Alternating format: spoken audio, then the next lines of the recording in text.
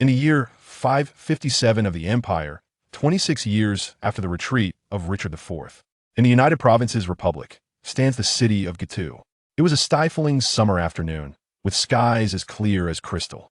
The blazing sun turned the entire city into a vast steam chamber, draining every living being of vitality, silencing even the bothersome chirping of cicadas. Just hold on a little longer, and I will win. Winters, a third-year cadet from the Army Officer Academy, whispered to himself. He bit his lip, struggling against the instinct to breathe through his mouth. Winters Montaigne strove to maintain diaphragmatic breathing, consciously regulating the rhythm to elongate each breath as much as possible. Warm air escaped his nostrils, colliding with the interior of his full-coverage helmet and returning tinged with the scent of sweat. In such sweltering heat, one would expect it was a time to bathe and relax beneath a tree. Yet, in this oppressive weather where merely sitting still would prompt beads of sweat to form, Winters was entirely covered in heavy gear. He wore a full set of cotton undergarments, over which was draped a training armor, remnants of the Sovereign War over 30 years ago, scavenged from the corpses of fallen nobles. To minimize costs, the Army Department required the cadets to make do with these second-hand relics. Of course, Winters was not clad in the ornate armors of high-ranking nobles. Those luxurious pieces had long been appropriated by generals as trophies for display. Instead, the cadets donned armors once worn by frontline knights, small nobility who had sold their ancestral lands for horses and weapons, bringing their family swords and lances to Fourth Land with the hope of fortune, believing their enemies mere merchants, farmers, and artisans. Yet, it was these very merchants, farmers, and artisans who ultimately triumphed, leaving the knights to lie buried in foreign lands. No one remembered them, only the dented and scarred armors remained as testament to their existence. The armors were plain and devoid of embellishments, but constructed from robust materials, for they concerned the lives of their wearers. The army armory stripped all the lower components from these armors, repurposing them as new leg armor for cavalry units.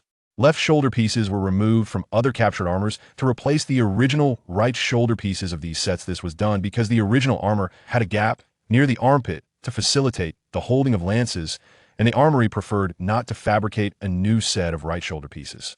Shoulders are interchangeable, after all. Subsequently, this batch of refurbished goods was classified as newly manufactured premium three-quarter armor and dispatched to the Army Officer Academy for cadet use, with many pieces bearing unrepentant musket holes. Though a few bullet holes were trivial, the true torment for the cadets was not the holes nor the weight of the armor, but the exceptional thermal conductivity of the iron armor. In winter, it was as if one's body heat was being rapidly siphoned away. During summer, the heat from outside was efficiently transferred inside the armor. At this moment, Winters was drenched as if he had just emerged from a bath, the cotton undergarment beneath his armor now thoroughly soaked and clinging to his back. Sweat trickled down his forehead, occasionally stinging his eyes. With his helmet on, rubbing his eyes was impossible, so he endured the discomfort.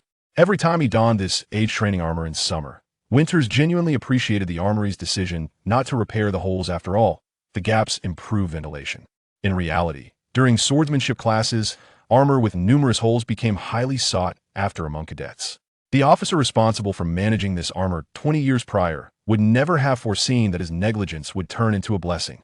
These armors had been in use since the establishment of the academy, and after more than 20 years, they would continue to torment future generations of cadets. Yet at this moment, Winters had no thoughts to spare for his juniors. He merely wished to shed this cumbersome attire, to sit on the stone bench by the sidelines and drink cool water. After over 30 rounds of sparring, he felt as though the muscles in his shoulders were molten iron, fiery and stiff, like hinges long neglected of grease.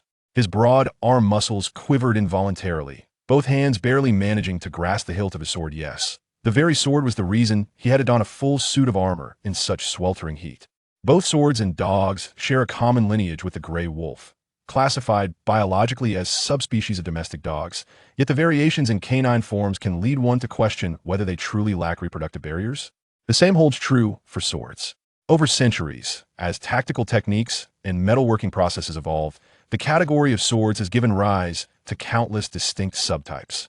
The sword that Winters gripped was a younger descendant, inscribed just a few pages back in the annals of sword lineage compared to its venerable predecessors.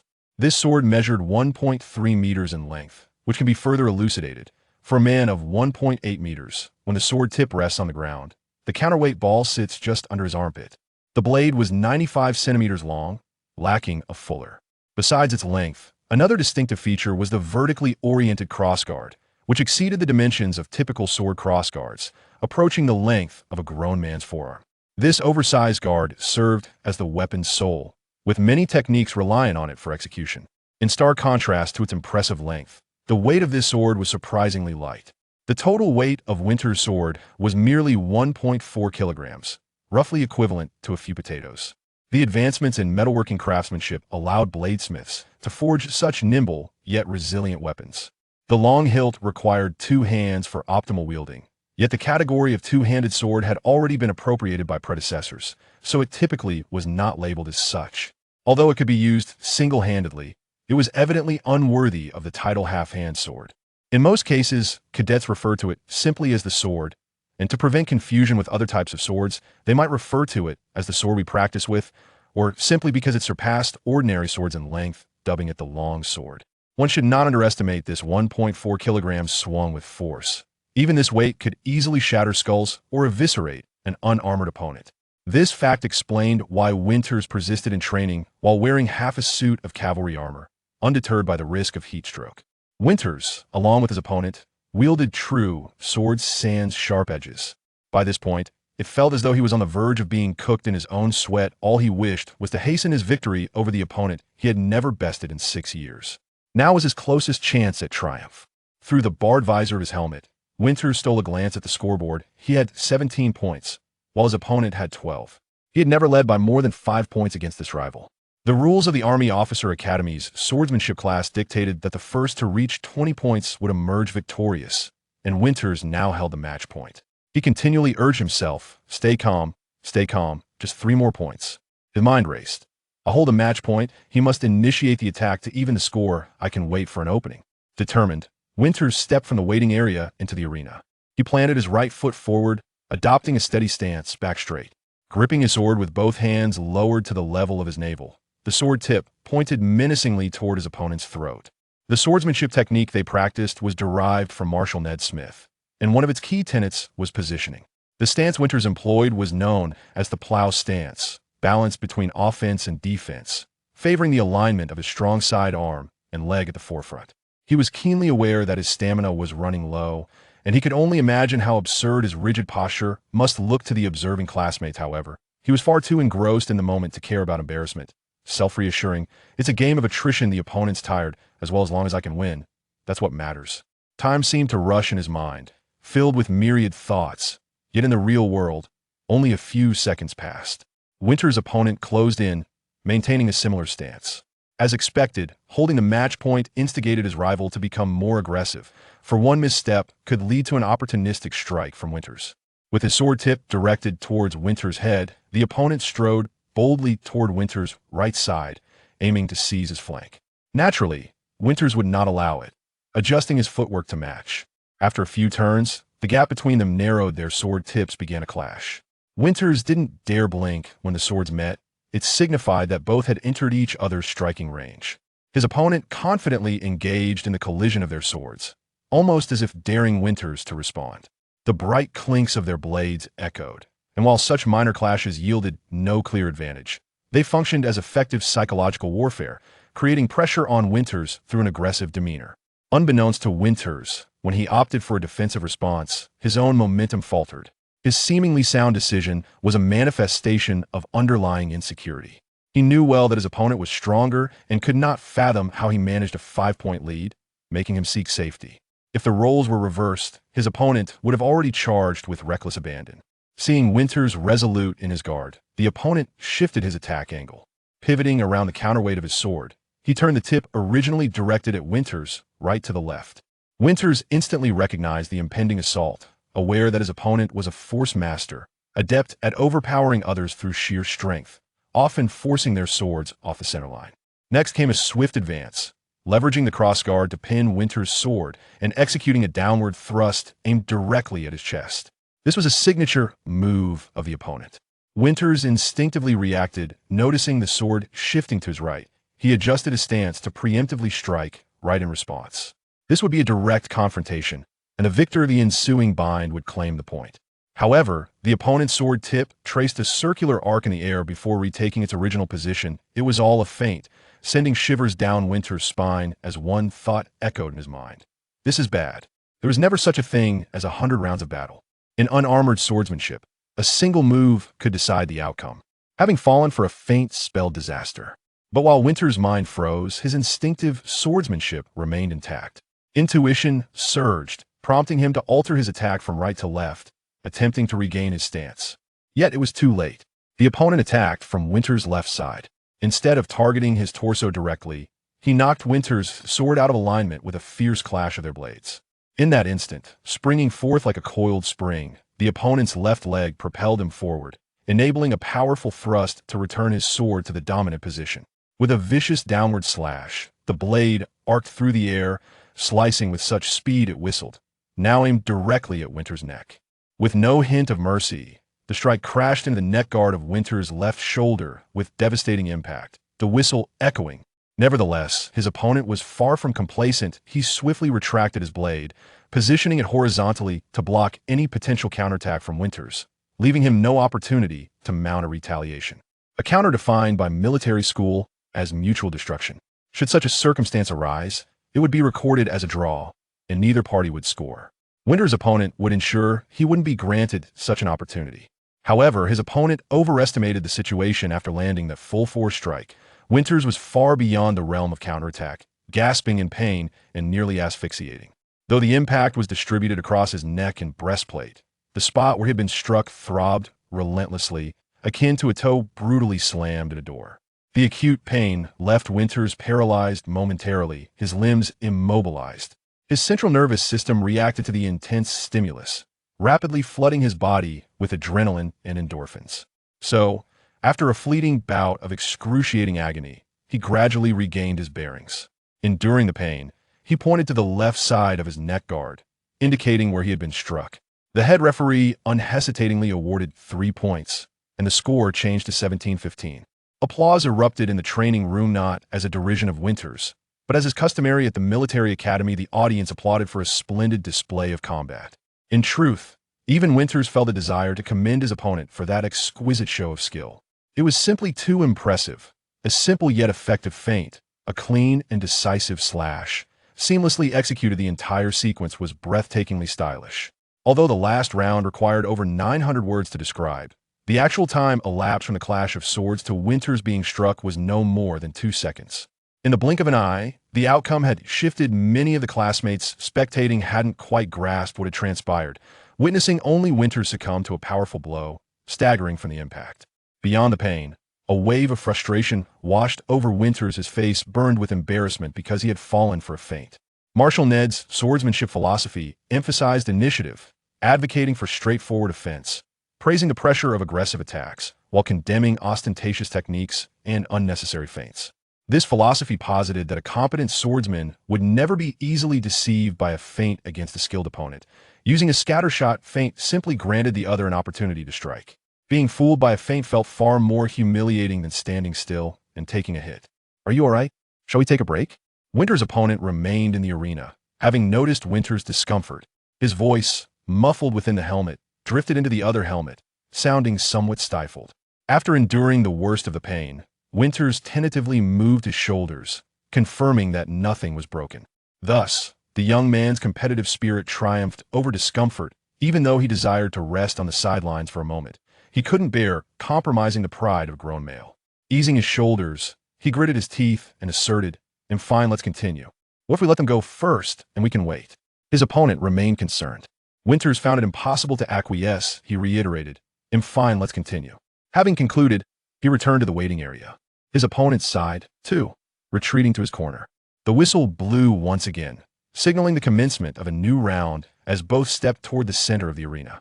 Winters was now seething with determination. He yearned to slap his earlier self for his earlier hesitance. Defense mandated passivity. Passivity led to being fooled by a feint, and falling for a feint culminating in a devastating counter was simply mortifying. Thus, he resolved to attack. Attack! Attack! A direct thrust to the head would secure victory. In this round, as their swords clashed, Winters launched a surprise assault. He stepped forward with a high, wide thrust directed relentlessly at his opponent's face. The principle of this thrust was to elevate the sword after contact to deter the opponent's offense while simultaneously threatening their head. Strangely enough, this unconventional thrust indeed startled Winter's opponent, who momentarily faltered in thought. How did this guy, who was previously so steady, suddenly become so reckless? However, the instincts of a top-tier swordsman swiftly overcame the alarm induced by Winter's feint. As Winters advanced, his opponent adeptly retreated a step, and as their blades crossed, he shifted his stronger blade to intercept Winter's sword tip, displacing Winter's blade downward. With a swift twist of his long sword, he effectively blocked the trajectory of Winter's potential swing, keeping the tip aimed at the latter's abdomen. In the next instant, Winters charged right into him. The whistle sounded. Once again, a thrilling display unfolded in less than 2 seconds. Winter's opponent landed another strike to Winter's torso, garnering an additional 2 points, and sporadic applause erupted throughout the training room. Winters pointed to the spot on his training armor where he had been hit, hurriedly retreating to the waiting area. The score was now tied at 17-17. The referee exchanged glances with Winter's opponent, evident concern etched in their expressions as the acting referee helplessly shook his head, recognizing that Winter's composure had unraveled. Yet, the match persisted. When they returned to their starting positions, Winter's opponent began contemplating seriously, should I just let him win this time? Another new round began this time. As Winters re-entered the arena, he assumed the Fury stance. The Fury stance is a power-charging posture, where the swordsman pulls the sword hilt to their shoulder. Just as retracting a fist can result in a more powerful strike, the same applies to swordsmanship. While the Fury stance allows for formidable slashes with extended reach, it suffers from glaringly obvious intentions. At this moment, Winter's mind was overtaken by one thought. I may not match him in raw strength, but I still hold a match point. My opportunity for victory relies on a surprise attack to seize 3 points. This rationale, born from his frayed psyche, possessed a kernel of truth. Sometimes, when everyone dismisses someone's sanity, they use their own flawed reasoning as self-justification, possibly with convincing power.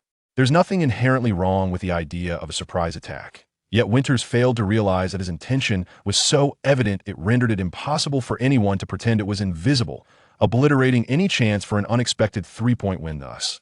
The so-called surprise strategy was merely self-deception. However, the next second, Winters observed his opponent assuming the Fury stance akin to his own. He instantly discerned the underlying thought. The Fury stance was what they had practiced when they first met at the pre-military academy, frequently showcasing their Fury techniques over their 6 years of swordsmanship classes. He could opt for a direct thrust to claim 3 points, since a straightforward stab would always outpace a powerful slash. His opponent and friend clearly wanted to give him this win. Yet, at that moment, Winters didn't even wish to win. He wasn't angry, but realized his previous attitude resembled that of someone unable to accept defeat. This was their final clash in swordsmanship class, possibly their last contest altogether. As graduation implied, they would never again see companions with whom they had spent countless moments. Victory and defeat were inconsequential. He had come to terms with it. Thus, in this round, both refrained from elaborate tactics. This time, Winter's opponent leveraged superior strength to forcibly open the center line, landing a straightforward thrust and scoring. The outcome was anticipated. Winters gently consoled himself. He's taller, stronger, and has practiced more than I have, so it's only fair he wins, right? Losing is perfectly normal. Scoring 17 points is already commendable. After being struck, Winters strode toward his opponent, the whistle shrilling again, and he suddenly realized something was amiss. It was 2 points the opponent hadn't aimed for his head, but struck his chest. The score now stood at 17-19, and the opponent required just 1 more point to conclude the match. A surge of frustration flooded Winters' throat. He had intended to conclude the contest with a heartfelt embrace. Now facing another round, the prospect of entering a new battle made him feel as awkward as someone bursting into tears at a nearby funeral. Thankfully, he hadn't yet reached out for that embrace. Otherwise, he would have been left utterly humiliated. It was a waste of the fervent emotions he had just felt originally in an ideal state of mind. The moment had slipped away from him. So, Winters trudged back to the waiting area, internally venting his frustrations in a hushed tone barely audible beneath his helmet, as he brandished his long sword and prepared to adopt the Fury stance once more. His opponent swung diagonally, and Winters blocked using his blade. The opponent swiftly switched sides, and Winters adapted his block. As the opponent changed sides again, Winters instinctively continued to block with his blade. Approximately a second passed, and this round appeared to unfold with dazzling rapidity. Although Winters relied on instinctive reactions to navigate the duel, he sensed something was amiss. As he recognized the diminishing distance between them, panic gripped him. Suddenly, everything clicked into place, leading him to erupt. Vulgar expletive. You are. More vulgar expletive. But it was too late. His outburst had failed to convey anything coherent to his opponent. All that could be heard from his helmet were muffled cries, incomprehensible in their volume. The opponent switched to a one-handed grip, seizing control of Winter's sword, while his other hand grasped Winter's shoulder. He executed a tripping maneuver that combined a simple leg sweep with a decisive takedown, slamming the hapless Winters backward, armor and all, onto the ground. The training room erupted with thunderous applause. Indeed, since the contest was a display of swordsmanship, one could not score with punches, nor with wrestling techniques. However, taking control after toppling a foe and then utilizing one's sword to inflict harm was an effective tactic, justifying 1-point acquisition. Wrestling was also a facet of swordsmanship. If one were dissatisfied, they should not partake. The whistle blared, and the referee proclaimed boldly, the victor, Axel of Orange. Lying on the ground, Winters could think of only one thing. Not stabbing him was indeed an expletive. Chapter 2. What is a spellcaster? Are you really going to wrestle with that? Winters remarked, his voice laced with incredulity, as he and Ike helped each other remove their cumbersome training armor after stepping down from the arena. The critique of the weapon was evidently less harsh than the weapon's critique itself. Winters' irritation grew with every word, prompting him to deliver a playful punch to Ike's back. Ike, affectionately known as Axel by friends, bore the brunt of the blow without flinching, his training armor absorbing the impact, while Winters winced, tears brimming in his eyes. You are right. I am not human. Please help me out of this cumbersome attire before I truly suffer. Ike responded with a resigned tone. The training armor they wore was essentially half of a full suit of cavalry armor, an ensemble that one could not don or doff alone. Thus, during swordsmanship classes, pairs of students assisted one another in donning and doffing their armor. This insincere self-critique only fueled Winters' frustration further, compelling him to strike Ike's back once more. However, this time, he had the sense to first assist Ike in shedding his armor, causing Ike to emit a muffled grunt of discomfort. Once they had extricated themselves from the training armor, they hastily removed their damp upper garments, which clung to their bodies as though they had just emerged from beneath the waves. The swordsmen faced considerable discomfort during summer training. Their cotton uniforms bore the weight of the sun's heat. The Senna's Gulf region, where Winters resided, featured the sea as a natural heat reservoir, resulting in a warm climate. Consequently, in the Gulf area, such cotton attire could easily serve as winter clothing, but in summer, it became a form of torment. How did those knights manage to fight in such heavy gear during the summer? Ike mused, removing his armor. Didn't they have to wear chainmail on top of all that? Why not just avoid fighting in summer altogether? Winters replied nonchalantly, tossing his discarded clothing to the ground.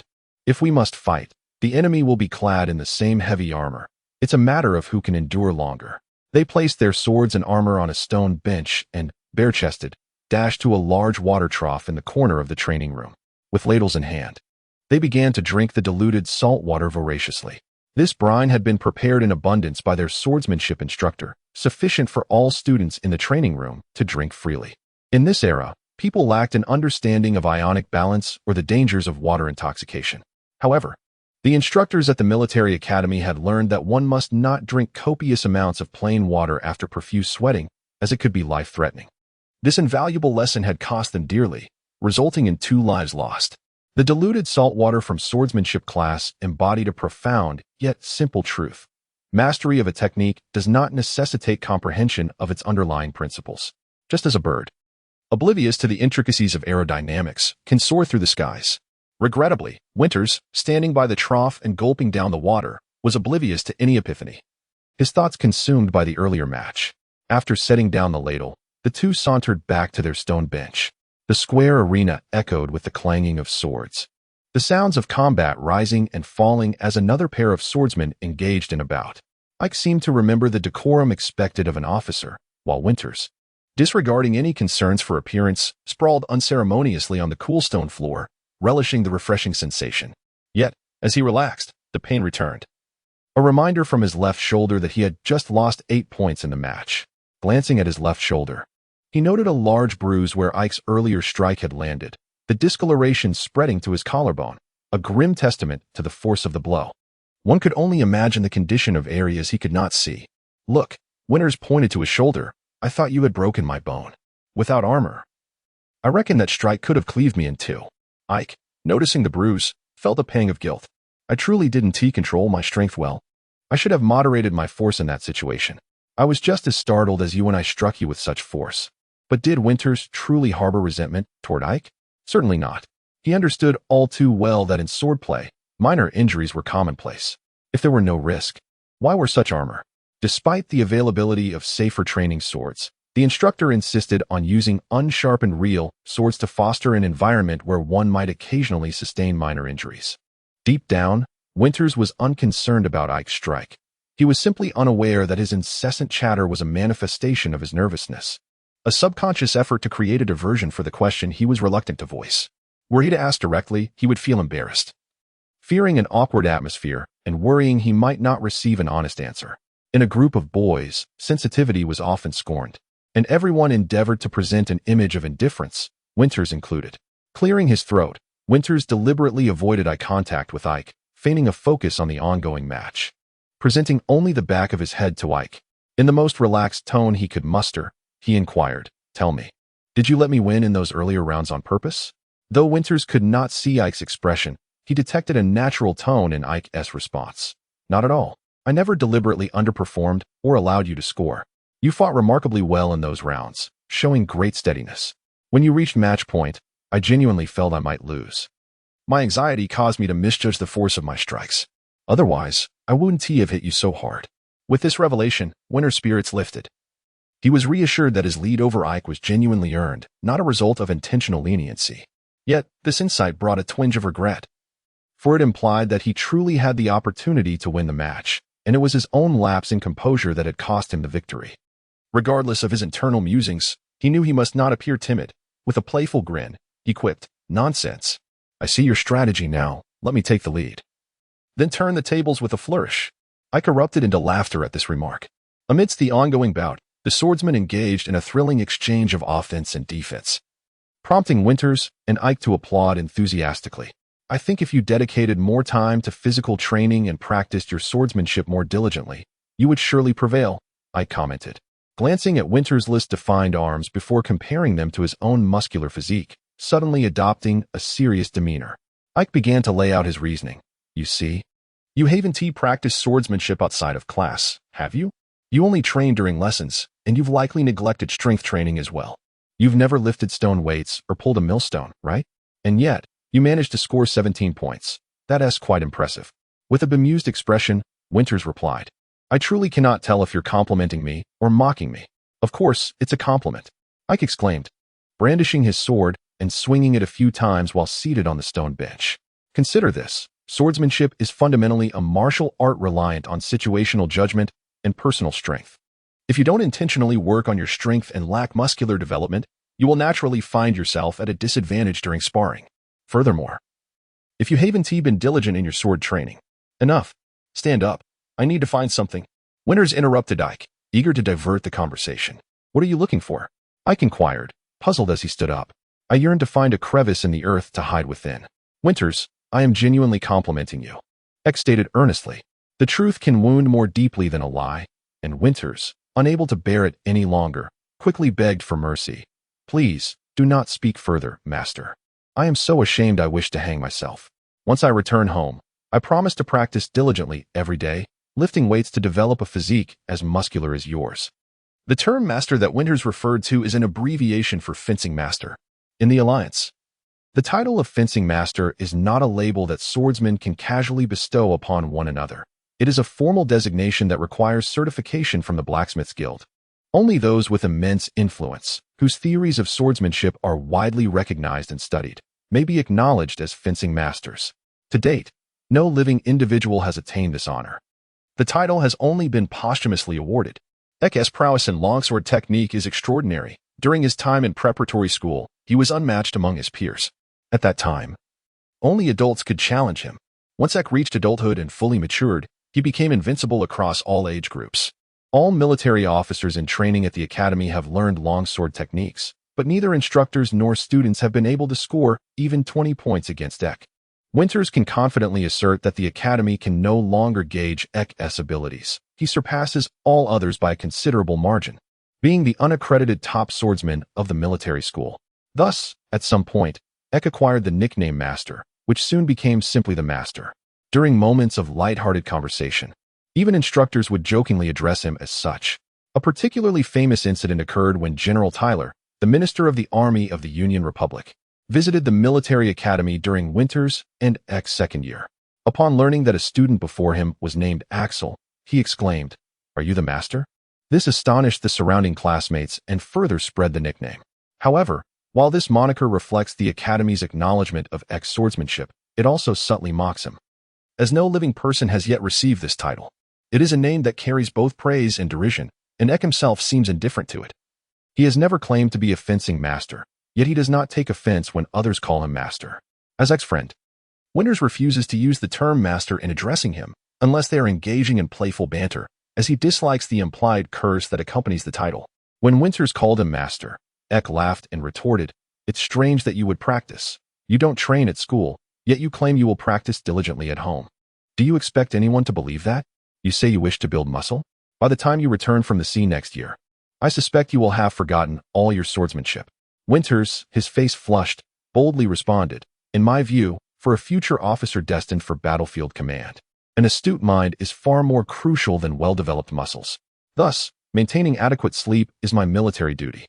He then began to rationalize to Ek, "Consider this. If I practice for a year and still cannot defeat you, what happens then? Regardless, I cannot defeat you whether I train or not. So if I train and still cannot win, I would suffer a tremendous loss. Therefore, not training is akin to preserving capital, and preserving capital means not losing.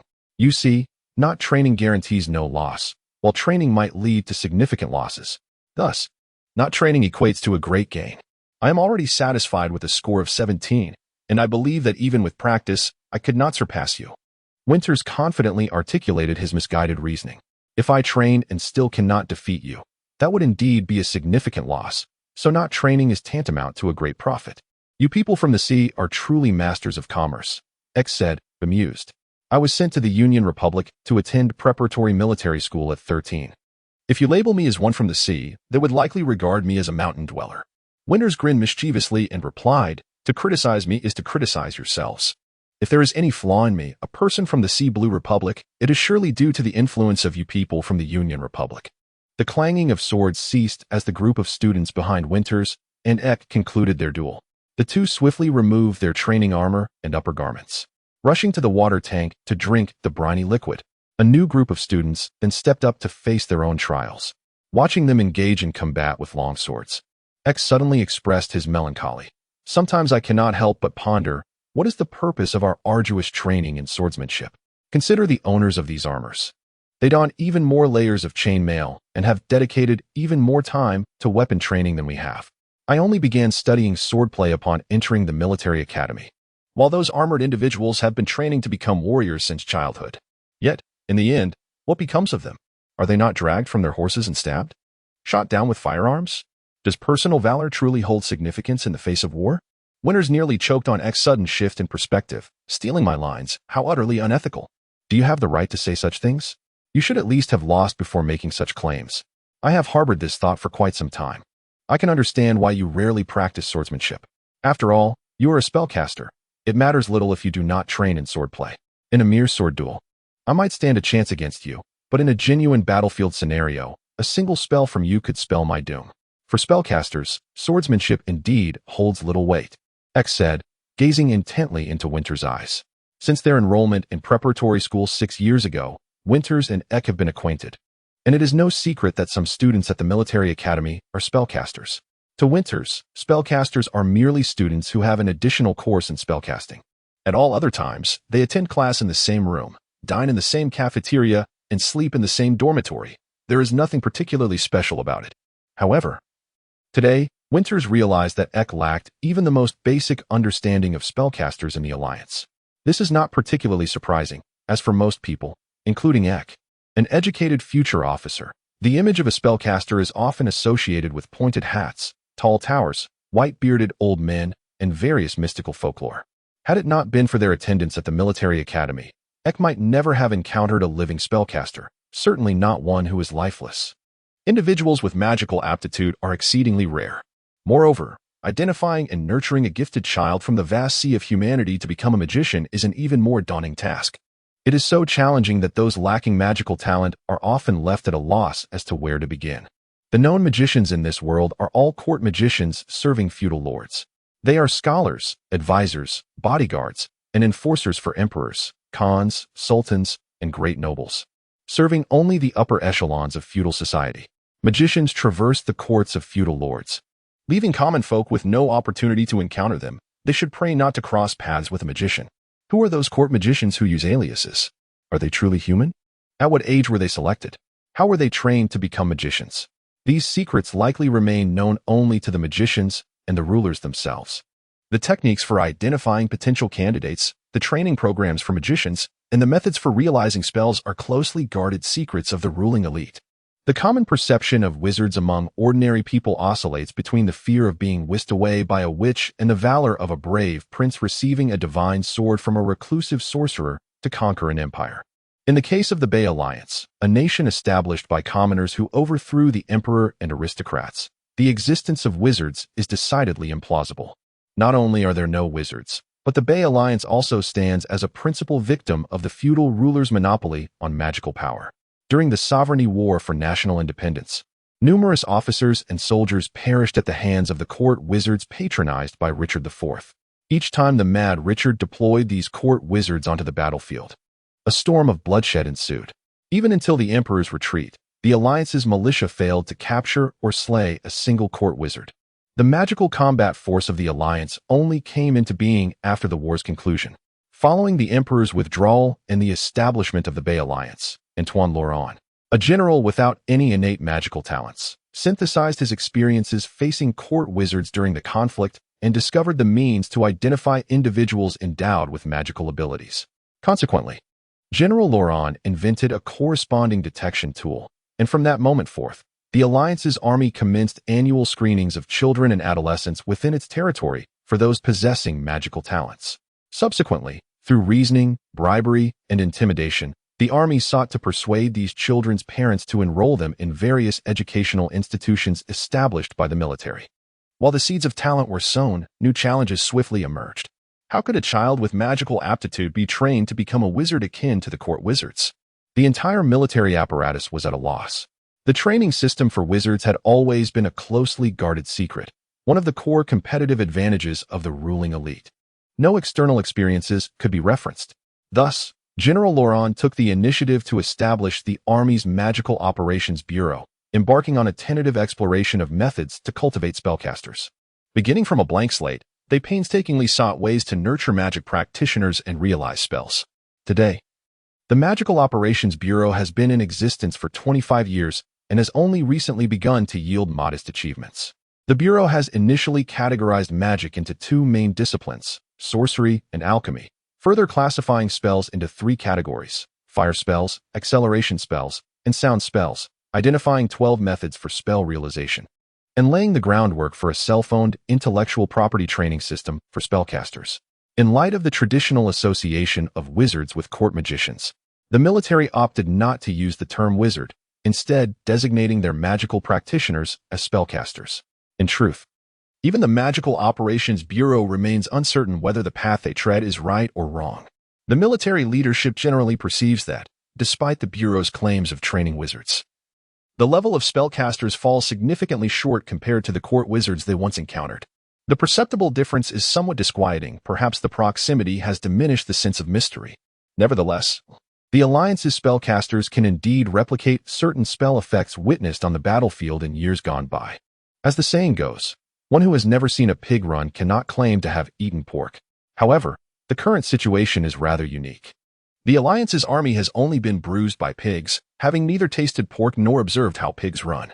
Although the military is uncertain whether the course charted by General Laurent is correct, they steadfastly support the Magical Operations Bureau, adhering to the simple belief that having something is better than having nothing. Winters is a spellcaster, though he was only identified as possessing magical talent after entering the Army's junior school. Among the 171 students in his cohort, 21 are spellcasters, a remarkable proportion. With nearly half of the spellcasters of Winter's Edge residing here, while the other half primarily comprises females and a handful of males unfit for officer roles. All these spellcasters are enrolled in the infantry and cavalry divisions, with none in the artillery division. The military academy offers only these 3 disciplines. This is because one of the design objectives of the Army's spellcaster training system is to cultivate frontline officers endowed with magical abilities. The late General Laurent believed that the Alliance would be unable to produce top-tier wizards of court caliber for a considerable duration. Since the elite route taken by feudal states was unattainable, the only option left was to achieve victory through numbers. In contrast to Richard IV's cautious employment of wizards during the war, the Alliance's military strategy involved deploying magical combat forces to the front lines, striving to cultivate as many officers with magical capabilities as possible. However, the execution of this strategy eventually encountered deviations, which shall remain unaddressed for now.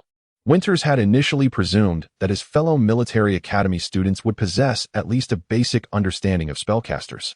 Yet he was taken aback to find that even Ike believed he could kill with a single spell. He shook his head vigorously, hastily denying the accusation. I am not. I do not possess such power. Please, do not make unfounded claims.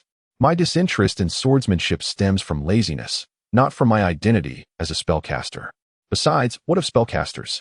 Did I not just get thoroughly beaten by you? But with your spell, I could not defeat you, Ike replied, as if it were an undeniable fact. How am I to explain this? Winters lamented, covering his face with a long sigh. Chapter 3. Antoine Laurent and his system of magic. Part 1. Confound it. I can't seem to articulate this clearly. Let me demonstrate some magic for you, and you'll grasp it, Winters exclaimed, slapping his thigh, convinced that a practical demonstration would be more effective than mere words. Indeed, Ike responded eagerly, hearing that Winters was about to exhibit genuine magic before him. The spellcasters at school were always shrouded in mystery, and the administration strictly forbade any inquiries about them. This was Ike's inaugural discussion about magic and spellcasters with Winters. As for Winters, having studied alongside Ike for 6 years at the preparatory school, this was the first time he had ever heard Ike express envy towards spellcasters, or indeed, towards anything at all. This compelled Winters to satisfy Ike's thirst for knowledge. Winters squeezed a few beads of perspiration from his attire onto the stone bench. He initially focused his attention on his longsword to practice concentration, and then pressed his left thumb against his left forefinger, striving to recall the sensation of casting spells. To Ike, Winters appeared to be merely staring intently at the droplets. However, Winters began to experience peculiar sensations of compression and stinging. These sensations did not originate from any specific location within or outside his body, nor from any particular area of his skin, tissue, or bone, yet he undeniably felt them. Winters, however, was accustomed to this. He endured and overcame the sensations, beads of sweat quickly forming on his brow. Finally, the droplets on the stone bench vanished completely. There we are. Winters clapped his hands, exhaling with relief. That's it, Ike inquired, utterly bewildered. That's it, Winters affirmed matter-of-factly. That's magic? Ike asked, perplexed. That is magic. Winters asserted confidently. How could that possibly be magic? Ike exclaimed, utterly perplexed. That is magic. You don't comprehend magic. I demonstrate what magic is, and yet you disbelieve. Winters retorted, feeling particularly aggrieved. Isn't that just water evaporating? Didn't a few drops of water simply evaporate in the breeze? Ike scoffed, exasperated. Hold on, let me elucidate. Winters began, clearing his throat before launching into an explanatory barrage. The disappearance of these droplets differs in nature from water evaporating in the wind. I transformed these droplets into vapor using magic. They would vanish even without a breeze. First, you must understand that wielding magic is merely an aptitude, no different from any other human capability. Like some people possessing exceptional speed or jumping ability, Winters explained, drawing upon his own direct experiences. Ike frowned. Like fish swimming instinctively or birds flying without instruction. I can indeed wield magic, but I am ignorant of the underlying principles. I simply possess this ability, Winters continued. Realizing that his explanation remained unclear, he decided to approach it from Ike's perspective to facilitate comprehension. It's like you not knowing why your swordsmanship is superior despite everyone practicing the same techniques. I believe swordsmanship talent and magical talent are similar in nature. My swordsmanship stems from diligent practice, Ike interjected, feeling compelled to rectify Winters' misconception. To claim you possess absolutely no swordsmanship talent and have become the strongest in the school solely through diligent practice is unreasonable, Winters countered. Others practice just as diligently, or even more so, yet they remain inferior to you.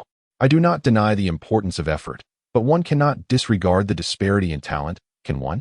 Pray tell, who practices swordsmanship more diligently than I? Ake demanded, feeling indignant. Bard, Winters replied without hesitation. Bard is indeed more diligent than I. But I believe his swordsmanship is lacking because he has not been practicing as long. Oh, never mind, continue, Ake conceded, deflated by the name. I never claimed your swordsmanship relies entirely on talent. A top-tier swordsman requires both talent and diligent practice, Winters declared. However, one cannot deny the role of talent solely because of diligence. That would be an insult to those who strive even harder yet remain inferior to you. Where was I? Winters mused, attempting to reassemble his train of thought that Ake had disrupted. Magic is a talent, and spellcasters merely wield it without understanding its underlying principles. However, the effects that magic can achieve are numerous and diverse. Those droplets didn't evaporate. I transformed them into vapor. Observe if you feel any breeze, Winters said, adopting a thumb to middle finger gesture, entering a casting stance, and employing the wind manipulation spell, generating a gentle breeze between them. Did you feel that breeze? That wind was also achieved through magic. Winters persisted for a brief moment before relenting, unable to maintain the spell. I simply felt a slight breeze on my face. Is that magic? Ake had indeed felt a breeze. That is merely the effect that magic produces. When I use magic on you, you won't feel magic. You'll only perceive the effect it creates. Like when I used wind manipulation just now, did you feel magic? No, you only felt wind. You couldn't even distinguish between natural wind and magically generated wind. The human eye cannot perceive magic. One can only observe the effects it produces. Because the effects magic can achieve are numerous and disorganized, they require summarization and categorization, transforming empirical knowledge into rational understanding. What is empirical knowledge? And what is rational understanding? Ake asked, hearing these terms for the first time. In essence, spellcasters initially only know how to wield magic, which is empirical knowledge. Great individuals, dissatisfied with merely wielding magic, attempt to summarize and categorize it, seeking the underlying principles, which is rational understanding, Winters explained, growing weary and shifting from sitting on the stone floor to sitting on the stone bench. Winters decided to use something familiar to Ake as an example. Like swordsmanship. Initially, those who wielded swords would simply swing and slash randomly. As they used swords more frequently, they discovered several useful techniques, gaining so-called experience. That is empirical knowledge. Further along, if a swordsmanship master were to summarize a theoretical system of swordsmanship, enabling inexperienced individuals to learn swordsmanship and even invent more powerful techniques based on the theoretical system, that would be rational understanding. Let's return to the example of the droplets. First, consider that if you put water in an iron pot on a stove, the water will eventually boil away and disappear, right? Winters began, laying the groundwork for his reasoning. Ake nodded. Water boiling away is common knowledge. So, where does the water go? Winters asked, guiding him along. It turns into vapor, Ake replied without hesitation. The white vapor that appears when water boils is also common knowledge. The process of boiling water involves the water being heated by the fire and then turning into vapor, correct? Winters continued. Isn't that obvious? Ake retorted, growing impatient with Winters' redundant questions. Here's the crucial point. Listen carefully. General Antoine Laurent believed that the water turned into vapor due to the effect of the fire, Winters explained, delving into the Alliance's magical history. Furthermore, the general believed that using magic to turn water into vapor, despite the absence of an open flame, achieved the same result as boiling water. In essence, magic replaced the function of fire. You didn't see any open flame just now, did you? Winters asked Ake. Indeed. I didn't see any flame, it confirmed. Thus, the abilities categorized as magic that replaces flames were succinctly summarized by General Antoine Laurent as fire magic. This encapsulates the reasoning process by which the general classified fire spells. Similarly, the capability to accelerate objects was classified as acceleration magic, while abilities related to sound were categorized as sound magic. These comprise the three primary classifications of spells articulated by the general, as Winters expounded in a single breath. Ike was utterly bewildered. Reflect upon the gust of wind just experienced. It was the result of magic accelerating the wind, thus termed wind manipulation. Should the accelerated object be a nail, it would be classified as dart magic. Winters swiftly assisted Ike in reviewing previous knowledge points. Prior to General Antoine Laurent's classification of these three categories of magic, the Alliance possessed no understanding of what magic truly entailed. Unlike the typical progression from intuitive understanding to rational comprehension, magic was monopolized by the emperor and the aristocracy, and the general himself was not a magician. He constructed his understanding from the ground up, distilling insights from multiple encounters with the imperial court's mages on the battlefield, ultimately arriving at a rational classification of magic. This is akin to an individual who has never wielded a sword themselves, yet, having suffered injuries from others wielding blades, formulates a coherent and effective swordsmanship theory. It was through the general's establishment of a theoretical framework for magic that he was able to devise detection devices, enabling the Alliance to identify individuals with innate magical talents within the populace. Recalling the deeds of General Antoine Laurent, Winters expressed his admiration.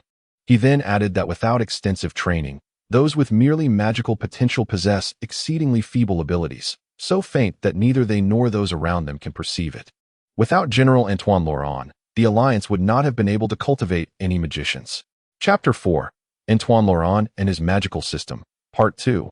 Winters spoke with great enthusiasm. Yet Eck found himself on the verge of slumber, observing Eck's drowsiness reminiscent of his own state during magic lessons. Winters realized that continuing with the textbook would surely send Eck into a deep sleep. He needed to demonstrate spells with more striking effects. After careful consideration, Winters decided to perform some easily demonstrable spells. He plucked a few hairs from Eck's arm, jolting him awake with a sharp sting. Pay close attention, Winters instructed, adopting the familiar gesture of pressing his thumb against his index finger to enter a state of casting. The sensation of pressure and a slight prickling returned. Before Eck's eyes, the hairs in Winters' grasp began to transform. In a manner akin to hair accidentally singed by fire, they curled up at an observable pace, ultimately leaving behind only a trace of char. At last, Eck bore witness to the marvels of magic, having seen no visible flames. Is this hair not akin to being burned? Winters presented the remaining char to Eck. This spell, which turns hair to char, belongs to the fire magic category. It is known as the fire spell, while the spell that vaporizes water is called the vaporization spell. These two spells represent the foundational aspects of fire magic. Do you now comprehend why this type of magic is referred to as fire magic? Winters, almost like a teacher, encouraged Eck to think critically. There is no flame. Yet the effect resembles one, does it not? As Eck processed the information, he began to grasp the concept. Indeed, for instance, when I use the fire spell on a wick, although no visible flame is present, the wick ignites as if it had encountered fire. Winters offered another practical example. He humorously confessed, to be honest, the most practical application of fire magic, in my view, is in performing simple tasks like lighting a lamp. As for the vaporization spell, despite a decade of training as a spellcaster, I can only vaporize a minuscule amount of water. Thus, the practical capabilities of fire magic are rather limited. Reflecting on the state of fire magic, Winters continued with a self-deprecating tone. If one day people could carry fire with them, fire magic might very well become obsolete. Eck's eyes threatened to close once more, but Winters remained oblivious, continuing, I have envisioned a scenario where, if one possessed sufficient prowess in fire magic, they might vaporize the blood within an adversary's body. However, I am yet to encounter any spellcaster from the Alliance capable of such feats. You've actually fallen asleep, Winters exclaimed. Noticing Eck's closed eyes, expressing his frustration, you wish to see magic, and I am demonstrating it, yet you still manage to doze off. After I have elucidated everything so clearly, how can you still be drowsy? You might as well attend spellcaster classes when you suffer from insomnia. I guarantee you will be asleep the moment you sit down. Wait, is this truly magic? There's no need to chant lengthy, complex incantations? Eck suddenly recalled stories of wizards who became powerful only after mastering ancient spells. He raised his head sharply to look at Winters. Chanting? For whom would I chant? Winters retorted angrily. Within the Alliance, the imperial language is spoken, yet the accents of the High Blue and the League people differ, do they not? The nobility of the Empire does not speak the imperial language, but rather the old tongue. The ancient inhabitants speak the ancient tongue. The freemen speak their own tongue. And the people of Serica speak Serica's language. Languages vary across the world. Chanting? If one were to chant in different languages, who would be correct? Would we need to invent a specific language for chanting? Do you believe that mages from Serica and the Empire, separated by vast distances, could possibly use a single chanting language? And what of the staff? Surely mages must have them? Eck interjected. With a staff, I could simply practice with that, couldn't I? Winters raised his longsword, gesturing, why not just wield a staff? The abilities of a spellcaster stem solely from within and are not influenced by external objects. Do not indulge in fantasies that possessing some secret treasure will elevate you to the status of a great mage. It is simply not feasible. Would giving an ordinary person an extraordinary sword enable them to become as skilled as you? All right, do not be angry.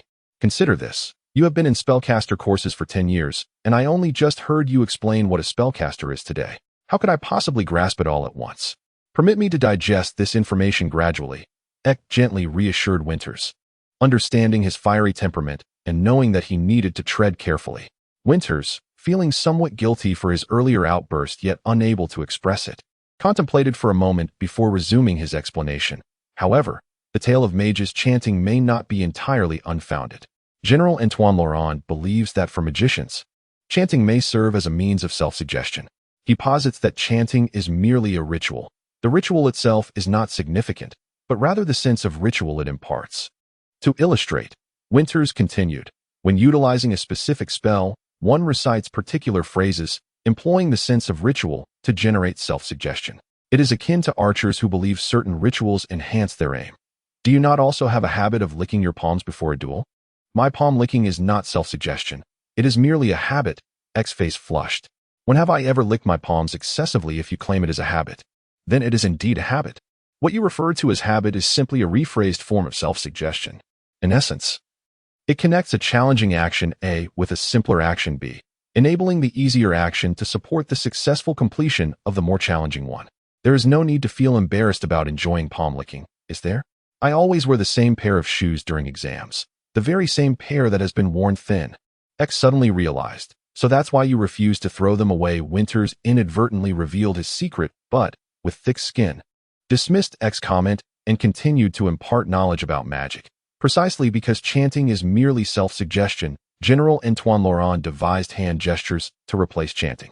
He categorized magic into 3 main types, each representing a distinct casting ability. Spells within the same category operate similarly, whereas spells of different categories differ as drastically as wrestling differs from swordplay. Wrestling constitutes a part of swordplay. Marshall Ned's swordsmanship treatises devote considerable space to wrestling. Ek immediately rose to counter Winters. Wrestling is a part of swordplay, do not digress. Frustrated, Winters retorted, this is the gesture for fire magic. He raised his left hand, pressing his thumb against his index finger. This is the gesture for acceleration magic, he continued, pressing his thumb against his middle finger. And this is the gesture for sound magic. Finally, he pressed his thumb against his ring finger. This is the gesture used during wrestling, he concluded, raising his middle finger. Winters elaborated, of course, other actions could suffice. Pulling hair, rubbing one's eyes, touching one's nose. Any action that links to a class of spells will do. The system of gestures devised by the general is quite simple. A mere motion of the fingers suffices. Hence, spellcasters within the Alliance typically employ this set of gestures. While it is indeed possible to cast spells without gestures, suddenly switching between different categories of magic can be quite confusing. It is akin to transitioning from a sword duel to a chess move, and then back again. The spellcaster's understanding of magic becomes muddled. This confusion is particularly pronounced when combining 2 categories of spells to create complex spells, as the absence of gestures makes seamless transitions nearly impossible. Once the spellcasting gestures are firmly established, the transition back and forth becomes far less disorienting. Hence, we practitioners of the Alliance refrain from incantations, relying solely on our gestures. After a lengthy discourse, X's head was left spinning. He took a moment to absorb the information, then earnestly remarked, although I grasped little. One truth stood out. General Antoine Laurent was a remarkable individual, having created numerous inventions and uncovered vast knowledge. Antoine Laurent de Lavoisier is revered as the father of the Alliance's magical system. Though he possessed no magical abilities himself, I would still deem him the greatest spellcaster. Winters, too, set aside his frivolous demeanor, adopting a serious tone. I believe he embodies the spirit of humanity's fearless pursuit of understanding the laws of nature. It is unfortunate that General Antoine Laurent passed away too soon, at the tender age of 51. X sighed in response. Do you know how the general met his end? At the time, I was just a naive child at military school, utterly oblivious. I only recall a morning when our instructor announced the general's demise, prompting us to observe a moment of silence. A mere headache. Winters succinctly replied. It is said that the general was on the verge of redefining magic at the research conference when he tragically passed, and all his manuscripts have since been lost. So, merely possessing the ability to transform water into vapor signifies magical talent? I shall give it a try. Perhaps I too possess a latent magical gift.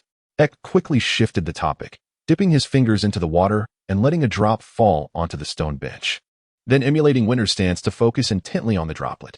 The vaporization of water is no trivial feat, seeing Ek's intent to vaporize the water. Winters hastily cautioned his friend. An untrained spellcaster's abilities are exceedingly feeble, hardly distinguishable from an ordinary person. It is impossible to vaporize water. To illustrate, if the essence of magic is fire, then an untrained spellcaster is merely a spark, not even a flame, akin to the embers produced by flint. One must undergo extensive training to gradually evolve from a spark to a flicker and ultimately into a flame. To test the spark, one would need the apparatus invented by General Antoine Laurent. Besides, have you not already been tested? When did I ever undergo such a test? Ek exclaimed in astonishment. Were you not tested upon entering military school? Winters too was taken aback. Isn't it customary for everyone to be assessed upon enrollment? I was tested when I entered military school. I was only 9 then, and I genuinely do not recall whether I was tested or not. How was it conducted? Ek pondered, but found no recollection of any such assessment. I cannot recall either. It seems it took place in a room filled with several glass instruments. Winters scratched his head, as it was a decade ago, and his memory too had faded. A woman conducted my test.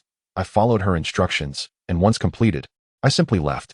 Later, the instructor informed me that I was a spellcaster, and thus I was enrolled in a spellcasting course. Ek shook his head and lamented. I truly have no impression whatsoever. Perhaps I was never tested, or maybe I was and have since forgotten. Nevertheless, he cheerfully declared, it matters not. I shall now attempt to vaporize the water. What if I am an unrecognized prodigy? There is no harm in trying. With that, he dipped his fingers into the briny solution once more, allowing a drop to land on the stone bench. He then cupped his hands around the droplet, shielding it from the wind, and concentrated intently on it. Winters sat nearby, withholding judgment, eagerly anticipating the outcome. Chapter 5. The third hand and the fifth limb. Observing Yak's struggles nearby, Winters remained noncommittal. He believed that given the army's intense desire for spellcasters, it was improbable that they would overlook any military academy cadets with potential. However, to casually dismiss another's dreams was an act of profound immorality, even if it were rooted in truth. Yak earnestly attempted to wield magic, his face inching ever closer to the stone bench, contorting into a grimace, his eyes nearly pressing against the droplet of water. Nonetheless, Winters thought that given the temperature of the day, whether or not Yak possessed magical abilities, the water on the slate would inevitably evaporate. Do you feel anything special? Winters inquired of Yak. My eyes feel particularly dry right now, Yak replied. I do appreciate your sense of humor.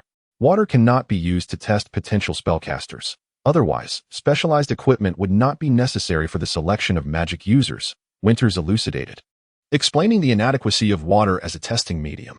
General Antoine Laurent once mentioned that the magical energy required to vaporize a single droplet of water exceeds that needed to accelerate an arrow shot from a 100-pound longbow. However, the general had merely made a passing comment without detailing the process. Winters continued, in my training, I've discerned that water is the most challenging liquid to vaporize. Do you now understand why acceleration spells are universally acknowledged as the most lethal? Vaporizing a droplet of water seems of little utility, yet accelerating an arrow can claim a life? Yak pondered briefly before tentatively responding. Indeed, the difficulty of a spell does not correlate with its lethality. Winters reflected on the current precarious status of fire magic. Magic was not inherently designed for combat. Humanity had merely extracted those spells suitable for taking lives. Well, what's there to discuss? Practicing swordsmanship for a decade only to be struck down by a single thrust is far more frustrating, Yak countered swiftly. Drawing an analogy, gods did not create steel and gunpowder solely for killing. They too are utilized for the purpose of taking life. Spellcasters do not worship deities. But I resonate with your thoughts. The droplets on the stone bench had vanished, yet Yak felt no sensation of magic usage. He expressed his disappointment. It seems I truly lack magical talent. Not necessarily, but water testing is futile regardless, Winters reassured Yak. If you truly wish to know, after the ranking ceremony tomorrow, I shall take you to Instructor Christian. He should possess a method. Which Instructor Christian? Yak queried, noting that Christian was a common name in the school. The head of the spellcasting research department. He is likely the most formidable spellcaster in the institution, Winters assured Yak, patting his chest. Fear not, he has a kind disposition. And requesting his assistance will pose no issue. Let it be. I am merely experimenting. I never truly believed I was a spellcaster. Yak demurred as Winters volunteered to help him seek testing. The notion of casually testing a few droplets of water was one thing. But seeking out the head of the research department and employing specialized equipment was an entirely different matter. Please, tell me more about the sensation of using magic. Spare me the theoretical aspects. They give me a headache. Yak expressed his curiosity regarding the experience of being a spellcaster.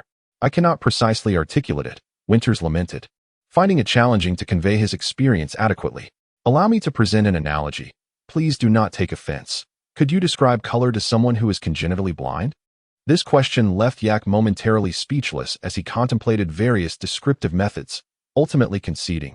No, how could someone who has never known color comprehend it? The sensation of using magic is akin to this. How can one describe the experience of wielding magic to someone who has never encountered it? Winters candidly admitted, hastily adding, I merely use this as a metaphor, not implying anything about your situation. Please do not be upset. I certainly grasp your meaning, Yak replied with a warm smile. This hinges on the standards of a normal person. If spellcasters are deemed normal, then indeed, we are all disabled. You are the normal one. It is the spellcasters who are the anomalies, Winters interjected, hastily steering the conversation away from that topic. Let me attempt to convey the sensation of using magic, albeit imprecisely and limited to my own experience. Very well. At times, there is an overwhelming sense of compression, as if the entirety of space is pressing down upon me. At other moments, a sharp, piercing sensation akin to being stabbed. Sometimes it is intensely cold, while at other times, it can be scorching hot. Winters furrowed his brow as he recalled the sensations of magic usage. He continued, the crux of the matter is that these feelings do not emanate from any part of my body.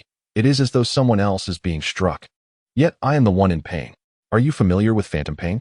Yes, I learned about it in health class. Amputees report sensations from limbs that have been severed. Yak recalled. Precisely, akin to phantom pain, Winters affirmed.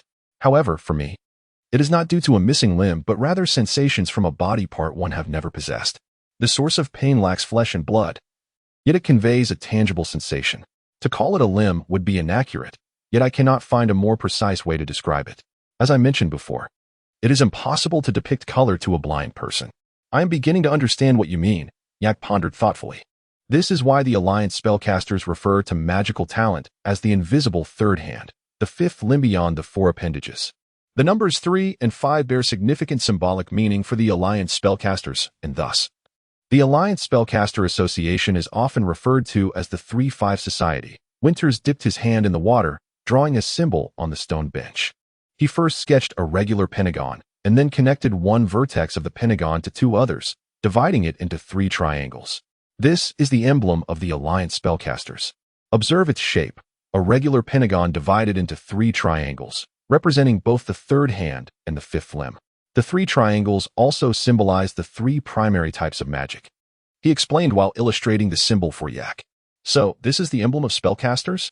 I wondered why you wore that badge daily. I always thought it was the emblem of the Azure Homestead Association. You did not know this was the emblem of spellcasters? You never mentioned it, nor did you inquire. This cyclical exchange continued indefinitely, with Yak explaining his lack of questions. The school does not permit us to inquire about spellcasters.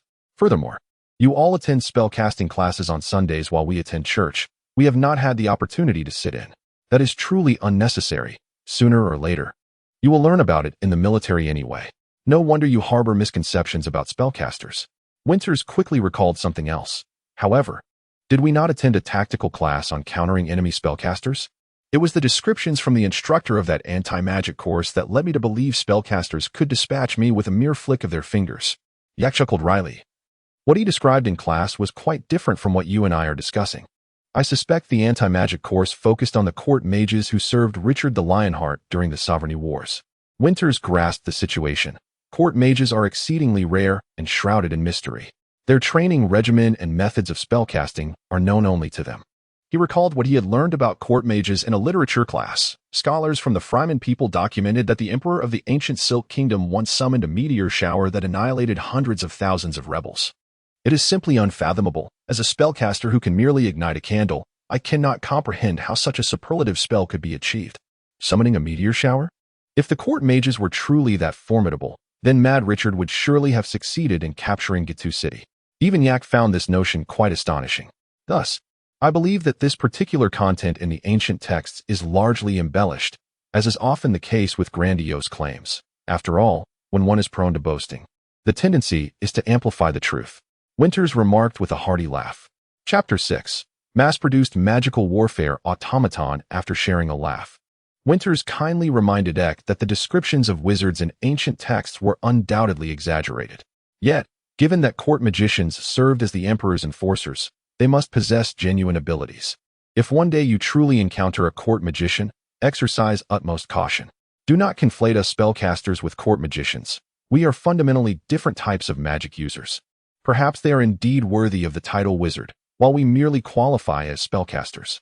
Winters, in a moment of self-deprecation, remarked that the generals in the Ministry of War likely share this sentiment, which is why they refer to us as spellcasters rather than wizards. We are merely the Alliance's mass-produced magical warfare automatons. Do not belittle yourself. Magic must hold significant value on the battlefield. Although Ek had never been in combat, he evidently stood firmly in support of the Army's spellcaster policy. Otherwise, why would the military place such emphasis on spellcasters? Wizards are the most trusted executioners of the Mad King Richard. Only exceptionally powerful wizards can hold such a position, and currently, no one in the entire Alliance can match the prowess of the Mad King's court magician.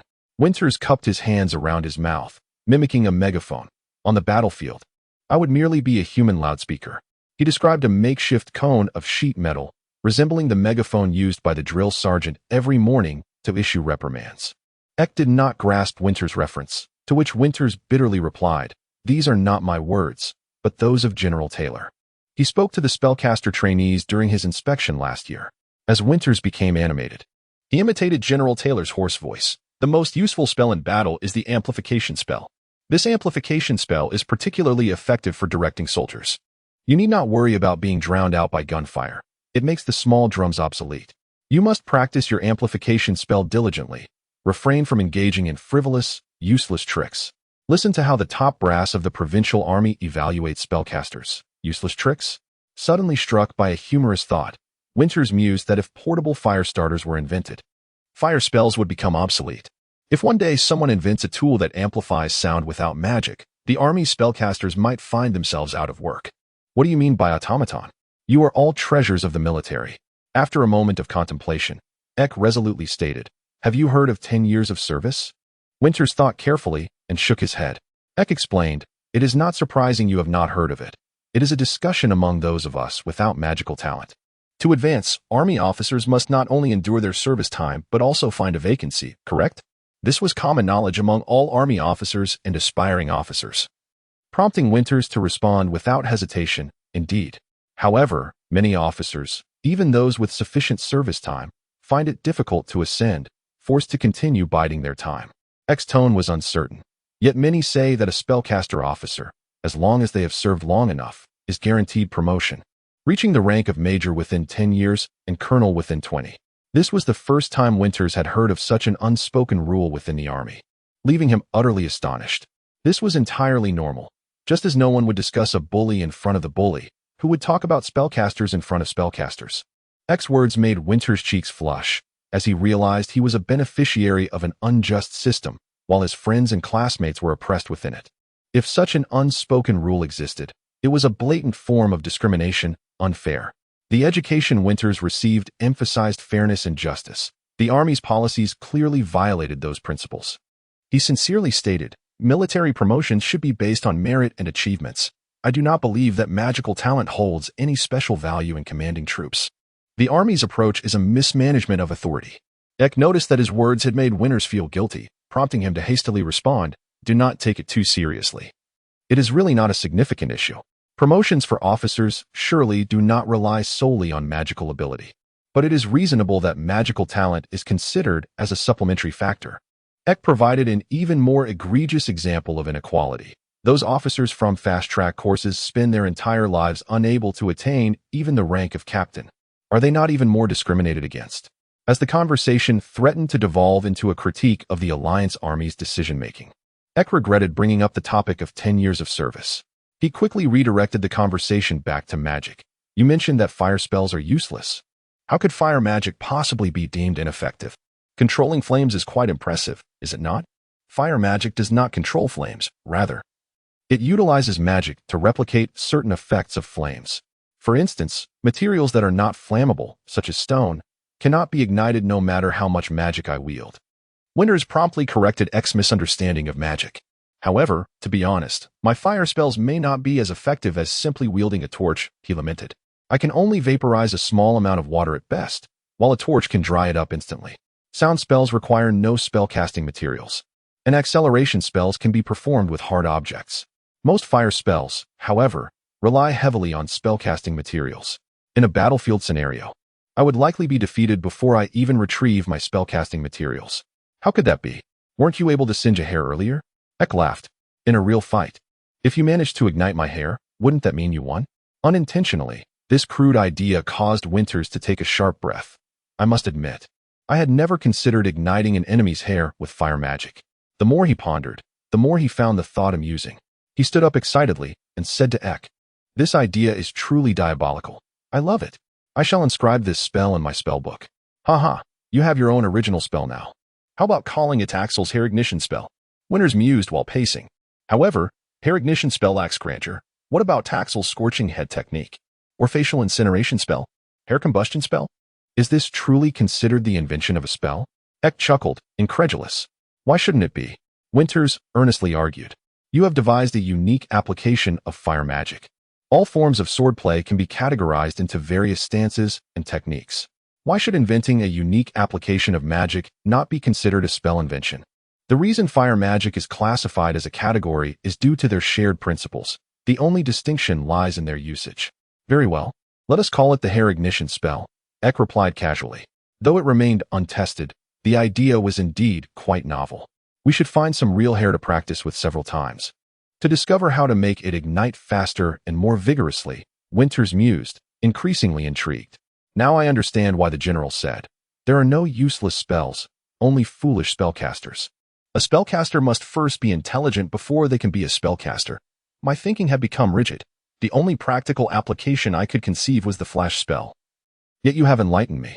Winters declared earnestly, Ek, you are truly a genius.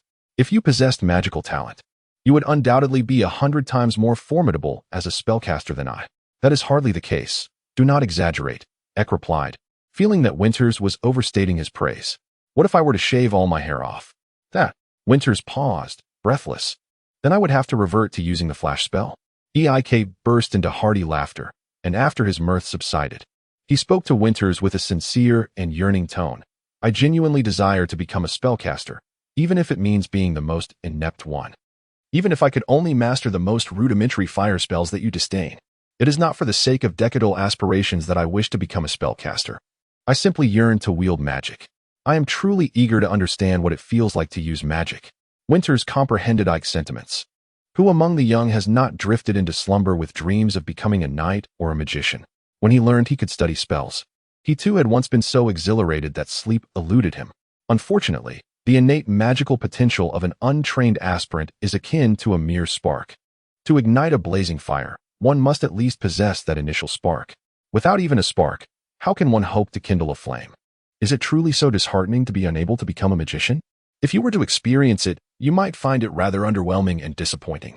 Moreover, I must confess, ever since I undertook spellcasting training, I have become particularly drowsy. I suspect this may be a side effect of learning magic. Nevertheless, Winters endeavored to console Eik. If it were possible, I would gladly exchange my magical abilities for your swordsmanship. Do you have any idea how agonizing it is to have never fought you? Do you know that I weep in solitude each day, hiding in the restroom? Perhaps court mages are different, but we spellcasting officers are merely tools. This whimsical banter elicited a smile from Eik. Your fondness for slumber has nothing to do with being a spellcaster. You simply enjoy sleeping in. Enough of unattainable dreams. Tell me, what does it truly feel like to use magic? Is it just an agonizing experience? Winters pondered carefully about the sensation of casting spells, and, with a blush, replied, Indeed, it is excruciating, akin to enduring torture, yet it is also exhilarating. Pain and pleasure coexist, at least, that is my experience. Moreover, after ceasing to cast, there lingers a sense of emptiness, which I suspect may be a symptom of addiction. Using magic can be so exhilarating that it becomes addictive? Eik was astonished. Yes, Winters affirmed, his face growing even redder. Casting spells can indeed be so pleasurable that it leads to addiction. However, spellcasters in this era are unaware of the profound reasons behind it. Future researchers, employing nuclear magnetic resonance technology, discovered that when spellcasters utilize their powers, almost the entire cerebral cortex becomes intensely active. This activation pattern resembles that of the brain rewarding human reproductive behaviors, a state that naturally elicits both profound pain and a pleasure akin to that experienced during such rewarding activities. Without this compensation, humanity could scarcely endure the additional agony inflicted by spellcasting. Researchers in later generations even discerned that the physiological structure of a spellcaster's brain differs from that of an ordinary person. Spellcasters possess a thicker cortex and a smaller medulla. How pleasurable is it? Eik inquired seriously.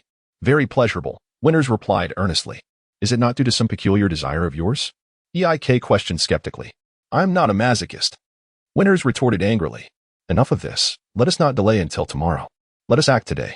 Eik grasped Winters' hand tightly. When class concludes, take me to that Christian teacher for a test. I now feel I might very well be an undiscovered talent. Chapter 7. A good soldier wields his weapon and speaks with conviction upon entering the battlefield. A soldier who can wield his weapon and speaks with conviction is indeed a good soldier. Swordsmanship instructor Richard Null was delivering his final post-class review to the 55 cadets of the 554th Infantry Course at the Army Officer Academy. This is not merely my assertion. It is the wisdom of the venerable Marshal.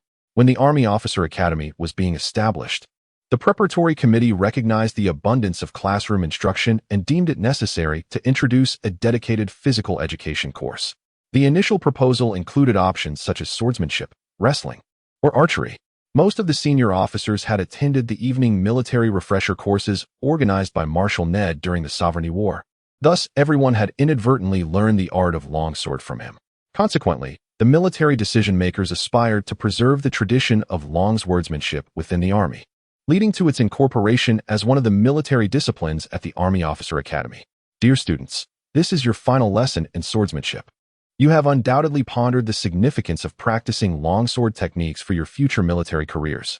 Null paused briefly before asserting, I can unequivocally inform you that the opportunities requiring you to draw your longsword and engage in close combat with the enemy will be exceedingly rare.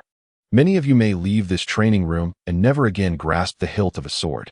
What does the longsword signify for you? What is the essence of longswordsmanship? Is it truly meant for practical combat? Outside the ivory tower of the military academy, weapons that are swifter and more portable are gaining popularity. If you wish to discern which weapons are truly practical, visit the Duelist Association. In one-on-one encounters, none of you would emerge victorious. Within the realm of officers, the long sword has devolved into a ceremonial adornment, a mere embellishment for fine attire, while longswordsmanship has become a threshold distinguishing noble lineage. Although we strive to provide you with a semblance of real combat experience, for you, longswordsmanship has transformed from a martial skill into a mere sport.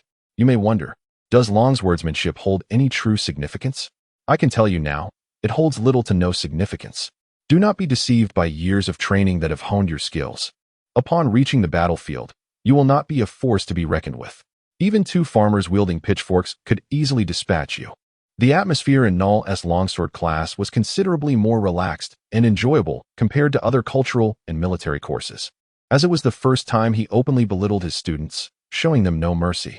When confronted with the harsh realities of battle and the specter of death, even many noble warriors, who have been groomed as fighters from the moment they learn to walk, may find their minds rendered blank and their limbs stiff with fear. While longswordsmanship may no longer hold great relevance for you, please remember my subsequent words. If, on some future day, the moment arises when you must draw a weapon for self-defense, regardless of what you wield, be it a spear, cavalry saber, club, hammer, or even your bare hands, reflect on my words today and the longsword training you have undergone over the years. In that moment, If you can recall even 30% of your abilities from today, it may very well save your life. If you can remember 60%, few on the battlefield will stand against you. The principles of martial arts are universally applicable, and many sword techniques can be adapted to other weapons. The venerable Marshal often remarked, "The greatest fear lies in the practice of swordsmanship being a kaleidoscope of techniques, yet in real combat, one resorts to brute force." Thus, he emphasized straightforward and direct attacks. When that day truly arrives, I hope you will recall the lessons I imparted today. Do not grip the hilt too tightly. Keep your arms relaxed. Avoid reckless charges. Your steps should be nimble. Reflect on your swordsmanship training.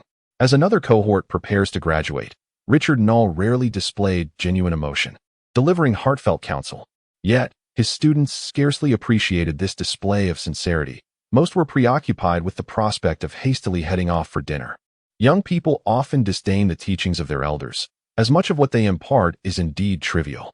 However, they easily overlook invaluable experiences that could enrich their lives. It will take at least another decade, once they have weathered the storms of adulthood, for them to discern which past teachings were mere drivel and which were pearls of wisdom. On that day, they will reflect on today as swordsmanship lesson and grasp the depth of Null's intentions. But for now, they remain a group of young rascals nurtured within the confines of their ivory tower. After a lengthy discourse, indifferent to whether his students absorbed his words, Null concluded his address with resolve. "I have finished speaking. Good. You are dismissed." Null clapped twice and issued the command. "Dismissed." The cadets bowed in unison. "Goodbye, instructor." Then they rushed out to return their training gear. The training room fell silent once more, returning to emptiness. Those youths who had once poured their sweat and laughter into this space seemed but a fleeting dream within the classroom. Chapter 8. Night duty. The swordsmanship classes at the Army Officer Academy are held twice a week, commencing after lunch. The duration of these sessions is contingent upon the time of sunset. During summer, when twilight lingers, the classes extend longer. Conversely, in winter, when darkness falls early, the sessions are brief. In principle, an hour is allocated for students to have dinner before dusk. This arrangement leads to a dilemma.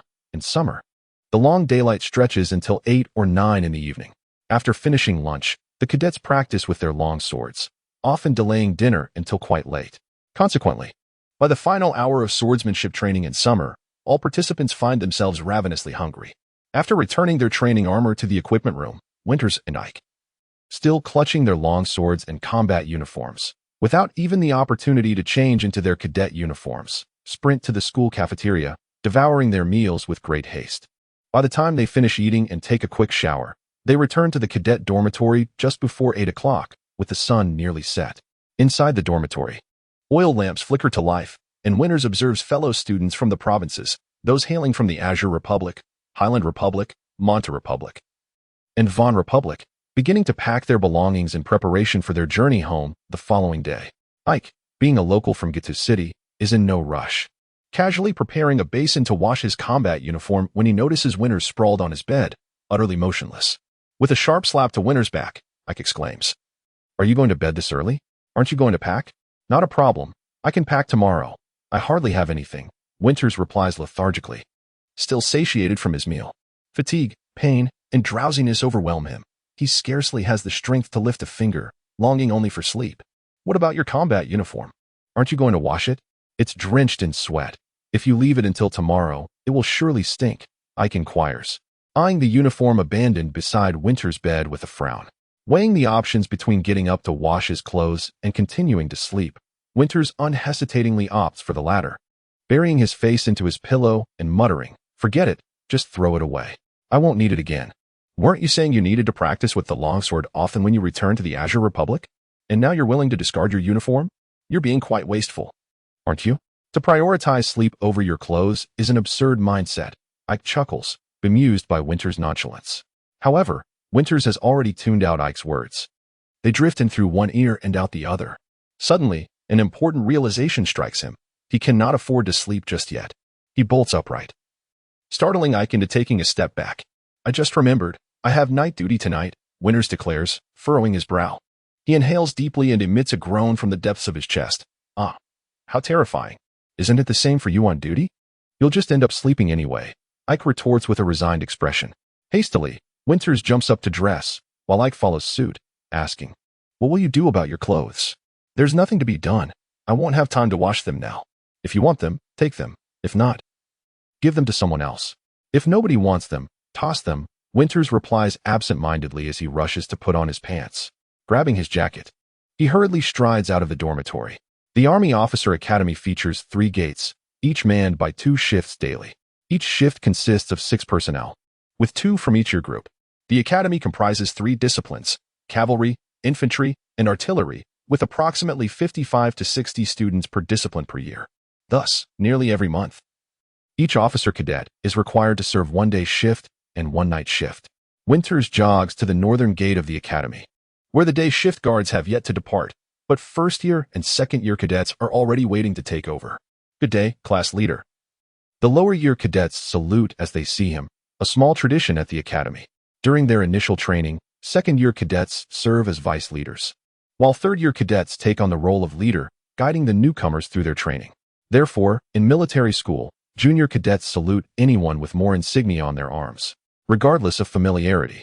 Winters reciprocates the salute and hastily enters the cadet duty room, where he encounters another third-year cadet assigned to night duty.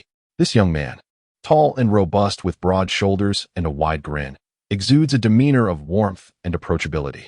Upon seeing Winters, he playfully thumps him on the shoulder, revealing a broad smile. You've arrived. Winters winces as the impact aggravates a bruise from the day's sword practice. What's wrong? The young man asks, puzzled by Winters' reaction to his light punch. I got a bit roughed up during sword class today, but it's nothing serious, Winters replies with a smile. Did the instructor give you a hard time? The young man chuckles knowingly. Winters pulls up a chair and sits with a flourish, proudly announcing, you should have seen it. I managed to score 17 points against Ike, leaving him flustered. If I hadn't been so exhausted, I might have shattered his unbeaten streak. Is that true? You aren't exaggerating, are you? The young man asks, astonished, as scoring 17 points against the instructor is nearly as impressive as winning outright. Why would I exaggerate? There were plenty of witnesses. You can ask anyone, Winters asserts confidently. The young man playfully punches Winters on the other shoulder, laughing, 17 points. Impressive. What a pity, if you had won. We could have avenged all the times we've been thrashed by the instructor. Just then, a first-year cadet pokes his head in through the door. Class leader. The supervising officer is here, he announces with a salute. Winters and his companion quickly straighten their appearances and step out of the duty room. Night shifts differ from day shifts, as the former entail patrol duties. 6 cadets are assigned to stand guard for the entire night, with each group taking turns, 4 hours on duty, followed by 4 hours of patrol, and then 4 hours of rest. This ensures that at any given time, one group is patrolling, another is on guard, and the remaining group can sleep. As night duty cannot be conducted in the dormitory, 2 small brick rooms have been constructed beside the main gate, designated as the cadet and instructor duty rooms for those on night watch to rest. The guards resting in the duty room can also provide immediate support in case of emergencies. Why is there a resting area for instructors? Because they too are required to take turns on night duty. The administration believes that due to the complexities of night shifts, having only cadets is insufficient. In the event of an emergency, the presence of an active duty officer is deemed essential. Theoretically, all instructors, from the principal to the lecturers, are obligated to serve night shifts. However, in practice, it is primarily the unfortunate younger instructors who end up on night duty. They share common traits: recently hired, low rank, residing in staff quarters, and being unmarried. Fortunately, instructors are not required to stand guard. They need only sleep in the instructor's resting area. Entering is a short, stout weapons instructor, his face flushed, with the top button of his shirt undone, clearly having indulged in drink. The 2 remaining day shift guards, along with the 6 assigned to night duty, form a line under Winters' leadership. Everyone stood at attention, invigorated, while the instructor on duty nodded expressionlessly, as those assigned to the night shift are seldom in high spirits. He picked up the duty roster and began to call the roll. Winters Montaigne. Present. Winters responded. Gerard's Bud. Present. The sturdy young man familiar with Winters answered, revealing his name. Bud's name is peculiar, for he bears no surname. Gerard is the name of his hometown. Referring to him as Gerard's Bud distinguishes him from others sharing the same name. In this era, surnames are a product of pragmatism. Unlike the orderly naming conventions of the Silk Nation, where names, surnames, and titles are meticulously categorized. Centuries ago, even emperors and kings lacked true surnames. Perhaps one day, Bud might adopt Gerard as his surname, But for now, he is simply Bud, formerly known as Gerard's Bud in official contexts. The instructor continued to call out the remaining names, dipping his quill into his mouth before marking them off in the register. He then inquired, "Have the weapons been accounted for?" Winters, engrossed in conversation with Bud, had entirely forgotten to check the weapons. However, Bud gently nudged him, and Winters understood, realizing that Bud had already completed the task. Thus, with newfound confidence, Winters declared loudly, 6 long spears, 6 firearms, all accounted for. Very well, dismissed. Should anything arise, summon me. The instructor nodded and retreated to the duty room for some rest. The 2 junior cadets on day duty bid farewell and hurried back to their dormitories. Winters and Bud commenced their final night shift. Chapter 9. The enthusiasm for education. Many rules in this world are initially well enforced when they are established. Yet over time, they gradually lose their essence.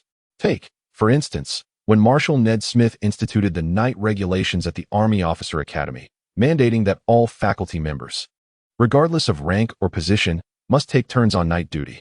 When Marshal Ned ascended to the role of President Ned, this regulation was adhered to in its literal sense. Ned Smith was not one to merely pay lip service. He set the rules and truly honored them, often bringing a small blanket to the faculty duty room for his night shifts. With such an exemplar in place, everyone complied diligently with their duties, and none dared to shirk responsibility. However, once President Ned stepped down, this regulation gradually evolved into the current practice. Night shifts were now predominantly assigned to newly appointed, low-ranking, unmarried instructors residing in staff dormitories. Not only had the scheduling for faculty changed, but the manner in which cadets fulfilled their night duties had also deviated from the originally designed protocol. The initial structure, which mandated that each individual stand guard for 4 hours, patrol for another 4, and then rest for 4, inexplicably transformed into a system where third-year cadets could simply enter the duty room and sleep, while the first and second-year groups endured the agony of standing guard for 6 hours and patrolling for another 6. Consequently, prior to advancing to his 3rd year, Winters harbored a profound disdain for night duties. A lifelong passion of his was sleep. When deprived of it, he would become particularly irritable and exhibit severe self-destructive tendencies.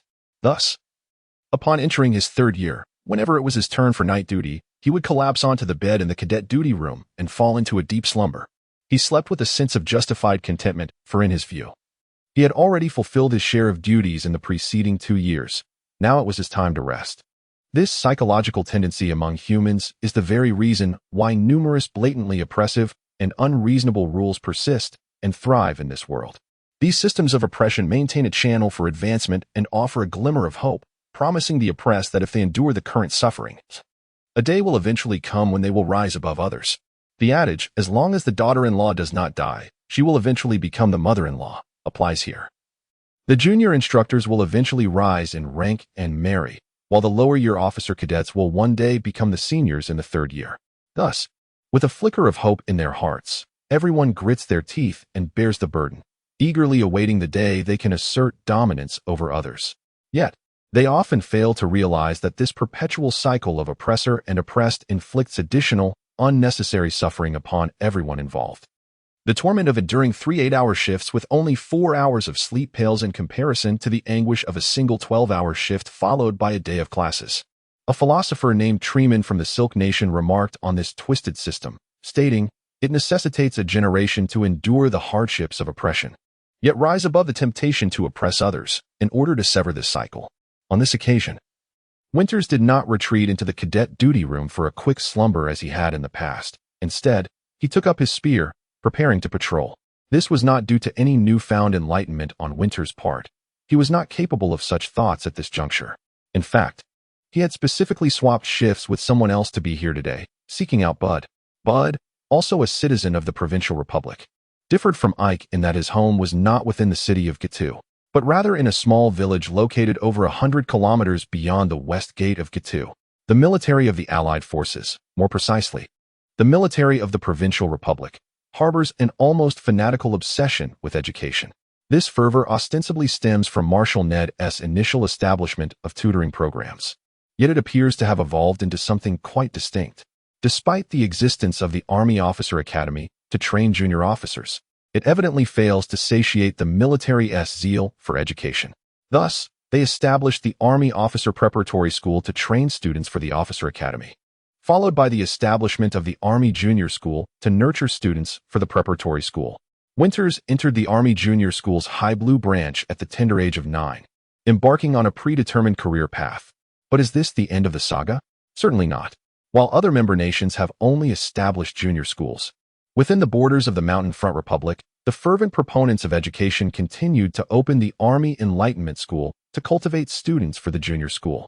Should this trend of endless educational nesting persist, one day we may very well witness the emergence of Army kindergartens, early education classes, and even prenatal training courses across the provincial republic. This peculiar philosophy, which seems to advocate for the training of officers from the womb, has led to a situation wherein, although the admissions criteria for the Army Officer Academy have never mandated graduation from the preparatory school, and despite the Academy hosting entrance examinations open to all candidates from the Allied nations, very few external candidates ever gain admission. The interview process alone deters the vast majority of outside applicants. The interviewers, convinced they harbor no biases, firmly believe that external candidates simply lack the requisite military demeanor. Yet, they fail to consider that these external candidates were never soldiers to begin with. And thus, how could they possibly compare to those who have ascended through the ranks from the junior school?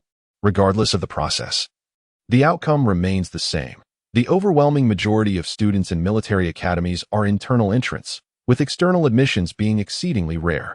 It remains unclear whether this phenomenon is beneficial or detrimental. Nor do we comprehend the future implications it may hold for the Mountain Front Republic or the entirety of the Gulf Alliance. What lies ahead? Who can possibly predict? Returning to Bud, there are individuals who, upon first meeting, instantly earn your trust, and Bud is one such person. His appearance is devoid of aggression, broad shoulders, large hands, a wide mouth, and a broad nose, slightly cross-eyed, giving him a somewhat endearing demeanor. He speaks at a leisurely pace, his voice possessing a slight rasp, and his thick lips always carry a hint of a smile. His temperament is gentle, with only his hunger provoking a change in his demeanor. At the commencement of the academic year, the institution provided each student with a set of summer and winter uniforms. Wealthier children would often commission tailors to create additional sets for variety. Bud, however, possessed only one, yet he ensured it was impeccably clean every day. Among the youth eager to showcase their attire, he wore his somewhat faded yet neat and tidy outfit without a trace of embarrassment. Thus, upon first glance, one would quickly discern that he is a reliable individual. An Eastern sage once remarked, "Those who find contentment within themselves are unaware that their sustenance pales in comparison to others." Winters could not ascertain whether Bud had genuinely attained the level of the Eastern sage or was merely striving to appear composed. Nevertheless, Winters had no desire to speculate or delve deeper, for whether one or the other, it signified that Bud was a person of considerable self-respect. And Winters holds great respect for those who possess dignity. Chapter 10. External Enrollment Bard is one of the only 3 external enrollees among the officer cadets of Winters' cohort, and he is undoubtedly the most formidable of the trio. Most external admissions to the Army Officer Academy are reserved for artillery candidates who possess exceptional mathematical talent. However, Bard is studying in the cavalry department, which had not seen an external enrollee for 6 years prior to his arrival. The Bard family, since the time of Bard's grandfather, had relied on raising horses for the Count of Manai, a tradition that continued until the old Count's grandson inherited the title. Whenever possible, Bard's grandfather would take his 2 sons to tend to their modest plot of land. Although their lives were challenging, they were never in want of food or clothing. However, the Bard family could never have anticipated the outbreak of the Sovereign War. Bard's grandfather and father were perplexed by the sudden insurrection against the Emperor, whom they perceived to be far removed from their tranquil existence. To them, life was peaceful and sufficient, and they never imagined that such a state of affairs could be disrupted. As the Galewind sect began to dismantle churches, the Bard family sensed the approaching storm, albeit vaguely.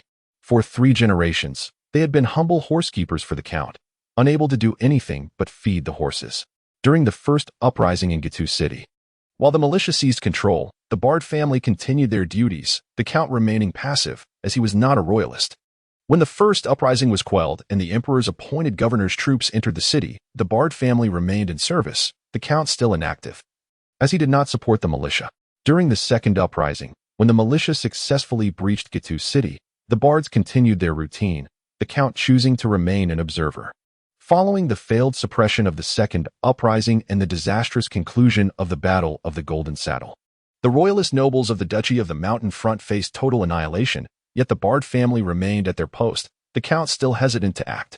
Eventually, the Emperor unleashed his hound, Duke Arlian, who declared all surviving nobles from the Battle of the Golden Saddle to be traitors. With his mountain militia, he descended upon the Duchy of the Mountain Front, leaving a trail of blood. The Bard family was once again feeding the horses, but this time there were no horses to tend, for all had been taken to battle by Count Manai. The indecisive nobles of the duchy could no longer afford to observe the conflict from a distance. The Bard family shifted to tending cattle, sheep, and poultry. After Duke Arlian's defeat and subsequent suicide, the Bard family thought they could return to their former duties of feeding horses.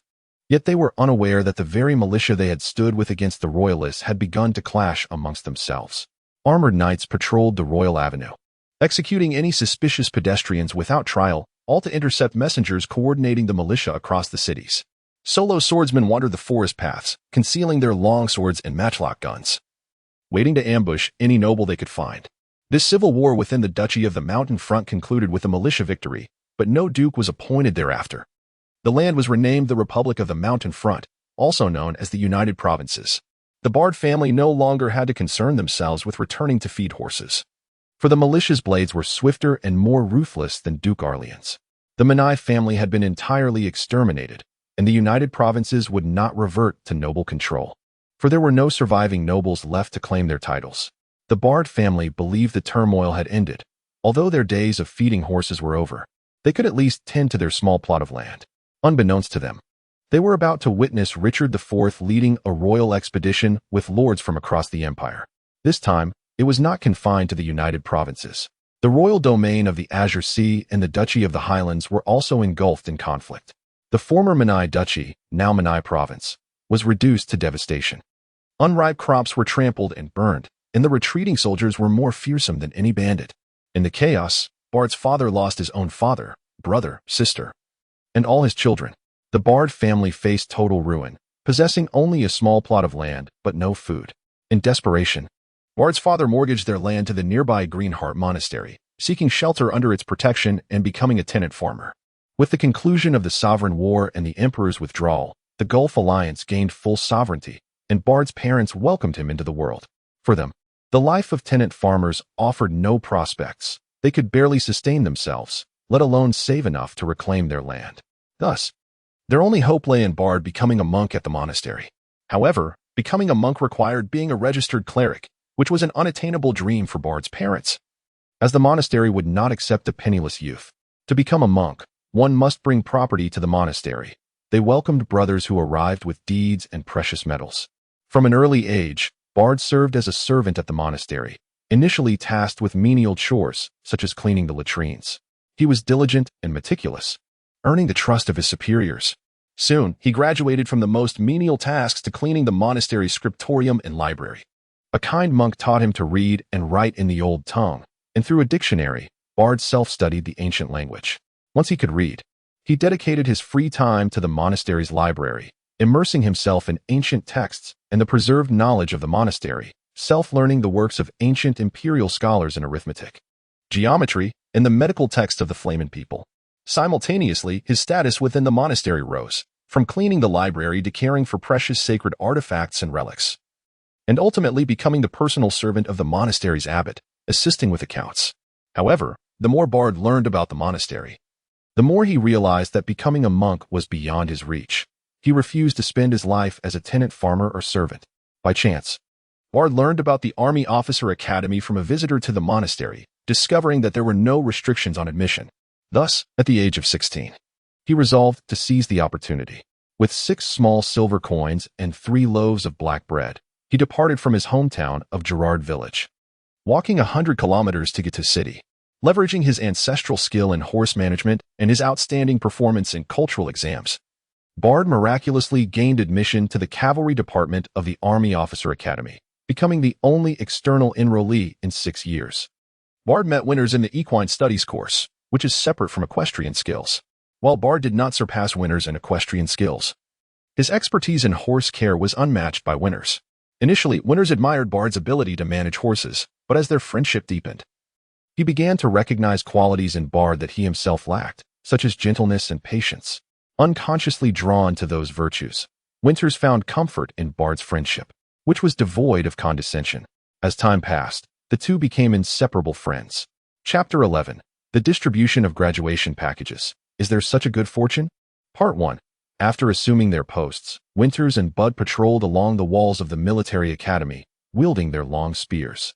They did not carry firearms, for the weight of the guns was far too cumbersome. Furthermore, the gate did not possess any gunpowder or ammunition, rendering the firearms mere ornaments. If it were up to Winters, he would prefer not to carry even the spear. The military academy was hardly a treasure trove. It was, in fact, a place of utter poverty. The educational philosophy of the army has always been to economize, redirecting the saved funds to establish more schools. In such a destitute place, even a rat would emerge weeping, filled with robust young men. Not only thieves, but even specters would steer clear. For the administration, the primary purpose of nighttime patrols was to prevent a few cadets from sneaking out of the academy after hours. However, apprehending two classmates attempting to escape the dormitory hardly necessitated the use of weapons. Moreover, entrusting students with the task of catching their peers was rather unreliable. Winters himself had often taken advantage of nighttime duties to sneak out for some amusement, returning in the dead of night. He always used the front entrance, never needing to scale the walls. After wandering for a while, darkness enveloped them completely, and the lights-out time had long passed. The academy had bid farewell to the daytime clamor, transforming into a silent entity, akin to a beast lurking in the shadows. Winters often felt that the academy at night was not merely lifeless. It rhythmically inhaled and exhaled with every passing moment. The nearby neighborhoods had also succumbed to slumber. Only the distant port area remained awake, where they could faintly glimpse scattered lights, domains of revelers and service providers. Adjacent to the academy's outer wall, near the residential area, stood some rudimentary stone tables, shaded by a few broadleaf trees, providing shelter from both sun and rain. The local residents had constructed these tables, where small merchants would set up shop, catering to the cadets. Spotting the stone tables, Winters suggested to Bud, "Let us rest there for a bit." "Sounds good. I could use a smoke," Bud replied, sensing Winters' reluctance to move. The wind tonight was somewhat brisk, blowing in from the sea, carrying with it a considerable amount of moisture. The skies above Gitu City had become overcast. The moonlight, filtered through the clouds, appeared feeble, rendering the path only slightly more navigable than on a moonless night. Reflecting on his geography lessons, Winters furrowed his brow and remarked, "Given the wind direction and the cloud cover, it seems we might have rain tomorrow." For someone about to embark on a journey home, rain was hardly welcome news. The two settled at the stone table, and the breeze from the sea dried the sweat from their bodies, whisking away much of their warmth. The oppressive heat of the day dissipated, yielding to the refreshing coolness of the night. Bud retrieved an old pipe from his satchel, filled it with some shredded tobacco, and pressed it down, repeating the process twice. Once Bud finished preparing the tobacco, Winters held his left hand in a gesture, pinching his thumb against his index finger, and ignited the tobacco in Bud's pipe with a flick of his magical abilities. This was a minor benefit of being friends with a spellcaster. As long as Winters was around, Bud never had to worry about finding a light for his smoke. Akai envied me today. If he discovered that the greatest advantage of being a spellcaster is the convenience of lighting a smoke, I wonder if he would still feel envious, Winters mused with self-deprecation. In this era, a significant portion of men were either smokers or drinkers, with many embodying both identities.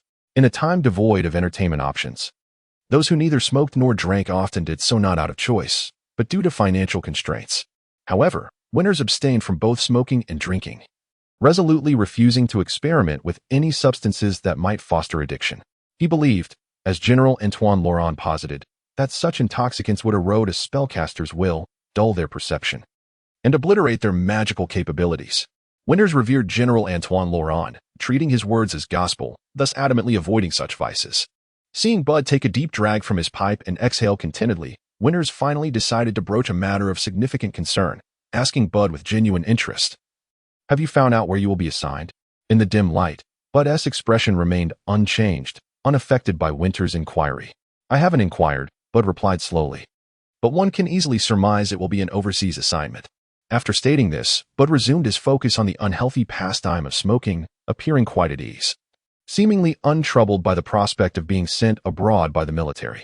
Overseas assignments are hardly a walk in the park, Winters thought, feeling a surge of urgency at Bud's casual tone. Yet Bud merely smiled at Winters, as if to convey that it was of no consequence. Continuing to puff away at his pipe, Winters glanced at Bud, then at the night-shrouded Gitu city, and finally at the sleeping academy, letting out a resigned sigh. Though Bud did not seem to wallow in self-pity, Winters felt a pang of discomfort for his friend's situation. An overseas assignment, in the strictest sense, meant that graduates from the military academy would be dispatched to various nodes along maritime trade routes. The two nearest destinations were the Holy Roman Empire and the Freeman Empire, both of which boasted capitals renowned for their splendor, where the Alliance maintained consulates. Serving as a military attaché in the consulates of such vibrant places was a coveted position. Yet the overseas assignments that Winters and Bud spoke of were clearly not such desirable posts. They referred to being sent to far-flung and perilous locations. Tomorrow, Winters would embark on his journey home, where he would undergo a year of practical training in the Republic of Hautai. This time next year, Winters would return to the academy, for in the strictest sense, he had not truly graduated. This year he merely held the rank of second lieutenant while undergoing training with the troops. Those sent overseas, however, would not have the luxury of returning home once they boarded the vessel bound for distant shores. They would even miss the graduation ceremony the following year, for the round trip would consume over a year's time. Nominally, the officers dispatched to various trade points were tasked with safeguarding the Alliance's overseas interests. Yet often they found themselves with no troops and no authority, thus lacking opportunities for distinction. To return home, one would either need to be shipped back in a coffin or endure until retirement. To understand why Bud faced overseas deployment while Winters did not, one must grasp the distribution system for graduates of the Military Officer Academy. To comprehend this system, one must trace back to the inception of the academy. One of the objectives of the old marshal in establishing this military academy was to mend the rifts among the member states of the Alliance, particularly to reconcile the divisions among their military forces. For the Alliance, strictly speaking, was not merely a collection of states, but a coalition. Its full name was the Alliance of the Republics of Senes. The political ecology of the Alliance could be aptly described by a classic quote from former Secretary of State Humphrey. States? What the hell are we, a nation? Are we not 5 primitive tribes at odds with one another? Chapter 12. Is there such a good thing as guaranteed job placement after graduation? Part 2. Indeed. The situation is as he described. The Alliance government possesses no real authority.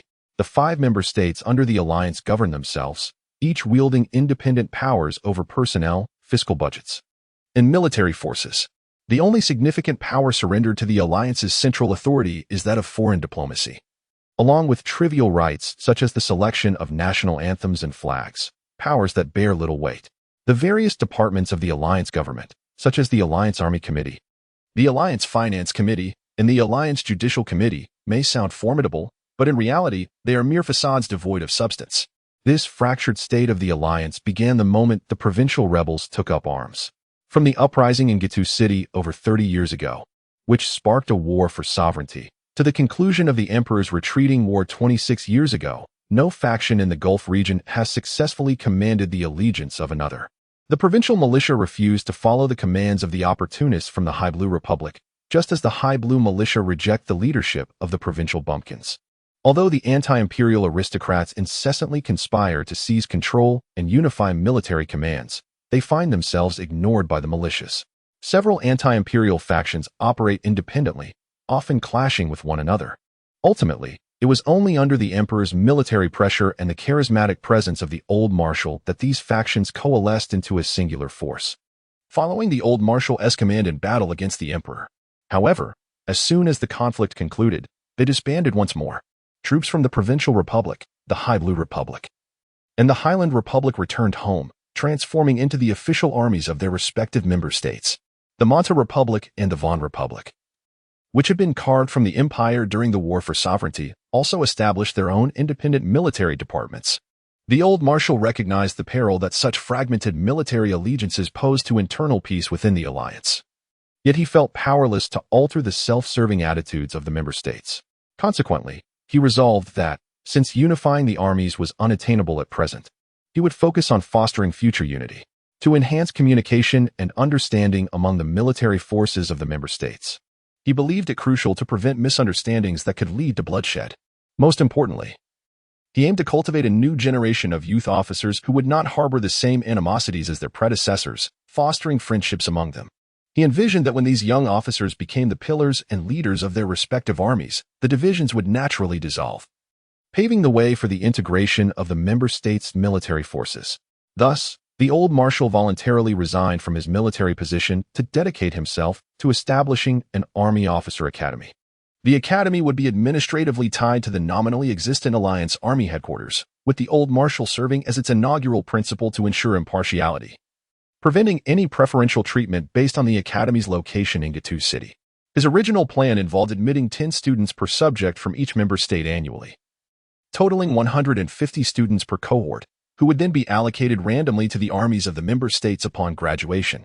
This proposal met with fierce resistance from the military forces of the member states. The High Blue military was the first to object, adamantly refusing to send their promising recruits to other member states and equally opposing the entry of officers from other member states into their ranks. In this regard, the military forces of the member states reached a rare consensus. Faced with this opposition, the old marshal reluctantly set aside the idea of intermingling the forces, retaining only a clause in the Academy's charter that stipulated, conditions permitting, graduates should be assigned based on their place of origin. He hoped that one day the member states would embrace this provision in harmony. Consequently, graduates from the Army Officer Academy returned to their original states, such as Winters, who hailed from the High Blue Republic and would thus return to the High Blue Army. This was the old marshal's plan, whose effectiveness appeared less than ideal, as even 26 years later, the military forces of the member states remained largely autonomous. However, it did yield some results. The officer cadets were nurtured under the principles of alliancism for several years, and even if they did not fully endorse it, they at least held a sympathetic view towards it. For instance, Winters was a supporter of alliancism, albeit in a casual manner. Yet, as the adage goes, plans often change swiftly, and after the old marshal's retirement, circumstances evolved. The influence of the alliance expanded beyond the oceans, acquiring more overseas interests. As trade points overseas required protection and the military needed reliable representatives abroad, the allocation of graduates now included overseas deployments.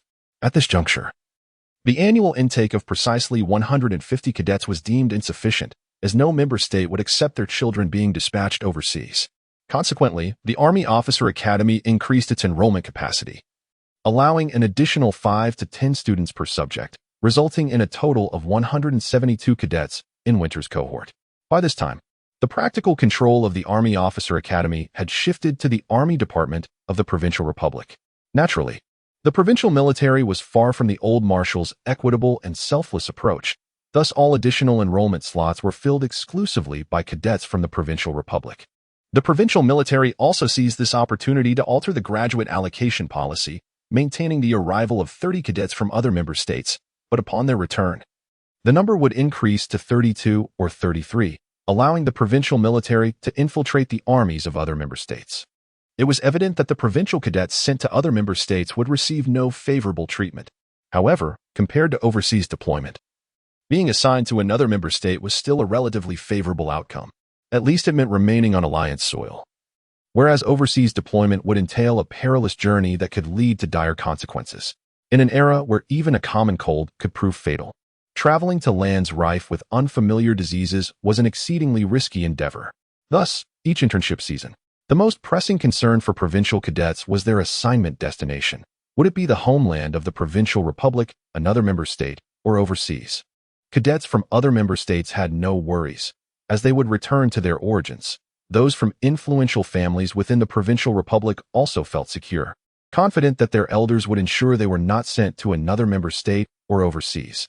However, cadets from humble, powerless backgrounds sought every means possible, pleading with relatives to secure their placement in the provincial homeland, or at the very least, in another member state. They absolutely could not be sent overseas, as that would spell certain doom. Ward's parents were tenant farmers, and in this pivotal moment that would shape his future, they were unable to provide any assistance. Winters, unbeknownst to Bard, wrote a letter to his uncle, who served in the High Blue Army, hoping he could lend a hand. However, given the current relationship between the Provincial Army and the High Blue Army, it was unlikely that the latter could intervene in the allocation of cadets.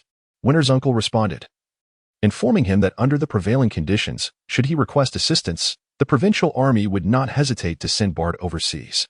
Thus, in this matter, Bard could do little but await the determination of his fate, while Winters could only watch anxiously from the sidelines. The allocation of graduates, therefore, was not universally regarded as a boon.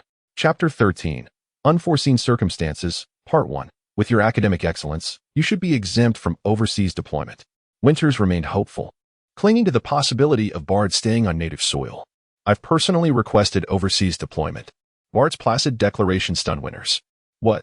Winters jolted upright, staring at Bard, unable to comprehend why Bard would actively seek such a dire fate. A torrent of emotions coalesced into a single question. Why? It's not as grim as you imagine. Bard gently tugged at Winters' sleeve, urging him to sit. Sit down, and I'll explain. You're aware of my family's circumstances. Bard began, deliberately, with his background. Yes. Winters nodded, recognizing the sensitivity of the topic. He knew Bard's parents were tenant farmers for the abbey. My parents are humble tenant farmers, diligent and devout. I hold them in the highest esteem. Bard's expression softened, imbued with reverence. I know. Winters nodded again, believing that a person's worth should not be measured by their possessions. While others were currying favor and offering bribes, I refrained. Bard stated with detached pragmatism. It wasn't for lack of desire, but for lack of funds to grease the wheels and influence those in power. His tone betrayed no resentment.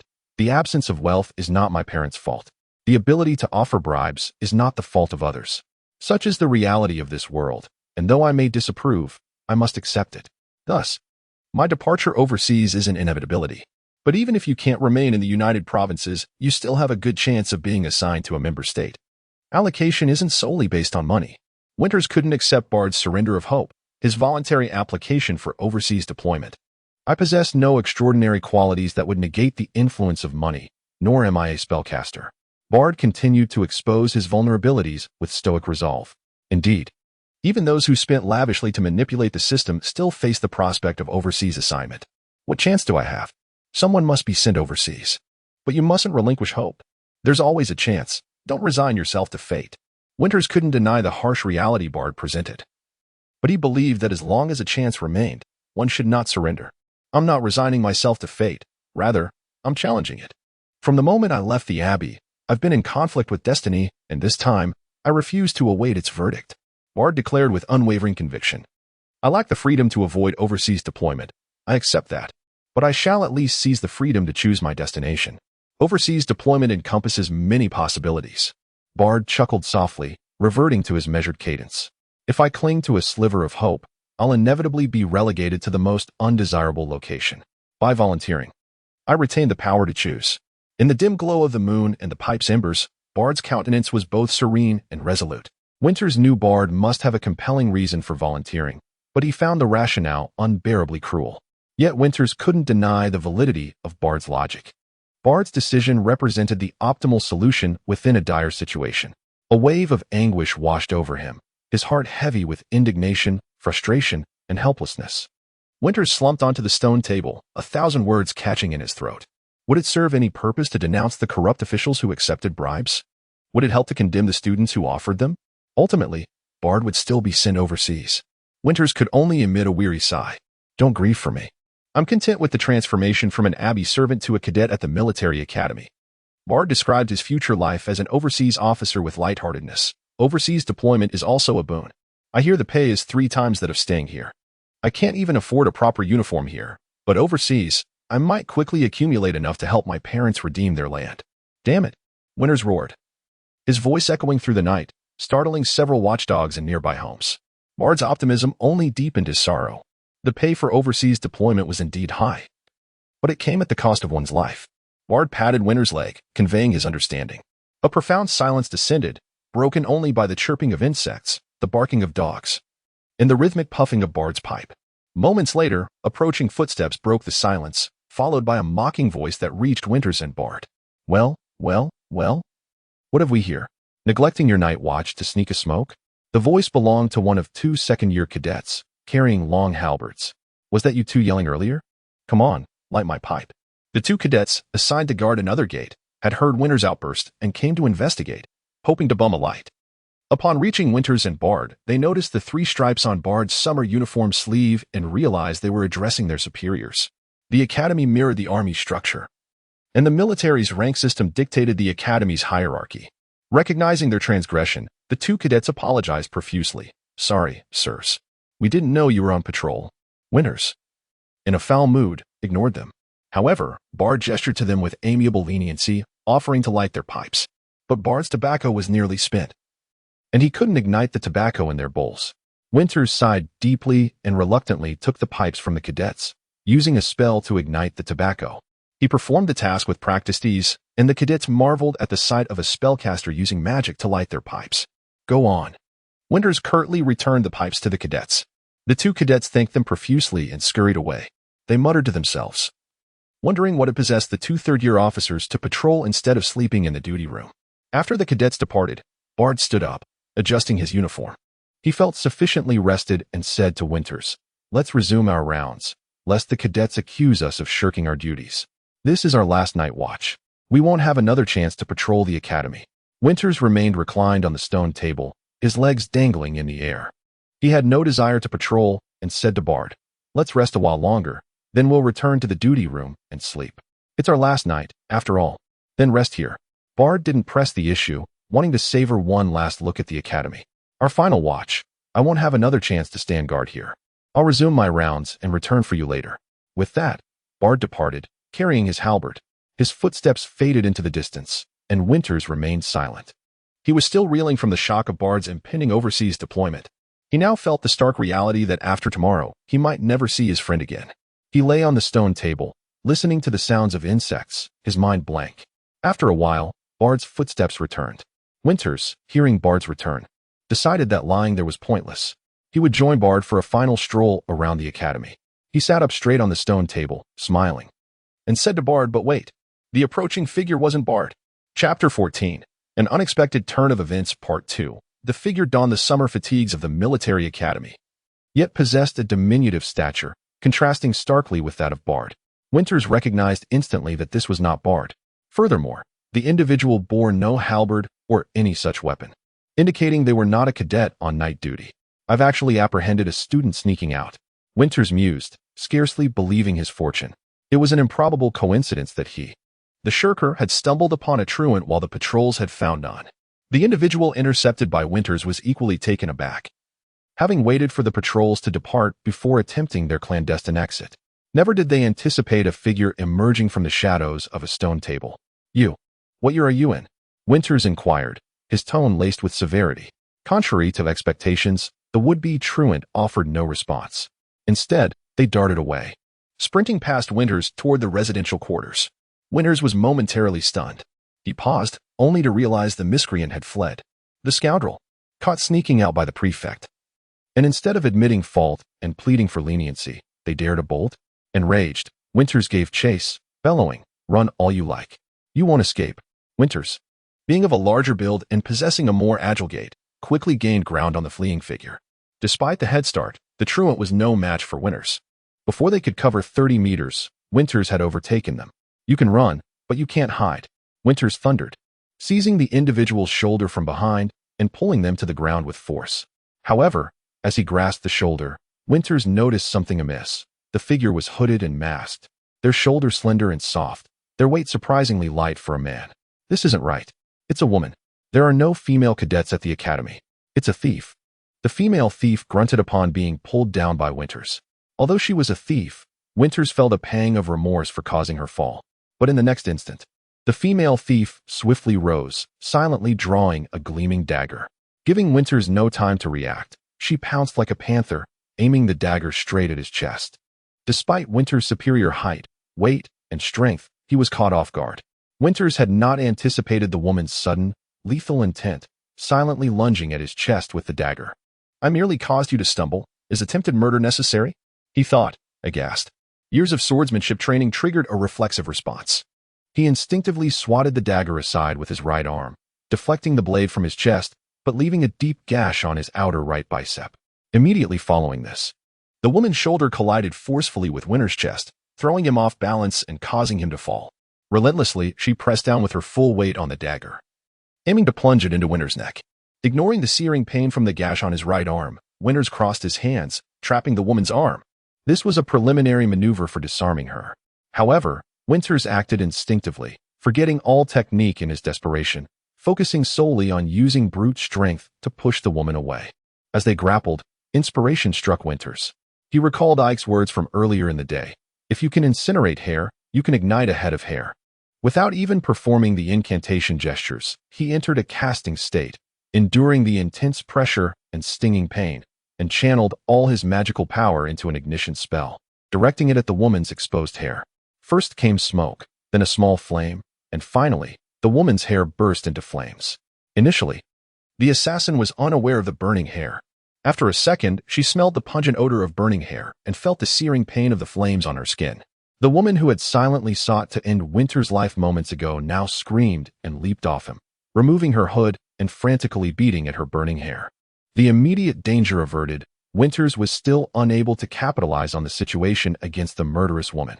He struggled to his feet and frantically pulled out the whistle issued to night patrol cadets from his satchel, blowing a sharp blast.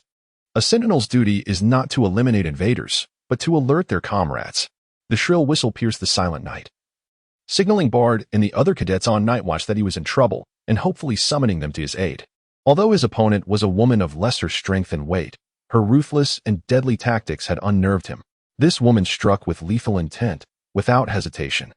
Forced to fight such a cold-blooded killer unarmed, Winters was truly apprehensive. Hearing the whistle, the woman disregarded the flames still flickering on her head and darted into the alleys of the residential area.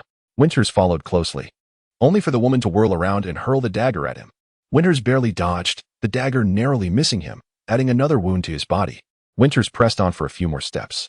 Suddenly, a sharp pain shot up from his foot as he took a step, as if a sharp object had pierced his soul. Unable to continue running, Winters gasped for breath and pulled a metal object from his shoe, recognizing it as a caltrip. The woman had scattered caltrips in her wake, and he had stepped on one. Having suffered several setbacks, Winters was infuriated by the tenacious woman. Looking up, he saw that the woman with the flaming hair had disappeared into the pitch-black alleys. The alleys in the residential area were not planned, but rather gaps left between buildings, forming a labyrinthine network. Winters knew that once the woman entered the alleys, he would never catch her. He also worried about being ambushed if he went any further. So he abandoned the chase. A strange thought crossed his mind. This woman is unethical. What if the residents step on it tomorrow? He wondered why he was concerned with the quality of life of the residents, considering his own predicament. Unable to pursue the thief, he turned back. After the brief but intense life-and-death struggle, he felt a wave of fear. No one can face death without fear. Had he been less fortunate or reacted slower, he might have been lying on the ground, waiting to die. Winters never imagined that night duty could turn into a near-fatal encounter, with himself as the victim. Winters suddenly felt his right hand wet. Looking at it in the moonlight, he realized it was covered in a dark liquid. It was blood. The first time the woman drew her dagger, she had cut him. His right arm had a deep gash, and the right sleeve of his summer uniform was soaked in blood. The adrenaline wore off, and fatigue and pain from the wound washed over Winters. Lacking any means to tend to the wound, he clenched his left fist and pressed it tightly into his right armpit, hoping to stanch the bleeding, however marginally. As he continued onward, Winters noticed a metallic glint on the ground. It was the dagger. He retrieved it, thinking, "This is a trophy I earned with my life. I'll keep it as a memento." Beside the dagger lay a small, square package, about the size of a palm, which Winters also picked up. The fabric of the package felt like silk, suggesting it was no mere discarded refuse, but something the woman had dropped while extinguishing the flames in her hair. Winters hastily stuffed the dagger and the small package into his satchel and resumed his trek toward the stone table where he and Bard had rested. Heavy footsteps approached rapidly. It was Bard, who was taken aback to see Winters drenched in sweat, his left hand clamped in his right armpit, his right arm completely saturated with blood. "I heard the whistle. What happened?" Bard exclaimed, not expecting such a bloody scene after only a brief absence. "A thief," Winters mumbled, feeling lightheaded. "Likely from blood loss. She came from the school, wielding a dagger, and she's a woman. I set her hair on fire, and then she fled." "What? A female thief? Where did she come from?" Overwhelmed by the influx of information, Bard floundered. "Forget the thief. Let's take care of your arm. Which way did the thief go?" With both hands occupied, Winters gestured with his head.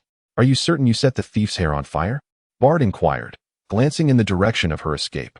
"Unless the hair on her head isn't hair," Winters retorted, puzzled by the question. But then, he too was stunned into silence. The sky had been dyed crimson by flames. Chapter 15, Awakening the Sleeping Tiger, Part 1. This truly is not my doing. Winters lamented his unfair predicament as he trudged through the darkness. I merely singed that thief's hair. I am aware. It undoubtedly was not your fault. The location of the fire is quite distant from here.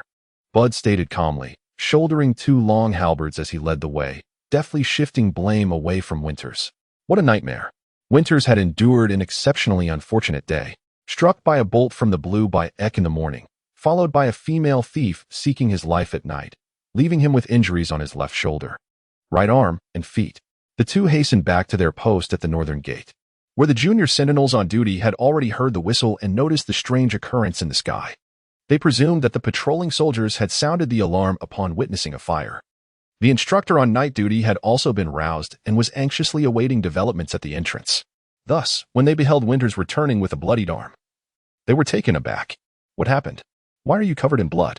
The instructor inquired, bewildered. A thief emerged from the direction of the school, and I intercepted him.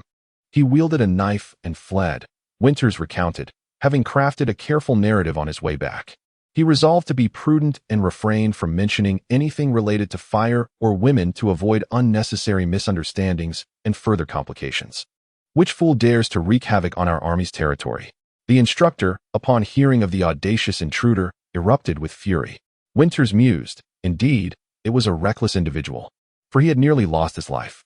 However, the thief had vanished without a trace, and the immediate priority was to tend to Winters' injuries and ascertain the source of the fire. The night duty instructor promptly escorted Winters to the staff duty room. The educator attempted to ignite a lamp with fire starter cloth but failed repeatedly. With a resigned sigh, Winters employed his igniting spell to light the oil lamp, prompting the instructor to realize Winters was a spellcaster. Yet, the light from the oil lamp was insufficient. The instructor instructed Winters juniors to fetch more oil lamps. At that moment, Winters recalled the female thief's dagger. Being metallic, it could serve as a material for a light spell as long as it was not rusted. Thus, he produced the dagger and performed the gesture for the fire spell, channeling Tesla's illumination spell.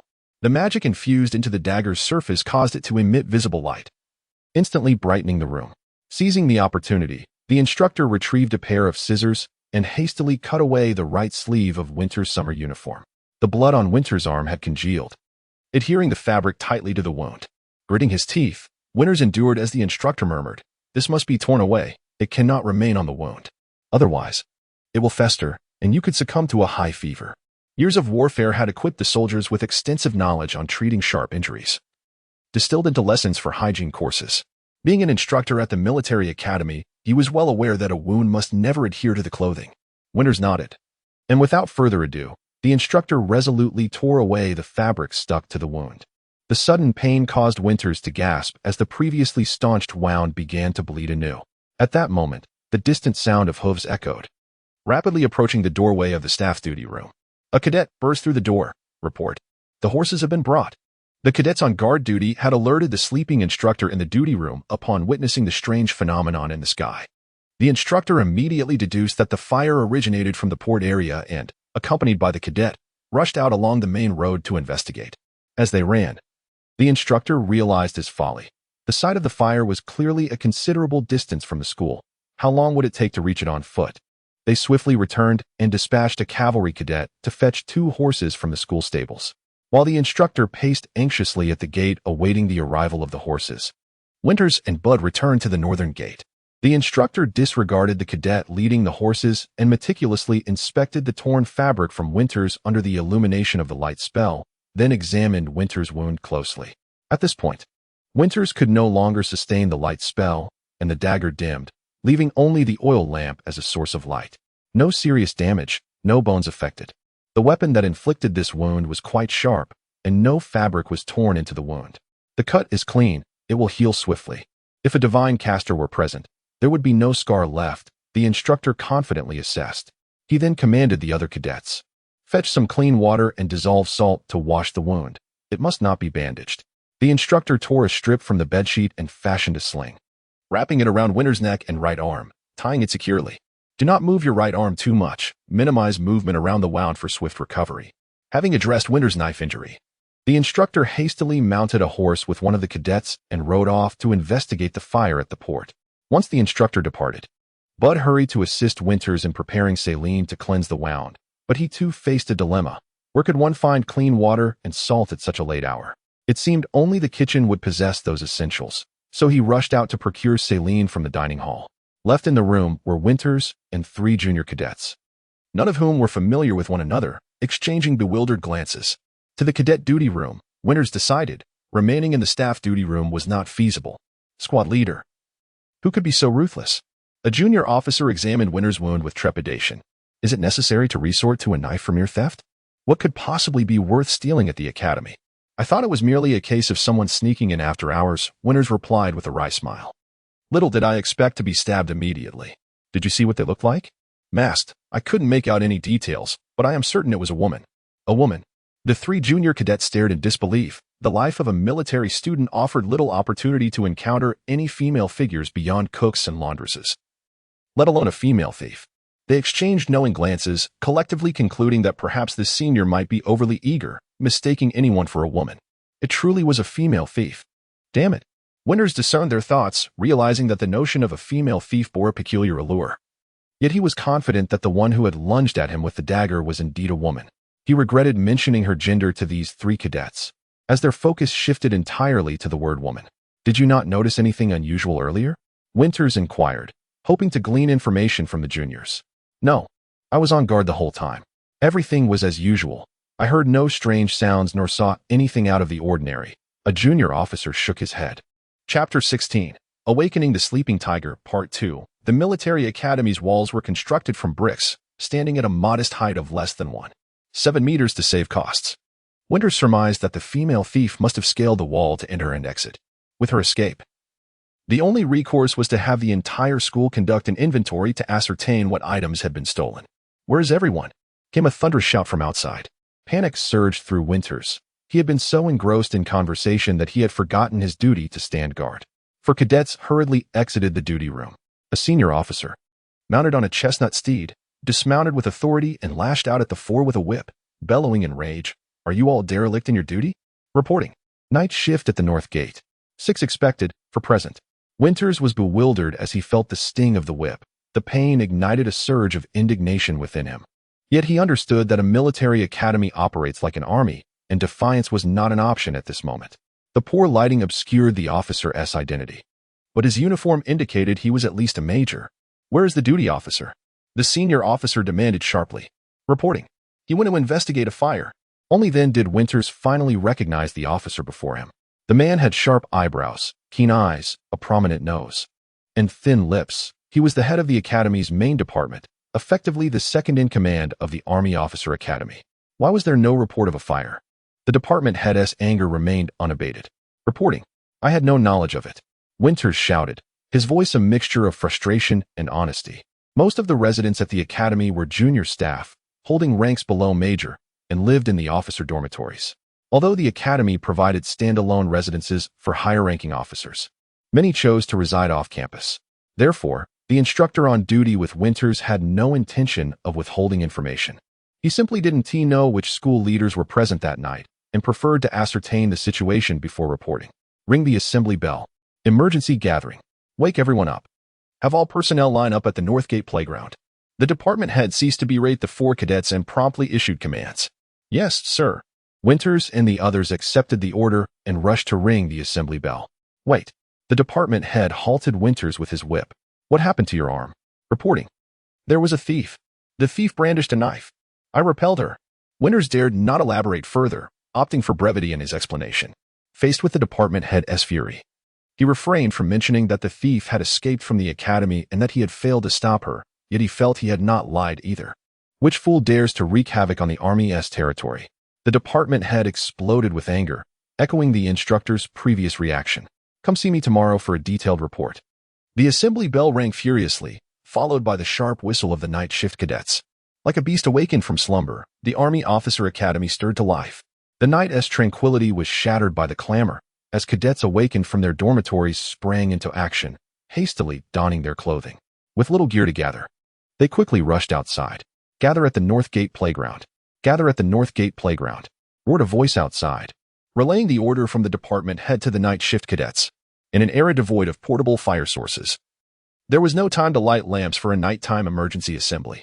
Everything had to transpire in darkness as the cadets made their way to the Northgate playground.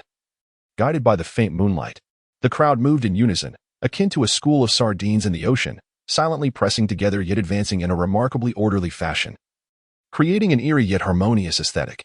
The cadets swiftly flowed from their dormitories to the North Gate playground, where the leading cadet formed the front of the line, while others scrambled to find their places in the formation. Winters returned to the ranks, and Ike was startled by the wound on his shoulder. However, idle chatter was prohibited in the ranks, leaving the two to communicate through glances. The various squads began to count off, reporting their numbers. Instructors arrived from the stables, patrolling the cadet formations on horseback. A spellcasting instructor brought a bundle of torches from the storeroom, igniting them with a fire spell and distributing them among the instructors. Only then was the North Gate playground illuminated by the flickering flames. The cadets stood in a well-organized formation, awaiting orders. The department head, mounted on his beloved horse, observed the cadets of the Army Officer Academy assembling methodically in the darkness, his expression inscrutable yet subtly nodding in acknowledgement. First year, expected 174, present 174. Second year, expected 175, present 173. Third year, expected 172, present 172. Reporting to the department head. Total expected 521, total present 519. Report concluded. Attention! The department head's thunderous voice resonated throughout the academy, amplified by magic. 3 minutes. Bring all tools. Depart to extinguish the fire. Dismissed. The formation erupted into chaos as the cadets scrambled to gather their tools. Winters felt a twinge of confusion. Why should they respond to a fire in the residential area? Surely, it wouldn't reach the academy. As a few duty officers returned from assessing the fire, they promptly reported their findings to the department head. After listening to their accounts, he dispatched a messenger to inform other senior officers at the military academy and the provincial army headquarters, while simultaneously sending a messenger to request assistance from 2 infantry battalions stationed outside Gitu City.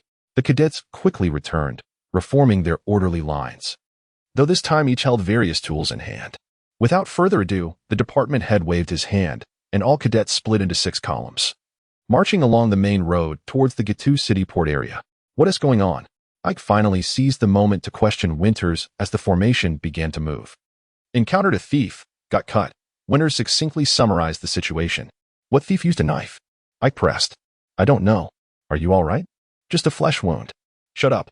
An instructor patrolling the ranks on horseback sharply reprimanded Winters and Ike for their whispered conversation, forcing them into silence as they trudged along.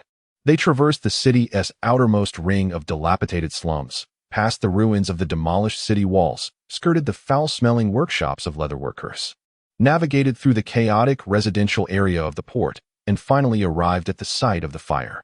Only then did Winters comprehend why the military academy had mobilized in response to the blaze in the residential area. The first arsenal of the Great Senas Bay National Alliance Army was engulfed in flames. Chapter 17. The City Ablaze, Part 1. The former site of the Gitu City Armory, also known as the League Army's first armory, was originally the Royal Weapons Bureau of the Imperial Shaanxi Province. Its initial establishment was primarily based on transportation considerations, so it was located on the coast near the Gitu City Pier, where ships could directly dock at the Bureau's small pier. Initially, only 4 blacksmiths were stationed here, essentially operating a large smithy.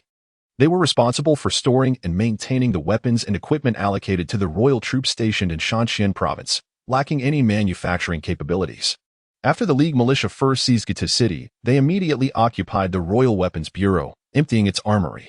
When Gitu City changed hands for the second time, the League militia, realizing that the war would not end quickly, promptly transformed the old Royal Weapons Bureau into the new Gitu City Armory. Its functions were no longer limited to maintenance and storage. The Gitu City Armory began to develop the capacity to manufacture cold weapons. The protracted decade-long sovereignty war spurred a robust demand for weaponry, and the technology and production capacity of the Gitu City Armory advanced by leaps and bounds. Initially, the armory could only forge weapons from available iron materials. However, due to trade blockades, the external procurement of copper and iron became increasingly insufficient. Consequently, the Gitu City Armory recruited iron smelters and established a smelting bureau, enabling the armory to smelt and supply its own raw materials. Later, as the war continued, soldiers using gunpowder weapons constituted an increasing proportion of the militia forces. Thus, the Gitu City Armory added gun and cannon bureaus, specializing in the technology of firearm manufacturing. By the latter half of the war, the Gitu City Armory was able to continuously produce firearms and artillery, arming a large number of previously unarmed citizens. Marshal Ned once praised the armory, stating, "Without the Gitu City Armory, there would be no victory." Henceforth, the moniker Victory Armory resonated, becoming the armory's nickname within the League Army. Over the past 2 decades, the Victory Armory had expanded repeatedly, like an insatiable glutton, constantly devouring the surrounding land and buildings, evolving from a corner by the pier into a city within a city that occupied half of the port district. But at this very moment, there was no longer a Victory Armory, only a sea of fire. A dozen minutes earlier, as the cadet battalion marched to the ruins of the old city wall, the entire street was already permeated with a faint haze of smoke. The smoke seeped into every alleyway and every independent courtyard. Residents living on the edge of the district had been awakened, peering out of windows or standing at their doors, watching in astonishment as the officer cadet battalion advanced towards the source of the smoke. The further they advanced, the denser and more acrid the smoke became.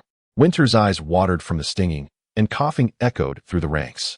The horses ridden by the instructors grew increasingly restless, refusing to move forward despite any urging. Reluctantly, the spellcaster instructors had to continuously rotate, maintaining 2 transverse wind control spells in front of the column, blowing the smoke into the residential areas on both sides of the road.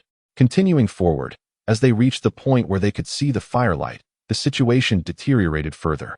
The flames had already spread from the armory to the nearby houses.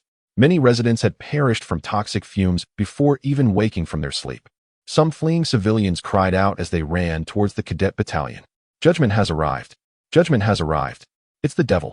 The devil is spreading through the streets. Run for your lives. There's nothing we can do. Flee." The fleeing people ran, shouting and screaming, clutching the valuables they had grabbed when they fled their homes. Their houses had already been consumed by flames, and the items in their hands were now their entire possessions. The cries pounded against Winter's chest, causing him great distress. Facing the fleeing crowd, the cadet battalion advanced in silence. Further ahead was a scene of inferno. Here, darkness was dispelled by the raging fire. The streets were illuminated by the angry flames, and the smoke was so dense that even wind control spells were ineffective. The crackling of burning wood and the thundering of collapsing houses echoed incessantly.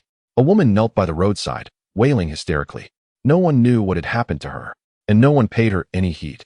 The people who had narrowly escaped from the fire were terrified, scrambling on all fours to flee the city. And the residents whose houses were only a few meters from the fire line had fallen into despair. Some had not given up, desperately trying to move valuables out of their homes. Some beat their chests and cursed the devil. Some went mad, tearing at their hair and banging their heads against the ground. Some had given up resistance, closing their eyes and muttering prayers. But fire and water are merciless, and all efforts were futile. They could only watch helplessly as their houses were consumed by flames. When Winters first noticed the strange phenomena in the sky, he had a very bad premonition. If the fire could burn the sky until it changed color, the range of the fire would not be small. But when he really saw the scale of the fire, he realized that his initial idea was too optimistic. The Military Academy Cadet Battalion could not even approach the Victory Armory's walls. The heat and smoke blocked them a block away. "Sir, sir." A man in brown clothes and a hat ran to the head of the Military Academy. "I am the captain of the Port Fire Brigade. It's great that you are here. How can I be of service to you, my commander?" The headmaster asked coldly. "The fire can't be put out. We can only demolish the surrounding houses to create an isolation belt. Your students are here just in time." The fire captain did not dare to play tricks, and quickly said his plan. "I am here to save the army's property. Now the armory is over. I will not use my valuable officers on firefighting. That is your responsibility." The headmaster turned his horse to leave. "Sir, have mercy." The fire captain grabbed the reins of the headmaster's mount and begged. "Humph." The headmaster snorted coldly. "Please, look at the wind direction. The wind is blowing from the coastline to the inland. If you don't build an isolation zone as soon as possible, the entire port area will turn into a sea of fire in no time, and then the entire city." The headmaster was still blue and said nothing. "Sir, if the whole of Gitu City is on fire, can your school survive alone?" The fire captain saw that the person with the highest status in the military academy team was a little loose, and he was even more reluctant to give up this last straw. The bigger the fire, the faster it spreads, and if you don't do it, it will be out of control. Have mercy. "Sir, look at these people." The fire captain continued to beg bitterly. Chapter 18. The City of Flame, Part 2. What do you require of us? The minister unexpectedly inquired. The abrupt shift in demeanor from the high-ranking official left the fire chief momentarily perplexed, yet he quickly regained his composure. We must demolish the buildings. The structures here are beyond saving. We need to retreat 2 more blocks to establish a containment zone.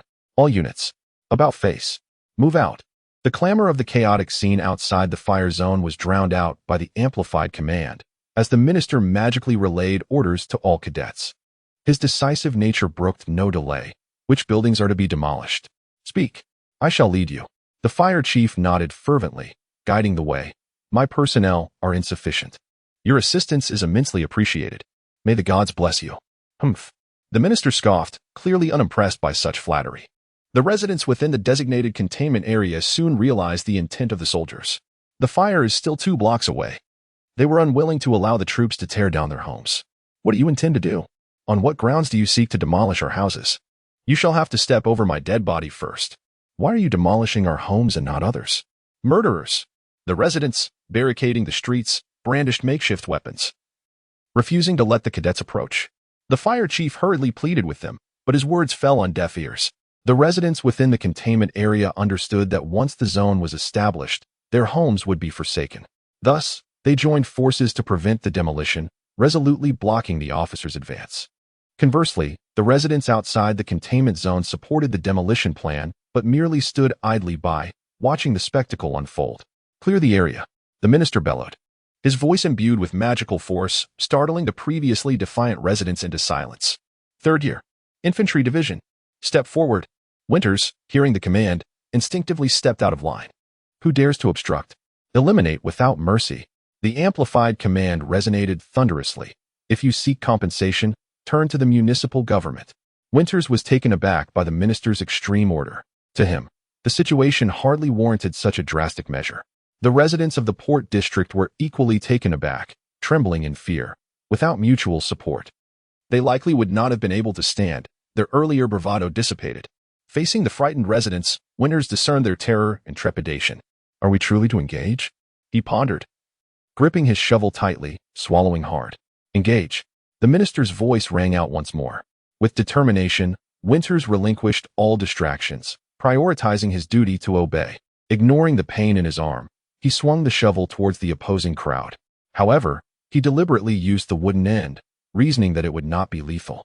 The untrained civilians were no match for the well-trained cadets, who quickly overwhelmed them, leaving the residents to flee in distress.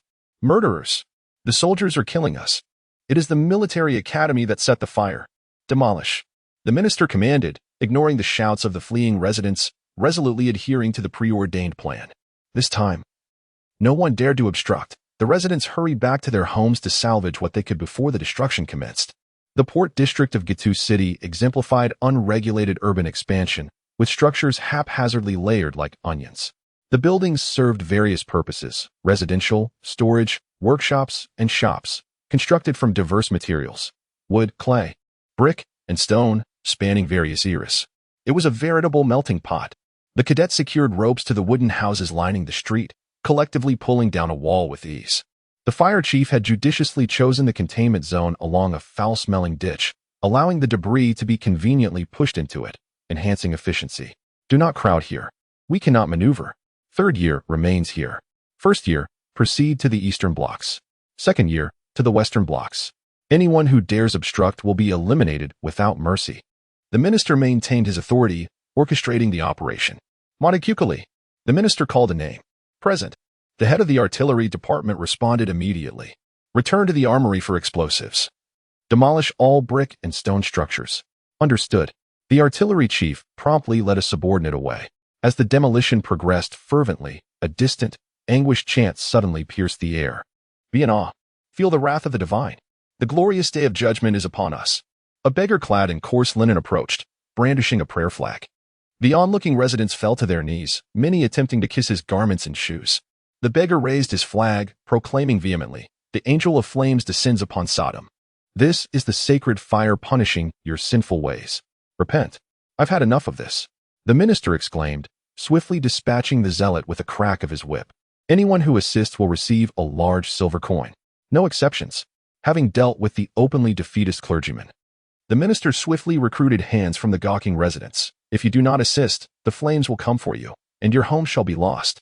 The large silver coin refers to the silver currency minted by the Republic of Interprovincial Commonwealth since the year 537 of the Empire calendar, with a corresponding smaller silver coin. The two having a silver content ratio of 120. One large silver coin's worth is approximately equivalent to a dock worker's monthly wages. Who will cover the expense? Surely not the military academy. The minister's logic dictated. Request it from the municipal government. He paid no mind to the troubles his statement would cause the Gitu City Governing Committee. His focus lay solely on expediting the demolition of the containment zone. Through intimidation and persuasion, the demolition crew swelled in number. The constables, accompanied by the assembled city guard, arrived just in time to maintain order. 2 infantry battalions stationed outside the city, comprising 960 soldiers and 14 officers, soon joined the fray, as the army swiftly engaged in the demolition efforts. The thunderous sounds of explosions and crumbling structures reverberated, as horses were harnessed with makeshift yokes to aid in the demolition. The operation proceeded methodically, urgent, and orderly, racing against time. Yet plans are ever subject to change. Since nightfall, the wind from the sea had been steadily intensifying, bolstered by the ocean breeze. The flames spread more rapidly than anyone had anticipated. The fire line raced toward the containment zone, while substantial portions of the demolition work remained unfinished. Sir, we fear we may not make it. The containment zone should have been established another 2 blocks back, the fire chief lamented, gripping his hat in frustration. I am aware, the minister replied, his demeanor still icy, though he appeared contemplative, as if a plan was forming. Christian, he called out loudly. Present. The head of the Enchanters Research Department hastened over upon hearing the director's summons. If all enchanters were to focus their wind manipulation, could we briefly alter the wind direction in a specific area? The director inquired, unveiling his novel concept. The power of enchanters can hardly contend with the forces of nature. Instructor Christian responded, deeming the director's notion overly fanciful. Enchanters should harness the momentum of nature to cast spells, not defy it. Can you or can't you? The director pressed, uninterested in superfluous discourse. Theoretically, it should be feasible, Christian continued, but in reality, I believe it would be exceedingly difficult with our current enchanter's strength. We lack a sufficient number of potent enchanters. Feasible is sufficient, the director stated, hearing only what he wished to hear. I said theoretically feasible, but in actuality. Christian hastily attempted to clarify the disparity between theory and practice. Doing something is invariably superior to inaction, the director declared. Assemble all enchanters on site. I will apprise you of the location shortly. Winters, engrossed in demolishing a building, was abruptly singled out. He observed that those summoned alongside him were all enchanter trainees. All enchanters present were convened in one location, where instructor Christian vociferously reiterated the command. Upon hearing the order, exert your utmost effort in casting wind manipulation directly forward, sparing no energy. Remember, directly forward. Winters immediately discerned the leadership's plan, lamenting that even his subpar acceleration magic proficiency rendered him a mere tool in what he perceived as a desperate measure by the director. Subsequently, the enchanters were led to an area yet to be demolished. To ensure uniform distribution, some enchanter trainees were positioned atop buildings. Winters remained on the street, where he could discern the burning structures 20-odd meters away through the haze. Wind manipulation, initiate at full power. The command echoed from behind. Upon hearing the order, Winters maintained the gesture of his left thumb pressed against his middle finger, recalling the sensation of casting acceleration magic, and fully entered a casting state. Scorching heat and bitter cold alternately tormented his third hand, while myriad blades seemed to lacerate his fifth limb.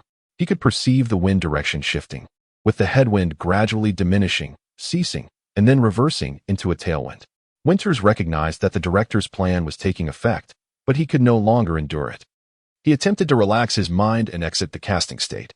To his dismay, he found himself unable to disengage. The casting state, which he typically struggled to maintain without unwavering focus, now seemed inescapable. He was overcome by paralysis, losing control of his body. To onlookers, Winters merely stood erect on the street, but in reality, he was being subjected to relentless torture. Finally, he could bear it no longer. His vision faded, and he lost consciousness. In his final conscious moment before collapsing, he beheld a colossal serpent of flame soaring skyward. In the abyss where time, space, matter, and even the concept of darkness itself were absent, an infinite void reigned. An eternity seemed to pass before a spark ignited within this nothingness. Winters regained consciousness. His auditory sense returned first, a cacophony of indistinct sounds swirling around him. Then came the sense of touch. He was recumbent, seemingly upon a bed, albeit a rigid one. Finally, sight flickered back, initially as mere light, before his eyes strained to focus on the blurry surroundings. With the restoration of his corporeal senses came excruciating pain. Unlike any ordinary ache, it resembled the searing sensation of wielding magic, originating not from any specific part of his body, but tormenting him nonetheless. Winters yearned to cry out, but could only manage a feeble opening of his mouth, devoid of sound. He attempted to raise his arm, yet received no response, as if only sensation had returned, not control over his muscles. To Winters, it felt like awakening from a sudden, profound slumber. He couldn't recall when he had lost consciousness, with no memory. No perception of time, not even dreams. His last recollection was of battling the blaze in Gitu City. One moment, he was there, the next. He found himself bereft of bodily control, lying upon a hard cot in an unknown location, racked with agony. He's awake. He's awake. Someone exclaimed with elation. Who is it? Where am I? What happened to me? Winters' mind remained sluggish, each thought a laborious effort. His vision remained unfocused, his world awash in shades of brown. A warm fluid trickled into his mouth, tasting faintly bitter. Reflexively, Winters swallowed as someone gently propped him up, feeding him spoonful by spoonful. Seeing that he could ingest it, they continued to nourish him. Once fed, Winters was returned to his prone position. His consciousness waned, and he soon drifted back into a fitful sleep. Again, he awoke with no memory, no sense of time, and no dreams. Yet, upon this reawakening, Winters felt markedly improved. Though the pain persisted, it was now endurable. A far cry from the previous agony that had driven him to the brink of madness. For Winters, his previous awakening felt like mere moments ago. He had no perception of time's passage, only the sensation of regaining consciousness after a brief lapse. This time, his eyes managed to focus. He scrutinized his surroundings, a ceiling close enough to touch, seemingly made of wood. His limbs were responsive now. He reached out, his hand encountering a wall, also made of wood. Winters could no longer remain supine. With a surge of effort, he sat up, attempting to discern his location, a cramped, shadowy wooden room, filled with ropes, swaying rhythmically. He was in a ship's cabin? What? I'm on a ship? Winters exclaimed, startled. You're awake? A booming voice reverberated in Winters' ears, nearly deafening him. Report to the lieutenant commander. Someone's awake. The unmistakable voice identified the speaker, Andrea Cellini, Winters' fellow countryman from the Cavalry Corps. Known for his stentorian tones, Winters, whose temperament was not always amiable, tended to befriend those with tolerant natures. Andrea, on the other hand, mirrored Winters' fiery disposition. Despite their shared homeland of the Azure Republic, their similar personalities often clashed, preventing them from becoming close friends. However, for Winters, fresh from a profound coma, Andrea's booming voice offered a sense of reassurance. Winters surveyed his surroundings, noting several other unconscious classmates nearby, lying on what appeared to be makeshift beds on the ship's deck. He urgently sought to understand his situation. Am I on a ship? Yes, you're on a ship, Andrea confirmed. How did I get on a ship? Winters asked, still bewildered. They carried you on. You were all unconscious and couldn't be roused, so they brought you aboard, Andrea replied, his perspective somewhat peculiar. I mean, what are we doing on a ship? Winters rephrased his question to avoid ambiguity. Sailing home, back to Veneta, Azure, came the reply.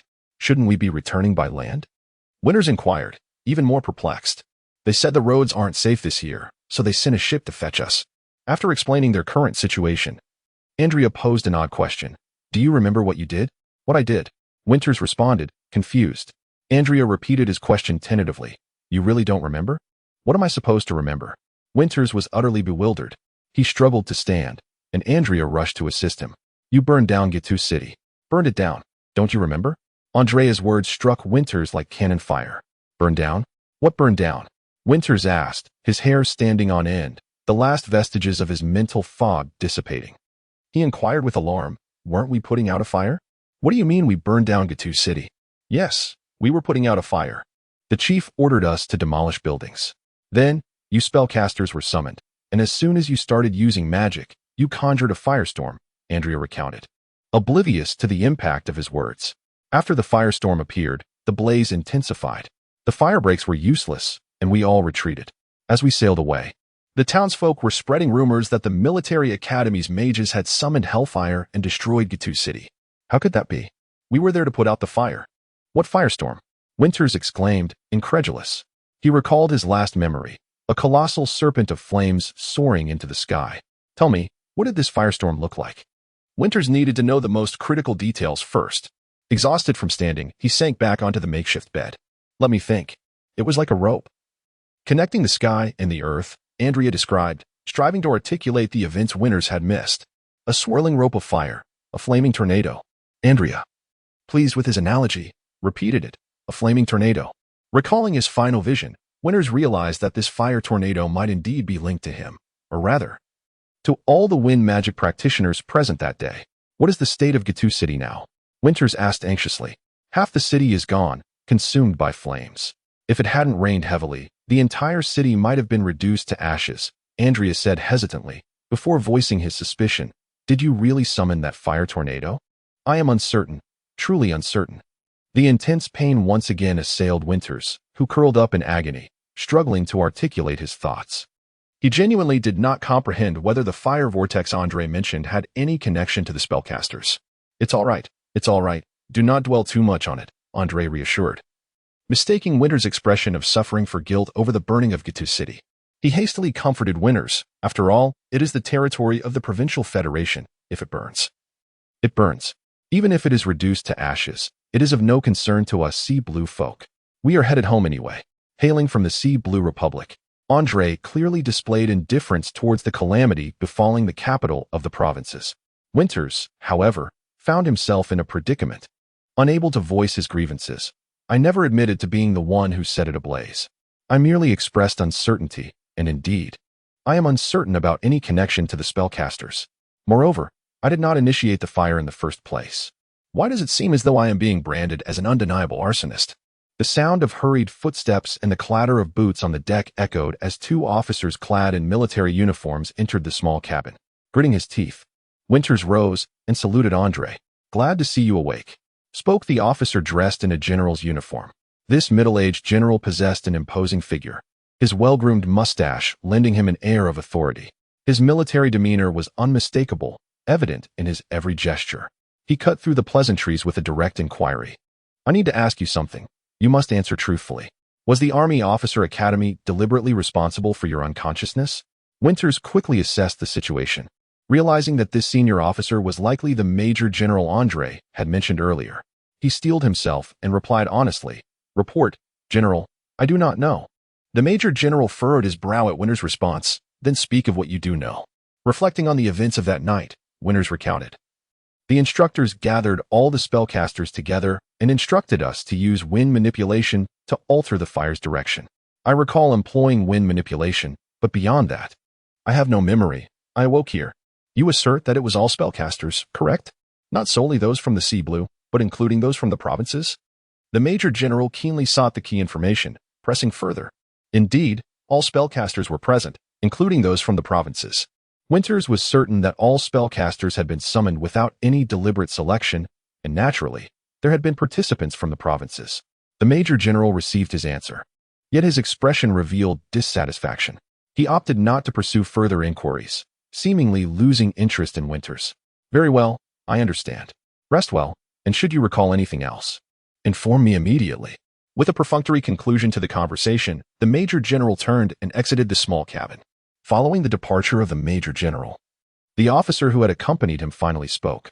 He was a young man with a charming smile, and his youthful visage seemed almost incongruous with his officer's uniform. His smile exuded an air of casual ease, as if he were indifferent to his surroundings. Please, sit down. Do not stand on ceremony. The officer gestured amiably for Winters to take a seat. Feeling the weight of his superior's courtesy, Winters hesitated to comply, merely nodding while remaining standing. Very well. I shall sit first.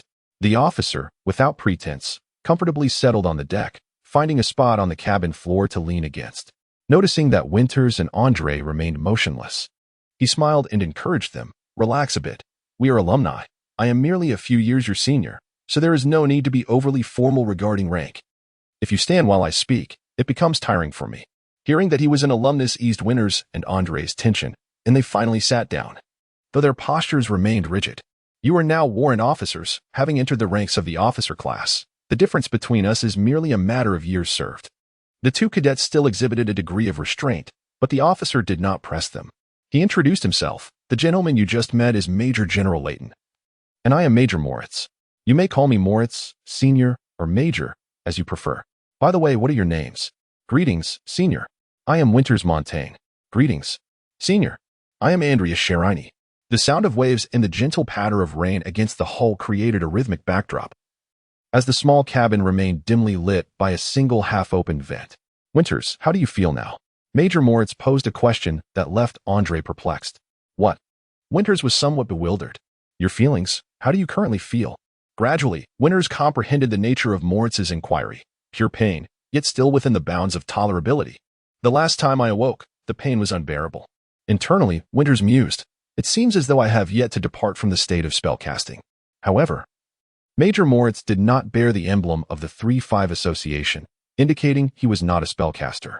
Thus, even if Winters explained, he would not grasp the essence of the spellcasting state, prompting Winters to describe his condition in terms understandable to an ordinary person. Upon hearing Winters' words, Major Moritz retrieved a small silver coin from his pocket, idly toying with it as he fell into contemplation. Chapter 20. Muscle strain. Major Moritz produced a small silver coin from somewhere, skillfully manipulating it between his fingers, making it appear and vanish. Winters was oblivious to this, but Andre was entirely captivated by the Major's dexterity, thinking to himself that one should never wager dice with this senior, lest one end up losing their trousers. Although you bear some external injuries, your unconsciousness is evidently not due to them. Other spellcaster trainees without such wounds have also succumbed to a similar state. Major Moritz contemplated for a moment before sharing his observations. It was then that Winters realized that the other unconscious trainees around him were all from his own cohort of aquamarine spellcasters. Counting them, it seemed that all were present. Did all the spellcasters lose consciousness last night? Winters ventured to inquire. Not last night, but the night before. You have been unconscious for nearly 2 days. Major Moritz candidly informed Winters of the current situation. The Federation claims that nearly all spellcasters have lost consciousness, yet we cannot ascertain the veracity of their statements. I can only confirm one thing. When we came to retrieve the trainee officers yesterday, all the aquamarine spellcasters were in deep unconsciousness. Major Moritz seemed to recall something, chuckling lightly. Thus, General Layton was so irate. Indeed, Winters, you should have seen it. I was truly enlightened. Andre joyfully added from the side. It was my first time witnessing Minister Cornelius being verbally berated to such an extent that he could not utter a word in response. If it were not for Cornelius, why would they send a major general to escort the trainees? Major Moritz also appeared pleased, clearly deriving joy from the recent spectacle of Minister Cornelius being scolded by General Layton. Winters recalled the lash he received while on duty the previous night, and his regard for General Layton surged. Cornelius was known for his irascibility, his demeanor commanding respect and fear among the soldiers. In daily interactions, he was indeed quite unpopular. However, he was highly capable, and it was rare for him to suffer a setback. Missing the opportunity to witness the reprimanding of Brigadier Cornelius was a source of great regret for Winters. Now, let us discuss your current condition, shall we? Major Moritz redirected the conversation towards Winters. I have encountered many injured spellcasters, yet I have never seen a case quite like yours. Pointing to Winters and the other unconscious trainees, Major Moritz continued. You are not unconscious due to external injuries. We cannot ascertain what internal damage you have sustained. However, since you are able to awaken, the others should also be capable of self-recovery. Have the others not awakened? I distinctly recall having regained consciousness once. Winters hastily inquired, convinced that his recollection was not a mere illusion. Some have not awakened even once, while others, like you, have stirred only once. They were administered medication and then fell back asleep, Major Moritz explained while fiddling with the silver coin. Medication. That's right, someone gave me medicine. Winters suddenly remembered having consumed a mildly bitter liquid. That cannot be classified as medicine. It was a sleep aid I concocted, and I am uncertain of its efficacy.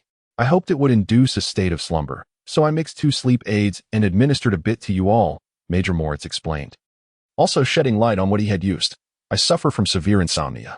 The Flamen people dry the roots of a specific plant, grind them, and consume the powder to treat sleeplessness. I happen to have a bit of that powder. The indigenous people of the western colonies of the Pseudo-Maclody Empire prefer to chew a particular leaf to achieve a tranquil state, claiming it allows them to communicate with their ancestors. I also possess some of that dried leaf. After your initial awakening, you evidently endured immense pain. Rather than subjecting you to such torment, it was preferable to allow you to remain unconscious. So I attempted to blend these two substances and administer them to you, helping you return to a state of sleep. Fortunately, it proved effective. It was then that Winters realized who had aided him during his previous awakenings. He had been in such agony that he wished to roll on the ground, but this time, he found it bearable. Gratefully, he said, "The concoction you prepared must be effective. I feel markedly better than during my last awakening." "Thank you, Senior." No, you misunderstand. It was not my concoction that aided you. What I prepared is not medicine, merely a sleep aid. Major Moritz gently waved his hand and posited his theory. My sleep aid cannot repair your body. It is your body that is healing itself. Healing my body. Winters was perplexed by the Major's words. I suspect that your unconsciousness stems from some severe internal injury. However, without external wounds, it is imperceptible to outsiders. Such invisible injuries can only be mended through your body's self-repair mechanisms. When does your body engage in self-repair? I surmise it occurs while you are unconscious or sleeping. In essence, during your loss of consciousness, your body is actively working on self-repair. However, upon waking, the intense pain from your injuries hampers the healing process. Thus, my intention in inducing sleep was to afford your body ample time for recovery. Major Moritz's explanation was both profound and accessible, and Winters comprehended it with ease. Tentatively, Winters suggested, "If I wish to recover more swiftly, I should sleep more?" "If I am not mistaken, that is indeed the case," Major Moritz nodded. "Could you provide me with a bit more of the sleep aid?" "Sleeping is my favorite pastime," Winters enthused. "Regrettably, I have no more. I only had a small supply of each sleep aid. They were originally intended for my insomnia, and now they have all been used on you." Major Moritz shrugged helplessly. However, in any language of this world, any preceding content can be deemed superfluous. But, Major Moritz smiled, "I have another method that can approximate the effects of a sleep aid. You may wish to give it a try." Thank you, Senior." Winters, perplexed, could only nod in gratitude. "You should not thank me. You ought to thank your classmates who have been looking after you these past 2 days. It was your classmates who provided constant companionship," Major Moritz reminded Winters. Winters quickly rose to bow deeply to Andre. "I am truly grateful." No. Please do not thank me." Andre hurriedly stood up, feeling embarrassed as he explained. "I had only just taken over the shift for less than an hour. It was Bard who had been watching over you all along. He had endured a full day and could no longer hold on, so he just went to sleep." "What, Bard?" The weather was clear, and the waves were high, with flags fluttering from the mast. The swift vessel, laden with aquamarine trainee officers, had finally sailed out of the rain zone, liberating the trainees from the confines of the dark and damp cabin. Everyone rushed to the upper deck to breathe in the fresh air. Taking advantage of the fine weather, Winters and Bard also found themselves on the upper deck, enjoying the sea breeze and airing out their clothes. At departure, Winters had not yet regained consciousness. Ike had helped him pack his belongings and washed his combat attire. However, it had rained the night of the fire, so the clothes had not dried. Winters initially considered discarding the slightly musty combat attire, but felt it would be unfair to Ike, so he took it to the deck to air out. "Do you know you drank back what you vomited into the cup last night?" Bard laughed uproariously. "Please, don't say that. Even the thought of it makes me want to vomit," Winters pleaded. The hangover left him with a throbbing headache. And this was not the phantom pain caused by magic, but a genuine, excruciating headache. Only after truly comprehending Colonel Moritz's alternative therapy did Winters realize the profound unreliability of first impressions. The Colonel's genteel demeanor was merely a fade, while his true nature was that of a chronic imbiber. The remedy he proposed as a substitute for sleeping pills was, in fact, alcohol, suggesting that the near sedative effect he alluded to was achieved through drinking to the point of amnesia. Moreover, the Colonel's preference did not lie with fine wines or Alash, but rather with rum, a spirit favored by the lower-class sailors. Since the introduction of sugarcane from the southern continent, numerous sugarcane plantations had sprung up like mushrooms along the chain of islands bordering the Cenis Bay. Rum, as a byproduct of the sugar industry, began to gain popularity in the Cenis Bay region, though it remains unclear when it became Colonel Moritz's favorite indulgence. Under the guise of treatment, and with no drinking companions in sight, Colonel Moritz rendered Winters insensible thereby fulfilling his promise of helping Winters achieve a state akin to drug-induced sleep. How do you feel now? With Winters on the brink of collapse from intoxication, Bard was keen to understand the effects of the Colonel's method. I have a headache, nausea, and a strong urge to vomit, Winters responded weakly, leaning against the ship's railing. I meant in terms of magic, Bard clarified. Well, I do believe the Colonel's theory holds some merit. Sleep indeed has the capacity to repair the third hand. Winters conceded that each awakening brought with it a slight diminishment of that inexplicable pain. By the way, did you procure the gunpowder? Here it is. Bard replied as he produced a small horn-shaped container from his satchel. I requested a bit from the captain, and he simply handed me a portion. Once you're finished, I'll return it to him. Winters accepted the powder container, uncorked it, and poured a small amount over the ship's side. He then recalled the sensation of employing fire magic, maintaining the gesture of casting while attempting to ignite the powder before him. Igniting gunpowder is a fundamental skill taught to novice spellcasters, easily achievable. Yet, the powder did not ignite as Winters had anticipated. Instead, the phantom pain in his limbs surged once more. Overwhelmed by agony, Winters trembled, feeling unsteady, and braced himself against the ship's railing, awaiting the pain's retreat. Bard quickly poured a glass of strong liquor for Winters. There is no need to rush into trying magic. Rest assured, your magical abilities remain intact. The gradual alleviation of your phantom pain is a clear indication of your recovery. I'm merely testing the waters. I never expected to regain my abilities so swiftly. Winters held the drink, but refrained from consuming it. It seems I must take my time to heal. I find your descriptions of magical talent as the third hand and the fifth limb quite vivid, Bard mused. You see, isn't this precisely an instance of muscular strain from overexertion? Haha, you're right. I currently suffer from amagical muscle strain. Winters laughed, though he felt as though his tendons were on the verge of snapping. After the laughter subsided, Winters addressed Bard. By the way, you mentioned you were certain of being assigned overseas. Yet here you are, in the Republic of Sea Blue. I did indeed apply for overseas deployment, but I never anticipated being assigned to Veneta. Bard's spirits remained high despite not being sent abroad. This year's circumstances are unique. Not a single overseas posting has occurred, as everyone remains on the mainland. Still, I can't shake this odd feeling.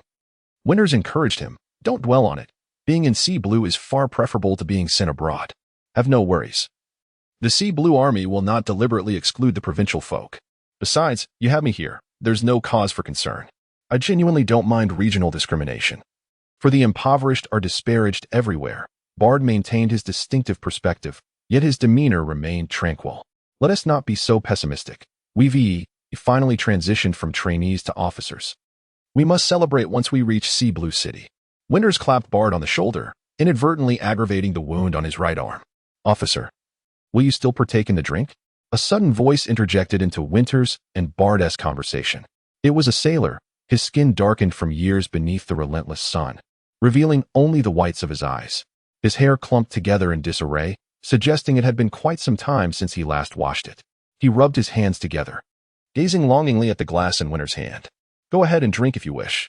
Winters extended the glass to the sailor, though he himself had little affinity for alcohol. The absence of clean drinking water aboard the ship compelled him. However, I am not a lord. You may call me Winters. This is Ensign Bard. There are no lords left in this land. The aristocracy was overthrown 27 years ago. Thank you, officer, thank you. The sailor bowed repeatedly, accepting the glass and downing its contents in one swift motion, exhaling in relief. While the Alliance eradicated the nobility 27 years prior, many still held the remnants of aristocratic sentiment in their hearts. You need to address me with such formality. Simply call me Winters.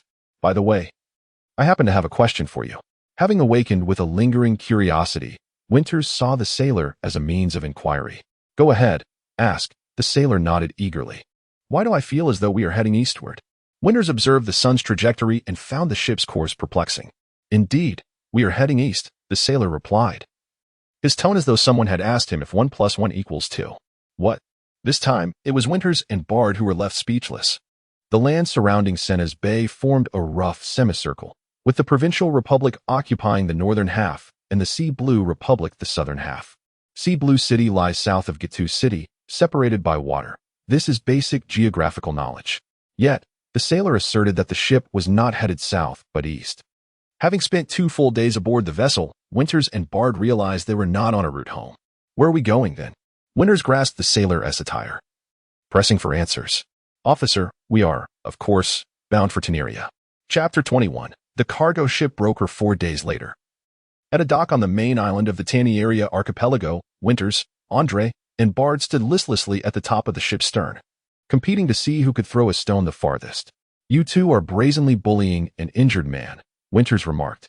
Having sustained an injury to his dominant hand and was only able to participate with his left, currently ranking last. Are you conceding? Will you admit defeat? Andre swung his arm vigorously, sending a small stone arcing gracefully before it splashed down far into the water. Bard remained silent, shifting his stone in hand, steadied his stance, and with a powerful twist of his torso, hurled the stone even farther, its landing spot obscured by the shimmering surface. Witnessing Bard's new record, Winters began to ponder how he might craft a simple catapult from available materials to turn the tide in his favor. Did you not come from a monastery? Do monks practice shot put? Andre, ever blunt, stated whatever came to mind. Monks do not throw shot puts, Bard replied with a smile. But I have released livestock for the monks. Winters sighed, realizing there were no suitable ropes around. Currently, he was rendered nearly incapacitated. His left shoulder, struck by Ike, had turned from blue to purple, causing pain with the slightest movement. The sole of his right foot had been punctured by a spiny iron object. But as he had yet to develop a fever, it seemed manageable. After cleaning the wound, he had simply wrapped it in a clean cloth. The most alarming injury was the knife wound on his right arm, inflicted by an unknown woman. Despite multiple attempts to staunch the bleeding, the wound remained open, flesh protruding and oozing blood.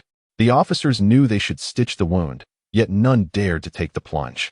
Eventually, Major Moritz, after consuming a bottle of rum, mustered the courage to use a fishhook and thread to sew Winters' arm haphazardly. The phantom pain from his missing limb subsided somewhat, only to be replaced by an unbearable itch, which was far more distressing than pain. Moreover, Winters could not utilize magic. Even the slightest concentration would trigger intense phantom limb pain, preventing him from maintaining a spellcasting state. In the span of a day, Winters had transformed from a cadet to a warrant officer, laden with 3 injuries and temporarily deprived of his magical abilities. How long has the ship been docked? When will we set sail? Winters longed to return home for a good night's sleep. Andre, too, had lost his usual vigor, leaning despondently against the railing. The ship they were aboard, named the Thieving Gull, was a communications vessel under the command of the Blue Sea Navy's inland fleet. Rather than taking the cadets directly home, the Thieving Gull had traversed east across the Senes Bay to the Teneria archipelago. Upon arrival, the ship had anchored outside the port for the night before docking at the pier the following morning, remaining idle for an entire day, with no action taken by the captain, due to Admiral Layton's strict orders prohibiting any officer from disembarking. Winters and his companions could only watch the vibrant world ashore without the opportunity to explore. Ultimately, boredom set in, leading them to toss stones from the ship's stern. It won't be long now. The cargo ship broker will arrive shortly. The Thieving Gull's first mate ascended to the stern, smiling as he approached the trio. Winters, Andre, and Bard exchanged uncertain glances, unsure whether to salute him. As Winters racked his brain to recall the naval rank system, Bard spoke first. What exactly is a cargo ship broker? Are they responsible for who departs and arrives at port? The first mate did not answer immediately, but instead produced several yellow fruits from his pocket, offering them to Winters and his companions. Try these, a local specialty from Teneria. The trio, having never seen such a fruit, hesitated to take them, unsure how to eat them. Just eat them as they are, or peel them if you prefer. The first mate demonstrated by peeling one and consuming the yellow flesh in a few bites.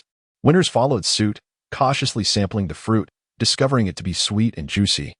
Utterly delightful. He quickly devoured one and yearned for another. What is this fruit called? I have never encountered it before. Winters inquired, intrigued. It has no name. The locals simply call it sweet water, a type of berry found on the island. I have never seen it either, Andre chimed in, with Bard nodding in agreement. Clearly, both shared Winters' newfound fondness for the fruit. It is difficult to preserve. Once picked, it spoils within a day, the first mate explained nonchalantly. Thus, aside from the locals, only we sailors get to enjoy it. What were you going to ask earlier? What does a cargo ship broker do? The first mate then distributed more fruit from his pocket and explained earnestly, a cargo ship broker assists shipowners in buying or selling goods. We lack the time to sell cargo piece by piece or buy it slowly, so we turn to brokers. They have the connections to empty a ship or fill one in one go. Wait a moment. Winters perceptively noticed a contradiction in the information he had received. Aren't you a vessel of the inland navy? Why do you need a cargo ship broker to sell and buy goods? The first mate chuckled. How could we possibly be navy? Look at me. Do I resemble a naval officer? And look at the thieving gull. Does it resemble a warship? But the thieving gull is a naval communications vessel, isn't it? Winters protested. That's merely a title.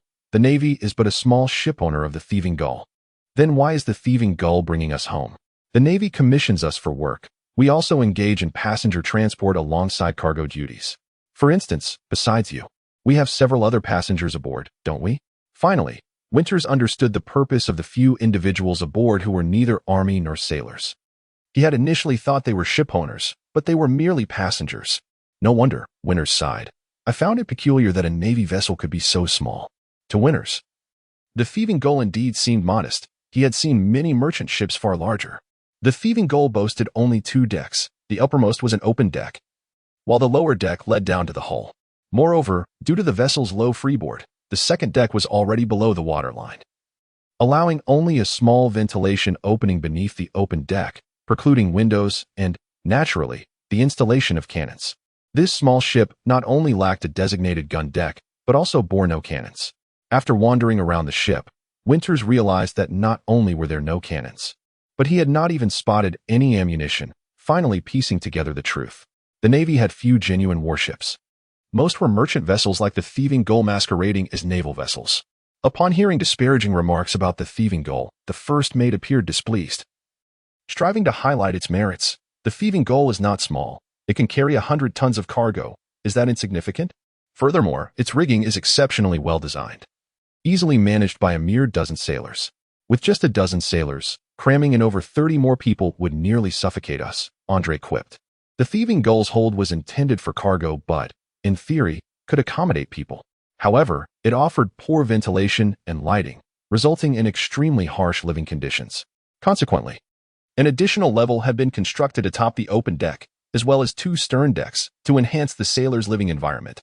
The second floor of the stern tower is a small, independent room that was originally designated for the captain.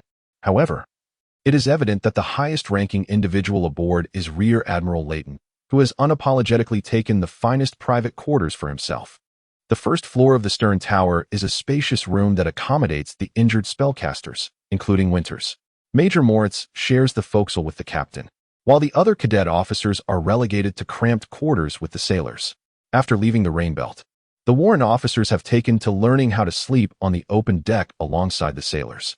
The hardships of life at sea have historically led the maritime cadets from the Azure Coast to prefer overland travel when returning home, shunning the risks and poor experiences of sea voyages.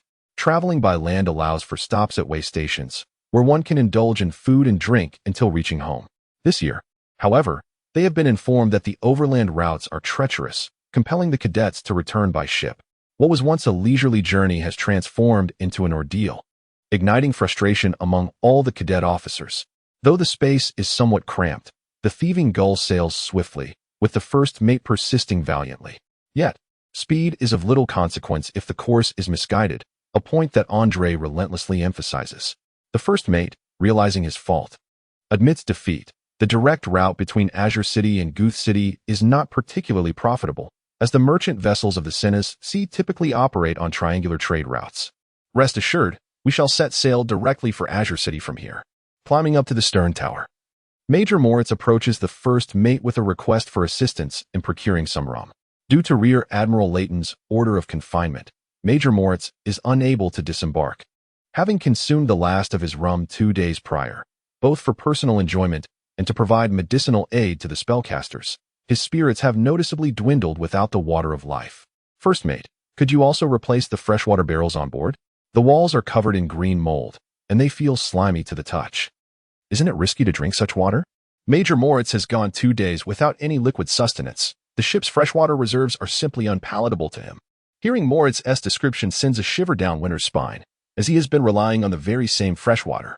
Very well, I shall have the sailors scrub the barrels immediately. The first mate hastily replies. Nearby the dock, several traders in small rafts are selling local fruits and vegetables to the sailors. Moritz whistles to summon one of the rafts, signaling that he wants everything. No one clearly saw where he produced a small silver coin from, but it was evident as he flicked it. The coin deftly landing in the trader's hand.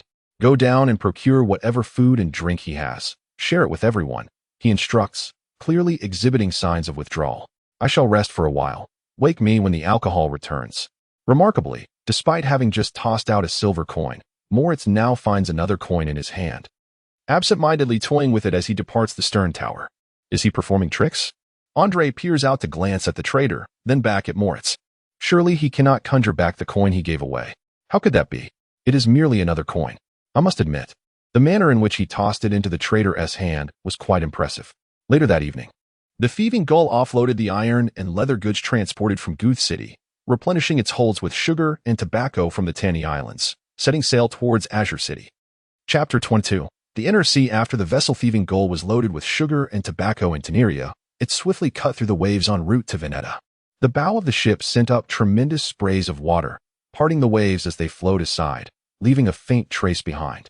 In that vast expanse, it seemed as if only this solitary ship remained. The entire hull of thieving gull swayed rhythmically with the ocean, the amplitude of its motion increasing with altitude. At the mast summit, the sway even surpassed the width of the vessel itself. Winters tilted his head upward, observing a sailor who had recently approached him for a drink. Deftly ascending the rigging, the sailor, devoid of any protective gear, moved with the agility of a monkey, swiftly reaching the top of the mast. It appears I lack the aptitude for seafaring. This task is beyond my capabilities, Andre remarked, watching the aerial acrobatics with trepidation. I too lack such skills, Winters confessed, feeling a tingling in his limbs as he beheld the sailor's dizzying height. What is the purpose of climbing so high? We must secure the square sails. Our upcoming course requires us to sail against the wind, utilizing only the triangular sails and the foresail.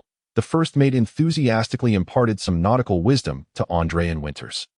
The Senes Bay, embraced by land to the west and shielded by the Tanner Islands to the east, is typically calm, rarely beset by fierce winds or tumultuous waves.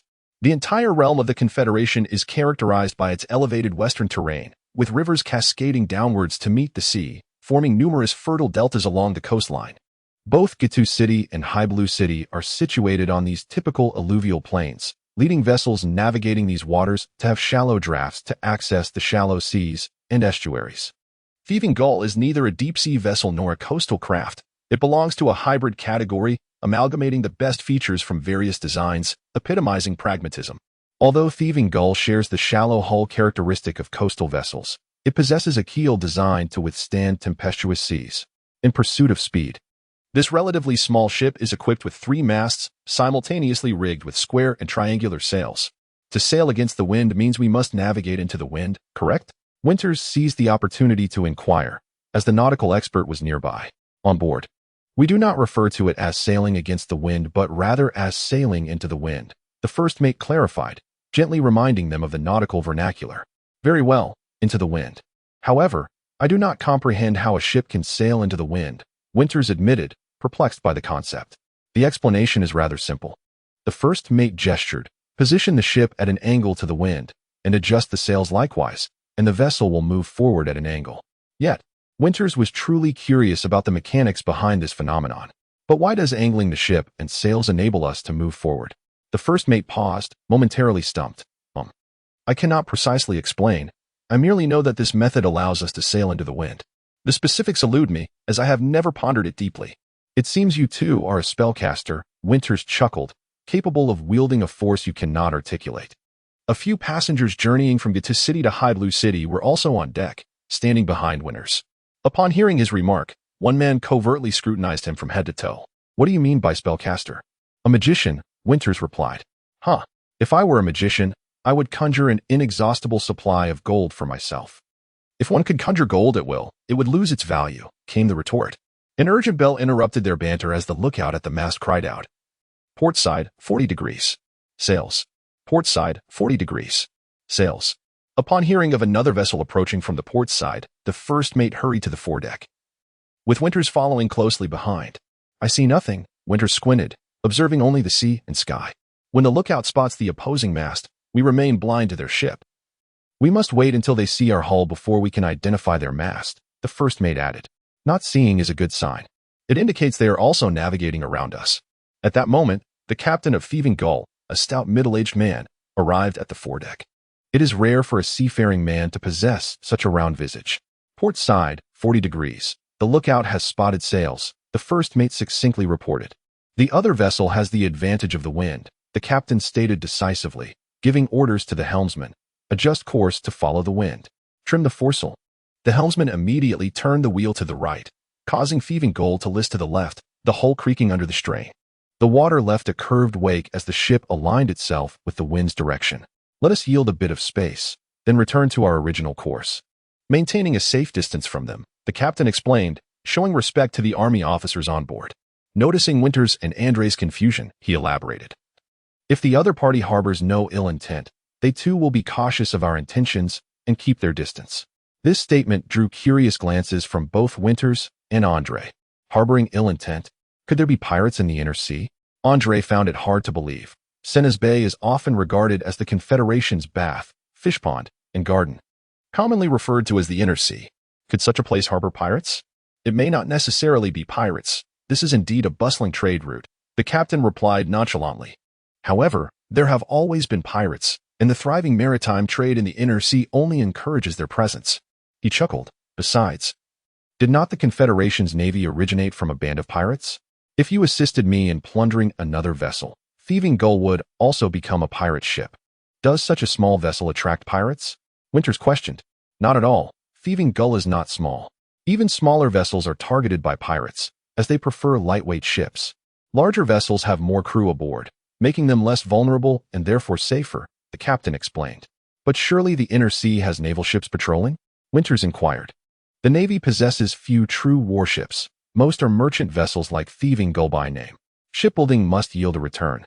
The captain began to enlighten Winters and Andre about the economics of maritime trade. A ship must recoup its construction costs before the owner can consider it profitable, and that is after deducting wages and maintenance. Only after breaking even can the owner truly profit. A warship that does not transport cargo is merely a sunk cost. A sure loss. Does the Navy not combat piracy? Winters retorted, if there are thieves, why not eliminate them? While the standing army is not numerous, it does not hinder their ability to confront organized criminal gangs. Merchant vessels are armed, and if armed merchants entertain nefarious thoughts, they become pirates. Those who navigate honestly are mere traders. It is a persistent issue, the captain explained, taking a liking to the inexperienced young men, patiently elucidating, to eradicate piracy entirely. One must address the flow of stolen goods, which the Confederation cannot control. Are they allowing pirates to sell their spoils on their own territory? Winters was astounded. Not within the Confederation, but in Teneria. Pirates sell their plunder in Teneria. This has become a well-established practice. The captain's knowing smile hinted at deeper implications. Within my cargo, there may very well be contraband. Who knows? And what if you were robbed? Winters and Andre were left speechless by the captain's philosophy of mutual benefit with pirates. The captain replied with composure, as long as I am not robbed, I have no cause for concern. Do not fret too much. Encountering pirates is not as easy as one might think. Bong, bong, bong. The lookout sounded the bell again, hoarsely announcing, stern direction, ship's hull. The crew on deck hurried to the aft, this time catching sight of the sails. Chapter 23 Determination on. So you really have come? The rotund captain remarked with an air of nonchalance, his demeanor betraying a sense of confidence despite the evident hostility of the newcomers. Hoist the naval flag. Sailors ascended the main mast, replacing the blue and yellow striped flag of the Azure Republic with a striking red flag emblazoned with a diagonal cross, an emblem of the Veneta Navy. The blue represented Veneta, while the red stood for blood, signifying that the Navy had established the Azure Republic through sacrifice. However, the original rationale for choosing red was simply its visibility, as the designers believed it would be easily recognizable from afar. The association with blood emerged later, evolving into the official narrative. With hands on his hips, the stout captain boasted to the army landlubbers, on the inland seas, pirates will always afford the Navy some respect. Upon seeing this flag, nefarious villains will retreat of their own accord. The captain's unwavering demeanor inspired the cadets, who began to believe that pirates would not be making an appearance today. Yet, a twinge of disappointment lingered in Winters' heart. However, events soon diverged from the captain's expectations. Winters observed the opposing vessel, first catching sight of its mast, then its sails, followed by its deck, until the entire ship came into view. If he was not hallucinating, it appeared that the distance between their ships was narrowing. The captain remained unfazed, suggesting they likely cannot discern our flag from such a distance. Let us grant them a moment. Moments later, Winters could clearly see the bare masthead. No flag was hoisted on the opposing ship. This signified that they, too, had recognized the flag of the thieving seagull. And the newcomers were not deterred by the naval ensign. Lower the sails and set course for full speed ahead. The captain's tone shifted, revealing a hint of urgency. The sailors swiftly climbed the rigging, unfurling the neatly bundled sails, and the thieving seagull's main and foremasts were adorned with the horizontal sails once more. The sails filled with wind, causing the deck to sway beneath the crew's feet. Even the most oblivious passengers sensed the ship gradually accelerating, prompting the bewildered cadets to emerge from the cabin, including Major Layton and Major Moritz. Fear not, their sails are smaller. They cannot match our speed, the captain reassured, wiping the sweat from his brow. Yet, the sails of the thieving seagull began to lose their fullness as the fickle sea winds diminished. A slight breeze matters not. Our sails outnumber theirs.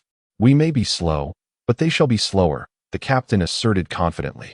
Before he could finish, all aboard the thieving seagull witnessed a pair of oars extend from the sides of the opposing vessel, striking the water. The newcomer was equipped not only with sails but also with oars. As the wind waned, the ship's speed increased rather than decreased, rapidly closing the distance. In truth, the hybrid oar-sail design was the standard for vessels navigating the Seines Bay during this era. Most ships in these waters were flat-bottomed, square-rigged, relying on sails with the addition of oars for maneuvering against the wind. Conversely, the thieving seagull, reliant solely on wind, was an anomaly on the inland seas. While such vessels represented the future due to their self-sufficiency and reduced crew requirements, they fell short in short-range maneuverability against the seasoned oar-sail ships. As the two vessels drew nearer, Winters could see minuscule figures scaling the sails of the rival ship. One figure reached the mast's summit and hoisted a flag divided into red and black halves. "What flag is that?" Layton inquired, his voice grave, having grasped the precarious position of the thieving seagull. "It is no one's flag," the captain lamented. "Its meaning is clear. If we do not surrender, they will slaughter us all without mercy." Suddenly, a flash of red light erupted from the bow of the approaching ship, followed by a plume of white smoke. A cannon fired, and a gray projectile soared from the enemy's bow, splashing into the waters behind the thieving seagull. The oar-sail ship had its cannons positioned at the bow, and this shot clearly served as a warning. "Pirates crave riches. If they cannot escape, they may as well take what is in the hold," one of the passengers suggested, revealing a reluctance to risk their lives for the shipowner's interests. "Give it to them. If they only seek treasure, that is acceptable." The captain, trembling, nearly collapsed. "I fear they may want the ship," he exclaimed. "The most valuable asset at sea is not the cargo, but the ship itself. Give them nothing," Layton bellowed, his voice thundering. "What would become of my reputation if word spread that we surrendered? What of the Azure Army's honor?" With escape rendered impossible, the stout captain had initially resigned himself to surrender. The prospect of losing both cargo and ship filled him with despair. Yet he clung to the hope of salvaging both his vessel and its contents upon witnessing Layton's resolute attitude. Indeed, the general had a point, should a battle ensue. These pirates might not prevail against them. The captain murmured calculations under his breath. "We have over 50 capable men aboard, and this pirate ship is not large. They may not have our numbers." "Precisely," the captain declared with newfound determination. "Let us engage them. We shall surely triumph." "Then let us do so." Layton slammed his hand upon the ship's rail. "Steady now." Several passengers were bewildered, questioning how they had become entangled in a conflict with pirates. "What if they sink us outright?" "They possess cannons." "They will not. Pirates seek gold." "If they sink the thieving seagull, they gain nothing," the captain countered, transforming from a proponent of surrender to a champion of resistance. "Moreover, we possess our own cannons below deck. Why would you store cannons in the hold instead of on the deck?" Major Moritz, who had remained silent, interjected, pointing an accusatory finger at the captain. "The thieving seagull has a shallow draft and a tall superstructure. I fear it may capsize if the cannons are placed on deck," the captain replied, licking his lips. "There are 4 6-pound cannons and several swivel guns aboard. Bring them up." "General, please wait," a well-dressed middle-aged passenger interjected, his demeanor refined. "You must understand. You are risking your officers' lives to protect the property of the ship's owner." "I am defending the honor of the Veneta army," Layton retorted sharply. "This has nothing to do with honor. Honor is the life of a soldier. If my officers would forsake their honor for survival, they are unworthy of the title." Do you presume I do not value my subordinates' lives? When the ships are alongside, I shall be the first to jump aboard. Layton's declaration rendered the deck silent. Even surrender would not guarantee safety. The stout captain, the first to regain his wits, quickly added, "Pirates will strip you of all your possessions and then hold you for ransom. If you cannot pay, you shall be sold into slavery in the plantations of Teneria." The middle-aged passenger, clearly of some societal standing, fell silent, caught between the general's imposing presence and the captain's harrowing words. "Enough of this nonsense. Prepare the weapons." Layton struck the mast with his fist. He approached the quarterdeck, locking eyes with the cadets on deck, and declared vehemently, "The ship behind is a pirate vessel, and they have come for us. Some may deem you useless, believing you cannot best the pirates and should surrender. If any coward wishes to capitulate, step forward, and I shall provide a small boat for your retreat." He scanned the surroundings, and the warrant officers remained utterly still. "Very well, sons of Veneta. How could you possibly surrender to pirates? You are officers trained at great expense by the army. It is time to ascertain your true mettle. Whether you are cowards or heroes will be revealed today. A bunch of worthless scum dares to trouble us? Go fetch your weapons. Let us slay these scoundrels." The warrant officers, incited by the major general, roared with fervor, and Winters felt a fierce fire ignite within his chest. He leaped down from the ship's stern and rushed to the cabin to retrieve his longsword. Major Moritz, with a stern tone, addressed the rotund captain. "You are fortunate. This battle seems unavoidable. It is indeed preposterous for the esteemed army to surrender to pirates. However, perhaps we could devise a sensible strategy." Winters descended 2 more flights of stairs and hurried to find his belongings, which included his longsword. Though his sword was a dull practice weapon from his fencing class, it was the only armament he could think of in such haste. Yet upon acquiring the sword, he realized it was ill-suited for use aboard the ship. The longsword was excessively long to wield it without hindrance. The surrounding space would need to be at least 3.5 meters high. In the cramped, low cabin, it would be easy to strike the ceiling or walls. On the deck, it would also be impractical, as ropes were strewn about, creating a risk of entanglement. Nevertheless, with no other weapon at hand, he decided to take the longsword. Having something was better than nothing. Suddenly, Winters recalled the female thief's dagger and hurriedly began his search. Eck had carefully wrapped his satchel within his luggage, and he quickly found the dagger, once a component of a spellcasting material. It had taken on a mottled crimson and black hue. Winters tested its edge and found it still quite sharp, so he secured it to his belt for later use. Bard entered the cabin to fetch his longsword and saw Winters attempting to tuck the dagger into his belt. He quickly intervened. "With your current condition, do not even think of joining the fray. Your arm was just stitched up. Exerting yourself will only cause it to burst open again.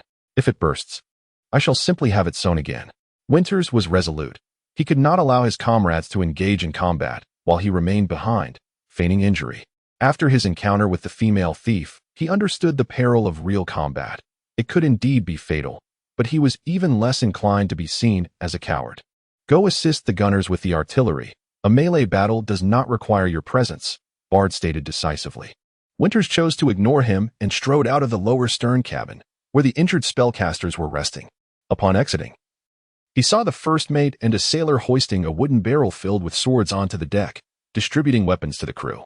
Winters quickly exchanged his longsword for a single-handed scimitar. This scimitar was broader, shorter, with a forward center of gravity, and featured a large guard.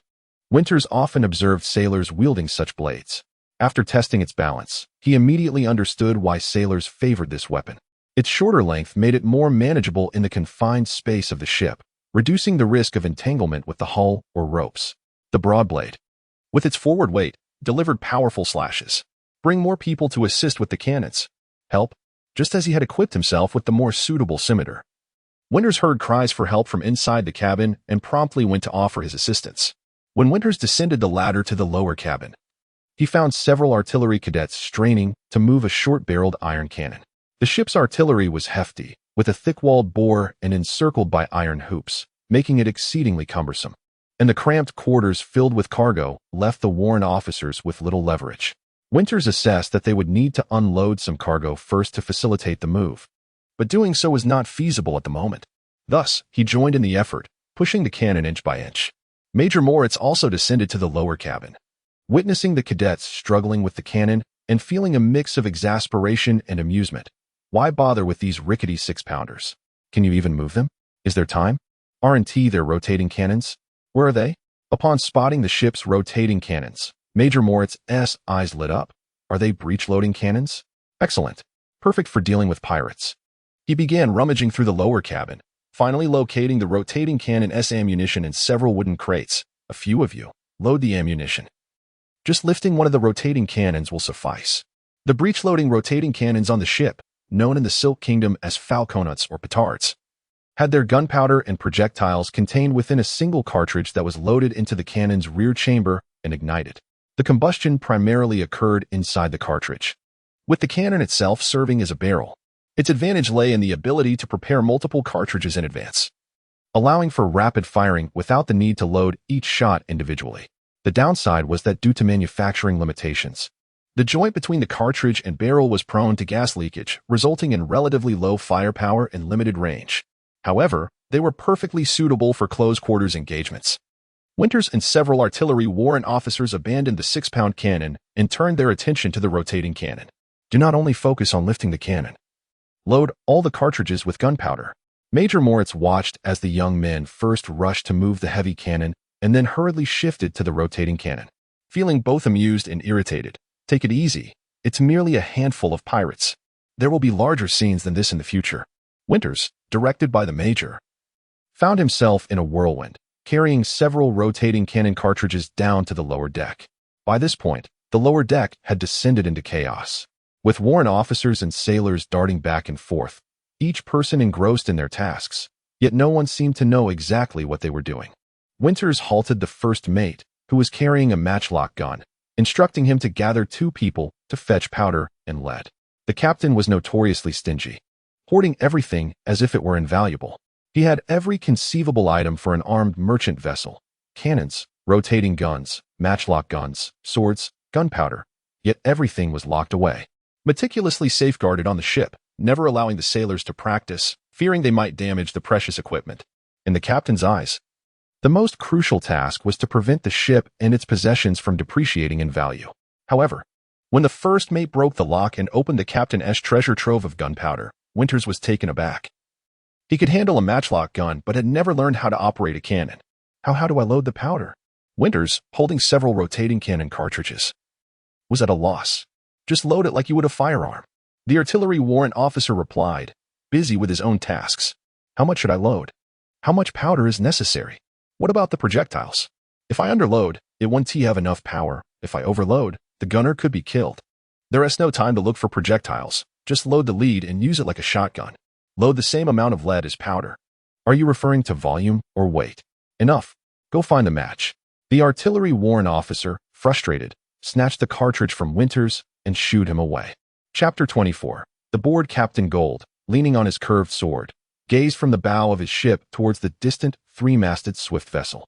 The portly captain of the thieving Seagull had proclaimed that any merchant ship in the inner sea with ill intentions was a pirate, and that a pirate merely running a ship was akin to a merchant. However, this time he was mistaken, for Captain Gold was not a part-time marauder. He was a full-time pirate, dedicated to the lucrative endeavor of maritime plunder. His moniker, Fortune Gold, derived from the unwavering smile of Lady Luck upon him. While many pirate ships often fell prey to the Alliance Navy, he consistently eluded capture, and in fierce encounters, he emerged unscathed, leaving others wounded. Sailors would say, "Bullets veer away from Fortune Gold." Whispers circulated in the ship's quarters, suggesting that he had made a pact with the devil, shielded by sinister black magic. Yet, regardless of the rumors, Gold's luck was indeed remarkable. He had even named his vessel Fortune. At this moment, if not for the sudden lull in the wind, Fortune, being a paddle-sail ship, would never have been able to pursue the swift 3-masted vessel. Yet, the wind had ceased, rendering the sails of the other ship ineffective, leaving it vulnerable to the predatory approach of Fortune. Upon raising his black-red flag, Gold observed that the opposing vessel had lowered its naval ensign and hoisted a white flag in surrender. Such an easy capitulation was largely attributed to the imposing cannon positioned at the bow of Fortune, a prized acquisition that Gold had procured at great expense and through fortunate circumstances. No one aboard Fortune was skilled in its operation. However, the mere act of firing it, regardless of its practical use, was enough to instill fear. The cannon's thunderous roar would compel even the most defiant merchant to yield. The merchant ship had raised the Veneta naval flag, but Gold was unfazed. He was acutely aware of the weak foundations of the navies of the Alliance. Many merchant vessels flew naval colors merely for protection, paying a fee to acquire a semblance of legitimacy. A naval flag might deter some armed merchant ships, but it would not frighten Fortune Gold. In the vastness of the inner sea, how could a mere flag prevent his predation? Besides, in this boundless ocean, who would know if he seized the ship? Even if the Veneta Navy were to learn of it, what could they do? Moreover, Gold was specifically drawn to the naval flag. A three-masted, light vessel under the Veneta Navy, its presence at this moment was corroborated by various intelligence. Indeed, it was this ship. As he witnessed the white flag being raised and the sails lowered in surrender, a grin spread across Gold's face, nearly splitting it in two. He felt exhilarated. This is it. This is the moment.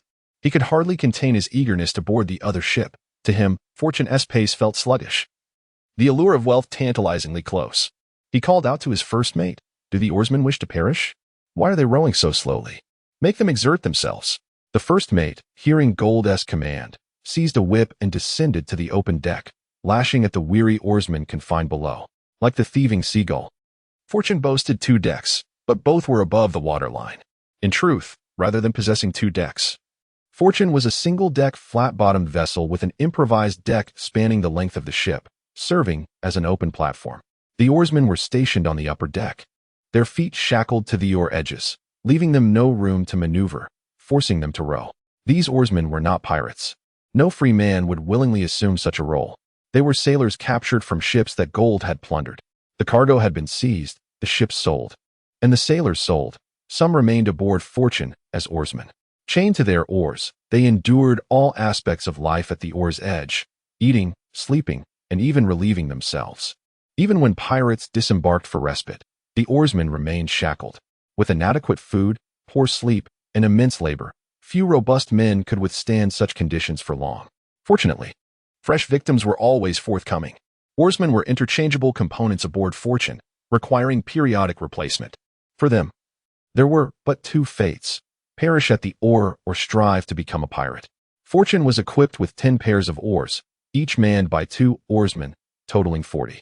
Alongside over 50 pirates, this constituted the entirety of Fortune's crew. For a vessel of its modest size, nearly 100 crew members felt overly burdensome. Consequently, Fortune had poor seaworthiness, necessitating frequent returns to port for supplies and rest. In typical paddle sail vessels, sailors would double as oarsmen. However, aboard Fortune, with expendable human resources, the pirates preferred to conserve their strength for potential hand-to-hand combat. As Fortune neared the thieving seagull, only a few ship lengths apart, Captain Gold commanded a menacing circle around it. This display served not only to intimidate, but also to scrutinize the smaller vessel closely. The plump figure on the bow was undoubtedly the captain. No sailor bore such bulk, and his attire was the finest. The man stood haplessly at the bow, wiping the sweat from his brow. Gold laughed heartily. This rotund captain was a keeper, destined to row on Fortune until death. The remaining 7 or 8 men on deck bore the unmistakable visage of sailors.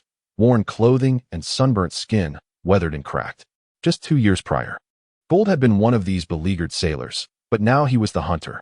This ship likely harbored more than just these few sailors. Some would be hiding in the dark corners, praying for salvation. No need to rush. He could methodically seek them out. In this vast ocean, no one could escape. Fortune retracted its oars on the side facing the thieving seagull, while pirates hurled grappling hooks with ropes towards the seagull, shouting menacingly to frighten its crew. The hooks latched onto the vessel's hull, slowly drawing the 2 ships closer. 4 grappling planks, equipped with hooks, extended towards the thieving seagull, securely fastening themselves to its side. Success! These planks, with their hooks on either side, were difficult to disengage once latched. The thieving seagull was now firmly tethered to Fortune. Even if the plump captain wished to retreat, he could not. A dozen impatient pirates surged onto the deck of the thieving seagull before Gold could issue a command. Inciting his wrath, the inner sea pirates operated in a somewhat democratic fashion. The captain, aside from having a small cabin, possessed few privileges and could easily be voted off the ship by the crew. The rules of plunder dictated that all spoils must be shared equally. Yet those who first boarded the prey would inevitably seize more scattered coins. Thus, whenever the planks were laid, the pirates would rush forward, and Gold found himself unable to restrain them. Should he impose harsh measures, he would find his throat cut and be ousted by nightfall. The crew's morale was too fragmented, making leadership a challenge. Gold sighed, shaking his head, and made his way towards the thieving seagull. However, as Gold approached, a piercing whistle met him. The thieving seagull shed its sheep-esque clothing. The plump captain's vessel revealed its true nature. As a horde of young men clad in military garb brandishing sharp weapons surged forth from the bow, stern, and hold, Major Layton slammed his whistle against the deck, fulfilling his promise of the first board. With a fierce roar, he commanded, "Follow me." Without hesitation, he leapt from the stern deck of the ship, crashing onto the open deck of the Fortune. The impact of his landing was so forceful that it made the entire vessel tremble. The Warren officers typically wielded one-handed weapons combined with makeshift shields fashioned from wooden planks, while the brigadier general brandished his personal sword in his left hand and a sailor's cutlass in his right.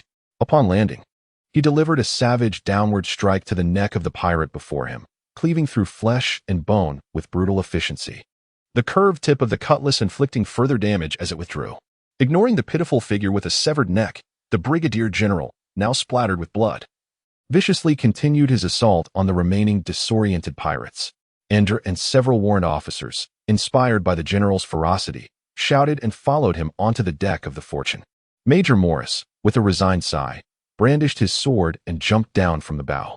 His original plan had been to ambush the boarding pirates first, then use rotating cannons and firearms to weaken those left on the enemy ship, and finally leap in to eliminate the remaining foes.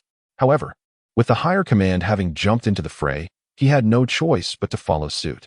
Meanwhile, atop the stern deck, Winters and two artillery lieutenants exerted their strength to mount the rotating cannon onto the ship's rail. They had previously concealed themselves behind barrels and burlap sacks on the deck. The rotating cannon derives its name from its ability to pivot on a stand, allowing for variable shooting angles. Below the iron frame was a metal rod, which fit into a pre-drilled hole on the rail, securing the cannon in place. Although the deck of the Seagull was lower than that of the Fortune, it was crucial to remember that the Seagull had its own elevated deck. In naval boarding actions, the height of one's deck provided a significant advantage. From the top of the Seagull's stern deck, one could easily survey the open deck of the Fortune, exposing it entirely. With the cannon mounted, one artillery Warren officer controlled its aim while another deftly loaded a lead shot into the chamber, sealing it with a wooden wedge. They then poured gunpowder into the ignition port. Throughout this flurry of activity, Winters focused solely on ensuring that the slow-burning fuse remained lit. Lacking properly salted fuses, they had to use frayed hemp rope, which burned quickly when inverted but extinguished itself when upright. Winters resembled Prometheus, the firebringer, as he carefully nurtured the small flame in his hands, adjusting angles and blowing gently. "Quick, light it," urged the loading Warren officer. Without a lighting rod, Winters directly held the fuse to ignite the powder. He was uncertain when to withdraw his hand. The gas propelling the lead shot also caused powder to spout from the ignition port, resulting in several burns on his hand, yet he remained silent, gritting his teeth. With a resounding boom and a cloud of acrid smoke, 6 or 7 lead balls shot forth from the cannon, hurtling towards the pirates aboard the Fortune. The chaos of battle made it difficult to ascertain how many pirates were hit, but the sounds of wailing filled the air. The two artillery Warren officers appeared dissatisfied with the cannon's impact. In this era, cannons lacked a downward angle, since the projectiles were smaller than the bore. Tilting the cannon would cause them to roll out. In their haste, they resorted to using rifle ammunition as cannonballs, wrapped in burlap to prevent them from falling out when the cannon was angled downward. However, lead shot was significantly smaller than cannonballs, resulting in poor gas retention, which allowed the burning gases to escape. Consequently, when using shot, artillerymen would typically add a wooden block for stability. But where could they find wooden blocks in such a rush? There was no time to carve wood on site, so they pressed on, resulting in a substantial reduction in the cannon's power, failing to achieve the desired sweeping effect. "Keep going. Don't stop," commanded the loading Warren officer, halting the ongoing damage assessment. Any shot was better than none. Even the sound alone would serve as a substantial deterrent to the enemy. After clearing the bore, a new shot was loaded, and Winters attempted to ignite it, only for it to emit a puff of smoke. The cannon remained silent, as if it had merely released a muffled sigh. Silenced, the loading Warren officer remained unfazed, promptly knocked in a wooden wedge, and replaced it with a new shot. Once more, he attempted to ignite it, but there was still no response. "Damn that miserly captain. He must have let the gunpowder sit too long. It's gone stale." The loading Warren officer cursed the captain's entire family, but continued to work, swapping in yet another shot. This time, it fired. 12 shots were quickly exhausted. With only 5 firing successfully, the remaining 7 were duds. The loading officer was infuriated by the astonishing failure rate, while the firing officer remained silent. Handing over a matchlock to Winters and the loading officer. From his elevated position, Winters surveyed the battlefield. The cacophony of battle had ceased. Now, only the dull sounds of blades piercing flesh and anguished cries filled the air. The pirates who had leaped onto the Seagull's deck were now vanquished. And the once crowded deck was now devoid of their filthy hair, replaced instead by the clean heads of the warrant officers. The combined naval force aboard the Seagull was now breaching the deck of the Fortune, with 3 of the 4 previously reluctant passengers wielding weapons, fighting valiantly against the pirates. However, the confined space meant that only those at the front could engage in the fray, while the rest were left shoving from the back. At the bow of the Fortune, pirates continued to pour out from the hatches, transforming the initial ambush into a bloody tug-of-war, with each side trading blows. Winters watched as Ander, driven by the general's ferocity, charged into the ship's cabin through the rear hatch of the Fortune. A sense of dread gripped him. It was evident that a significant number of pirates remained inside, and the 2 of them entering would likely spell disaster. Although Winters and Ander had only been acquaintances, Ander had tended to his wounds during the past few days, and regardless of Ander's thoughts, Winters had come to regard him as a friend. Seeing Ander enter perilous territory, Winters could no longer remain in safety, using his matchlock to provide support. He discarded his weapon, and at the call of the artillery warrant officer, "Hey, what are you doing?" He leaped down, crashing onto the rear deck of the Fortune, gritting his teeth as he followed Ander's path into the ship's cabin. Chapter 25. Close combat. Leaping from the well-lit open deck into the dimly illuminated cabin, Winters found himself momentarily blinded by the darkness. Fortunately, no one seized this opportunity to ambush him. As his eyes adjusted, he discerned that the vessel, the Good Fortune, had partitioned the lower deck into several distinct areas. Accustomed to wielding a broadsword, Winters felt a tinge of vulnerability with only a sailor's knife grasped in one hand, leaving the other empty. He unsheathed his dagger. Mimicking the stance of the Major General as he ventured into the shadows, dual blades poised for exploration. A heavy thud resonated behind him, causing Winters to tense and whirl, ready to strike. However, the figure that had descended called out, "Wait, it's me." A sliver of light from the hatch illuminated the familiar visage of Bud. "Let us go together," Bud urged, his voice low and resolute. Winters nodded, finding solace in the presence of a companion as they pressed onward.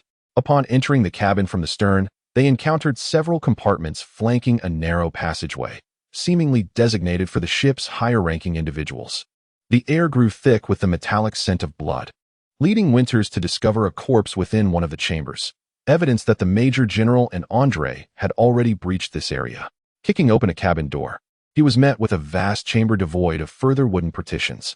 The walls were riddled with gaping holes, and the floor was littered with ragged individuals resembling beggars. An overwhelming stench of decay and sourness assaulting his senses. In the center of the cabin stood the Major General and Andre. The Major General's technique was unadorned, even somewhat simplistic, a leftward thrust followed by a rightward stab. Yet, with his remarkable strength, such rudimentary maneuvers proved to be the most efficient means of dispatching foes. The Major General parried a sweeping blow from a curved blade with his left-hand sword, then swiftly thrust and twisted with his right, sending a pirate sprawling with a horrified cry.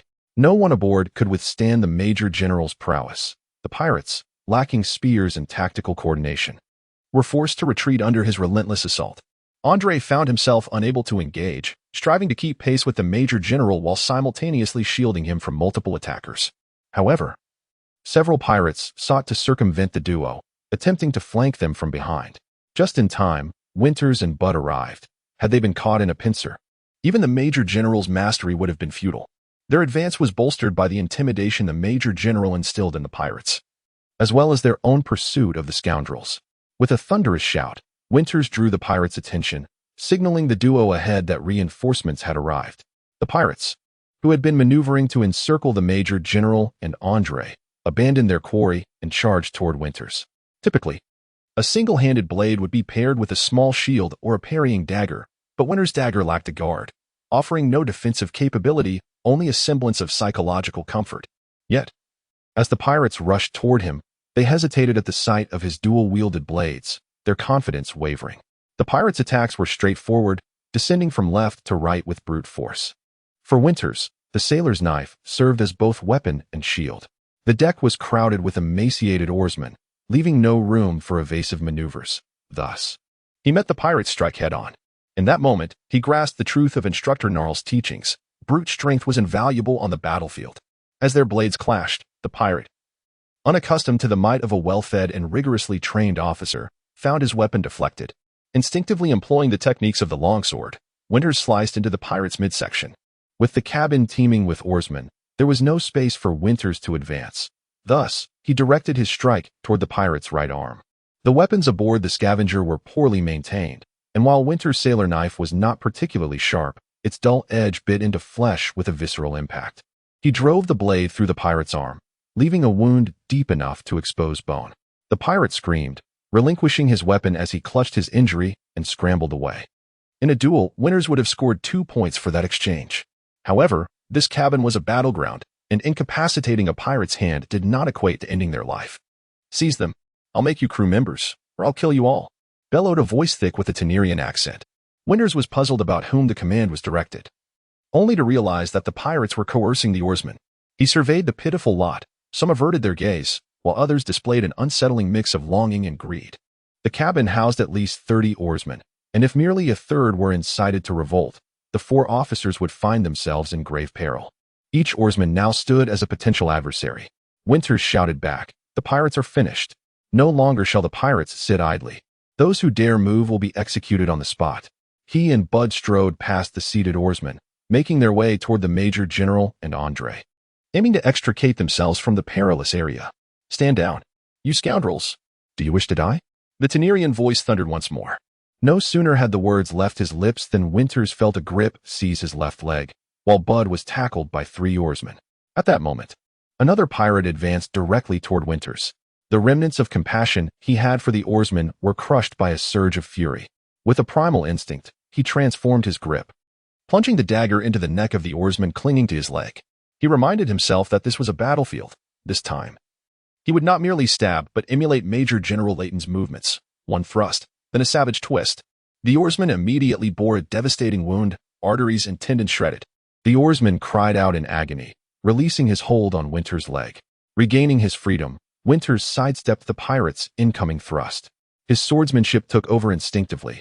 He blocked the incoming strike, redirecting the pirate's curved blade. This time, instead of severing an arm, Winters targeted the pirate's vulnerable abdomen. With another thrust and twist, he withdrew the dagger, creating a more extensive wound. The pirate was rendered immobile.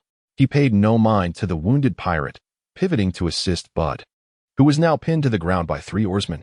One oarsman desperately attempted to pry the dagger from Bud's grip, but Bud held on tenaciously. Unable to wrest the weapon away, the oarsman resorted to biting. Winters closed the distance in 2 strides, driving his blade into the neck of the assailant, ending the threat instantly. The remaining 2 oarsmen struggled with Bud, and fearful of harming his friend with a longsword, Winters plunged his dagger into the back of an oarsman's neck, delivering a swift and clean resolution to both foes. He hoisted Bud to his feet, and the remaining oarsmen, now terrified of the officer who had dispatched 3 of their own, averted their gazes. None dared to challenge the 2 again, emboldened by the arrival of reinforcements. The Major General, too, ceased his advance with Andre, for they had sustained numerous wounds, their survival thus far reliant on sheer tenacity. Now, with allies at hand, there was no need to press forward aggressively. The Major General led Andre in a strategic retreat while Winters and Bud advanced, culminating in their reunion as they faced the pirates together. At this moment, the sound of clashing weapons echoed from behind the pirates, indicating that the pirates on the deck had also been routed. The 4 majors had fought their way in from the stern, while the lieutenants on the deck were attacking from the bow. Now, the pirates found themselves caught in a pincer movement. "Surrender. Otherwise, I will slay you all." The words of Major Layton, cold and devoid of any compassion, pierced through the air as he initiated his propaganda campaign. However, the bloodied blades and his stained uniform seemed to undermine his attempts at persuasion. "Submit or perish." A desperate pirate, who had incited the oarsmen earlier, cried out, "This butcher will kill us all anyway. Capture him, hold him hostage, and we might survive." As he spoke, his voice cracked, resembling a distraught woman as he urged the other pirates, "Come on, capture him. That's our only chance to live." The major looked at the raving pirate leader with disdain, pointing his blade at him. Should you surrender, I will still execute you. Listen closely, I will only kill him. If you wish to live, drop your weapons and surrender. On one side, Winters, Bard, and Andre stood in silent confrontation with the pirates. On the other side, more and more army lieutenants jumped down from the cabin. The pirates were cornered in the hold, with no way to advance or retreat, trapped in a dire situation. Winters observed the pirates, who exchanged uncertain glances, seemingly contemplating surrender, yet no one dared to be the first to drop their weapon. Drop your weapons, the major shouted again. One by one, the pirates began to cast aside their arms, signaling the end of this brief and bloody melee. On the deck of the Good Fortune, the surrendered pirates were tightly bound and arranged in a neat row, kneeling. Surrounding them were the fresh-faced lieutenants, their knives poised and vigilant. Corpses of pirates and those on the brink of death were dragged from the deck and the hold, lined up neatly before the surrendered pirates. Major Leighton sat imperiously on a wooden barrel, while Major Moritz, slightly intoxicated, tended to his wounds. On board, no one was foolhardy enough to attempt stitching human flesh with a fishhook. It fell to this inebriated man to perform the task. Although Instructor Null claimed that swordsmanship was a sport, the practical application of their training proved useful, as the lieutenants learned to avoid strikes to the vital areas. Most of the injured lieutenants bore wounds on their limbs. If they did not suffer severe inflammation or fever in the following days, they might survive. Conversely, those who did would perish. In an era devoid of antibiotics and tetanus vaccines, survival hinged on the severity of injuries, physical constitution, and sheer luck. As the major grew increasingly impatient, having seen all the dead and dying pirates dragged out, he picked up his sword and approached the captured pirates. I shan't waste words with you. You, come forward, he commanded, stopping before the pirate leader he had sworn to kill. The pirate, seemingly the leader, buried his head, too afraid to meet the major's gaze. The major pressed his sword against the pirate's neck. Speak, who is the captain? Upon hearing the question, the pirate perceived a glimmer of hope and boldly retorted, I shall reveal the captain, but will you spare my life, General? Before he could finish his plea, the major's sword pierced through his left side. Shocked, the pirate glanced between the major and his own chest, where the blade had cleaved his heart. As the sword was withdrawn, he fell forward, blood gushing from beneath him. Even though Winters had witnessed bloodshed today, the execution of the bound captive stirred a sense of unease within him, amplifying his astonishment at the major's ruthlessness. Engaging in battle was one matter. Executing a defenseless prisoner was another entirely. Yet, he remained silent, as did his peers. The only sounds on the deck were those of the sea, with the young lieutenants silently observing and learning from the senior officer's methods. Enough of your prattle, the major said, shaking the blood from his sword before turning to another pirate beside the recently slain one. Tell me, who is the captain? The second pirate, feeling the warmth of blood from a nearby corpse, lost control of his bodily functions and hurriedly promised to help identify the captain while begging for mercy. However, Major Leighton did not rush to allow this pirate to identify anyone. Instead, he effortlessly lifted him by the collar, akin to grasping a chicken. After allowing the pirate to see the faces of his still-living comrades, he smiled at all the pirates. I will turn you around, and let this worthless individual point out one of you among these corpses. Then, I will pull another one out.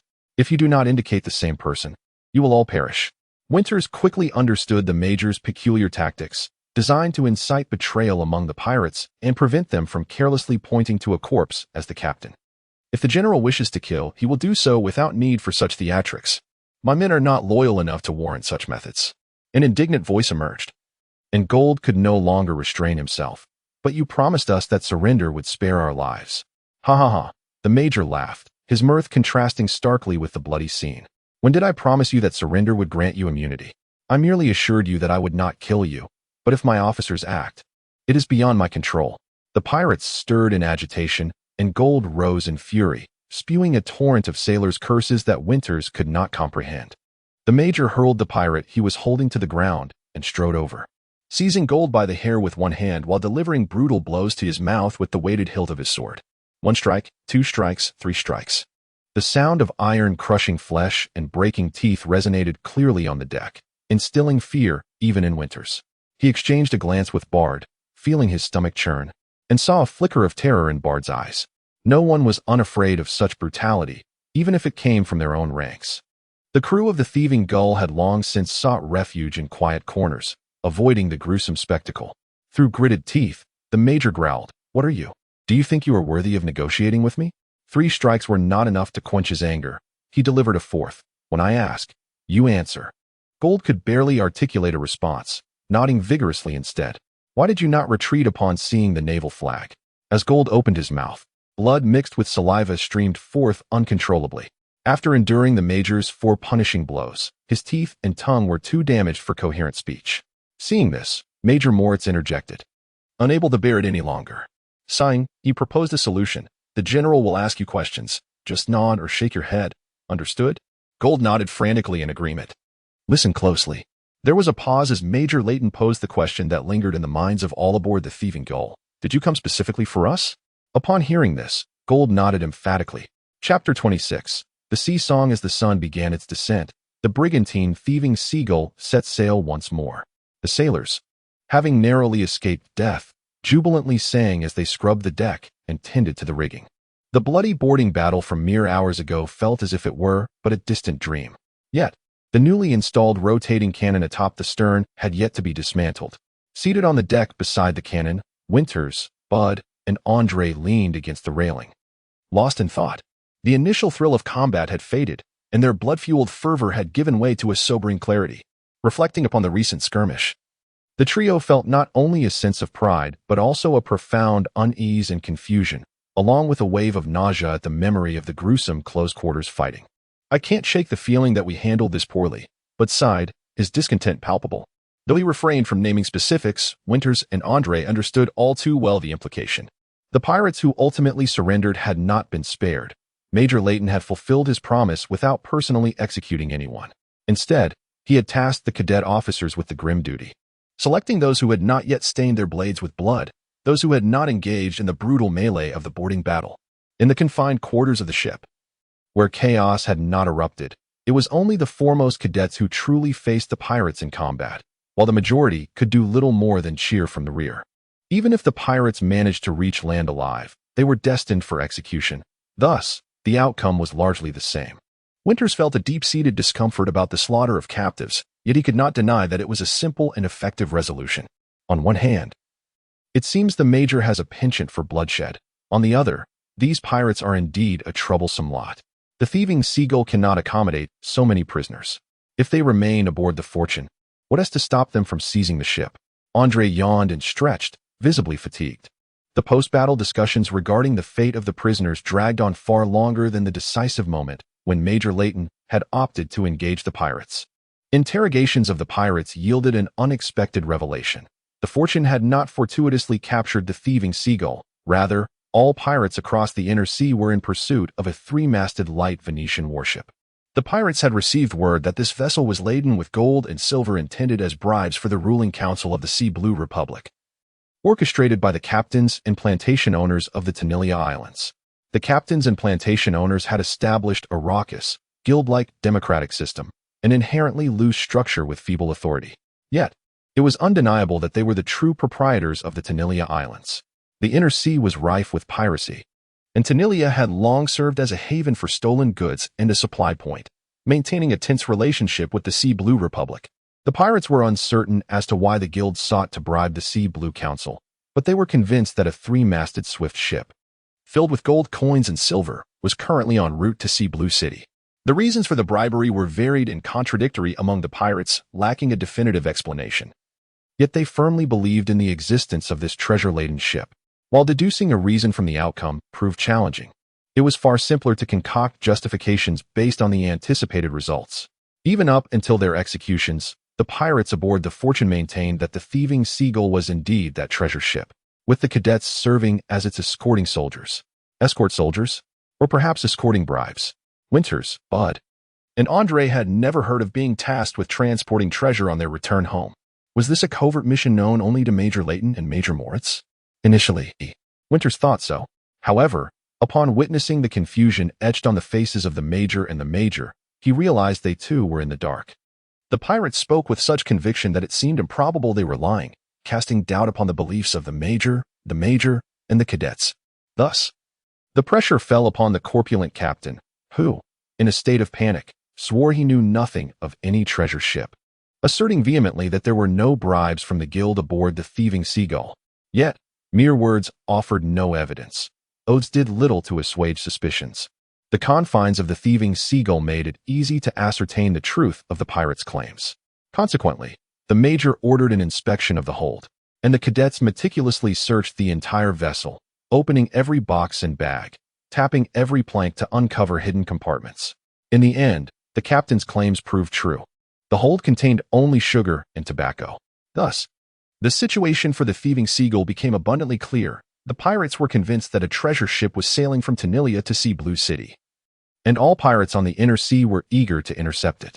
It was possible that such a ship existed, yet it was certainly not the thieving seagull, which held no treasure at all, only ordinary sugar and tobacco.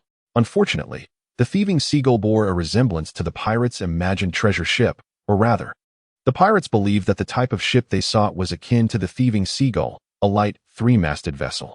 The thieving seagull could not prove its innocence to the pirates. It could not simply stop and allow the pirates to search the ship. This was the predicament. The thieving seagull was a high-risk vessel in the current inner sea climate. Under normal circumstances, a naval flag might suffice for protection, but now a mere flag would not deter the pirates. It appeared that neither of the two military officials had considered the option of immediately docking and allowing the officers to disembark. The corpulent captain, too, hoped that the military officers would remain on board to safeguard the thieving seagull, deliberately neglecting to propose this solution. Thus, Major Leighton, Major Moritz, and the corpulent captain unanimously agreed that the thieving seagull must not proceed directly to see Blue City. It needed to swiftly leave the main shipping lanes and navigate through less trodden waters to return to see Blue City. Aside from that, their only hope lay in fervently praying for a tempest at sea. Perhaps the sailors' sincere prayers were heard, for as dusk approached, the previously gentle sea breeze began to strengthen. The thieving seagull harnessed the wind's power and surged forward at a speed of 8 knots. I believe the major's strategy is sound in this situation. The pirates are akin to hounds on the scent. We cannot withstand another 2 boarding battles, Andre remarked casually, now reclining on the deck, seemingly ready for a nap. Those oarsmen are innocent. We cannot resort to indiscriminate slaughter, Bud countered, clearly opposing Major Leighton's resolution. While no one disputed the order to change course, the true contention arose over how to handle the fortune. Major Leighton's solution was to execute all surviving pirates, cast their bodies into the sea, and sink the pirate ship, returning to see Blue City with utmost haste. The crux of the issue lay in the Major's perspective, which failed to distinguish between coerced oarsmen and pirates. All living souls aboard the pirate ship were deemed pirates and marked for death. However, Major Moritz was the first to voice dissent to the high command. In his view, the oarsmen were victims of coercion, innocent sailors who had been captured and enslaved aboard the pirate ship. To slaughter these non-pirate sailors would be scandalous, potentially tarnishing the army's reputation. Humph, Andre scoffed, evidently unimpressed by the notion of innocence. Which innocence? Were they not complicit in rowing the thieving seagull, allowing it to be caught? Besides, did you not also suffer at the hands of those oarsmen? Bud found himself momentarily speechless, unaware of the concept of Stockholm Syndrome. Indeed, 3 oarsmen assailed him, and he found it difficult to conceive of any plausible justification that could defend those oarsmen who had been incited by the pirates to turn against him. Listening to the dialogue between the two, Winters was reminded of the putrid stench that lingered in the cabin, the emaciated figures of the oarsmen, and their eyes filled with despair. He sighed and remarked, "I believe those oarsmen did not truly wish to aid the pirates. Then what do they intend?" Andre expressed his disdain for such pity towards the enemy. They merely wish for a swift death. This response momentarily left Andre speechless, as he scratched his head, his lips parting several times without uttering a sound. Eventually, he regained his indifferent demeanor. "Do not ponder too much. They dared to lay hands on us, and they deserve to die. We are but lowly junior officers, not even truly officers, merely cadets. We possess no authority, yet we bear no responsibility. Whatever orders we receive from above, we comply, and that suffices. Should calamity befall us, the higher ranks shall bear the brunt." Winters mused that perhaps such a mindset was essential for a good night's sleep, and he managed a wry smile, saying, "Indeed, one ought to regard oneself merely as a tool." The solution proposed by Rear Admiral Leighton was only partially executed. The surrendered pirates were ruthlessly dispatched, while those who refused to surrender were similarly dispatched, their bodies cast into the sea to nourish the fish and shrimp. Only the pirate captain was left with half a life, as the admiral intended to take him back to the Sea Blue for further interrogation. The oarsmen were not executed as pirates, a result ardently fought for by Major Moritz. The Good Fortune was not sunk either, a victory claimed by the stout captain. We remain unaware of the stout captain's name aboard the smuggler, but he is no longer aboard that vessel. The current acting captain of the smuggler is the original first mate, as the stout captain has taken over the Good Fortune, leading a few sailors to assume the role of captain there. As the stout captain remarked, at sea, at least in the inland sea, the most valuable asset is not the cargo, but the ship itself. Rear Admiral Leighton wished to sink the Good Fortune, but Major Moritz had little objection.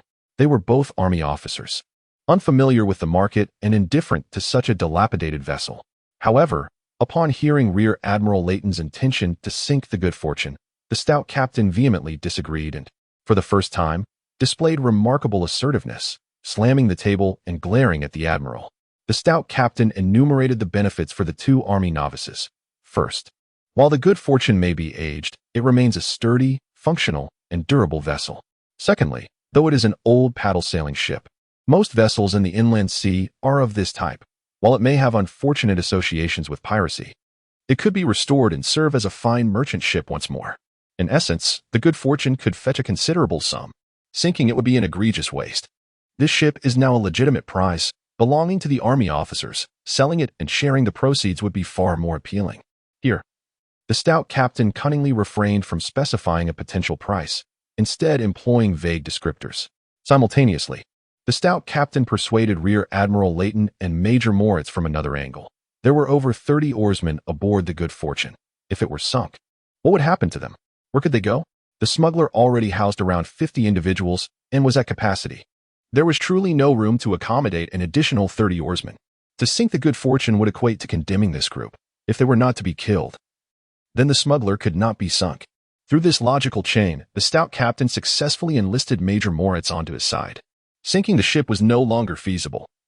To do so would require eliminating the stout captain first. But how to bring the Good Fortune back to port became a new dilemma. With the pirates annihilated, there were no crew members left on the Good Fortune to navigate the vessel. Would they leave a few pirates as crew? Rear Admiral Leighton would not agree. Nor would the stout captain dare to. What about releasing the oarsmen as crew? The stout captain firmly opposed this as well, asserting that one could not ascertain whether these oarsmen harbored ill intentions. Having been exposed to piracy, what if they plotted to seize the ship and sell it for themselves? Would that not render the efforts of those aboard the smuggler futile? Such is the trust crisis engendered by the peculiar survival conditions at sea. On the ocean, there is no communication, no law, and no oversight. The ship is isolated in the vastness, and what transpires aboard is beyond the knowledge and reach of outsiders.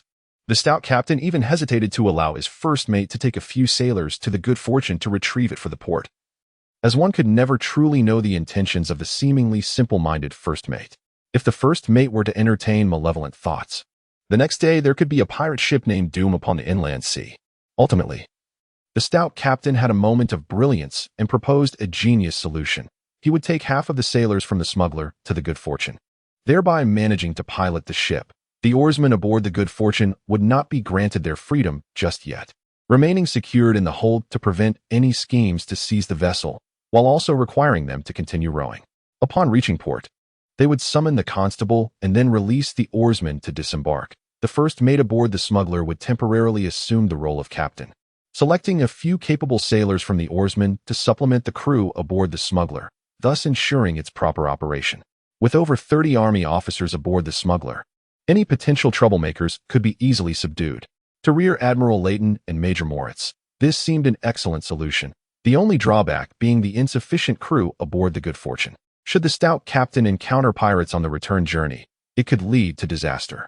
Nevertheless, the stout captain, driven by greed, resolved to take that risk. Considering that given the current allure of the smuggler to inland sea pirates, it was uncertain which vessel posed the greater danger. The stout captain, accompanied by half the sailors from the smuggler, and a letter detailing the circumstances of the Good Fortune, signed and sealed by Rear Admiral Leighton and Major Moritz, excitedly boarded the Good Fortune, and the two ships parted ways. Now, Winters, Bard, and Andre listened to the harmonious melody of the new and old crew singing together. Andre remained silent for a long while, clearly having fallen asleep. Bard appeared lost in thought, furrowing his brow as he turned to Winters and said, I can't shake the feeling that something is off. Everything seems rather strange. It is said that Gitu City experiences a few fires each year. Yet this time it was the arms factory that ignited, and with such intensity. Every year, people venture overseas, yet not a single overseas dispatch occurred this year. And then there is this so-called treasure ship. Do you believe in it? There must be some change happening in the world that we are unaware of. Why dwell on such matters? I have even been rendered incapable of using magic, Winters replied, understanding Bard's anxiety but believing that whatever upheaval was occurring, they could only be carried along by the tides. Andre was correct. They were merely 3 junior lieutenants, and it was best to embrace their roles as tools should disaster strike. The higher ranks would bear the burden. The first mate of the smuggler. Oh, no, now the captain, ascended to the stern deck, bringing wine for the 3 army lieutenants. Evidently thrilled even by the temporary captaincy. Drink up, esteemed officers, drink up. I witnessed your valiant efforts today. You are true warriors. And among those who make their living at sea, few can match your valor. This round of drinks is on me. Winters smiled as he accepted the bottle, casually inquiring, what song are the sailors singing? It sounds lovely, though their accent is too thick for me to comprehend. The acting captain chuckled sheepishly, replying, some refer to these songs as sea shanties, but they are merely the trivial tunes of sailors, mostly speaking of women and wine. I find these songs to be refreshingly simple. What is wrong with singing about women and wine? Isn't the purpose of song to express emotion? Regrettably, I cannot comprehend the lyrics of their song. Shall I sing it to you in the Veneta accent? That would be splendid. The first mate cleared his throat and joined the sailors in song, his voice robust and wild, yet the lyrics were steeped in an unshakable sorrow. Farewell forever. Daughters of the archipelago. Farewell forever. Beauties of the islands. For we must sail towards old Veneta. We shall never again behold such lovely souls. We roared and laughed. Akin to true Veneta sailors. We roared and laughed, accompanied by the briny waves, until we measured the expanse of the Cenas Bay, from the archipelago to the Azure Sea. A distance of no less than 200 leagues. Fill the goblet, and to drink it down in one gulp. Fill the goblet, and drain this cup.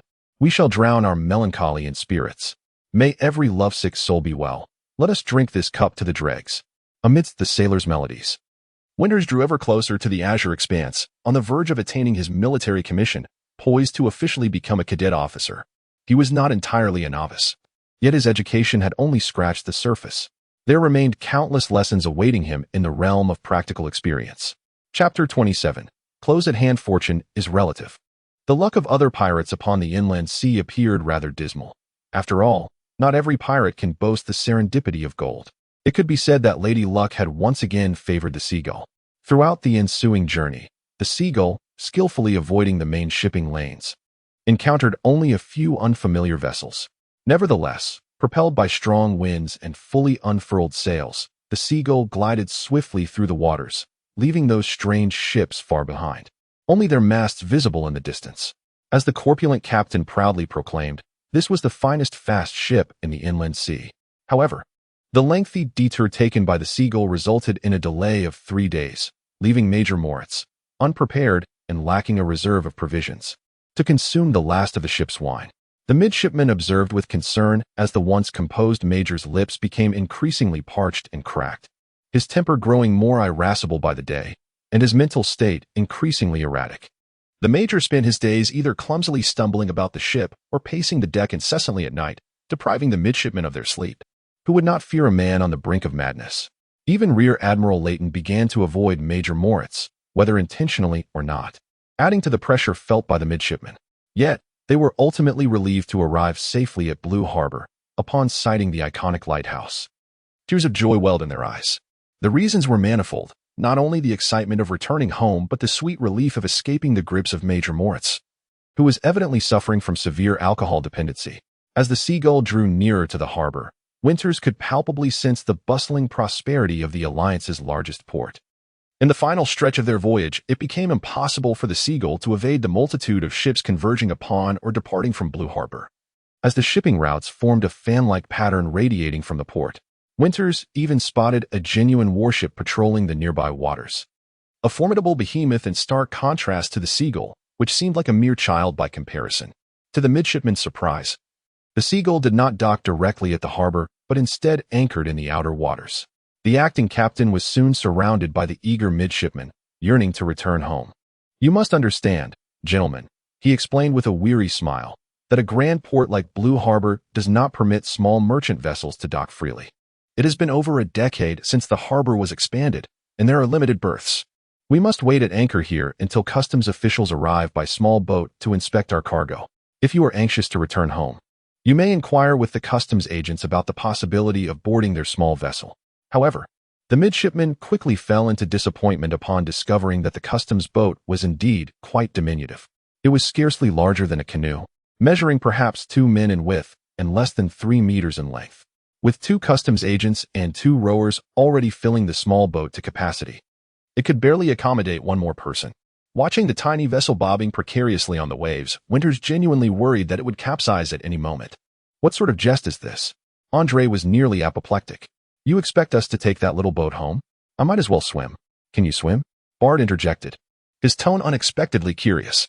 Andre was momentarily silenced, and after a long pause, he sheepishly admitted, "No." Yet, with a touch of defiance, he retorted, "But can you swim?" "I can," Bard replied with calm assurance. "What nonsense are you spouting?" Andre exclaimed in outrage. "When did military school ever teach swimming? The largest pool we had was merely a water tank in the practice room.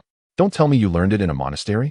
The monks do not teach swimming, nor do they swim themselves," Bard replied with a smile. "However, they do enjoy consuming fish, and their monastery has its own fish pond. Both Orthodox and Catholic traditions hold fish in special religious esteem. In the days of the ancient empire, the Western Church was often subject to crackdowns, and back then, the Church used the symbols of fish and chalices as secret signs." Thus, Bard was not merely jesting with Andre. Yet swimming back was hardly a viable option, given the considerable distance from shore. Winters quickly interjected to put an end to the discussion on swimming prowess. "Actually, the Seagull has a small boat." "Where?" Andre's spirits lifted at once. "Just behind the stern," came the reply. Excited by this news, Andre dashed toward the stern, with Winters and Bard following reluctantly behind him. However, upon seeing the small boat, Andre's enthusiasm quickly waned, for the craft was even smaller than the customs vessel. The customs boat might have managed to hold 5 people, but the Seagull's small boat resembled a large bathtub, with room for perhaps 3 individuals at most before it became entirely overcrowded. "This boat is worse than the customs one," Bard remarked with a rueful smile. But Andre began to calculate aloud. "It can hold 3 people at a time, and with 2 officers among us, we are 36 in total. 36 divided by 3 is 12. He slapped his thigh in excitement. "If we make 12 trips, we can all get to shore. So it won't be a hassle at all. It won't take long." Winters felt a mix of exasperation and amusement at his dear classmate Andre Cherini's navette. He finally understood the frustration Major Moritz must have felt days earlier when he observed Winters and several artillery midshipmen laboriously moving the heavy cannons. He and Bard exchanged a somber glance, both realizing that Andre's mental faculties had reached a point beyond salvage. Think about it. If 3 people go ashore, someone has to row the boat back. That means only 2 people can be ferried at a time. And considering that there's only 1 rower on the return trip, it will undoubtedly take longer. We might not finish until tomorrow. Indeed, it would be wiser to wait for docking. We have our luggage. If we load that onto the small boat, it will only accommodate 2 people, Bard added, addressing the detail Winters had overlooked regarding their belongings. Did the new captain not say that the wait would not be long? We should be able to dock by tomorrow at the latest. However, Andre seemed oblivious to the latter part of Bard's statement, incorporating the weight of the luggage and the need for a return rower into his rudimentary calculations. Deep in thought as he pondered a new scheme. At that moment, 2 customs agents boarded the Seagull. They were clad in wide-brimmed hard hats and donned black leather armor, with thin iron plates reinforcing vital areas and chainmail protecting their joints. Towering and imposing, they carried swords at their sides. To Winters, they appeared more akin to brigands or mercenaries than customs officials. Were it not for one agent holding a ledger, Winters might have mistaken them for bodyguards. Is this what customs agents look like? They seem more formidable than pirates. Winters exclaimed in disbelief to Bard, surveying the agents and feeling uncertain whether he could triumph in a one-on-one confrontation. Bard chuckled lightly, leaning casually against the ship's railing. Historically, tax collectors have always been in a more perilous profession than soldiers. I was born after the emperor was overthrown, yet throughout my life, I've often heard tales of tax officials being found dead in the wilderness. Is it truly so wild in your homeland? Winters laughed heartily. As a city dweller, he had never heard of merchants or artisans rebelling against taxes to the point of violence, excluding the wars of sovereignty, where sheriffs and city guards could easily quell any tax-averse citizen. The Republic of the Provinces was established by urban militias. Thus, the provincial government lacked significant control over the countryside and showed little regard for rural affairs. A faint smile lingered on Bard's face. As an educated individual who grew up in the countryside and attended a military academy in the city, Bard's understanding of the political framework of the Republic of the Provinces was far more profound than that of Winters. To the citizens, the alliance shattered the chains of the Emperor, allowing the cities to flourish freely. However, in the rural areas, the Republic inherited all the rights of the old nobility, maintaining the status quo. For my parents, ordinary farmers, it was merely a change of rulers. Yet, it was still different. Hearing his friend seemingly criticize the alliance, Winters instinctively felt compelled to refute. For him, the alliance and the militia represented figures like Marshal Ned and General Antoine Laurent, untarnished icons. However, he was not well versed in politics and could not readily pinpoint any differences. Indeed, it is somewhat different. Bard began to counter himself, observing Winters racking his brain for distinctions. The Republic had abolished humiliating noble privileges such as the marriage tax, which could not be dismissed as a lack of progress, yet it remained steadfast on economic rights. Yes, there has been change. Although the naive Winters was unaware of what a marriage tax entailed, he maintained his usual optimistic outlook, asserting that any progress was a good thing. For nothing of significance occurs instantaneously.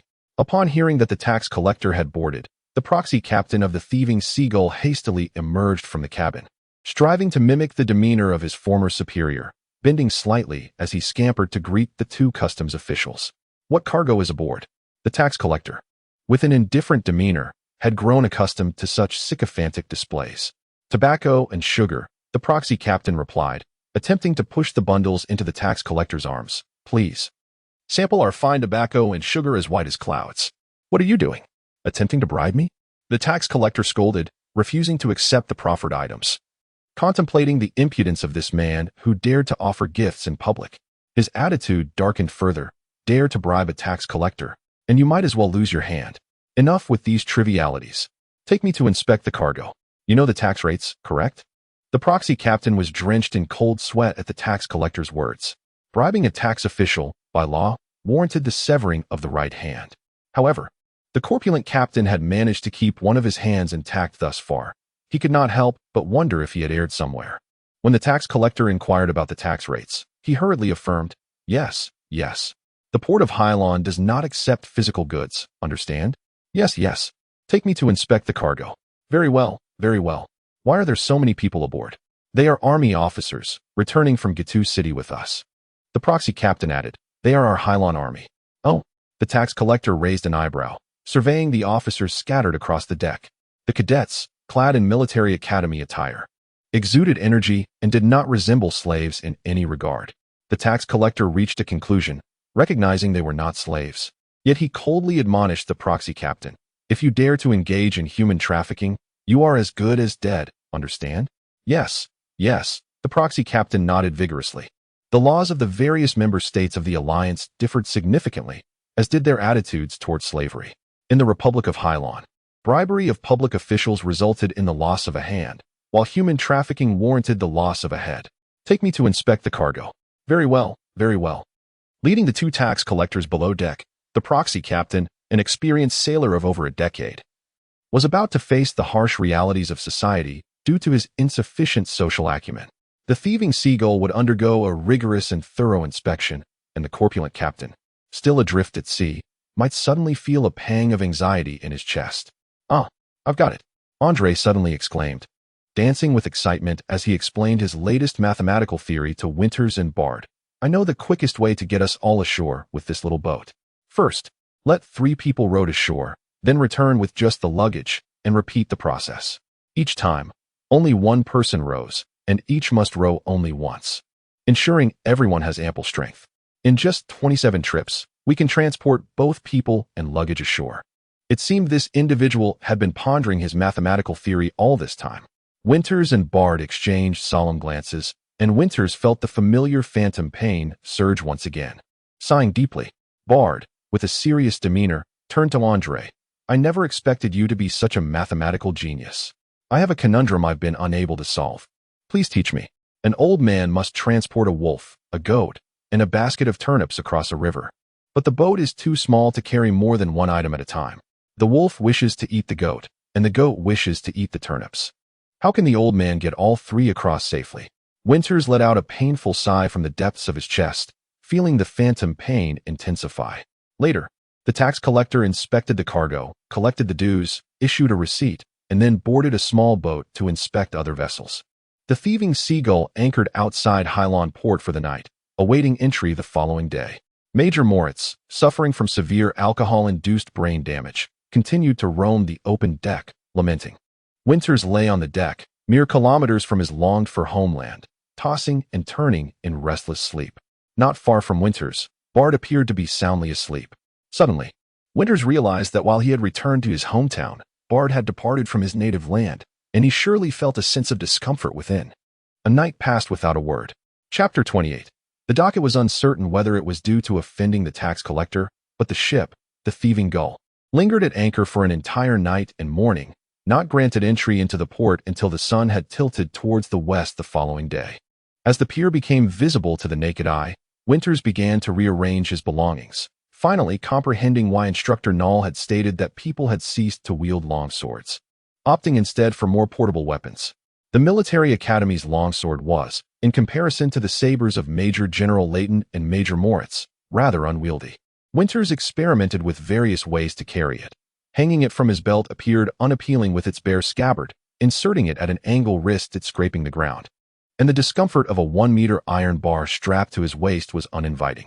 Carrying it on his back felt rather peculiar, as he was no legendary silver-haired monster hunter, and he had never seen anyone bear a sword in such a manner. Holding it in his hand made him resemble a ruffian eager for a brawl. After much contemplation, he concluded that it might be more convenient to attach it to his saddle. The sabers wielded by the Major General and Major were single-handed, essentially the size of a cutlass, easily affixed to a belt. Their sabers, being shorter, lighter, and more ornamental than Winter's longsword, undoubtedly surpassed it in terms of portability and aesthetics. As he glanced at Bard and Andre, a sudden smile crossed Winter's face. He chuckled at his own homesickness, realizing that the anticipation of returning home had rendered him somewhat anxious and awkward. With this insight, he ceased to fret over the most fashionable way to carry his longsword, instead tying it to his travel bag and lifting it onto the deck. The thieving gull was now perilously close to the vacant dock, with the harbor of sea blue brimming with vessels, and a careless maneuver could lead to an unfortunate collision. Thus, the ship's sails had been furled, and the sailors wielded long poles with utmost caution to avert any mishap. Sensing the proximity to the dock, the acting captain resumed his duties, grasped the ropes, and cast them deftly towards the berth. The dock workers, awaiting the arrival, swiftly caught the lines and secured them to the wooden posts. The sailors raised their voices in unison, while a few assisted with poles to stabilize the ship's position at the dock. As the sailors began to lay planks between the gangway and the ship's side, Winters approached to disembark, only to be called back by the Major. He keenly noted that the Major's habitual fidgeting with coins had vanished, his hands trembling slightly. Clearly, the torment of alcohol withdrawal and dehydration had taken its toll. Even his voice sounded hoarse as he listlessly instructed Winters, "After you disembark, have your classmates form up. Do not scatter immediately. First, report to the military headquarters, then you may return home." Winters acknowledged the command with a salute and turned to step off the ship. He found himself puzzled as to why the Major would call him back. Was it merely familiarity from sharing a drink together? Upon the gangway, the acting captain was engaged in the exchange of documents with the customs officer at the dock. As a commercial republic, customs served as a significant source of revenue for Sea Blue, which the successive ruling councils had prioritized. Here, the tax collectors would board merchant ships prior to their docking to inspect cargo and collect duties, issuing 3 copies of the receipt, 1 for themselves and 2 for the merchant vessel as proof of payment and port entry permission.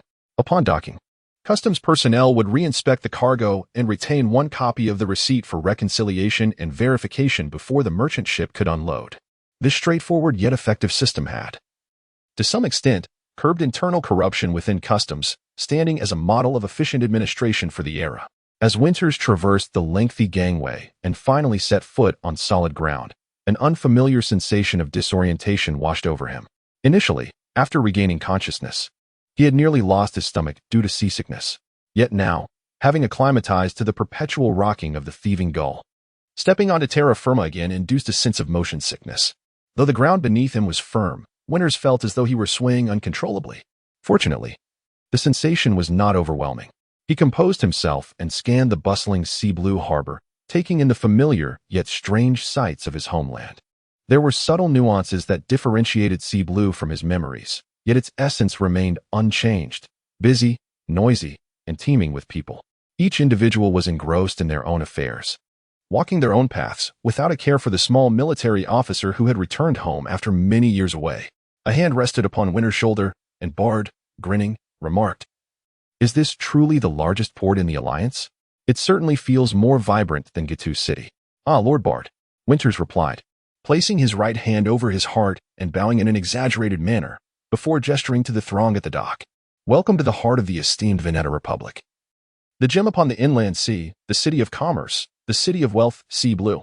Bard reciprocated the peculiar bow, jokingly retorting, "But I have heard that sea blue is a city of masks, conspiracies, assassinations, and secret societies. Isn't Veneta most famous for its assassins?" "Ah, that is all in the past," Winters replied, his face reddening.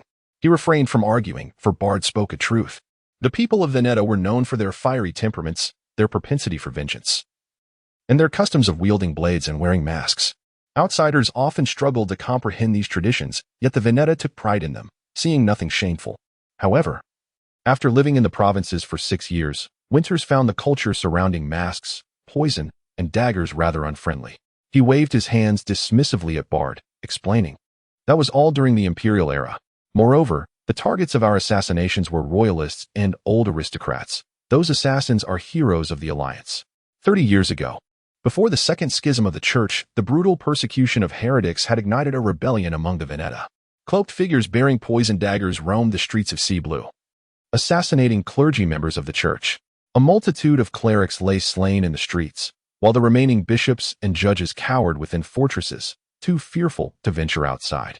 When the nobility and militia factions within the Alliance fractured, the Veneta eagerly targeted numerous nobles from the Bay. The last legitimate heir of the Duke of the Mountains was slain by a Veneta assassin, leading to the complete extinction of the Flisland family line. Is it truly a thing of the past? Why do I still see pedestrians wearing masks on the streets?" Bard asked, his eyes crinkling into crescents of mirth as he pointed. "Look over there. Those individuals by the carriage are all wearing masks." Following Bard's gesture, Winters observed 2 black 4-wheeled carriages parked along the cobblestone road by the dock. These carriages were fully enclosed, painted black with white wooden trim. The small windows of the carriages were draped with curtains, obscuring the occupants from view. Standing beside the carriages were 4 individuals clad in black triangular hats and flowing black cloaks, their faces obscured by white fool's masks, full face coverings with only the lower half slightly raised, resembling beaks. Veneta was known for its wealth and opulence, with attire and decorative items celebrated for their grandeur. The simplicity of the 4 figures beside the dock contrasted sharply with the flamboyance of the other passers-by, making them conspicuously noticeable. Not every masked individual is an assassin.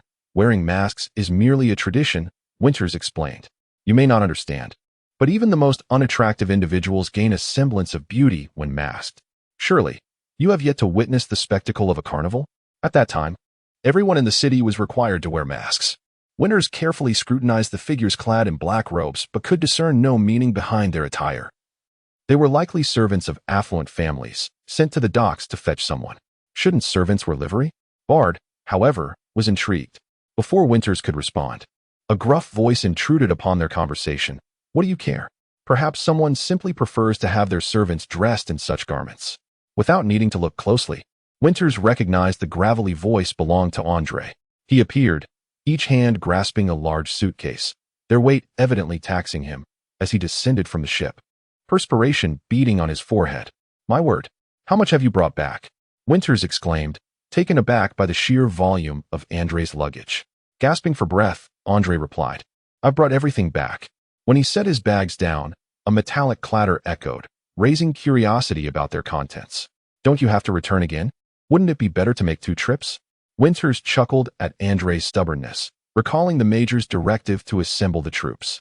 Noting that some classmates had already emerged, he turned to Andre and Bard, instructing, "Please inform those who have come out not to disperse, but to wait in formation for the major.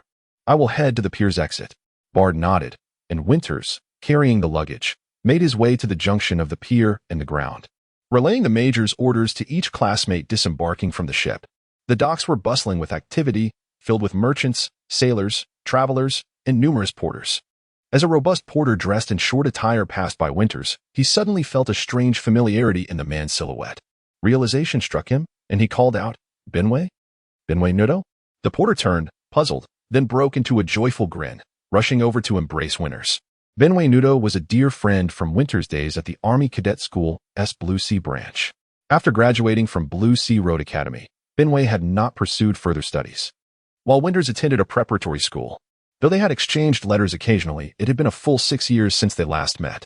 "Look at you, a true officer now," Benway exclaimed, tears glistening in his eyes as he playfully thumped Winters on the chest. "You've grown taller and stronger. How is your family?" "They're doing well. My mother still often speaks of you." The long-separated friends had so much to say, yet their conversation was brief, limited to sharing recent happenings. Not far off, Benway's workmates urged him to return to duty. "You haven't moved, have you?" Benway asked reluctantly. Winters shook his head. "No, and you haven't either?" "Nope. I'll head back to work now, but I'll come find you after my shift. It's a promise." After a fleeting exchange, they parted ways again. Winters had not anticipated encountering an old friend from his youth so soon upon returning to Blue Sea, as he marveled at the serendipity of life. For passengers who had disembarked from the ship, Thieving Gull approached him along the pier. As one of them passed by, he adjusted his hat, smiling and nodding at Winters. Having fought alongside pirates previously, Winters felt a camaraderie with these travelers, despite not knowing their identities, and he returned the nod with a smile. Observing them walk down the pier and through the throng of people, he noticed they headed directly for 2 black carriages. He looked over at Bard, who was also watching him, clearly having noticed the same thing. They exchanged grins, realizing the carriages were there for the 4 travelers. However, what unfolded next made Winters gasp in horror. One of the robed figures appeared to embrace the traveler who had just greeted him, but Winters distinctly saw a bloodied sword protruding from the traveler's back, quivering in the sunlight. In an instant, the robed figure and the traveler engaged in a fierce duel. A piercing woman's scream shattered the air, drawing the attention of passers-by to the brutal altercation on the docks. Among the remaining 3 travelers, one valiantly attempted to fend off the robed attacker, while another shielded the higher-ranking traveler, urging him to flee towards the Thieving Gull, who was calling for help.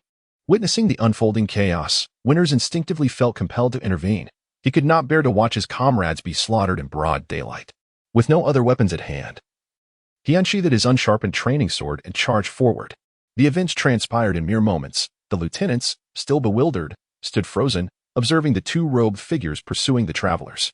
The traveler, appearing to be a guardian, realized escape was futile and turned to confront the assailants, attempting to halt their advance. As the guardian halted, one of the robed figures also paused, drawing a remarkably short pistol from within his robe. Without the need for a lengthy ignition process, he aimed directly at the guardian and fired. A flash of red light erupted, accompanied by a plume of white smoke, the gunshot reverberating throughout the docks. If the crowd had been oblivious to the unfolding drama moments before, the gunfire plunged everyone into a state of panic. Although Winters was perplexed by how the robed figure managed to fire without igniting the fuse, he knew that at such close range, the guardian could not possibly miss.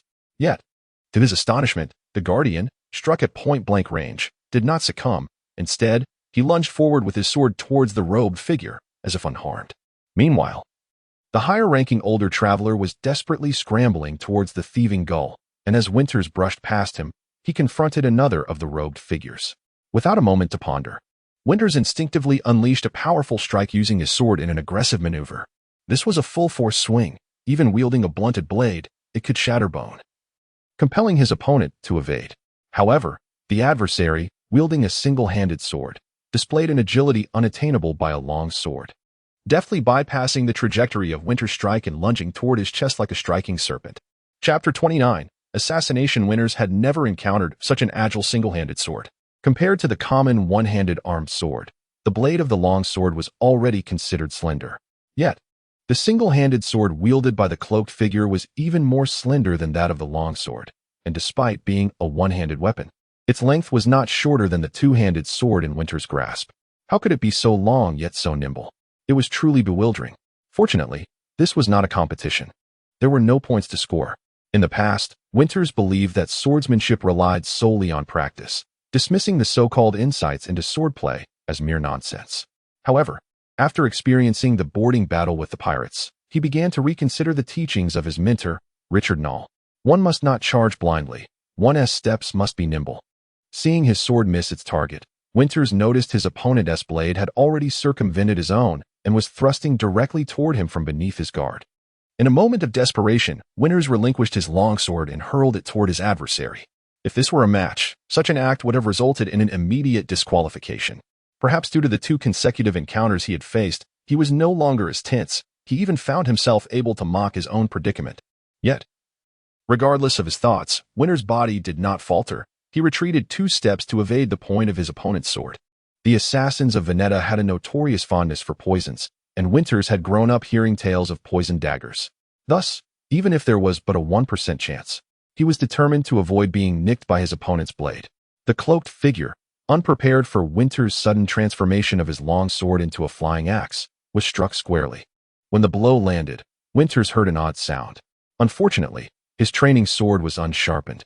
The strike only elicited a muffled groan of pain from the other party without inflicting any injuries that would incapacitate him. Winters' unexpected flying sword technique briefly stalled the cloaked figure, who, enraged, abandoned his original target, the fleeing traveler, and lunged directly at Winters.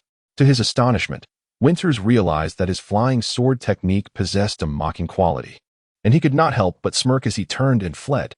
He was unaware of his opponent's skill level, but in a contest of certainty, the cloaked figure's entangling maneuver had already claimed victory. However, this was not a training ground. It was a battleground, a fight for survival. Thus, if he could not best his opponent, could he not at least outrun him? Yet, with the dock behind him, there was nowhere else to escape. He had no choice but to follow the path of the traveler, who had just rolled and crawled onto the pier, dashing toward the ship, the Raven Gull. The panicked bystanders and the cargo being unloaded from other merchant ships impeded their speed, and although the cloaked figure was right before Winters, he could not close the distance after 10 or so steps. Having seen another cloaked figure wielding a rapid-fire pistol, Winters was acutely aware that the one pursuing him likely carried a similar weapon. He remained vigilant, frequently glancing back at his pursuer. Sure enough, he caught sight of the cloaked figure lifting a concealed hand from beneath his robe, aiming directly at him with that peculiar firearm. Winters had anticipated this. There were numerous stacks of goods temporarily piled by the dockworkers, resembling low walls.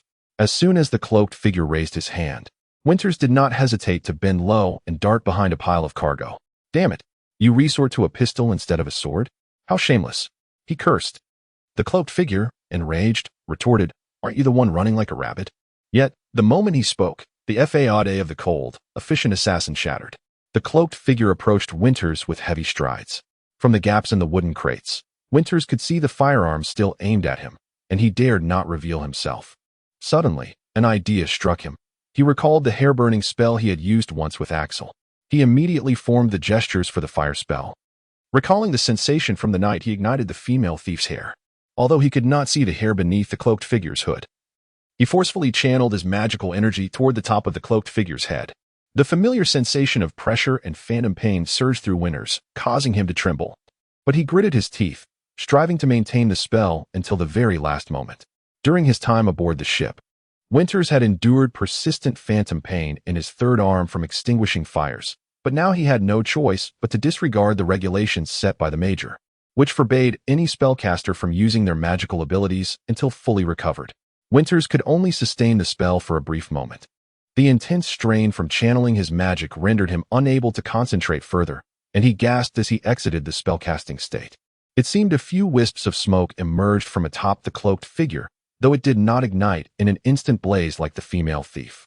The figure pressed on, and it appeared the hair-burning spell had failed. Winters understood he was grasping at straws. His effective casting range was roughly 1 meter. He could cast spells on objects within that range, but beyond that distance, his magical ability diminished greatly. That he could make the cloaked figure's head emit smoke was already an extraordinary feat. Taking a deep breath, Winters prepared to cast again. This time, he intended to wait until the cloaked figure drew closer, to spring forth and engage in close combat, using the hair-burning spell at point-blank range. He reassured himself, thinking that after all this commotion, the scoundrel would not be able to catch up with the older traveler. Worst-case scenario, he could always leap into the water. The cloaked figure advanced toward Winters, who poised himself to strike. Just as the tip of the cloaked figure's sword was about to graze Winters' head, a thunderous sound erupted from the dock. The deafening roar surpassed even the mightiest thunderclap, and Winters felt as though his ear was pressed against the barrel of a 32-pound cannon while someone ignited the gunpowder within. The resounding thunder disoriented him, and even the cloaked figure instinctively covered his ears. A faint sound of something slicing through the air was followed by a sharp metallic clink. Following the reverberation of the thunder, Winters turned to see Major Moritz standing on the planks between the Raven Gull and the pier, blood streaming from his ears. Arm pointed toward the cloaked figure. The object in Major Moritz's hand glinted faintly, and another subtle sound of something slicing through the air followed, resulting in another crisp metallic sound as something ricocheted off the cloaked figure's body, bouncing onto the pier. The cloaked figure lifted his firearm, aiming at the Major. But the Major waved his hand, and the gun fired, the lead striking the hull of the Raven Gull with a splintering crack. The cacophony of thunder, Major Moritz, silver coins, the clash of metal, the ricochet of lead, and the peculiar sound of the longsword striking its opponent coalesced in Winters' mind. It dawned on him. Moritz was also a spellcaster. He simply had not worn a badge, and that cloaked scoundrel wore armor beneath his cloak. "Strike his head, Major," Winters shouted, alerting him. He wearing a breastplate beneath his cloak. Yet, the Major seemed oblivious, firing 2 more silver coins with his spell, which merely clanged against the cloaked figure's armor, failing to penetrate.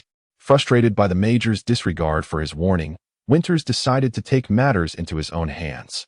Resolutely, he leapt from behind cover, shoulder first, crashing into the cloaked figure. He was not entirely reckless. He had noticed the cloaked figure's firearm was empty, and thus, he seized the opportunity to grasp the figure's sword with both hands. The man in the black robe did not anticipate that the young lad, who had previously fled, would dare to counterattack. He was fiercely collided with Winters, causing him to lose his balance and fall to the ground. This maneuver, learned from the female thief, would have been lethal had Winters been armed with a dagger. Alas, he was not. Upon colliding with the black-robed man, Winters confirmed his suspicion that the figure was indeed clad in armor beneath the cloak. He pinned the black-robed man down, seizing his right hand and forearm, employing grappling techniques to twist the wrist and force his opponent to relinquish his grip. Yet, the black-robed man was a tough adversary, enduring excruciating pain while firmly clutching his sword. With his left hand, he reversed his firearm and struck Winters brutally on the back with the stock. The impact resonated like a drum, and Winters could almost hear the sound of his own ribs cracking. In desperation, he resorted to the most primal weapon known to animals, his teeth, biting down hard on the black-robed man's right wrist. The human bite force, nearing 50 kilograms, drew forth a metallic taste of blood. The black-robed man, writhing in pain, could no longer maintain his grip on the sword, which Winters seized. Despite the black-robed man's breastplate rendering torso strikes futile, Winters noticed the sword he had acquired bore a sharp edge at its base. He swiftly moved to slash at the black-robed man's throat. In a remarkable display of agility, the black-robed man raised his firearm to protect his neck, intercepting the blade. They grappled like farmers in a muddy pit, employing every unseemly tactic to vanquish one another. The length of the black-robed man's sword proved disadvantageous in such close quarters.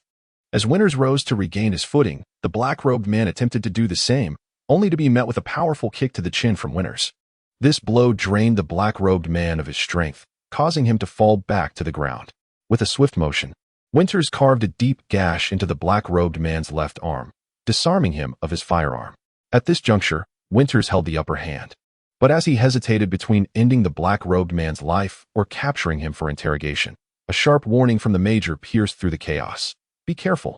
Glancing up, he found the tip of an unsteady sword aimed at him.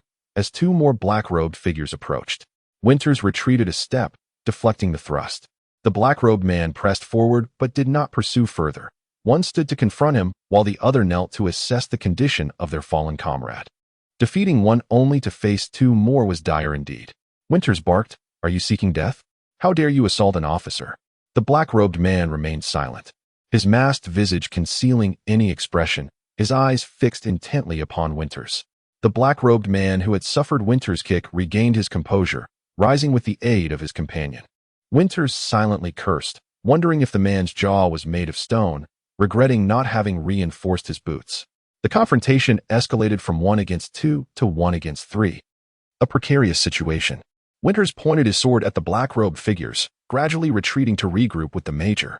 His mind raced with thoughts. The black-robed men were evidently after the elderly traveler, whom he had successfully delayed long enough for the individual to reach safety.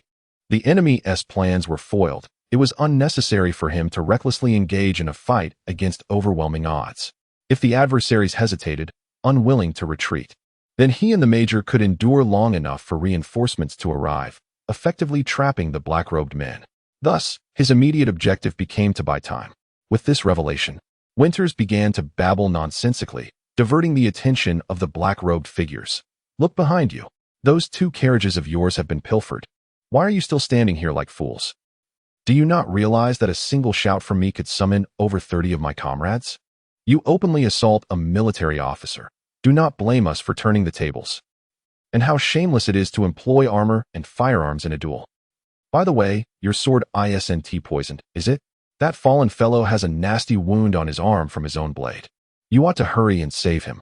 With each statement, Winters stepped back, causing the 3 black-robed men to momentarily falter, perplexed by the officer's sudden verbosity.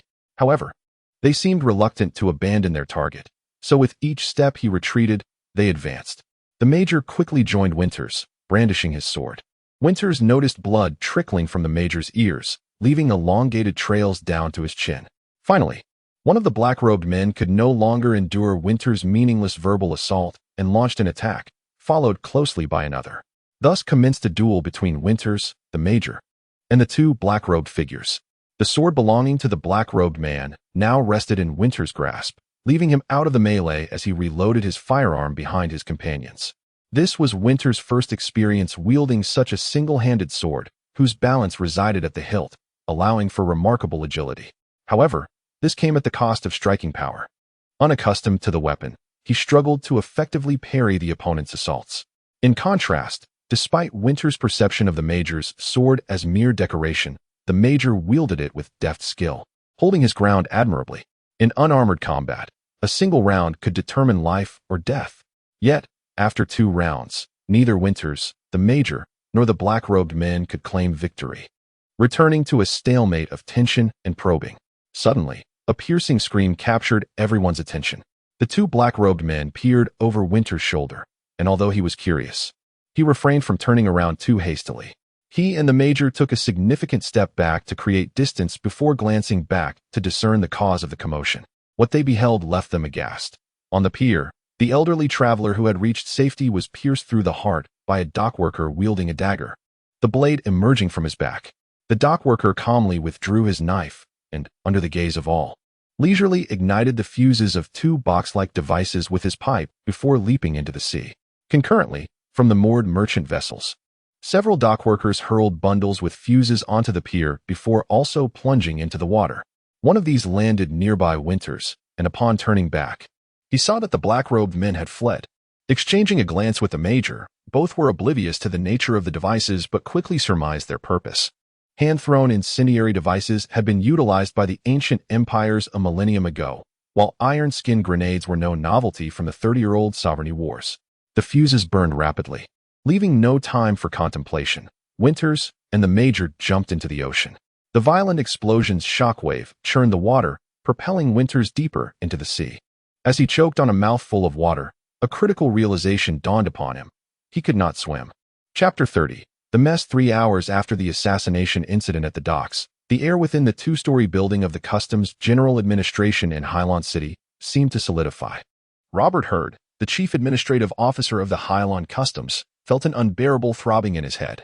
A bridge at his docks had been blown to pieces, and several corpses had been added to his morgue. However, these were not the most pressing issues at hand. The most troublesome matter was that his detention cells were filled with army officers. The expression on the face of the high-ranking official was ominous, causing the junior staff to tremble in fear. From the highest-ranking assistants to the lowest clerks, All customs officials buried their heads in their paperwork, scarcely daring to breathe. In Herd's office, several department heads wore grave expressions, silently smoking, each absorbed in their own thoughts. The air was thick with smoke, as if a dense fog had descended. Earlier, in this very office, after Herd had listened to the reports from the department heads regarding the explosion at the docks a few hours prior, he felt a pulsing pain deep within his skull, and the blood vessels at his temples began to throb. Now, witnessing his subordinate's silence, Herd could not help but lament the incompetence of those around him. He stood up and opened the window, letting in the fresh sea breeze that cleared away the stale smoke. With a renewed focus, he addressed the customs officials. "Is there anyone who has further information to share?" The response was a deathly silence. Noticing the lack of conversation, Herd furrowed his brow and continued, "Let me summarize. This afternoon, there was a brawl at the docks. A bridge was shattered, and several people lost their lives, which has also entangled a number of army officers. This is the extent of what we know, correct? Now, our immediate concern is how to handle the detained army personnel. We must devise a solution swiftly." Leaning back in his chair, he tapped his fingers lightly on the table and suddenly chuckled coldly. "Is that army major still shouting about wanting to kill us?" Yes." The director of the anti-smuggling department cautiously nodded. The army officers had been placed in a cell originally intended for smugglers, and they were now under his jurisdiction. "General Layton is currently resting in my office, but if we continue to detain his men, he may very well march in here with a sword. Let him come." Herd slammed his hand on the table, causing cups and ink bottles to bounce up a fraction of an inch. "Is the customs afraid of him?" "Of course, we are not afraid. But a head-on confrontation is not in our favor." The director of anti-smuggling wiped the sweat from his brow, forcing a bitter smile. "However, we cannot keep the army personnel in our anti-smuggling cell indefinitely. It lacks justification, and the customs would be in the wrong. I suggest we simply release them. They seem cooperative with our investigation, and they are known officers listed on the army roster. Even if released, they will not disappear. And we can call them back as needed for further inquiries." "Release them? You make it sound so easy. If it was the army that blew up the docks, do you think they would let us take them back if we released them today?" The director of taxation interjected vehemently, opposing the anti-smuggling director's proposal. The two had a long-standing rivalry, often clashing in their duties. "Then you go ahead and interrogate them. What did you uncover after an entire afternoon of questioning? Did you learn anything useful? Or are you still in the dark?" The anti-smuggling director retorted, his temper flaring. "Interrogate? You think we should engage in a battle with the army?" The anti-smuggling director shouted back. With a loud bang, Herd slammed his fist down on the oak table, cracking its surface. "Silence. Enough of this bickering." The two department heads, each wielding considerable authority within the customs, fell silent, seething in their chairs. Herd's headache intensified. Separating line. "Hey, you lot. How long are you going to keep us locked up? By what right does the customs detain us? Release us."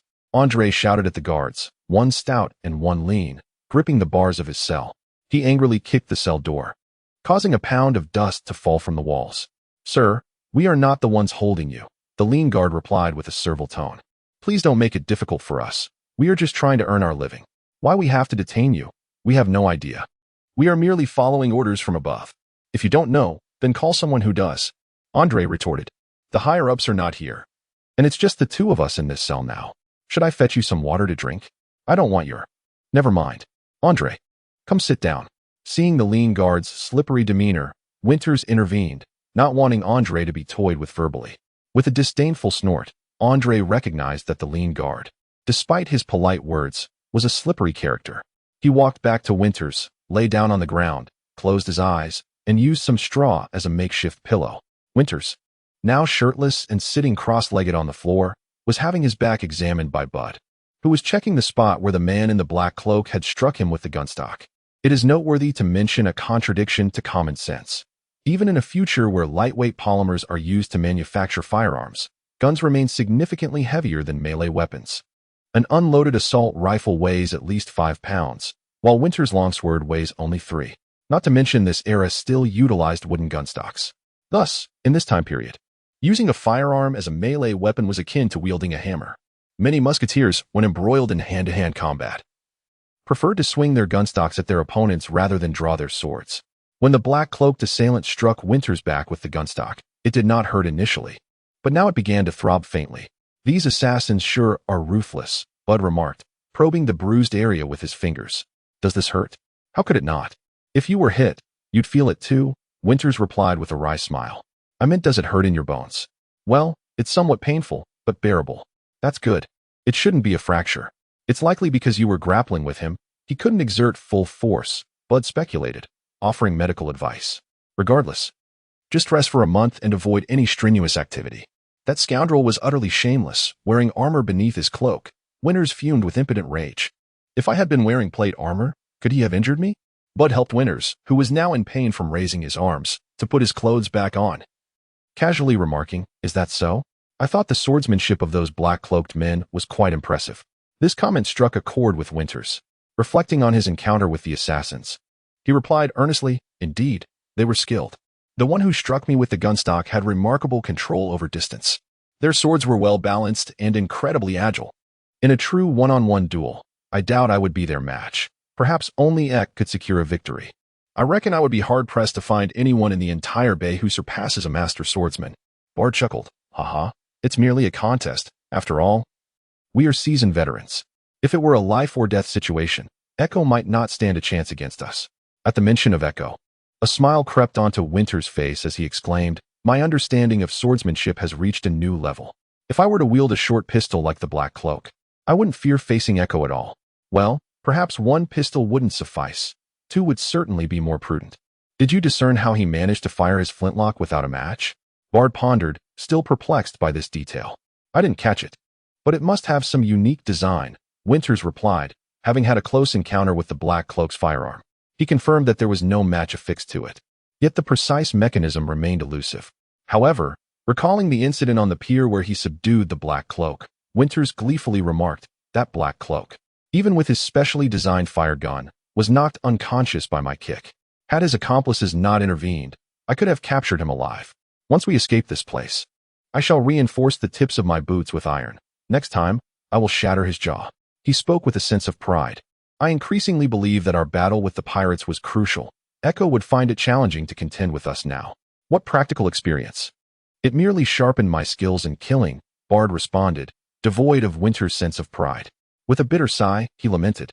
I cannot bear to imagine how my parents would react if they learned I had taken a life. This statement struck Winters deeply. What would his family think if they knew he bore the weight of lives lost? His pride dissipated in an instant. Winters offered a dry consolation to Bard. After all these years at military academy, wasn't this the very skill we were meant to acquire? Well, it is an unavoidable reality. Do not dwell on it. As Andre said, consider yourself a tool. It will be easier that way. At that moment, an exclamation of surprise and joy came from the other end of the cell. The Major is awake. He is awake. A few hours prior, Winters and Major Moritz had leaped into the sea to evade an explosion. But it was not until Winters was choking on water that he remembered he couldn't swim. In a panic, flailing helplessly and on the verge of drowning, a pair of strong arms seized him from behind and pulled him to the surface. Even now, the memory of that near drowning sent shivers through Winters. Initially, he assumed it was the Major who had rescued him, but upon being dragged ashore, he realized it was his old classmate, Benway. But what of the Major? He wondered, as the sea revealed no trace of him. To his astonishment, the Major was also unable to swim. Benway wasted no time in greeting Winters. He dove back into the water. After some time, he resurfaced, holding the Major aloft. The Major, who had just been pulled back to the shore, was barely breathing. Dock workers resorted to every conceivable method, from clearing their throats to sniffing, to revive him from the brink of death. Yet, after a brief moment of consciousness and breath, the Major lapsed back into unconsciousness. Soon, the army sergeants found themselves surrounded by customs guards, who were equally perplexed by the situation. Following negotiations, General Layton ordered the sergeants to proceed to customs with dignity and cooperate with the investigation. Thus, they were not searched and, with their belongings, were politely escorted into the customs office's holding cell. Major Moritz was supposed to accompany General Layton to the customs chief's office for rest, but since he remained unconscious, he stayed in the cell under the sergeant's care. Upon awakening, the Major appeared exceedingly weak, struggling to open his eyes, his mouth agape, and his lips trembling slightly. Water, quickly! Bring water! A classmate urged, calling for assistance. A lean guard hurriedly poured a cup of water, which the sergeants passed to the Major's companion. Everyone clumsily propped the Major half-sitting, cautiously feeding him the water. Drops trickled into the Major's mouth, and the sergeants let out a collective sigh of relief. However, just as the weight in their hearts lifted, the major promptly expelled the water. Everyone was left dumbfounded. Winters, too, was baffled, but as he observed the major's haggard visage, a sudden realization struck him. The major craved alcohol. Winters shouted to the two guards, "Bring wine, not water. Hurry, bring wine." "Sir, where am I to find you wine at this moment?" The lean guard replied helplessly, "I have no wine. Can't you settle for water? Curse it. If you can't find it, go seek your superior." Winters roared, his anger surging as he faced the guard's insolence. "Bring me wine, or I swear I shall end you." Fearful, the guards turned pale, and the lean guard hastily exited the cell. He soon returned, accompanied by General Layton and the cell's head officer. The cell door creaked open, and General Layton swiftly approached Major Moritz. Seeing him regain consciousness, the general exhaled in relief. The sergeants poured the wine brought by the general into a cup and carefully offered it to Major Moritz. This time, the major did not expel it. His throat worked up and down, clearly swallowing. Winters felt a flicker of gratitude in the major's expression, as if tears of warmth were welling in his eyes, and his complexion visibly improved. After downing a generous cup of red wine, the major signaled that the students need not continue feeding him. Noticing the major's improved condition after the wine, General Layton leaned in with concern. "Major Moritz, how do you feel now? Can you speak?" To his surprise, the major appeared oblivious to the general's words, ignoring him entirely, which incensed Layton. Winters, distressed, explained to the general, "Sir, the major has lost his hearing." Chapter 31. An old friend arrives. General, Major Moritz has lost his hearing. Upon hearing Winters' words, Major General Layton's expression turned to one of shock. His brows raised and his pupils slightly unfocused, repeatedly inquiring, "What happened? How did he become deaf? Who could possibly render a spellcaster and skilled swordsman like Major Moritz deaf?" The answer was, of course, himself. The deafening thunderclap at the docks had left Winters with a lingering faint shriek in his ears, a sound not born of Zeus's fury or Thor's hammer, but rather the result of the major's furious shout, amplified by the spell of thunderous voice. Thunderous voice, akin to amplification spells, is essentially a more potent and intensified version, while amplification merely magnifies a speaker's voice, primarily for the relay of commands. Thunderous voice imbues sound with the force of thunder, capable of destabilizing one's balance. To put it in simpler terms, if amplification is akin to a small water-pipe firearm, then thunderous voice is the legendary urban stone cannon. This formidable spell had driven away the black-clad assassin, saving Winters' life, yet had also left him with persistent tinnitus and ruptured the major's eardrums. Thunderous voice is recognized as the most powerful sound-based spell, but also the least practical. Its indiscriminate nature means that the closer one is to the source, the more devastating the effects. And who is typically closest to the source? Naturally, the caster themselves. Especially in the case of a spellcaster like the major, who is simultaneously the source of the sound. Thus, regardless of the spell's might, the caster always bears the brunt of the damage. This explains why thunderous voice is considered impractical. On the dock, upon realizing that the major was the caster, Winters noticed blood streaming from his ears and immediately understood that the major had, in a moment of desperation to save him, neglected to don any protective gear and had unleashed thunderous voice directly. He succinctly explained the principle of thunderous voice and the situation of the major's ruptured eardrums to General Layton and their companions, who listened with a mixture of sympathy and concern. They could communicate with the major using paper and pen, as he could not hear sounds, but should have no issues with speaking or reading. Furrowing his brow, Winters proposed a solution, filled with guilt and remorse for the dashing Major Moritz, who had ended up in such a dire state to save him. The others quickly agreed that it was a good idea and hurried to procure paper and pen. General Layton dictated, and Winters wrote, the quill scratching against the paper as words flowed from its tip. "Major Moritz, Layton de Castel, is speaking with you. Please assess your own condition. Have you regained consciousness?" The major stared at the paper and nodded. Another line followed. "Do you still remember who we are?" He nodded again. The third line. "What does the number 4 represent?" The corners of the major's mouth lifted slightly in a resigned smile as he took the quill from Winters and wrote laboriously, "I currently feel a bit dazed and fatigued, but my mind is clear." Winters took back the quill and continued transcribing General Layton's words. "Can you hear any sounds now?" The major gently shook his head. Winters wrote, "You may have lost your hearing." The major's expression remained as tranquil as a still lake, and he nodded faintly. as if to convey with his eyes, "I am aware, I understand." General Layton inquired, "Can you speak?" A wry smile returned to Major Moritz's lips, clearing his throat. He replied at 3 times his normal volume, "I cannot hear sounds. I cannot control the volume of my speech. I can speak, but I do not wish to at the moment." General Layton proceeded to ask a few trivial questions, to which Major Moritz responded one by one. Observing that the Major had indeed regained his wits, Layton's furrowed brow relaxed slightly. Noticing the Major still looked fatigued, he asked if he wished to leave the room.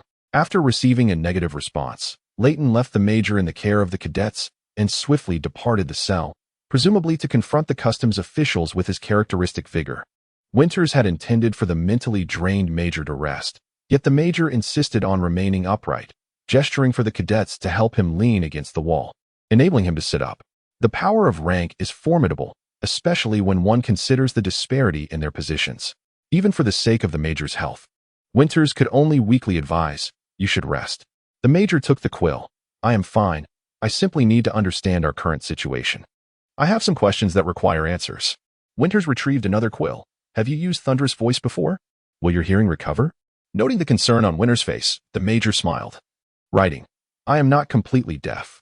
I can still hear the sound of my teeth clashing, which indicates that I have merely suffered eardrum damage. I have experienced this before. And with time and rest, my hearing will return. There is no need for worry." With the Major's confirmation of his hearing's potential recovery, Winters finally breathed a sigh of relief, feeling somewhat reassured. The Major then began to inquire in detail about the events following the arrival of the thieving seagull. Although Winters wanted the Major to rest, he complied with his wishes, providing succinct written responses. Their dialogue continued, exchanging questions and answers through the medium of pen and paper. As the information accumulated, the Major seemed to regain his vitality, even partaking in a glass of red wine midway through. After absorbing the information shared by Winters and the other cadets, the Major closed his eyes, rhythmically tapping his fingers against the paper, causing the cadets to exchange glances. Observing the Major lost in thought, it seemed he had entered a state of semi-sleep. After a brief time, he reopened his eyes, which sparkled once more with clarity. He swiftly wrote a line. "So, we have been caught in an unforeseen disaster." The Major spoke truthfully, and Winters wrote back, "Indeed, the assassin's target was clearly those few travelers. We were merely collateral damage. Now that customs cannot locate the assassins, they will not allow us to leave, likely hoping to pin the blame on us." A disdainful snort escaped the Major's nostrils, and he dismissively shook his head, writing, "Tell everyone to remain calm. This matter does not concern us. Customs cannot hold us accountable. Has the military been informed?" Winters nodded, writing, "One of our conditions for cooperating with the investigation is that the army must be notified." Though Major Moritz's complexion was less than favorable, his demeanor was remarkably relaxed. He smiled as he wrote, "Then by tomorrow at the latest, customs must release us. If the high-ranking officials in the military are attentive, we may even return home tonight." The Major's confidence invigorated the cadets, igniting a flicker of hope within their hearts. Hope is the most precious of commodities. With it, even confinement in such a dismal place becomes more bearable. The Major's quill moved once more. "Let everyone rest. Do not cluster around me. I am fine. You should eat and drink and await our return home." With the Major's words, the cadets dispersed to their respective corners of the cell, seeking ways to pass the time. Winters had intended to help the Major lie back down on the straw bed to rest, but suddenly remembered something, a potentially significant piece of information. One that might not be suitable for the cadets to know. He scanned the room and noticed that everyone else had diverted their attention. Even Bud and Andre had returned to their belongings. He then picked up the quill, dipped it in ink, and retrieved a fresh sheet of paper, silently writing for the Major to see. "You are an army spellcaster, are you not?" Major Moritz, perplexed, nodded in confusion. Winters continued to write, "The assassin fired a shot at you. If I am not mistaken, you used deflection magic to divert the bullet, correct?" The Major nodded again. Winters pressed on. "Deflection magic is an exceedingly difficult spell, is it not?" The Major, perceptive, seemed to sense what Winters was alluding to, pursing his lips as he nodded once more. Winters glanced around, ensuring that only the Major and he could see the paper in his hand. After considerable hesitation, he resolved to write, "One among those 4 travelers is also a spellcaster." The Major furrowed his brow, slightly raising his chin as a signal for Winters to continue writing. Winters scribbled quickly, his handwriting becoming hasty. "If I am not mistaken, One of the guards among those 4 travelers also employed deflection magic at the dock. A musket was fired at him from close range, yet the bullet struck the ground. The Major's expression grew grave, his gaze fixated on Winters. From those eyes, Winters discerned the unspoken question, "Are you certain?" With resolute assurance, Winters nodded. He had witnessed the black-cloaked assassin's musket aimed directly at the guard. Yet the projectile had inexplicably struck the stone pavement of the dock. His penmanship became firm. "I am certain of what I saw. Others must have seen it too, but I dare not confirm it with them." Major Moritz exhaled heavily, clearly convinced by Winters' demeanor and attitude, believing that Winters spoke the truth. The Major ground his teeth, swiftly tearing the last 2 sentences from the paper, shredding them into small pieces which he swallowed along with his wine. Winters stared in disbelief at the Major's destruction of evidence, momentarily taken aback. Setting down his cup, Major Moritz hastily scribbled another note. "Do not speak of this to anyone. Do not let customs officials know. We shall discuss this matter further after leaving here." The Major paused, adding, "In secret." Winters nodded in understanding. In the Sena's alliance, spellcasters were exclusive to the army, and the training system for spellcasters was essentially a military monopoly. If customs officials were to learn that one party involved in the dock conflict was a spellcaster, they would undoubtedly pursue the matter relentlessly. The Major smiled and wrote, "Just in case, you should consume the remaining paper as well. I am the dividing line of destruction." Bard looked in astonishment at Winters, who was returning from the Major while sipping the Major's wine. With wide eyes, he asked, "Didn't you say you don't drink?" Lieutenant Montaigne let out a long belch, responding irritably, "I choked." Bard was bewildered by the nonsensical replies. "Why not just drink some water?" "Water won't suffice. This wine satisfies me." "Have you been drinking too much?" Bard was left both amused and perplexed. He glanced toward the other end of the cell and inquired, "How is Major Moritz?" "Oh, he is well," Winters replied with a hint of sarcasm. "He has gone back to sleep." Bard was even more confused. "What is wrong with you? You seem to have suddenly developed a strong opinion about the Major." Beside Bard, Andre was using his hat to cover his face, sound asleep. Spoiled, Winters pushed Bard and Andre aside and lay down on the floor. "Scoot over. Make some room for me. I need to rest as well."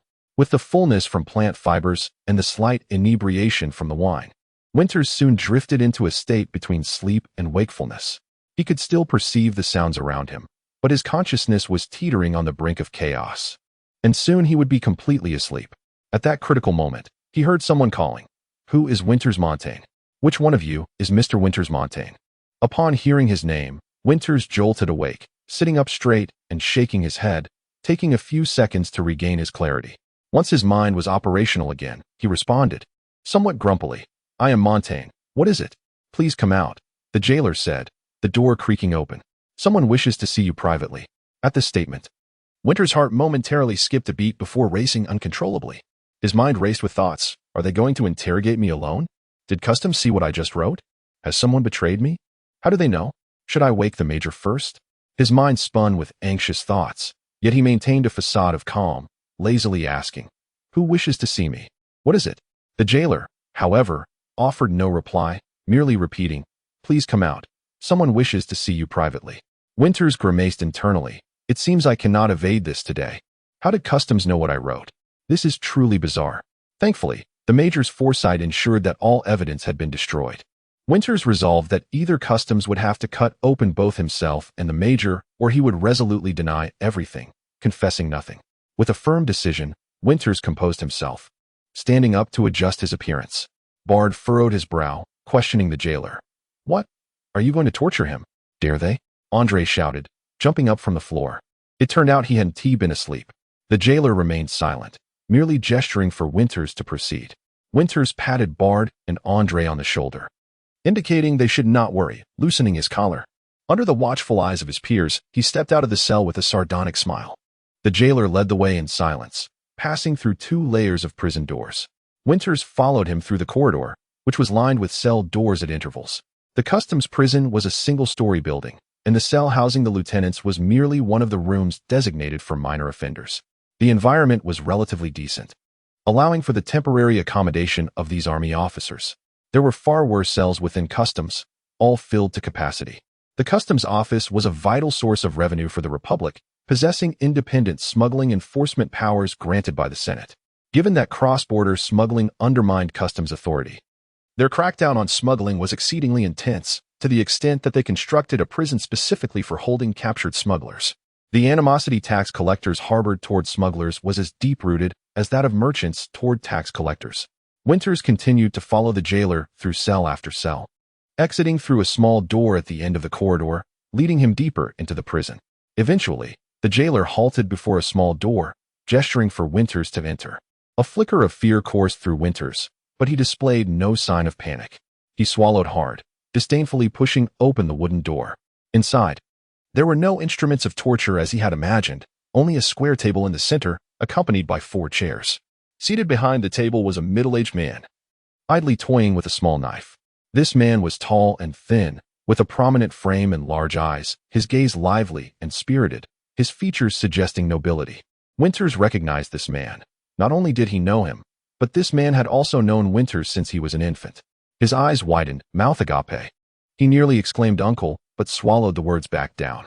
Nevertheless, he could not suppress his astonishment, calling out another familiar title, Lieutenant Colonel.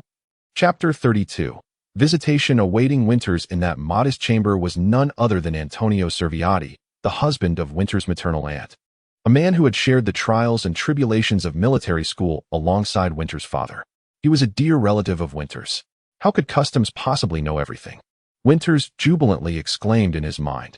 He had anticipated enduring severe punishment, only to realize he was merely here for a visitation, which filled him with unexpected joy.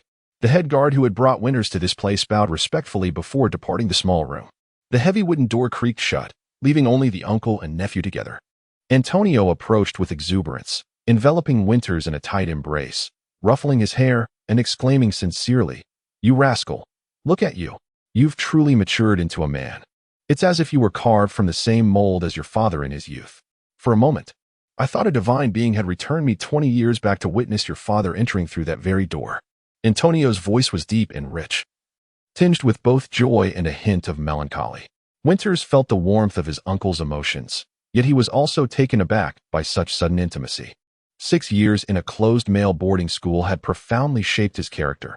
Expressions of affection among men were seldom, if ever, exhibited in such a familiar manner. "How is Kesha? Is my sister well? What of the general and the young general?" Winters hastily attempted to divert the conversation, hoping to escape from his uncle's affectionate grip. "They are all well, and they miss you dearly," Antonio replied, releasing his embrace. He wiped his eyes and sniffed, as if still grappling with his emotions. "Let us sit and talk." Antonio guided Winters back to the table. As soon as Winters settled into his chair, he could hardly contain his curiosity and whispered, "Does the military know we've been detained by customs?" Seeing Winters' cautious demeanor, Antonio couldn't suppress a chuckle. "Of course they know. Don't be mistaken." Even the docks echo with the news. Within 2 hours, the entire city of Haibai was abuzz with rumors. Some claimed the army was caught smuggling and that a violent confrontation ensued, with hundreds dead, each tale more extravagant than the last. The palace was a colloquial reference for the Veneta Army headquarters, a name that arose from its ostentatious construction, which had drawn the citizens' ridicule, likening it to a royal palace. Over time, the terms palace and royal became synonymous with the military's command center. "Are you here as an envoy from the army?" Winters asked, elated, believing their escape from this wretched place was imminent. Antonio, however, merely smiled and shook his head gently. "No, I am here solely as a family member for a visit." "Why not?" Winters' smile faltered, astonished. "If the army is already aware of our predicament, why don't they send someone to liberate us?" "Ah, it is because those fools at customs have made a colossal blunder," Antonio scoffed, a note of disdain creeping into his expression. "These customs clods have lost all sense of reason, locking you up without cause. Now they find themselves in a predicament, unable to back down, and absurdly wish to petition the Joint Conference for a request to retrieve you. Do you think the throne will acquiesce?" The Joint Conference of Senior Commanders, often derisively referred to as the throne, was the highest authority within the army, convening in the most powerful room of the palace. "How shameless!" Winters exclaimed, aghast and furious upon learning of customs' petty machinations. His eyes widened, nostrils flaring, as he abruptly stood, knocking his chair over. "What right do they have to do this? We were merely caught in the crossfire." Calm down, Antonio urged, guiding Winters back into his seat. His tone was light-hearted. "Your fiery temper mirrors your father's. Ah, how one reminisces about their youth as they age. Sit down, and let me explain. Realizing his outburst was ill-mannered, Winters offered a sheepish smile to his uncle, reminding himself yet again to exercise restraint and composure. He righted the chair and resumed his seat.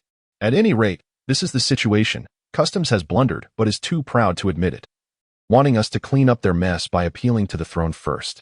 Antonio spread his hands, dismissively. It's a foolish fantasy. Why should the army sacrifice its dignity to save face for customs? You find yourselves caught in the middle. Nevertheless, it's not a dire situation. Customs dares not act against you, for they still require your cooperation.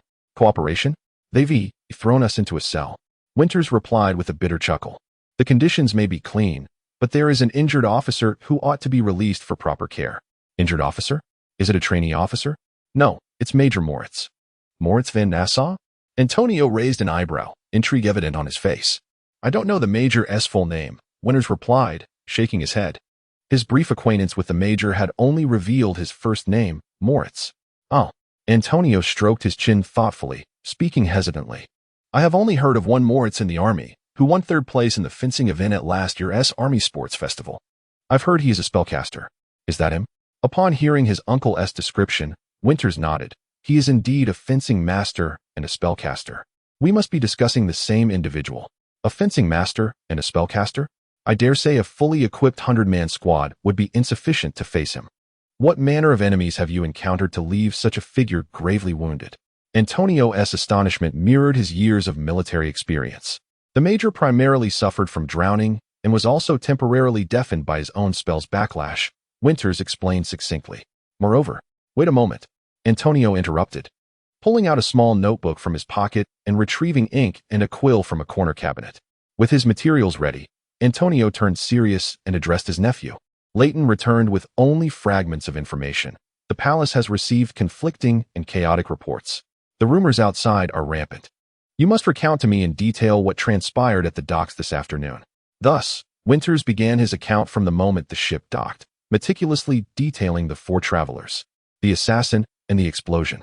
To avoid digressing, he merely glossed over their encounter with pirates and refrained from mentioning the spellcaster among the travelers. Mindful that they were in customs domain, one could never be sure of eavesdroppers lurking in the shadows. Antonio listened intently as Winters recounted his experience. Upon hearing of his nephew's near-death encounter, his pupils dilated involuntarily, yet he remained silent, nodding occasionally and jotting down key points. And that is how it transpired.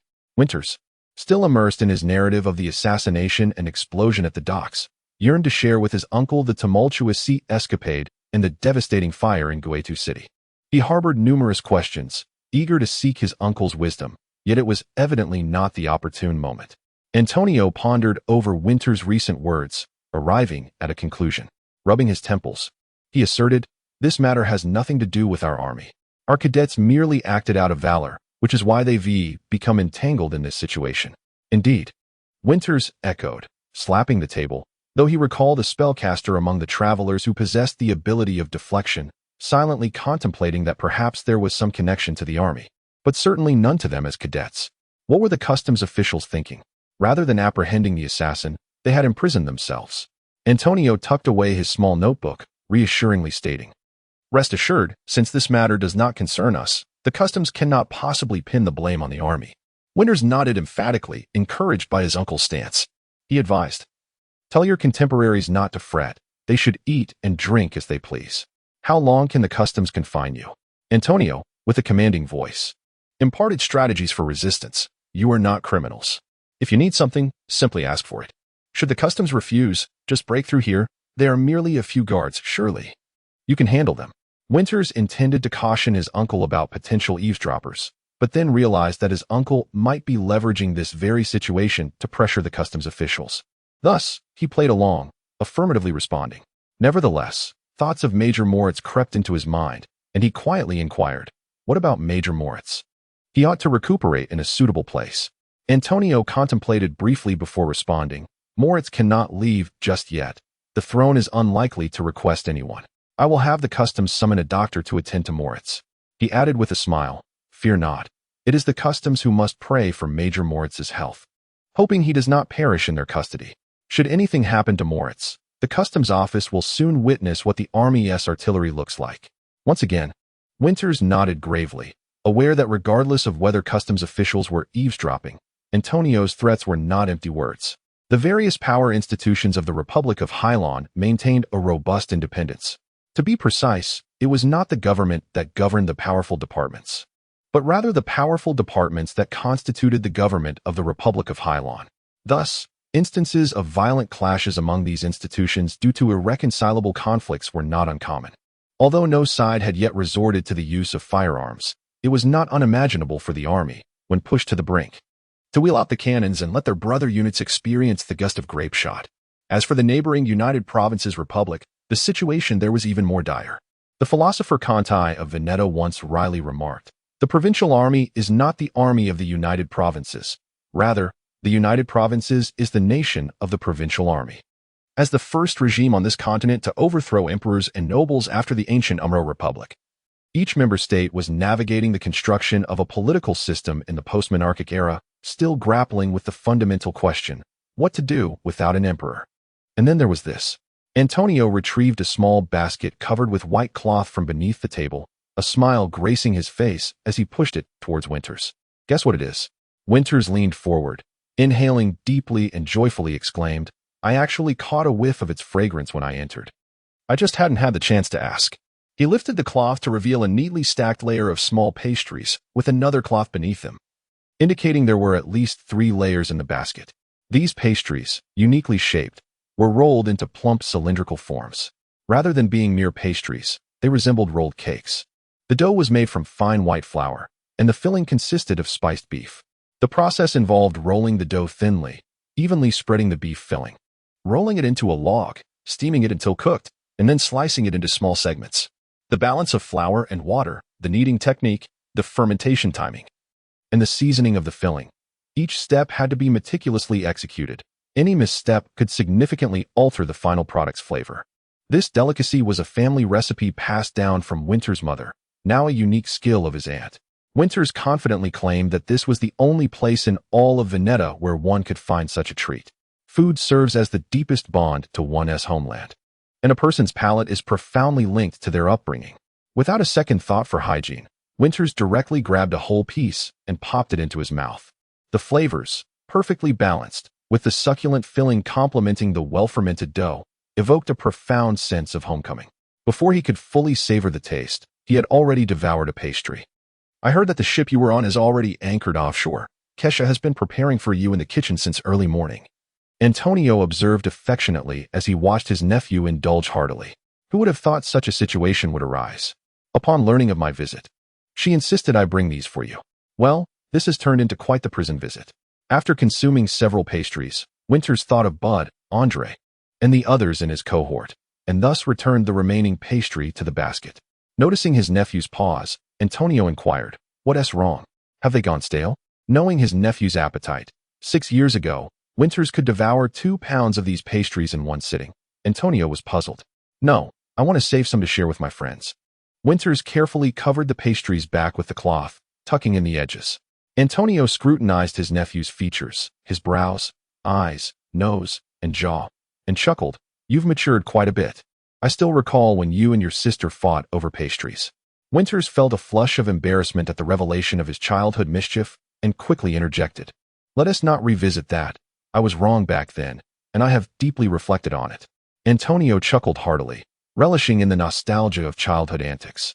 But suddenly his expression turned serious as he locked eyes with Winters. Sensing the shift in atmosphere, Winters listened attentively. Antonio, with a grave demeanor, asked, "Do you wish to leave this place?" Upon hearing his uncle's question, Winters' initial reaction was confusion. Then it dawned on him that Antonio was not jesting. If he desired to leave, his uncle certainly had the means to facilitate his escape from this prison. Winters pondered, "Do I wish to leave this cell?" The answer was undeniably affirmative. No matter how well kept, a cell remained a cell, damp, cramped, and devoid of any comforts. With a floor riddled with pits and no place to lie comfortably, there were no means to pass the time within those walls. One could only sit in silence, each second stretching into an eternity. Yet, should he choose to escape, it would not be a solitary endeavor. With his peers confined alongside him, it would be nonsensical to flee alone. If he were to leave, it would have to be alongside them all. Having resolved this, Winters shook his head. I will leave when everyone else does. Antonio gazed intently into Winter's eyes and suddenly burst into laughter. Excellent. The son of Gravis should possess such fortitude. He emphatically rang the bell on the table and leaned back in his chair. In no time, a middle-aged man clad in a silk customs officer's uniform entered the room.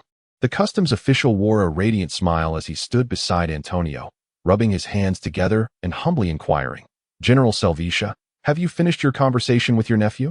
Antonio returned the smile, replying, "Yes, we have concluded.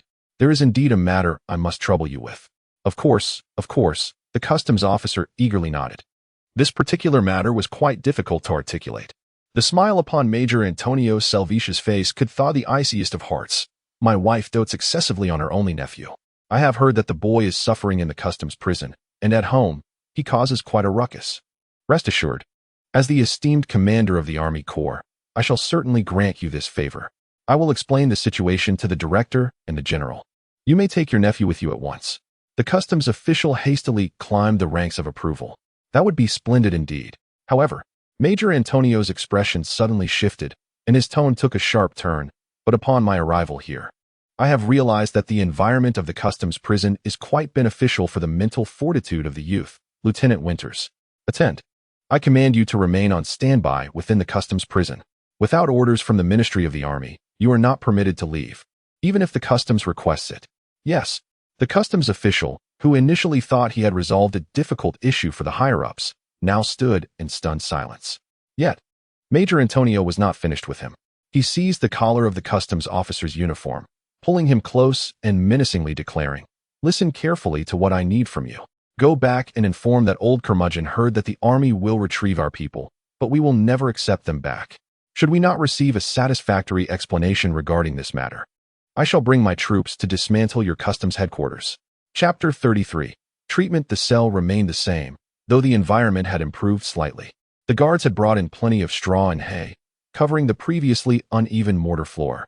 The cell door was no longer locked, allowing the cadets to use the guards' restroom freely instead of relying on a bucket within the cell. The message conveyed by Major General Antonio had instilled confidence in the cadets. As he had stated, the customs officials were in a precarious position, too fearful to take action against the army officers, and were even attempting to accommodate the cadets' requests as much as possible. Inside the cell, Winters and his peers eagerly gathered to observe a renowned physician summoned by customs to treat Major Moritz. "Don't all crowd in." The elderly doctor glared fiercely at the cadets, his tone sharp as he admonished, "With so many of you hovering, it's too dark to see anything. Step aside. Let some air in." This old doctor donned a long robe reminiscent of a monk, crafted from fine silk. His well-groomed goatee and commanding presence suggested he was a man of considerable expertise. Upon hearing his words, the cadets obediently stepped back, creating space and sitting on the ground to avoid blocking the light. Nevertheless, their curiosity proved insatiable, and they craned their necks to watch intently. The cadets had left the most well-ventilated and illuminated spot in the cell for Major Moritz, who rested upon the solitary straw mattress within. Yet, despite the minor improvements, the cell was still a prison and not a sanatorium, and the doctor clearly expressed dissatisfaction with the surroundings. This reputed physician, hired handsomely by the customs office, placed his right hand upon Major Moritz's wrist, while his left hand stroked his beard, his eyelids drooping in contemplation. "What is he doing?" Winters gently prodded Bud's leg and whispered. Bud squinted, pondering. "Perhaps he's taking his pulse? I think I read about that diagnostic method somewhere, maybe in the medical canon?" Bud shook his head. "I can't recall." "Medicine box." The old doctor's eyes suddenly sparkled with life, transforming from a puppet back into a sentient being, clearly having reached a conclusion. "Bring the medicine box." His assistant hurriedly retrieved a wooden medicine box slung across his shoulder and presented it respectfully to the doctor. The atmosphere in the cell shifted dramatically, excitement coursing through the cadets. They were utterly bored, a group of lively young men confined to a cell with no entertainment to pass the time. Even a simple stick would amuse them for hours. The doctor removed a key from around his neck, unlocking the golden clasp of the small box with a click. Though modest in size, the box revealed a hidden world within, its lid unfolding like petals. The cadets seated on the floor gasped in admiration. A faint, barely perceptible smile of satisfaction crept across the doctor's lips. In this coastal city, whether among the powerful elite or wealthy merchants, anyone who beheld his meticulously crafted medicine box could not help but exclaim in wonder. Winters watched as the illustrious doctor opened his exquisite box, retrieving a knife. Wait, a knife? Winters' previously excited expression froze as he watched in horror as the elderly doctor grasped the major's hand with his left hand while raising the knife in his right, poised to cut into the major's wrist. Gasps erupted throughout the cell. Stop! Winters shouted, leaping to the major's side, seizing the doctor's wrist and twisting it violently to wrest the knife away, demanding, "What do you think you're doing?" The doctor's assistant, seeing his mentor in distress, rushed to confront Winters, but was quickly subdued by Winters' fellow cadets. The doctor, nearly frightened out of his wits, trembled as he questioned, "What are you doing?" Winters, both amused and exasperated, gestured at the knife in his hand. "I'm asking what you intend to do with that?" The elderly gentleman regained some composure, adjusting his demeanor before retorting angrily, "You summoned me to treat this gentleman." "Yes, that is correct. But why are you bringing out a knife?" The doctor, infuriated by Winters' persistent inquiries about the knife, shot back, "Do I need to explain myself for treating this gentleman? If you wish to explain, I would be most willing to listen," Winters replied, maintaining his composure. "Ha ha ha," the doctor chuckled in exasperation. "Have you read the medical compendium?" "I have not." "Have you read the clarity maxims?" "I have not." "How about on water, air, fire, and earth? Or on wounds? Or Heidegger's notes?" "None of those."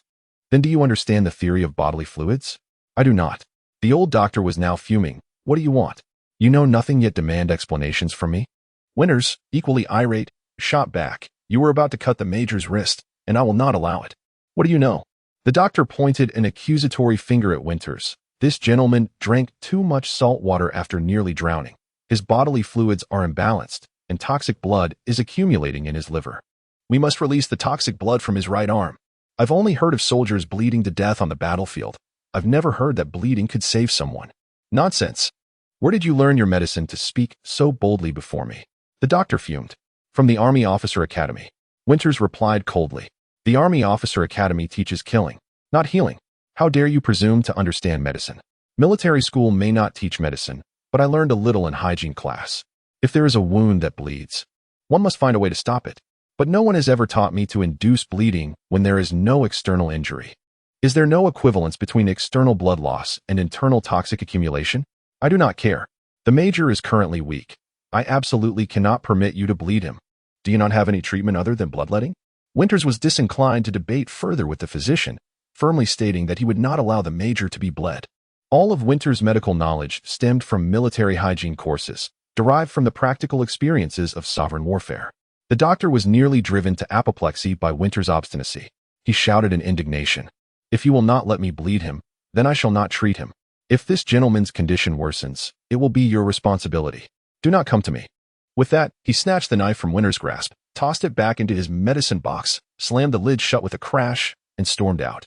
His assistant cast a resentful glance around the cell before reluctantly following the old man. Having successfully sent the doctor away, Winters felt a twinge of uncertainty, but believed he had acted rightly. He turned to his classmates, who had been watching him, and expressed his bewilderment. Can bleeding truly be considered a method of treatment? That would surely endanger the major's life. "Bravo!" Andre exclaimed loudly, clapping enthusiastically. "I've always found that pretentious old fool insufferable." The others joined in, applauding, and the cell resonated with scattered applause. Grateful, Winters nodded appreciatively at Andre, now recognizing a certain endearing quality in him. This fellow seemed to possess an uncomplicated sense of right and wrong. Or perhaps his perspective could be distilled into 5 simple words: protect one's own. To him, his comrades were always right, while adversaries were invariably wrong. The major, meanwhile, could hear nothing of the commotion. He merely observed the doctor and Winters appearing to argue, while the doctor's assistant was restrained by the other cadets. And then the doctor stormed out. He picked up a quill and wrote a line on paper, handing it to Winters. What transpired?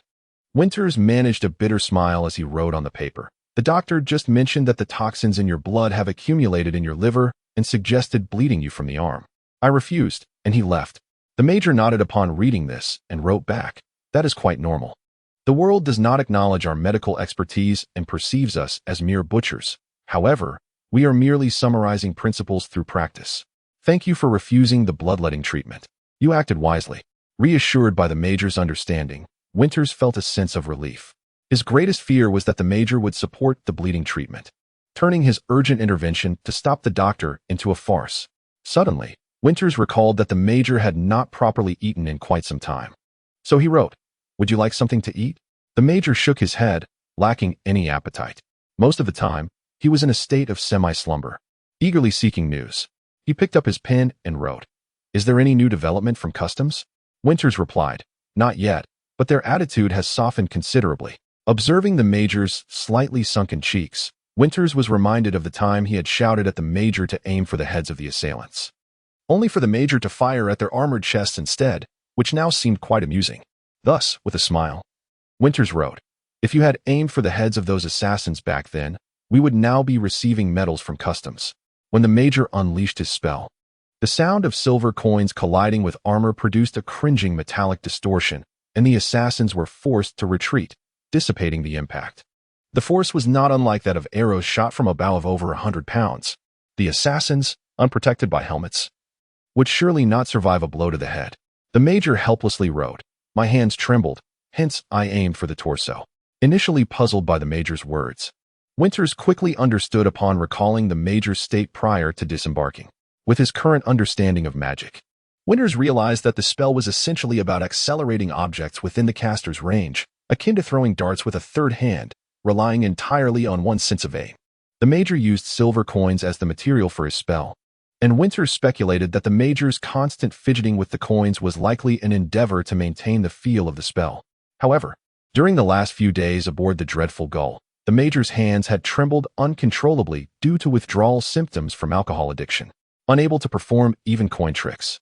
The prospect of precise spell casting was utterly out of reach. General Antoine Laurent believed that spellcasters should abstain from any addictive substances, as such dependencies would undermine their invaluable magical abilities.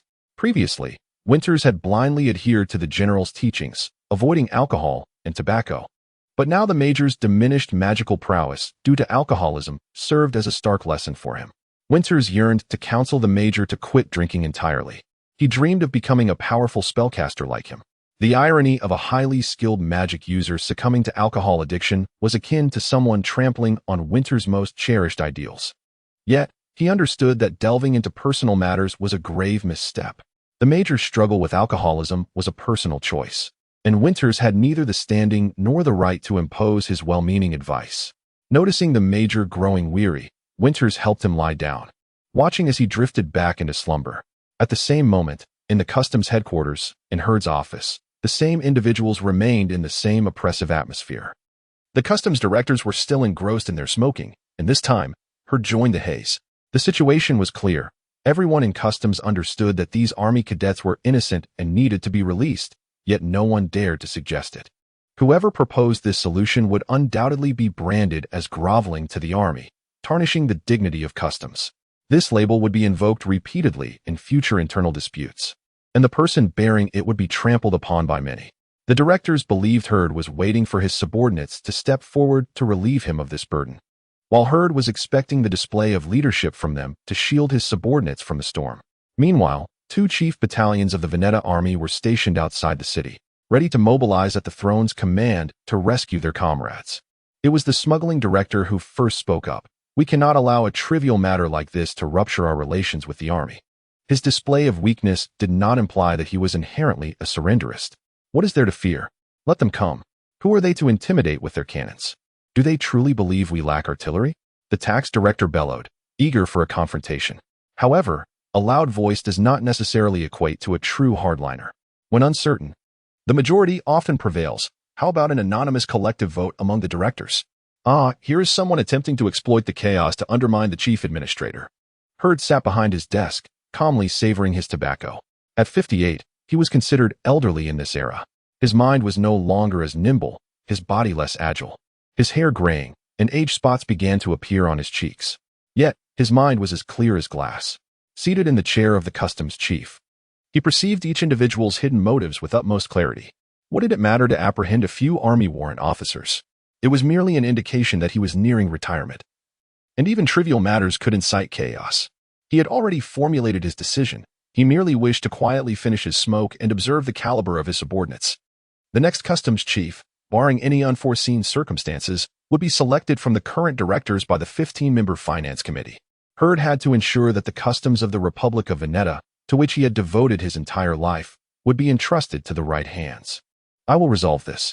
This was a voice rarely heard in the directors' meeting, calm and composed. Hurd gently tapped the ash from his pipe. Winters had acted as a medical advocate, but this was not an encouragement for the audience to challenge doctors in the real world. In Winters' otherworldly experience, it was often those barbers who had treated wounded soldiers that approached the truth more closely than certain doctors, for practice is the sole criterion for verifying truth. Moreover, it may be hard to believe, but prior to the establishment of modern medicine, ancient European healers similarly employed herbs and pulse diagnosis techniques. As for the herbs, most were utilized by monks in monasteries who documented their findings. Regarding pulse diagnosis, the first chapter of Benvenuto Cellini's autobiography mentions that his father possessed some knowledge of Latin and medicine, diagnosing his ailments through pulse readings and even assessing his emotions. However, whether this technique was introduced from the Arab regions or had been a traditional diagnostic method in the Latin regions remains uncertain. Chapter 34. Homecoming later that evening. After having irked the doctor, Winters inexplicably received a small jingling pouch of reward money from the beaming customs chief, who pinned a third-class service medal to his chest. As a makeshift orchestra struck up a discordant march, Winters and Bud carried Major Moritz on a stretcher, ushered out of the smuggling bureau's prison. The heavy prison door slammed shut behind them, leaving 33 sergeants and a severely injured major abandoned at the threshold. Was this how it was resolved? Where do we go from here? What about Major Layton? The cadets exchanged bewildered glances. Regardless, we must first procure some carriages to transport the major back to the army headquarters, Winters suggested loudly. It was far better to seek a carriage than to stand idly by. It was hardly feasible for them to take turns carrying the major back to headquarters. His peers clearly found merit in his words. Once someone took the initiative, the task became manageable. A few proactive individuals promptly set off to find carriages. Hey, why did that customs buffoon give us money? Andre exclaimed, slapping his thigh. It must be for our fare. The smuggling bureau's location was quite remote. Unlike the docks where cab drivers were always ready for work, the sergeants finally managed to flag down 2 respectable passenger carriages, along with 2 mule-drawn carts and a donkey cart laden with hay from a nearby farm. However, when it came time to allocate seats, no one wished to ride the donkey cart. The mule cart at least had a small cabin, while the donkey cart was merely a plank on wheels, completely exposed. They were officers, after all. It was beneath their dignity to ride that humble cart. All right, everyone, stop dawdling, Winters said with resignation. I'll take the major in the donkey cart. The carriage simply won't accommodate the stretcher. The sergeants, filled with enthusiasm, rushed to seize the seats, while the semi-conscious Major Moritz was unwittingly placed on the donkey cart by Winters, who clumsily followed suit. You should join us in the carriage. This donkey cart is rather embarrassing. Deep down, Winters shared his peers' sentiment regarding the indignity of riding the donkey cart. Yet, having initiated the search for a vehicle, he had to endure the consequences. I'm from the provinces, Bud chuckled heartily. This isn't my hometown. No one in Cebu City knows me. Alas, Winters sighed. But this is my hometown. Outside the gates of the Veneta Army headquarters, the guards observed the peculiar sight of 5 animal-drawn vehicles, 4 large and 1 small stationed at the entrance. Just as they were about to reprimand the ignorant country bumpkin drivers, a throng of young men in officer uniforms began to emerge from the carriages like a magician's trick. In this era, insignia and shoulder boards had yet to be invented. Soldiers and officers were distinguished solely by the cut of their garments, and higher-ranking officers by the quality of their materials and embellishments. Thus, although the army cadets donned summer uniforms, they were still unmistakably military attire, and the guards, well versed in their duties, could not mistake them. Several guards, not daring to be negligent, promptly dispatched one of their own to report to the headquarters. The army headquarters was thrown into a frenzy by the sudden return of these cadets. Initially, there was a vague sense that this situation could not end well. Some combative individuals had already begun to prepare for a confrontation. No one had anticipated that the customs officials would be so pragmatic, allowing the matter to conclude so abruptly, leaving the army headquarters in a state of astonishment. Fortunately, the efficiency of the army officers ensured the situation was quickly and adeptly managed. Major Moritz was placed in the care of medical personnel, while the sergeants were taken to complete their registration process. After reporting, the sergeants were divided into 2 groups. Those not from Cebu City were taken to the officers' club for accommodation, while those hailing from the city completed their registration and returned to their respective homes.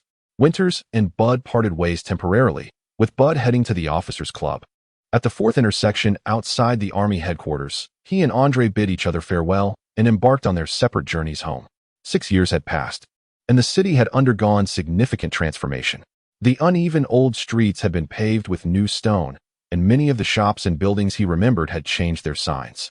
Yet, there were still familiar landmarks that remained unchanged. Guided by memory, Winters found his way home. When he opened the gate and stood before the familiar, beautiful two-story stone house, a sudden wave of panic washed over him. Taking a deep breath, he knocked on the door. "Who is it?" A bright female voice called from within. Though the voice had changed, Winters recognized it immediately, a smile forming on his face. "It's me." The door cracked open, revealing a small head with large eyes reminiscent of Winter's uncle, blinking curiously at him. "Brother, you're back." The door swung wide, and the girl rushed out, throwing herself around Winter's neck, then turned back to shout into the house, "Mom, my brother is home." Winters was taken aback by this sudden display of affection, rendered speechless. He awkwardly tousled the girl's hair. "Oh dear, let go of your brother and let him inside." A graceful woman in her 30s, with prominent features and elegant demeanor, hurriedly emerged, prying the girl from Winter's neck. Yet, she could not hold back her tears, embracing her beloved nephew tightly. She grasped Winter's shoulders, pushing him back for a moment to scrutinize him, then pulled him close again, kissing his cheeks. As her sobs grew more intense, she could barely articulate her words, repeating, "You're back, you're finally back." Winters felt like a doll in the hands of the girls, a puppet being whimsically handled. He smiled sheepishly and replied, "Annie, I'm back." To normal individuals, family is a gender-neutral presence, seldom described in terms of beauty or ugliness. Strikingly handsome individuals may attract lingering glances in the street, but people rarely scrutinize their family members' faces. The familiarity of being in close proximity to family makes their features both intimately known and strangely foreign, residing in one's mind, yet often beyond precise description. Thus, Winters did not judge the two women by standards of beauty, although he felt somewhat out of place. It was merely a normal reaction for an adult treated like a child, and he felt an overwhelming sense of comfort in their presence. "Mom, let go of him and let my brother in," the girl insisted, pulling her mother's arms away and rescuing Winters from her affectionate grasp. Yes, look at me." Winters' aunt wiped her tears, smiling as she offered to help him with his luggage. Winters, of course, would not allow a woman to carry his belongings. His aunt did not press the issue, leading him into the house, while the girl wrapped her arms around Winters' left arm, clinging to him. The older woman was Kesha Salviati, Winters' aunt, while the girl was his cousin, Elizabeth Salviati, named after Winters' mother by his uncle and aunt. Upon entering the house, Winters noticed a robust ginger cat sauntering out from the living room. The warm climate of Sea Blue typically favored smaller felines, yet this orange cat possessed a sturdy build, its height and thickness of limbs starkly contrasting with the local feline population. The large cat strutted into the room, its tail held high and curled at the tip like a hook. With a confident gait, it made its way to Winters' feet, unabashedly rubbing its cheeks against his trousers while emitting a soft purring sound. "General." Winters affectionately scratched the top of the cat's head and smoothed its back fur. Just as he reached out to stroke the cat's belly, it disdainfully flicked its head and walked away with its characteristic swagger.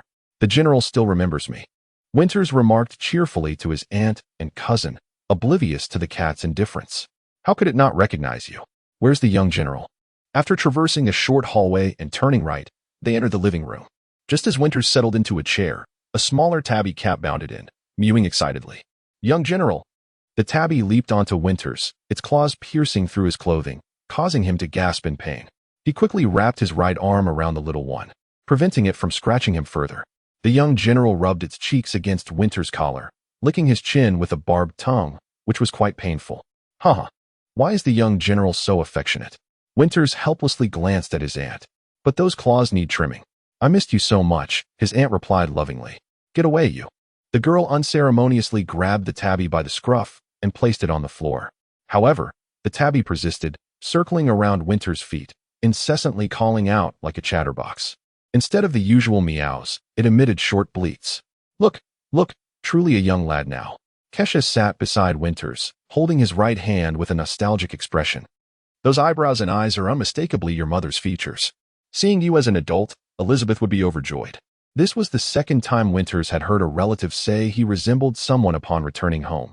It seemed each person had a different opinion. Unlike his aunt, who was sentimental, Winters smiled and replied, "Really? The colonel says I look like my father." "Humph." Kesha furrowed her brows, her expression incredulous. "How could that be? Look at your nose, your hair color, your eyes. You are undoubtedly a Granai. I will find a portrait of your grandfather. You bear an uncanny resemblance to him in his youth. The colonel is just talking nonsense. When he returns tonight, I shall give him a piece of my mind." The colonel was a term used for Major Antonio Salviati at home, stemming from a quarrel where he had defensively asserted his rank. From then on, Kesha referred to her husband as the colonel and insisted her children do the same, to the point that Winters instinctively called him the colonel when he encountered his uncle at customs. "Ella, take your brother and help him put down his luggage." Kesha suddenly remembered Winters had just returned home and asked with concern, "Are you hungry? You must not have eaten anything at customs. I'll prepare a meal for you." As she spoke, she stood up and headed toward the kitchen. "No need, Aunt," Winters quickly called out. "I'm not hungry. I'm just a bit tired and would like to rest."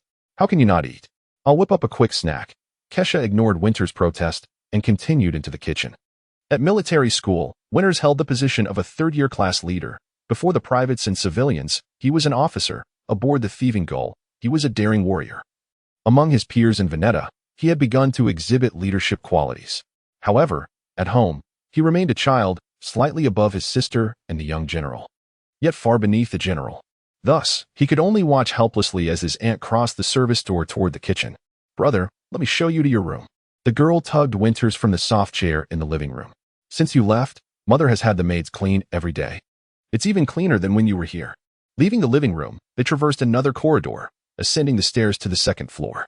Elizabeth smiled as she pushed open the familiar door, and the dust-laden memories flowed forth with it. On the wooden floor lay a charred spot, a remnant from when Winters had played with fire as a child. A pair of wooden swords, one large and one small, leaned against the wall, remnants from his swordsmanship lessons with his uncle, above which hung a dartboard. The bed was covered with a pristine white quilt, and the desk was spotless. "Isn't it cleaner than when you were here? I'm the one responsible for checking every day," Elizabeth boasted, but Winters was lost in nostalgia and heard nothing. Gently caressing the familiar old items, he finally opened the wardrobe. He had merely intended to check if his old clothes remained, but to his surprise, 5 or 6 new garments hung neatly inside, all in adult sizes. "These are all made by your aunt," Elizabeth's voice chimed from behind. She reproached him. "Your aunt asked you to measure your size and send a letter back, but you never did, so she had to guess your dimensions. Ever since you left, she has been making them every year and discarding them, afraid you might return without clothes. At military school, I can only wear the cadet uniform. Sending back my size is pointless. 3 sets of uniforms are sufficient." Winters felt a warm current flow through him as he gently closed the wardrobe door. He smiled at his sister. "What about you? Does the family still employ a tutor?" The girl stuck out her tongue. "I've long surpassed the age for a tutor. I'm learning painting from Madame Anguissola now." "Learning to paint?" "Indeed." Sigh. "The colonel cannot stand to see me idle, so he insists on giving me tasks. Mother, meanwhile, sighs daily, pondering how to marry me off." Upon hearing this, Winters laughed heartily. "After all, you are a young lady now." "But I'm not worried," Elizabeth said, her eyes gleaming mischievously. "As long as you're still unmarried, the pressure won't fall on me." Her sharp retort left Winters momentarily speechless.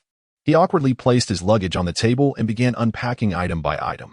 First came various everyday items, followed by the more valuable belongings, his spellbook, some spellcasting materials he had discreetly brought from class, his handwritten notes from military school, lecture notes, and a few actual printed books. To digress for a moment, the printing press had been introduced to Veneta over a decade ago, yet at military school, Winters, like those who had been educated by clergy in the past, primarily used handwritten notes. This was because even printed books remained exceedingly expensive, mainly reserved for the publication of scriptures. However, this represented a significant advancement compared to earlier times, as improvements in papermaking had enhanced the quality of paper while lowering its cost. In the past, clergy had to rent books page by page. Note that it was renting, not buying, where the price of a single book could equal a craftsman's annual income. Therefore, becoming a clergyman was financially burdensome, and aspiring to study at a seminary was even more so. It was the enhancements in papermaking and the introduction of printed books that enabled the Alliance Army to establish tuition-free schools to train officers at a lower cost, thereby attracting many ambitious youths from impoverished backgrounds. With the digression concluded, let us return to Winters.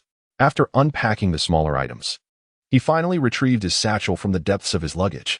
"Brother, is that blood on this bag?" Elizabeth exclaimed, covering her mouth in shock. "No," Winters replied calmly. "It's red wine." This satchel was the one Winters used during his night shift when he encountered the female thief.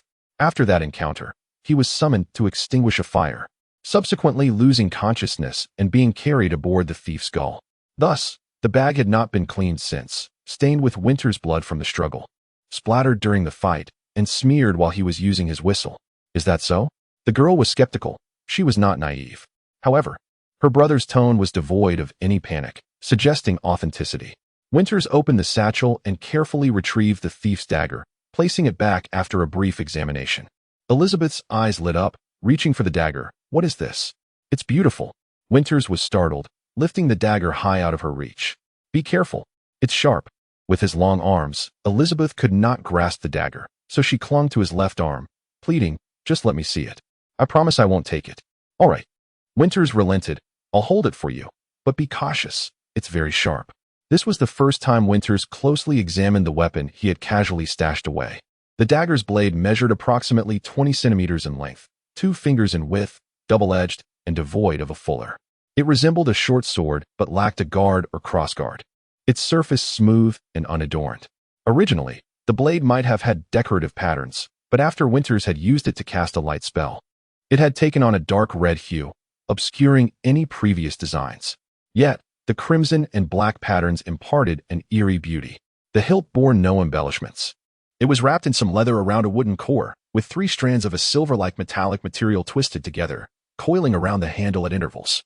The hilt's end featured a rounded counterbalance. Winters speculated that the metallic thread might be silver, even if it were not. The craftsmanship evident in the twisted strands suggested it was made by a skilled artisan. Though the blade's edge was not visible, he recalled how effortlessly it penetrated flesh. Akin to a hot knife through butter, the steel must be of high quality. All evidence pointed to this being an exceptional dagger, surprising given the thief's apparent care for her tools. "This dagger is truly exquisite," Elizabeth declared, seizing the opportunity while her brother was lost in thought, brandishing it in the air. Winters watched her clumsily wield the weapon, his heart racing with fear that she might injure herself. "Ella, be careful. That dagger is exceptionally swift." Ironically, the more Winters warned her about the dagger's sharpness, the more Elizabeth desired it.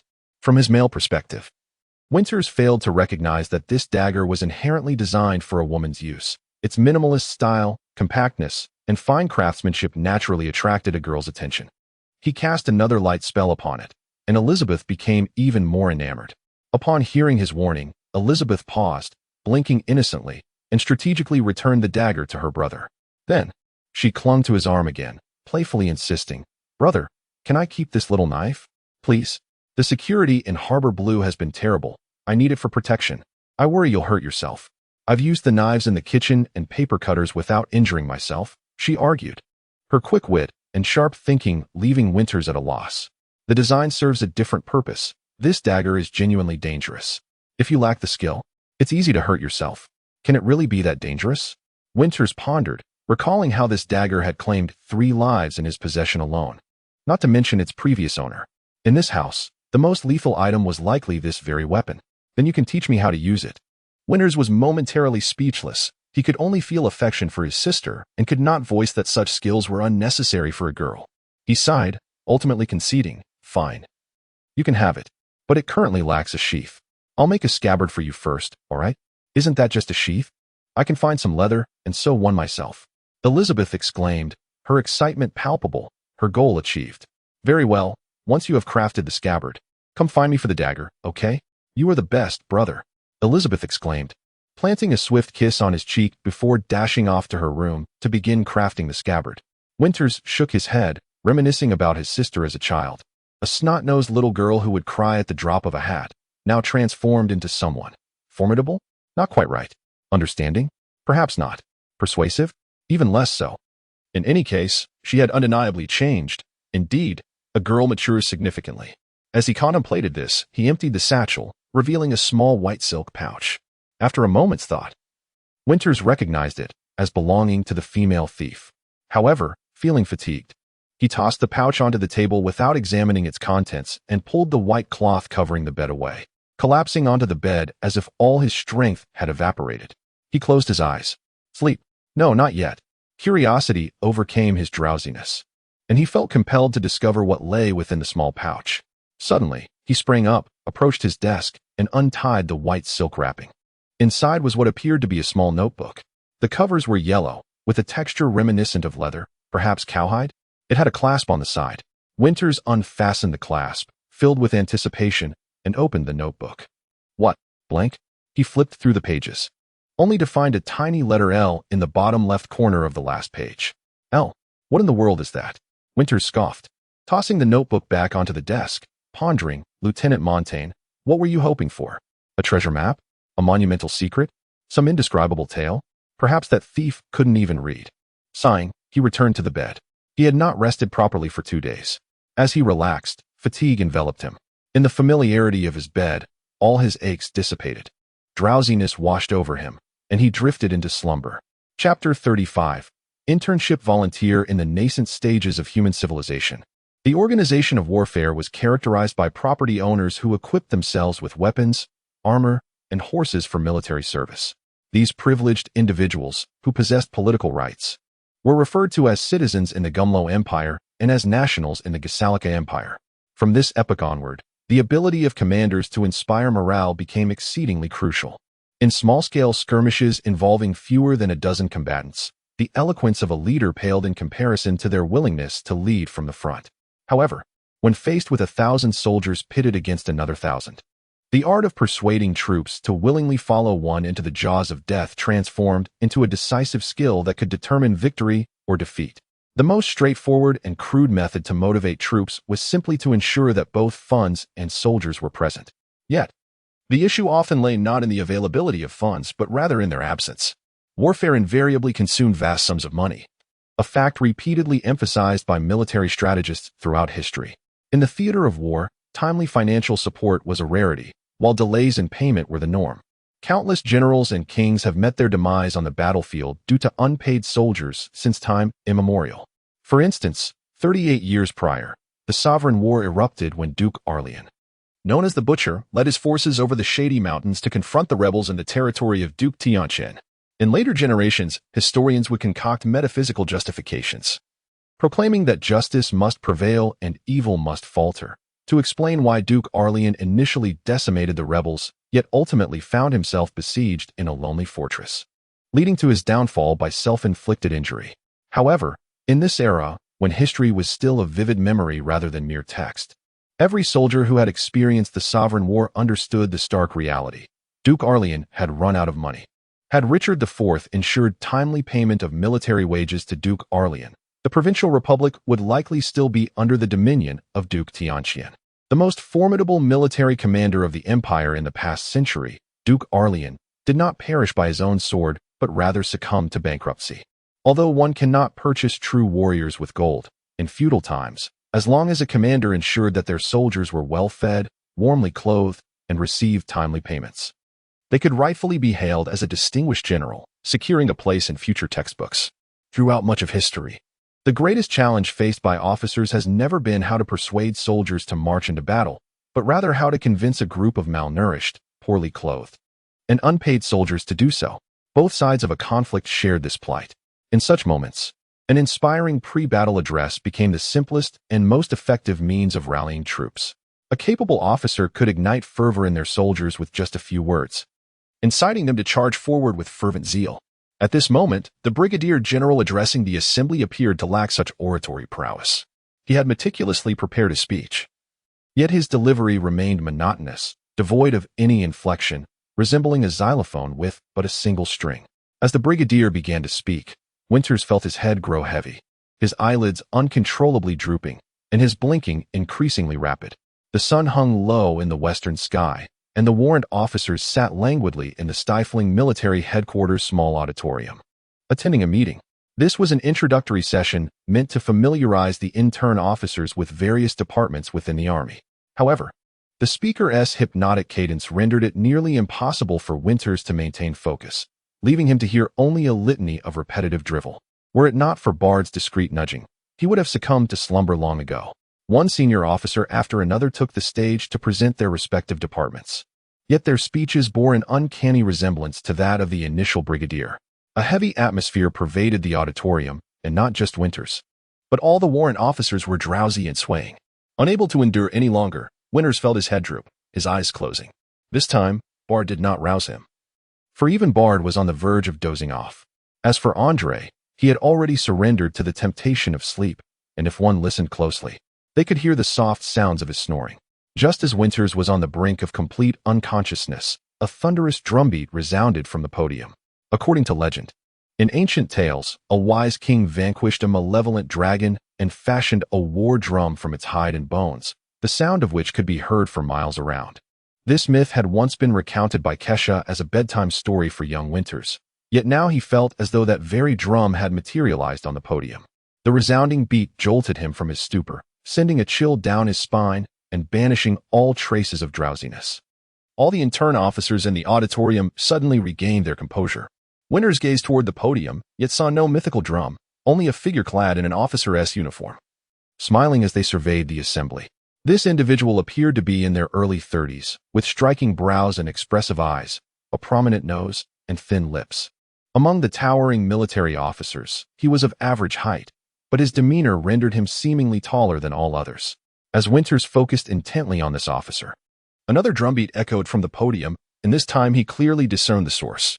There was no drum. The officer had merely snapped his fingers. Such a simple sound could not possess such resonance, leading to the inevitable conclusion. This was a spellcaster who had amplified the sound with an enchantment. However, Winters found it curious. In his understanding, amplification spells typically enhanced only the caster's vocalizations, and he had yet to encounter a spellcaster capable of amplifying external sounds. Sensing that he had captured the attention of all the intern officers, the officer smiled with satisfaction and inquired, "Are we all awake now?" To be honest, I was nearly asleep myself. His voice was cool and clear, yet resonated far beyond that of an ordinary speaker, undoubtedly due to the amplification spell. Winters mused that while amplifying sound may not be particularly challenging, maintaining such steadiness was an impressive feat for a spellcaster. Using magic is not akin to merely pressing a button for a desired effect. It is more akin to exerting muscular force. The explosive sound produced by Major Moritz was akin to releasing a burst of energy in a single moment. While this officer controlled the amplification so smoothly that it resembled a tightrope walk while reciting poetry. Ordinary officers may not have perceived the intricacy, but for a spellcaster, it was a blatant display of skill. Winters felt a burgeoning interest in this spellcasting officer. The officer continued, "I do not wish to waste your time, so I have not prepared a script, and what I need to say is quite minimal." He surveyed the assembly of intern officers with a sweeping gesture. "You have graduated from the continent's premier military academy, and the individuals preceding me have praised you as the most promising and illustrious young talents in the army." Promising and illustrious young talents? The officer scoffed, raising his voice. "Where? I see none. All active duty officers in the auditorium were your predecessors and alumni. You would do well to aspire to be like us. To become an army bureaucrat whose mere words send you into a stupor is hardly the hallmark of promise and potential. Every one of us has traversed the path you now tread, and as a senior, I offer you 2 pieces of advice."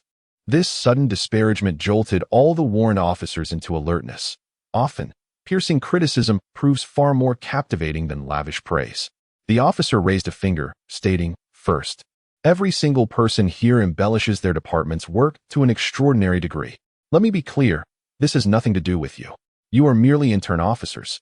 And in the coming year, you will engage in nothing more than trivial tasks. Writing reports, changing ink. This is all there is to it." Winters and Bud exchanged wry smiles, the major having struck the faces of all the warrant officers with a resounding slap.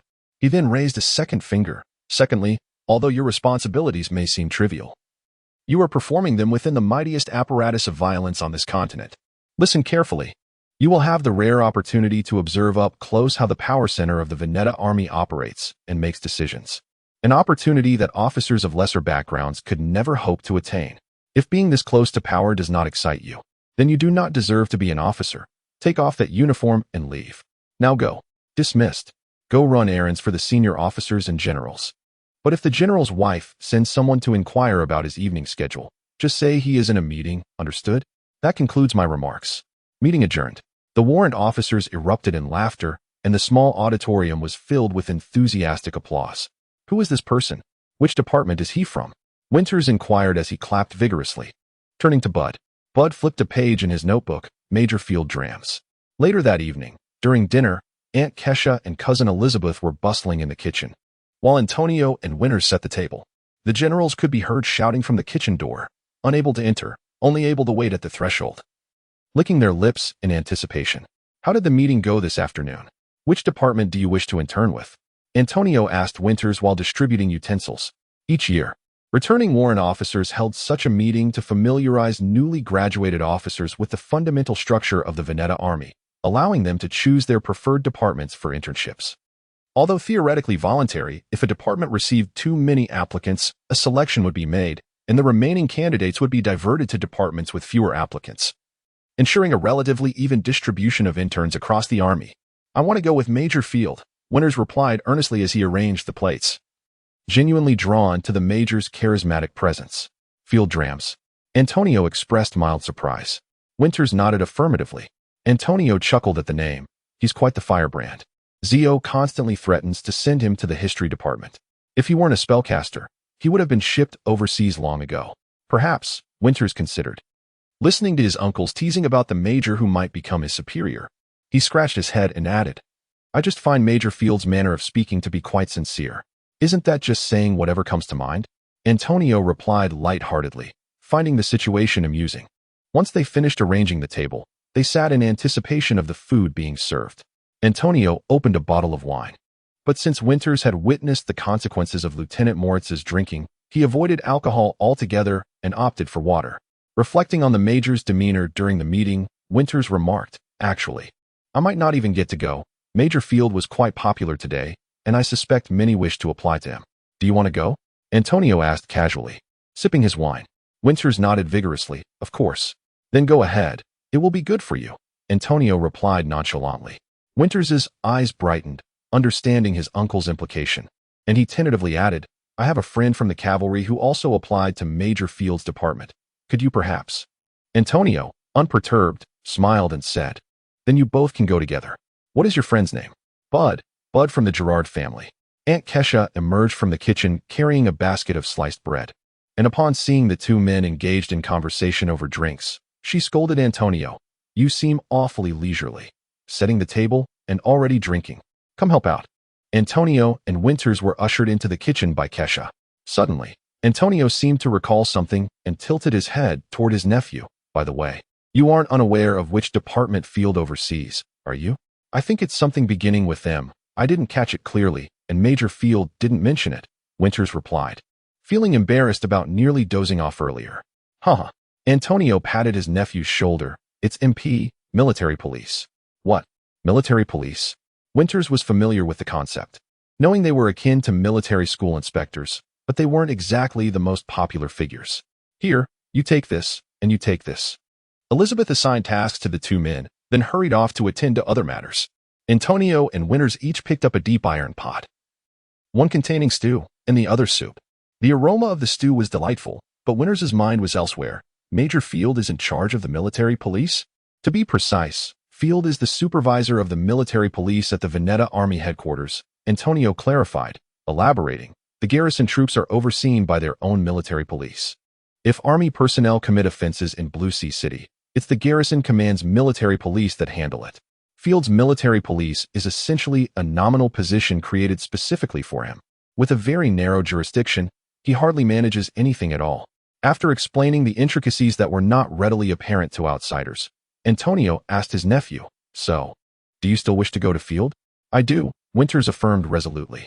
Oh, Antonio was somewhat puzzled. Major Field is a highly skilled spellcaster. I wish to learn magical techniques from him. Then go ahead. It will be beneficial for your studies, Antonio nodded, maintaining a relaxed demeanor. Although Field had never worked under him, the fact that Zio had been infuriated by him on several occasions yet had not sent him overseas, instead opting to create a nominal position for him at headquarters, indicated that Field possessed some merit.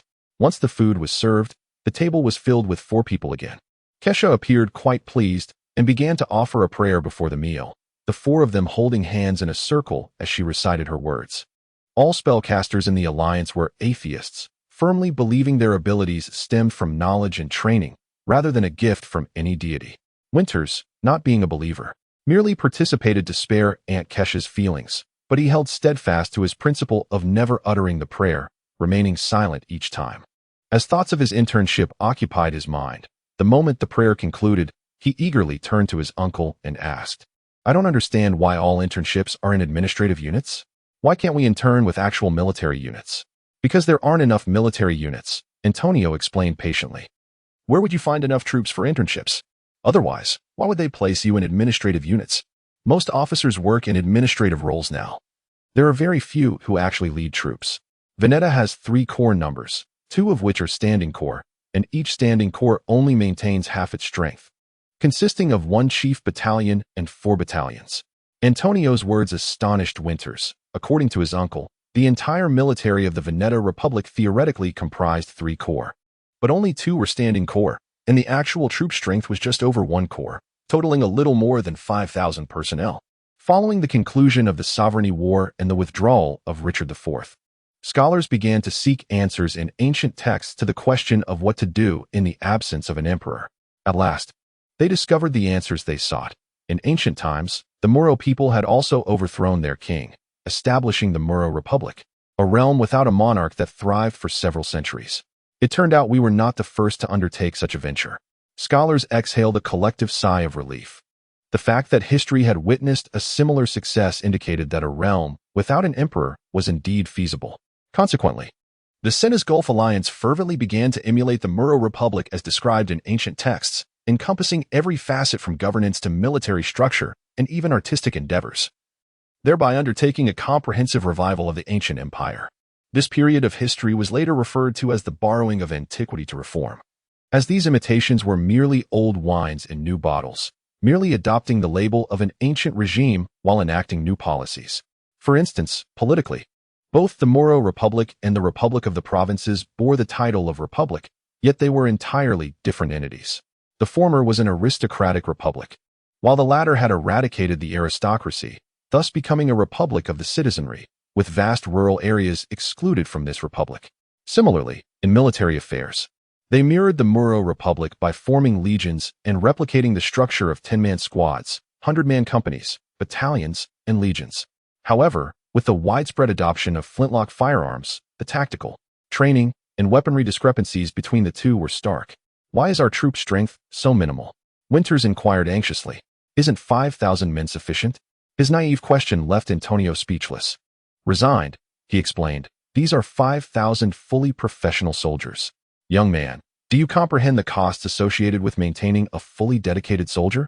To ensure their unwavering commitment, one must at least match the wages of an apprentice craftsman, which amounts to the salaries of 5,000 craftsmen, alongside provisions for their sustenance, housing, and equipment. Frankly, if not for the need to maintain a deterrent force, I would argue that even 5,000 is somewhat excessive. What if we are compelled to engage in battle?" Winters pressed. "In the event of war, we can temporarily summon the reserves. The reserves also require compensation, so we must disband them promptly after the conflict. 30 years ago, during the war, we had an abundance of refugees, and a mere meal could entice them to enlist. Now, the situation has changed. Warfare is a costly endeavor. For dealing with scattered bandits and a few tax-evading farmers, a standing army suffices." What? Winters' worldview was utterly shattered. Isn't the establishment of a standing army intended to resist foreign foes? Antonio chuckled. Not at all. The primary function of a standing army is to deter domestic threats. Engaging foreign adversaries cannot rely solely on these few thousand men. As the two conversed passionately, Elizabeth was captivated by their dialogue, while Kesha simmered with anger. She had devoted considerable effort to preparing dinner, yet none of the other 3 showed proper appreciation for her culinary skills, leaving her feeling quite aggrieved. Controlling her irritation, Kesha tapped her glass. "Could we refrain from discussing matters beyond the dinner table while we eat? Oh, this beef stew is exquisite." Antonio promptly recognized his wife's discontent and discreetly signaled to Winters, praising her culinary prowess. Another family member of lower standing, Elizabeth, also understood the cue. exclaiming how delightful the beef broth was. Winters offered a few half-hearted compliments, but his thoughts were consumed by the military insights his uncle had just shared, leaving no room for anything else. After a few bites, he could not contain himself, asking his uncle, "Does this mean that once I join the organization, I will be confined to a lifetime of clerical work?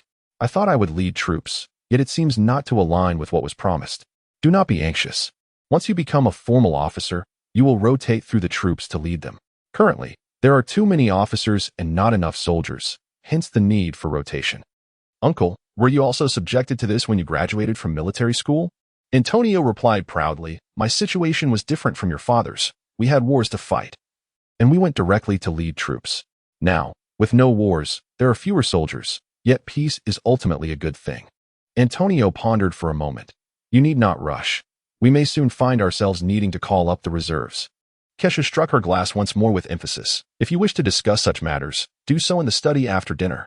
Even someone as oblivious as Winters realized that his aunt was on the verge of an emotional eruption. The praises for the lady of the house once again dominated the conversation at the dinner table. Chapter 36. Field Duty. Winters successfully secured an internship opportunity at the Military Police Department of the Army Headquarters, albeit as the sole candidate. Upon realizing that the Military Police Department was far from an ideal placement, he deemed it unnecessary to involve Bard, especially since Bard was not a practitioner. Bard aspired to join the Equipment Department's Equine Affairs section, for which Winters solicited assistance from his uncle. Meanwhile, Andre sought his own connections to the training department, resulting in a temporary separation among the three friends. Standing at the entrance of the Military Police Department, Winters adjusted his collar, smoothed out the creases of his uniform, and positioned his belt with precision. After meticulously arranging his appearance, he gently knocked thrice on the door. "Come in," a voice, slightly lacking in strength, called from within. With his cap tucked under his left arm, Winters pushed the door open. To his right, he spotted a square table where a young man with tousled blonde hair, appearing to be in his early 20s, was scribbling notes on a piece of paper. Winters saluted crisply, causing the blonde youth to rise in haste. Flustered and unsure how to return the gesture, he initially raised his hand, only to let it drop, ultimately opting for a deep bow. "I'm not an officer," the blonde youth explained, his cheeks flushed. "I'm merely a clerk. There's no need for you to salute me." Feeling somewhat nervous himself, and noticing that the young man was clad in civilian attire rather than a uniform, Winters smiled and extended his hand, which the young man shyly accepted. "Are you here to see Colonel Field?" "Yes, I am Winters Montaigne, assigned to intern here for a year."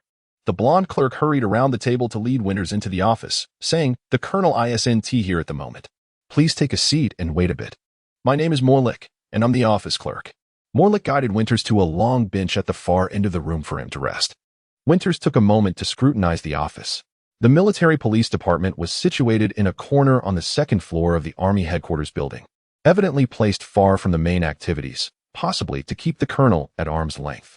Despite its secluded location, the corner position afforded excellent lighting.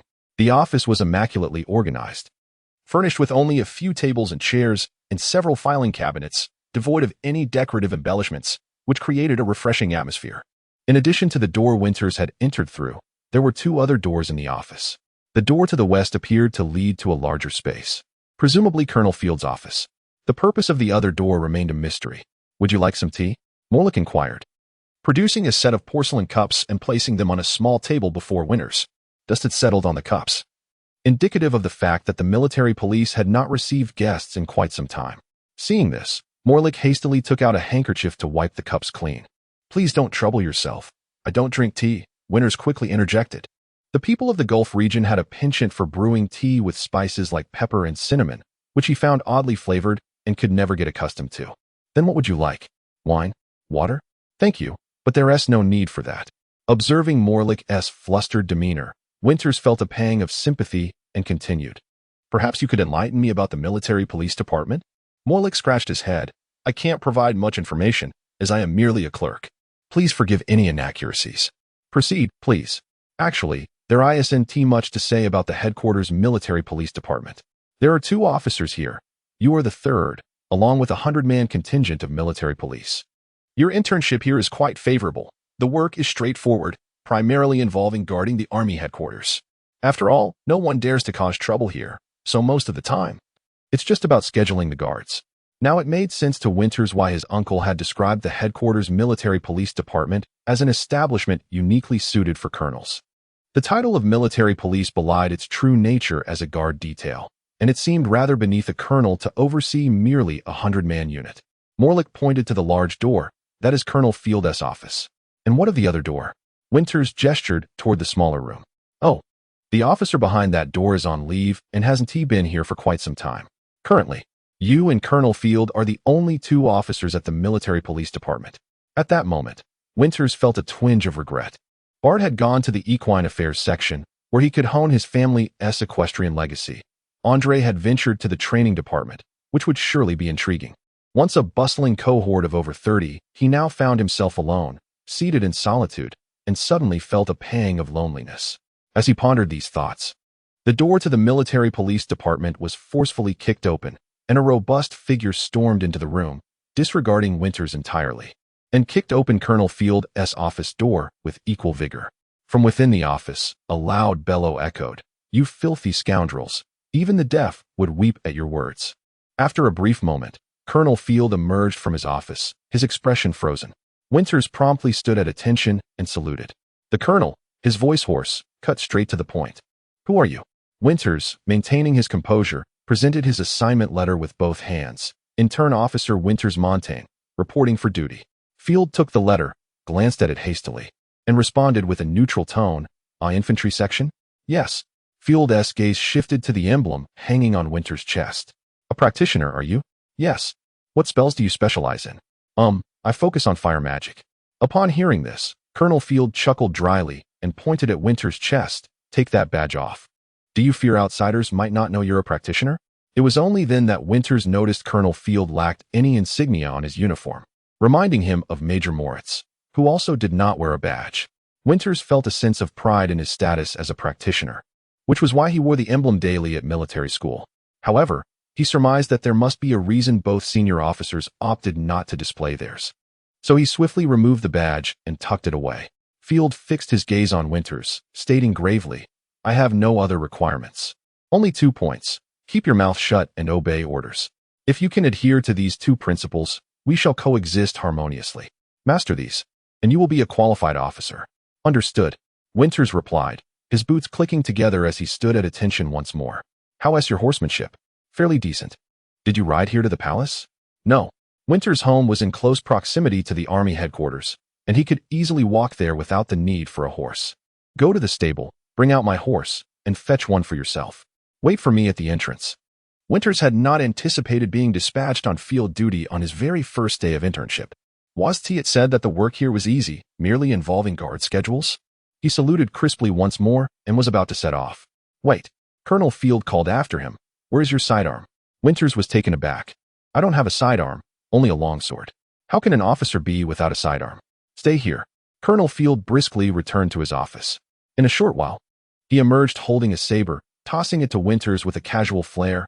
"This is my dussack. Take it for now." Winters caught the saber deftly as it descended through the air. The weapon, along with its sheath, felt surprisingly heavy in his grasp, even more so than his longsword. The blade had a slight curve, measuring approximately 80 centimeters in length, featuring a simple guard that resembled a cavalry saber. The scabbard was made of unadorned black wood, with the end of the handle intricately carved into the shape of an eagle's head. He drew the blade, revealing a length of nearly a palm. Noting its single-edged design, thick spine, and slender blade, which bore 2 grooves along its length, glinting menacingly in the light. The faint scent of oil lingered on the blade. Unmistakably a well-maintained weapon. "Go on," Colonel Field commanded with a wave of his hand. Winters nodded, gripping his dussack knife, and strode purposefully out of the gendarmerie. Leaving the army headquarters behind, Field rode ahead on his magnificent black steed, while Winters followed closely on his military horse, maintaining a half-horse length of distance. On this occasion, Colonel Field had chosen to take only Lieutenant Winters on the outing, without any gendarmes accompanying them. The streets were bustling with pedestrians, and the horses could only proceed at a brisk walk. After traversing a stretch and exiting the urban area, the number of passers-by diminished. Colonel Field, no longer concerned with controlling the horse's speed, gave a gentle flick of the whip and a light jab with the spurs. The spirited black horse understood its master's intent immediately, snorted with delight, and with powerful muscles surged ahead, Galloping swiftly along the country road on the outskirts of town, this black stallion was eager to escape the suffocating confines of the city. While the spirited horse thrived in the exhilaration of the run, Winters felt a tinge of frustration. Standing taller than most majors, his stature meant that, despite his equestrian skills, he could not compete as a racehorse rider. His horse was one provided by the Army headquarters for officers' shared use, inherently inferior to the colonel's black stallion, and had been overworked, quickly falling behind. Realizing Winters had been left behind, Colonel Field tugged on the reins, and the black stallion, still yearning for speed, let out an indignant whinny before slowing down. Winters caught up, feeling somewhat embarrassed, and resolved to procure a truly fine horse in the coming days to challenge the colonel. The two rode in silence. Field did not disclose their destination, and Winters refrained from inquiring. Yet, with each passing moment, the road grew increasingly familiar to Winters, as he endeavored to recall where he had traversed this path before. Finally, recognition dawned upon him. Was this not the road leading to the customs prison? As Winters had surmised. They halted at the entrance of the customs prison, the very place from which he had been summoned just 2 days prior. The colonel handed the reins to Winters and strode directly to the prison's entrance, delivering a forceful kick to the massive oak door, which stood 3 meters high and 6 meters wide, causing it to tremble under the impact. A small door opened, and several surly guards, armed with pikes, rushed out. They were about to unleash a torrent of curses, but swallowed their words upon spotting the officers' uniforms. The lead guard, adopting a cordial tone, inquired, "What brings you here, gentlemen?" The colonel produced a sealed letter from his saddlebag and tossed it to the guard, instructing, "Deliver this to the person in charge here and have him come out to see me." The guards exchanged glances, and one hastened to deliver the message. After a short while, the main gates of the customs anti-smuggling prison swung wide open, and the warden himself emerged to greet Colonel Field, leading the 2 army officers into the prison. It was a curious sensation for Winters to revisit this place within such a brief span of time, entering not as a prisoner, but as a guest. The warden did not guide them into the main building, but led them around the exterior walls until they reached a small stone cottage. As they approached the wooden-roofed stone structure, Winters was assailed by a nauseating stench. The warden, clearly prepared, produced a scented pouch to cover his mouth and nose. Field maintained a stoic demeanor, regarding the warden's discomfort with a gaze laden with disdain. Winters mimicked his superior, striving to mask any sign of unease. The trio halted outside the stone cottage as the warden, frowning, remarked, "The guards have been waiting for you at the archives since early morning. I've dispatched someone to notify them. They should arrive shortly." With a sly glance at the 2 army officers, he added with a smile, "It's quite foul in here. Perhaps you two should wait outside rather than entering just yet." Field cast a long, scrutinizing gaze at the customs warden, emitting a disdainful snort from deep within his nostrils. Without further ado, he kicked open the door, and Winters followed closely behind. Upon entering the stone room, the stench intensified, nearly overwhelming, as if it were an invitation to expel the contents of their stomachs. The foul odor conjured images of the most repulsive sights imaginable, like a skunk's corpse rotting in a sealed cave for a century, emitting putrid gases. In that moment, Winters understood the grim reality of their location. It was the prison's morgue. Inside, flies swarmed around 3 naked male corpses laid upon wooden planks, the source of the ghastly smell. The bodies were coated in a snow-like powder, which Winters surmised to be salt. Salt curing was an ancient method of preservation. Certain warriors of bygone civilizations would employ it to maintain the heads of their enemies. However, it was evident that the preservation had not been effective for these 3, as a viscous liquid seeped from beneath their bodies, dripping onto the ground. 2 additional figures entered from outside, their faces covered with cloths soaked in perfume. They appeared astonished to see the army officers entering the morgue without any protective gear against the stench. The lead individual adjusted his hat and greeted the 2 officers respectfully. Winters returned the gesture, while Field nodded impassively. The lead figure, speaking briskly, introduced himself as Customs Guard Affairs Officer Lopu, gesturing to his aide. "This is my deputy, Carnero." Colonel Field, however, dispensed with pleasantries and cut straight to the point. "Is it just these 3 bodies?" "Not 3, the officer replied, a bitter smile crossing his face. "But 4. He waved his hand, and his aide moved deeper into the room, lifting a filthy burlap cloth to reveal the 4th corpse. To be precise, it was not a complete body, but merely fragments of one. The original owner of this body had evidently endured unspeakable horrors, leaving only half behind. Having slain pirates and witnessed the execution of captives on deck, Winters had thought himself hardened enough to face such sights. Yet the state of this half-corpse rendered him unable to look directly at it. He averted his gaze slightly. Meanwhile, Field remained expressionless, merely nodding in acknowledgement. Officer Lopu, perceptive to the colonel's demeanor, suggested, "The bodies have been examined. Let us discuss the remaining matters outside. I understand both of you army officers are accustomed to tumultuous sights, but I cannot bear to remain in this room for another second. Shall we?" Winters felt an increased admiration for the customs officer's sensitivity. Yet he maintained a stoic exterior akin to Field's. The colonel nodded, and the four departed the room, finding the warden had already vanished. Officer Lopu continued casually. "The prison staff only knows to use salt for preservation, yet they fail to realize that to properly preserve a body, one must first remove the organs. With the heat. While the exterior may not decay, the interior does, resulting in this foul condition. However, we cannot fault them when a prisoner dies. They are typically removed within 2 days by their families, and those without families are buried directly. They have never been tasked with keeping a body for so long." The four men walked until they reached a vantage point about 20 meters from the morgue, where they paused. Lopu accepted a document from his aide and handed it to the colonel, explaining, "Everything we have uncovered is contained within this dossier." The four individuals lying inside arrived at Blue Harbor aboard a 3-masted light vessel named the Thief's Gull, alongside your trainee officers this year.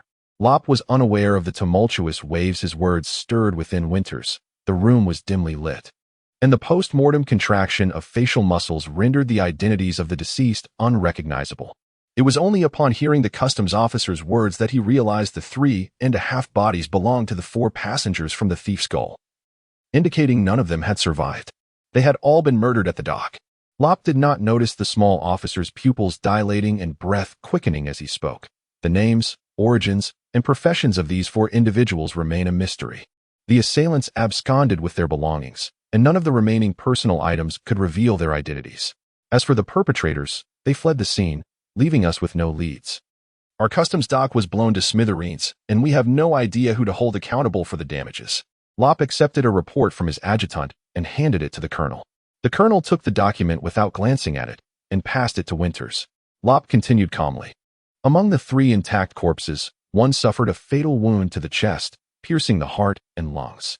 The other 2 sustained lethal injuries from the side and back, likely resulting from a group assault." The colonel listened intently, nodding as he absorbed the information.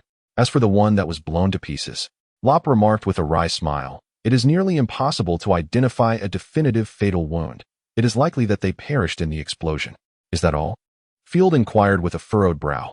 "Several sailors and laborers also perished," Lop replied composedly.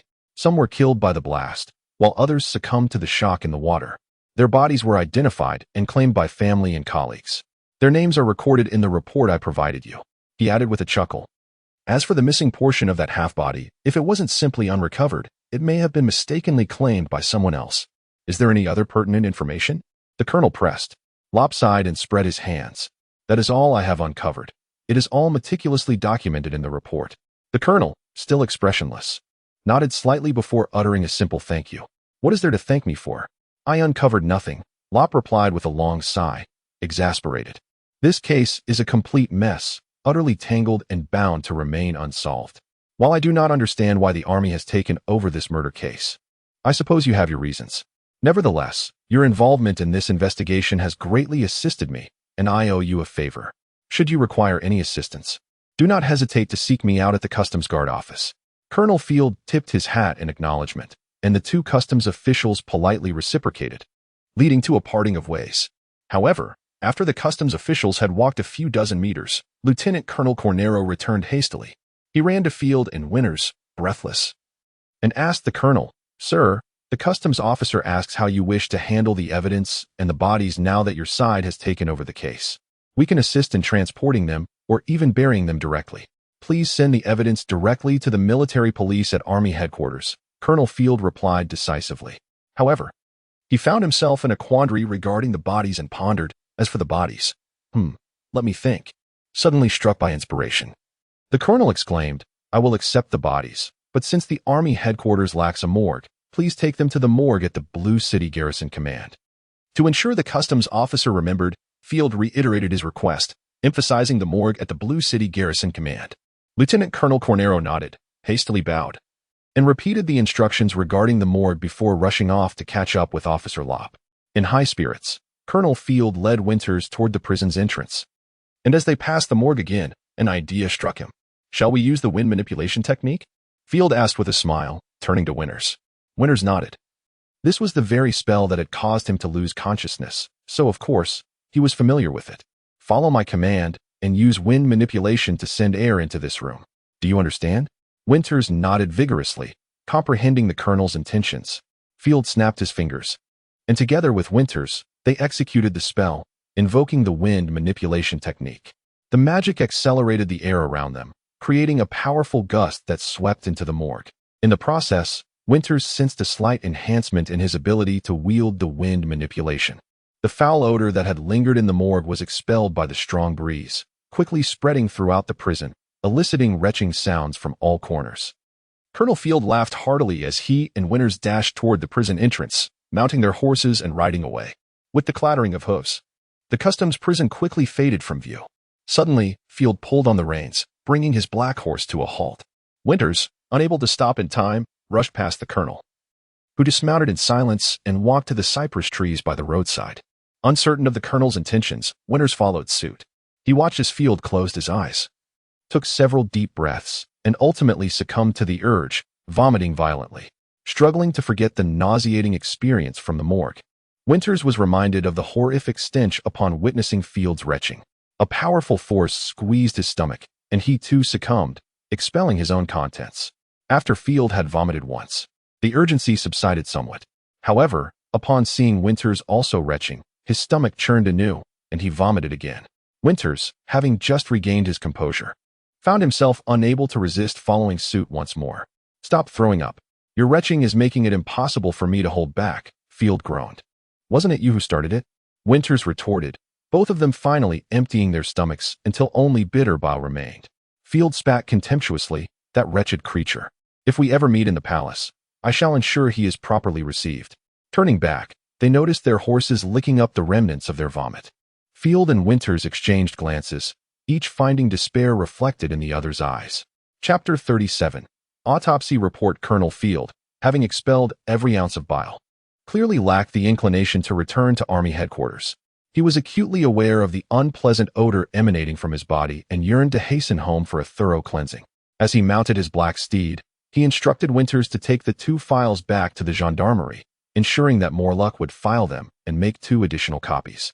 Upon returning from the roadside drainage ditch to the compacted earth road, the colonel mounted his horse and surveyed Winters, who bore a similarly disheveled appearance. In a hoarse voice, he remarked, "You performed admirably today. You did not bring disgrace upon the army." After delivering the files to Morluck, return directly home, indulge in a good wash, and take a rest. You have certainly earned it. With that, Field tightened his legs around the horse's belly and, with a flick of his whip, galloped away, seemingly headed straight for home. Although Winters, a pragmatic individual, believed that gaining respect through such ruthless means was utterly pointless, receiving commendation from his superior did bring him a modicum of joy. The threshold for workplace newcomers, such as Second Lieutenant Montaigne, was still relatively low, and he checked the 2 files in his saddlebag, confirming their completeness before also riding towards Army headquarters. Upon returning the horse and delivering the files to the blonde scribe Morluck, Winters did not head home immediately, as Morluck immersed himself in transcribing the documents. Winters took the autopsy report, seated himself on a bench, and began to study it intently. Although he was unaware of the specific details, he surmised from the words of Customs Officer Lopp that the investigation into the dockside assassination had evidently been entrusted to Colonel Field. If that were the case, even without direct communication from the colonel, he believed it prudent to familiarize himself with the relevant information. Additionally, as a witness to the incident, he was eager to learn what the customs investigation had uncovered. The autopsy report was exceedingly detailed, revealing that the 3 deceased travelers had succumbed to stab wounds from a sharp instrument, with multiple vital organs pierced and ultimately dying from extensive internal bleeding. The examining physician speculated that the weapon responsible for these injuries was likely a narrow-bladed, straight-edged implement. "This coroner possesses some skill," Winters mused, recalling the agile one-handed sword wielded by the cloaked assailant, which indeed matched the description of a narrow blade. The coroner suggested that the most probable weapon was a rapier. Rapier? Winters had heard of such a weapon during his time at military academy, yet he had never encountered one in person. He continued reading, noting that among the 3 supposed bodyguards, only one had died from a frontal wound, while the other 2 had sustained fatal injuries from the side and rear. Winters contemplated. The individual who died from the frontal wound must have been the one ambushed initially, while the other 2 perished from attacks to their sides, indicating that these bodyguards were skilled swordsmen. The cloaked assailant could not swiftly dispatch them one-on-one. The remainder of the autopsy report contained scattered details such as height and hair color. The coroner estimated the 3 men to be between the ages of 25 and 30, robustly built and in good physical condition, suggesting that they were not of low social standing. At the very least, they must have had regular access to meat, for one could not develop such musculature solely from a diet of flour. The coroner summarized that all 3 deceased had calloused palms, indicating that they were not mere laborers, but rather individuals who had likely spent years honing their skills with weapons. This led to the inference that they were mercenaries or affluent craftsmen and merchants with the leisure to practice. However, the report abruptly ceased mid-sentence. The following portion obscured by ink blots. In hand-copied documents, errors and crossouts were commonplace. More luck, while transcribing, would naturally overlook the crossed-out content, concluding the new document with references to craftsmen and merchants. Yet this specific document was evidently the original penned by the coroner himself. While Winters could not discern what had been obscured, he surmised that the coroner had intended to imply military personnel. The term military personnel was even somewhat misleading. A more precise descriptor would be officer. The common soldiers led arduous lives, lacking the comforts that these travelers had enjoyed, while officers conformed to the profile of those who practiced with cold weapons and had access to good nutrition. The coroner had included military officers as one of his hypotheses in the report, yet customs officials appeared reluctant to complicate matters and thus obscured this portion. Without conclusive evidence, to assert that the 3 deceased were officers would undoubtedly provoke outrage among the military, already simmering with anger over the unwarranted detention of a cadet. Winters began to grasp why this case had been handed over to the military. Had he not been a first-hand witness to the entire event? And had he not observed the customs speculation regarding the possibility of the 3 being officers, he too would have scoffed at such an assertion. Yet he remained preoccupied with the traveler capable of employing a deflection technique. Given that firearms were notoriously inaccurate, Winters hesitated to conclude that a missed shot was definitively attributable to the deflection technique. Nonetheless, he felt compelled to keep this thought at the forefront of his mind. Should he report this information to Colonel Field? Winters pondered, feeling a headache coming on. But I have already promised Major Moritz that we would discuss this matter in secrecy. If the individual were indeed a military spellcaster, the implications would be dire. The very identity of an officer was sensitive. Who would dare to commit murder in broad daylight? Moreover, if the victim were a spellcaster, the case exuded a more pungent air of danger than the foul stench of the customs morgue. If the individual were not an army spellcaster, the situation would be even graver. This would imply either that the results of the Magical Warfare Bureau had been compromised by an outsider who had managed to cultivate a spellcaster capable of employing advanced techniques, or that the fallen traveler was a legendary court mage. It was not commonly known that anyone else could wield magic. But could a court mage be so easily slain? The more Winters contemplated, the more his headache intensified. He resolved that if Colonel Field did not inquire, he would remain silent, for compared to Field, he placed greater trust in Major Moritz. Furthermore, since Field did not actively seek answers, he would not be deemed intentionally evasive. Reflecting on this, he felt a surge of resentment. Was it not agreed that they would discuss this matter privately? Why had the major seemingly vanished? Upon returning home, he intended to inquire whether his uncle knew of the major's whereabouts. From the autopsy report, there were no discernible peculiarities in the suspected spellcaster, and the 3 men bore no tattoos or visible scars. As for the traveler who had been shattered into pieces, although the coroner did not provide a cause of death, Winters knew he had been pierced through the left rib by an assassin's dagger, with the explosion merely hastening his demise and obliterating the body. Yet, for reasons unknown, Winters felt a peculiar dissonance, as if something were amiss. He scrutinized the autopsy report once more, ensuring that he had not overlooked any details. Still, he could not pinpoint the source of this disquiet. Morlock had long since completed his transcription of the customs investigation documents, remaining silent as he awaited Winters to finish reviewing the autopsy report. Apologetically, Winters exchanged documents with the scribe and proceeded to examine the investigation report, which turned out to be even more concise than the autopsy report. The customs investigation was straightforward and blunt, immediately seeking to identify the assassin. However, since the assassin had donned a mask and cloak, no one had witnessed his face. With the identity of the assassin seemingly unattainable, the focus shifted to tracing their escape route. According to local vendors near the dock, the assassin had fled eastward in a black carriage. Knowing the carriage was black and its destination, the remaining task was to conduct the search. The people of Veneta favored flamboyant styles, making pure black carriages relatively rare. Only a handful of drivers employed such vehicles. However, the investigation by the customs guard encountered a conundrum. As they traced the escape route of the assassin, they questioned the shopkeepers along the way, only to find that after traversing 6 or 7 blocks, no one could recall seeing the carriage. Who would pay heed to an ordinary carriage on the road? When the guards meticulously described the carriage's features and repeatedly pressed for answers, the merchants seemed to suddenly remember its existence. Yet, the accounts varied wildly, with some individuals swearing that the carriage was heading towards the dock rather than departing from it. In light of this, Officer Lopp deemed the testimonies unreliable, attributing them to the overly detailed descriptions and the intense questioning by the customs investigators, which may have inadvertently influenced the merchant's statements. Lacking knowledge of the assassin's identity, they turned their focus to uncovering the identity of the deceased. However, the crew of the Thieving Gull was equally oblivious to the identity of the victim. Attempts to interrogate the captain revealed that he was merely an acting captain, while the original captain was still adrift aboard the Fortunate One, unaware of his fate. Ultimately, the investigation yielded no leads on the assassin or the carriage. While the port was burdened with a few more corpses, and yet, no one knew the identity of the deceased. Winters had to concede, as Lopp had asserted, that the case was a tangled mess, practically a foregone conclusion of an unsolvable mystery. Whoever took it on would be plagued with headaches. Explaining Colonel Field's irate outburst at the office that day. However, as an eyewitness, Winters possessed his own intelligence advantage. He discerned that customs officials had yet to realize that the shattered traveler was, in fact, murdered by someone disguised as a dock worker. Moreover, it was evident that assassins had infiltrated the dock workers, and their lack of masks might present a breakthrough. Furthermore, on that day, the Army's lieutenants were present at the dock, and with numerous witnesses, it was possible that other lieutenants had noticed valuable information. Having perused 2 volumes of documents, Winters rose to stretch his stiff limbs and suddenly recalled that he had yet to properly thank Benvenuto for rescuing him from the water.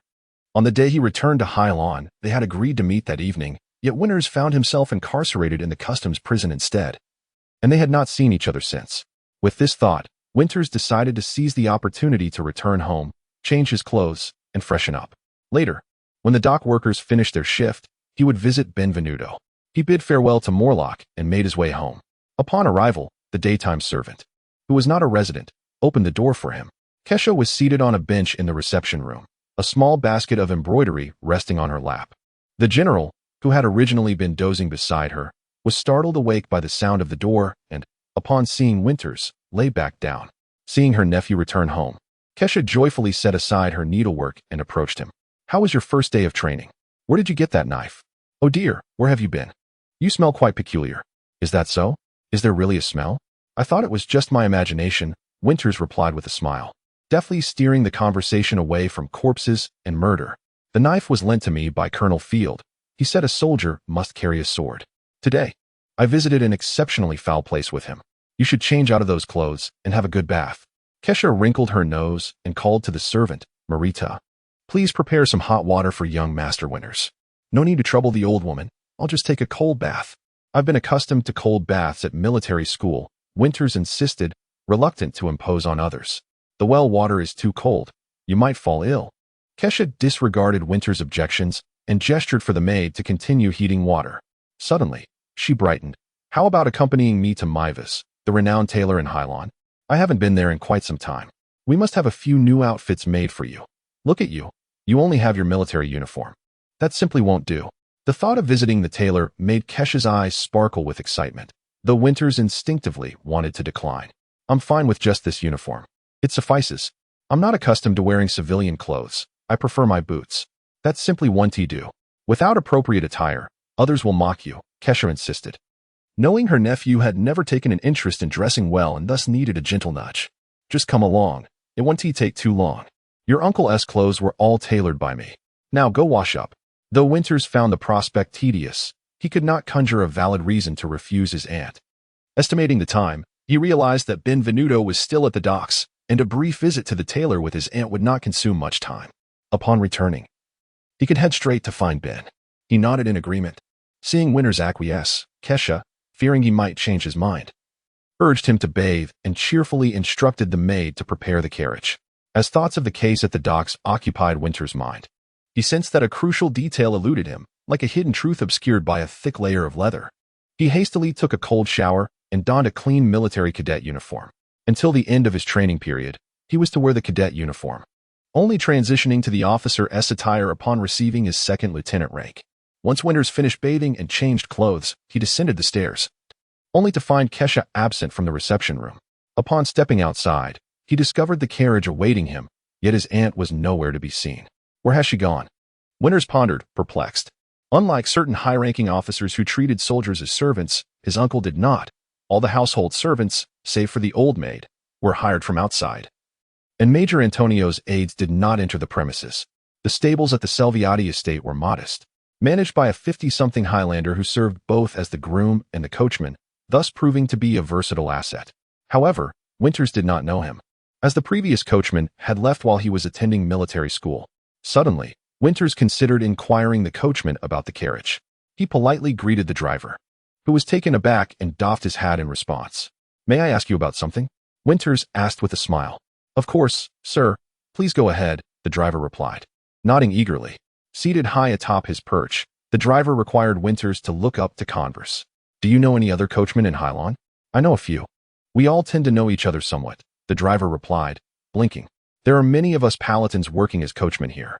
Are there many black carriages in the city? Black with silver trim, perhaps? I can't say for certain.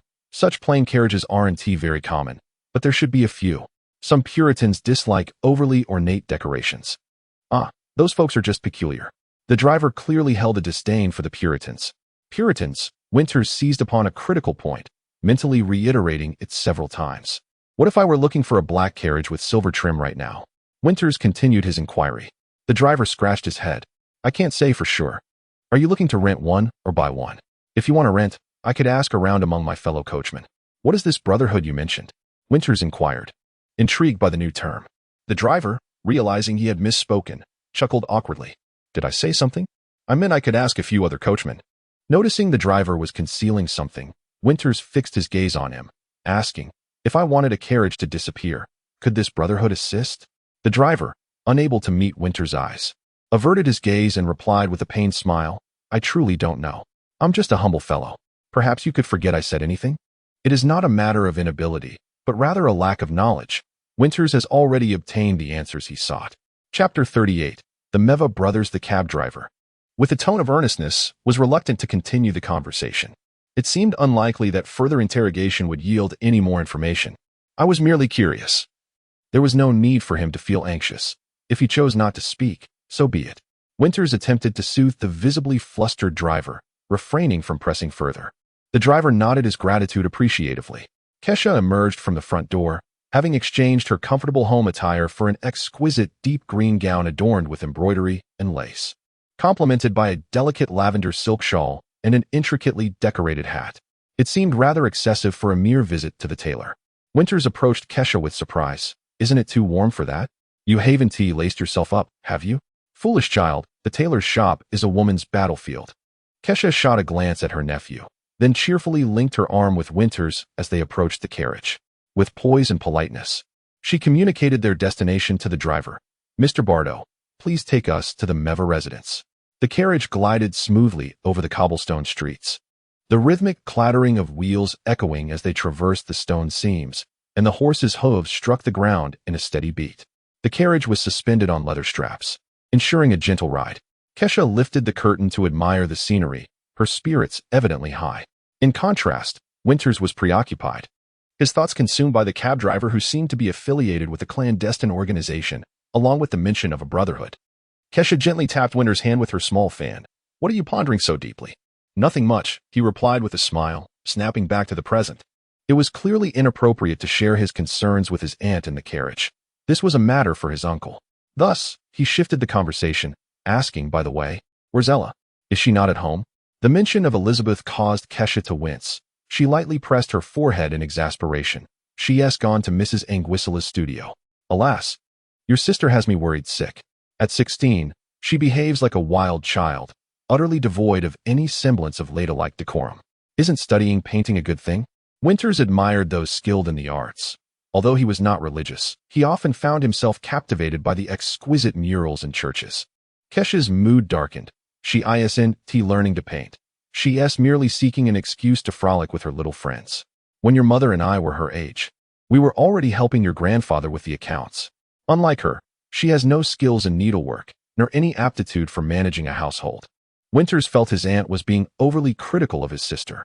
Elizabeth was one of the few individuals he acknowledged as being more intelligent than himself, and he felt compelled to defend her. If you were to teach her accounting, she would surely excel. Her mental arithmetic is commendable. I have taught her, indeed I have.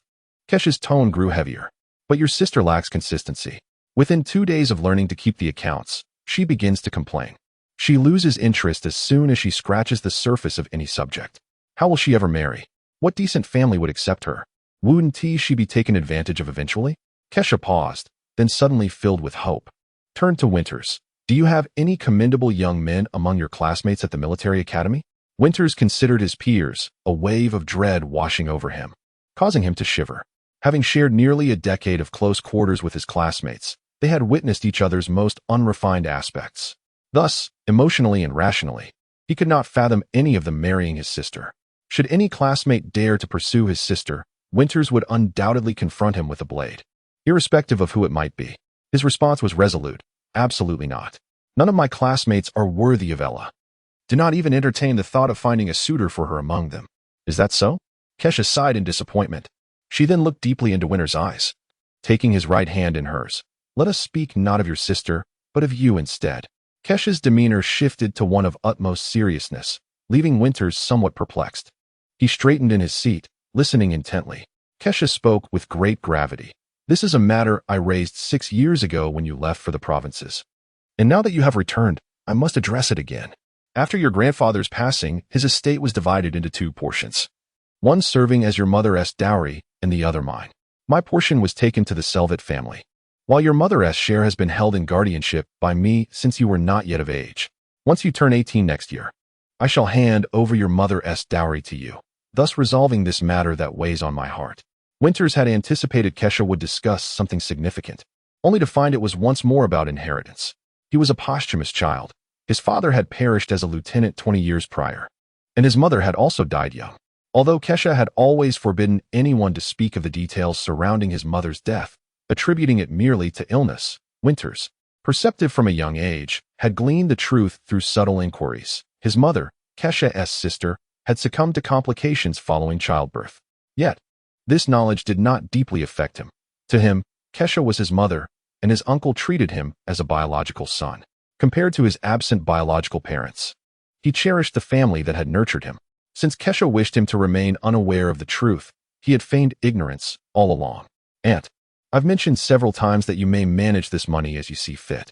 You can incorporate it into the family accounts or use it as a dowry for Ella. I have no objections. Winters strongly opposed Kesha's resolute refusal to utilize a portion of his inheritance. Kesha, perhaps concerned about gossip from outsiders, remained adamant. However, Winters believed that the effort required to raise an infant into adulthood was beyond the value of any amount of gold. Foolish boy, you will need funds for your own future family. I have converted your mother's south dowry into real estate in the Port District, which has appreciated significantly over the past 20 years. As she spoke, Kesha's eyes glistened with unshed tears, her loving hand brushing through Winters' hair. My dear nephew has grown into a fine young man. Your mother, Elizabeth, in the realm beyond, must be delighted to see you thrive. When I reunite with her, I shall proudly kiss her face. As their conversation unfolded, the carriage came to a halt, the driver gently announcing, Madam, we have arrived at the Meva residence. Kesha wiped her tears and regained her authoritative tone. Thank you, Mr. Bardo. Winters exited the carriage first, then assisted Kesha down. They arrived at a charming storefront, nestled among a row of stone buildings, occupying approximately 5 meters in width. The door was painted a glossy black, so pristine that one could almost detect the lingering scent of wet paint. Adorning the door were golden illustrations of scissors and a needle and thread, with the name Meva Brothers elegantly inscribed below in ornate lettering. However, the most striking design was not the door itself, but rather the walls. The sides of the door were not brick, but rather framed with wooden structures that held numerous small panes of transparent glass. Behind the glass, wooden mannequins showcased a collection of elegant garments, predominantly lavish women's attire, with refined men's clothing as an accompaniment. These small panes of glass were an extravagant luxury. Typically, citizens would only purchase a few for windows, with most households opting for wooden shutters. The choice to construct walls from such fragile materials was an audacious display of creativity. The golden lettering of the sign was equally lavish, crafted from gold powder rather than gold leaf. Winters, though untrained in painting, understood that true gold could only be achieved with such materials. The mannerisms displayed at the Meva Brothers tailor shop left Winters utterly astonished. He couldn't help but inquire of the proprietor, "Are you not afraid that thieves might come at night to dismantle your shop?" It seemed rather extravagant, did it not? Yet, all this glass and paint ultimately comes at the expense of the customers. "Come along," Kesha interjected, linking her arm through Winters and drawing him into the shop. The bell above the door chimed, revealing several elegantly attired ladies and young women selecting fabrics. In comparison to them, Winters no longer perceived his aunt's outfit as overly ostentatious. This was no mere tailor shop. It was a veritable arena of fashion. A handsome young man, resembling a tailor, approached briskly, a soft measuring tape draped over his shoulder. Clad in a notably simple work uniform amidst the vibrant floral display, he greeted Kesha with a warm smile, removing his hat and bowing slightly, reproaching her lightly, "Madam Selvage. It has been far too long since your last visit. Without your presence, my inspiration has withered." Were such words uttered by an ordinary individual, they would undoubtedly come across as insincere and distasteful. Yet, the young man's demeanor, posture, and tone struck the perfect balance, eliciting no feelings of aversion despite the knowledge that he was merely engaging in polite banter. Kesha, however, remained unfazed, responding with a smile. "Your sources of inspiration must be plentiful. How many ladies have you uttered this phrase to?" She had developed quite the resilience to such flattery. "But you are the most beautiful of them all." The tailor, one of the Meva brothers, attempted to shift tactics, complimenting the young man beside her. "This handsome lad is quite the natural model." Such words made Winters blush, yet the young tailor delivered them with unwavering sincerity, revealing the challenges of life. The effect was remarkable. Kesha beamed with delight. "This is my nephew, just graduated from the Interprovincial Military Academy, now serving at the Army headquarters." The young tailor proceeded to shower her with a plethora of clever compliments, causing Kesha to bloom with joy. Meanwhile, Winters noticed several ladies within the shop stealing glances in his direction, intensifying his embarrassment, prompting him to speak up. "Are we not here to have clothes made?" "Very well. Let us take your measurements first." The young tailor guided Winters to a quiet room at the back of the shop, starting to take his measurements. Winters, always observant, noted that the clientele was predominantly female. Presumably, another female tailor was responsible for fitting them. However, there was only this one male tailor in the front, and the rest appeared to be young apprentices. He also caught faint sounds of fabric being cut from within the shop. He mused quietly. Perhaps the Meva brothers are actually the Meva sisters. "What kind of garments do you wish to have made?" The male tailor grasped the crux of the matter, directing his inquiry towards Kesha rather than asking Winters directly. "2 sets of civilian attire and 1 formal suit," Kesha deliberated before adding, "and a set of lieutenant's uniform." During their time at the academy, the students' uniforms were tailored by the institution. However, once they graduated, officers were required to purchase their own uniforms.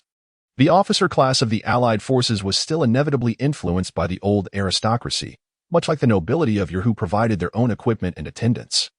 The officers of the new era were also expected to supply their own uniforms, horses, swords, and so forth. These unwritten regulations constituted an invisible barrier. Bud remarked that if he did not go overseas, he couldn't even afford a uniform. His words were not empty. "I cannot yet wear a lieutenant's uniform," Winters hastily reminded his aunt. Kesha, however, dismissed his concern. "Will you not be able to wear it next year? It is best to prepare in advance to avoid having to make another later." Winters understood that he had no say in such matters of life, and thus ceased to oppose her. Kesha sat nearby, perusing a large design book that appeared to belong to the Meva brothers, while the male tailor busied himself beside Winters. Yet, as Winters recalled the incident at the docks, A thought crossed his mind, prompting him to casually inquire, "Do you make capes here?" "Capes? My lord, are you interested in having one made? If so, we can certainly assist you," the male tailor replied while taking Winter's waist measurement. From this, it seemed the Meva brothers did not typically create capes. The tailor chuckled as he explained, "Our establishment primarily produces more refined garments. We have indeed never crafted capes." "How many tailors are there in Sea Blue City?" Winters asked. "Not many, fewer than 100, the tailor added. "Many households do not come to us for garments. Most prefer to purchase fabric and sew it themselves."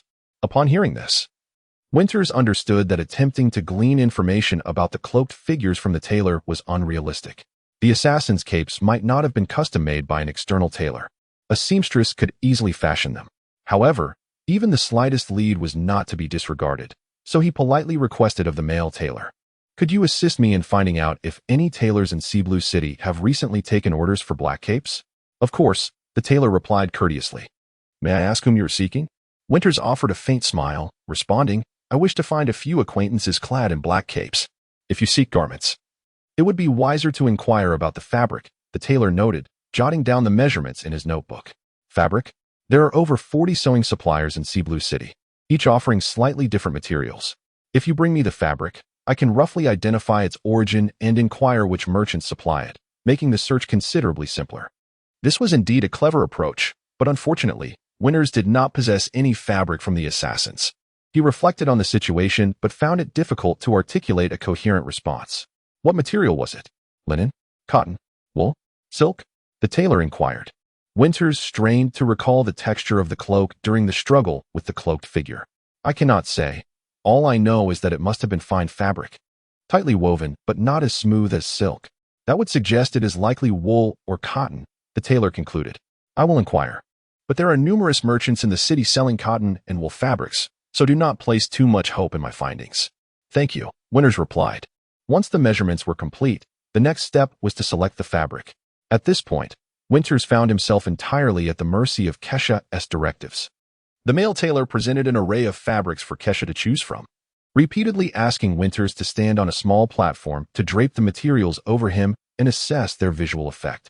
After selecting the fabric, they moved on to the design. Winters had initially believed he would merely take some measurements and quickly conclude his visit to the tailor's shop. However, by the time an exhausted Winters and a delighted Kesha returned home, the sky had darkened considerably. In the residence, Antonio had been waiting for quite some time, amusing himself with the cats in the drawing room. As soon as Winters stepped through the door, he was immediately beckoned by Antonio, who spoke gravely, "Come with me. There is an urgent matter to attend to." Chapter 39. Fortuitous fate, come with me. There's something urgent. Antonio called out to Winters and added, "Have the driver hold off on unloading the horses for now. Winters, you should change into formal attire." "Formal attire? But I only have my military academy uniform at the moment." Antonio glanced at his wife. "Did you not make several outfits previously? Those garments are all the wrong size and still haven't been altered." "I just had the measurements taken today," Kesha replied, somewhat reproachfully. Antonio, unfazed, suggested, "In that case, I shall change into my military uniform as well. We ought to be dressed alike." Winters did not have to wait long, for Antonio was a man of decisive action, and soon emerged from the house clad in his general's uniform, distinct from the ceremonial attire. "Now that we are both dressed, what need do we have for the carriage?"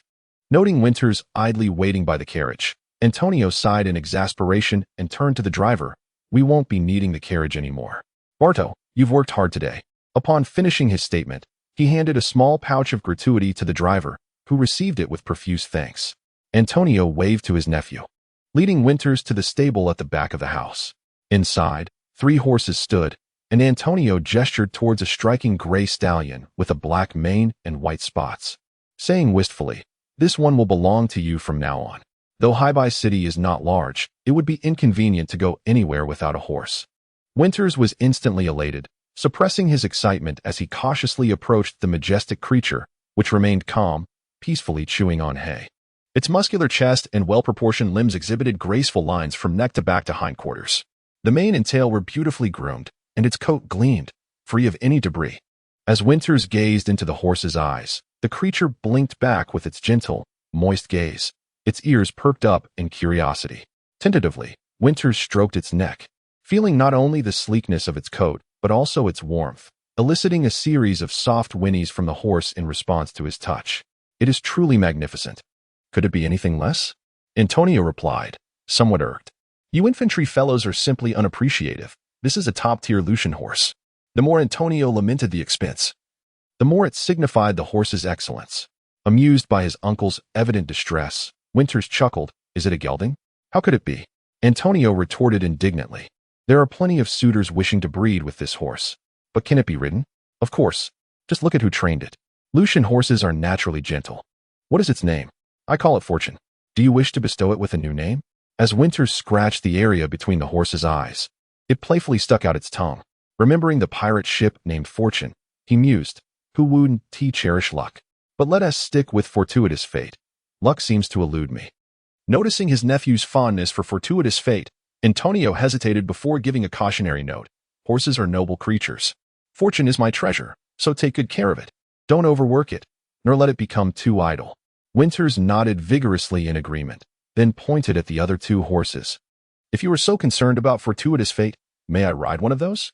In the stable stood a white horse and a chestnut mare. I truly regret sending you to study infantry, Antonio remarked heavily. Do you not consider those two to be fine horses? Antonio produced a small pouch from his pocket, feeding each of the three horses a piece of sugar.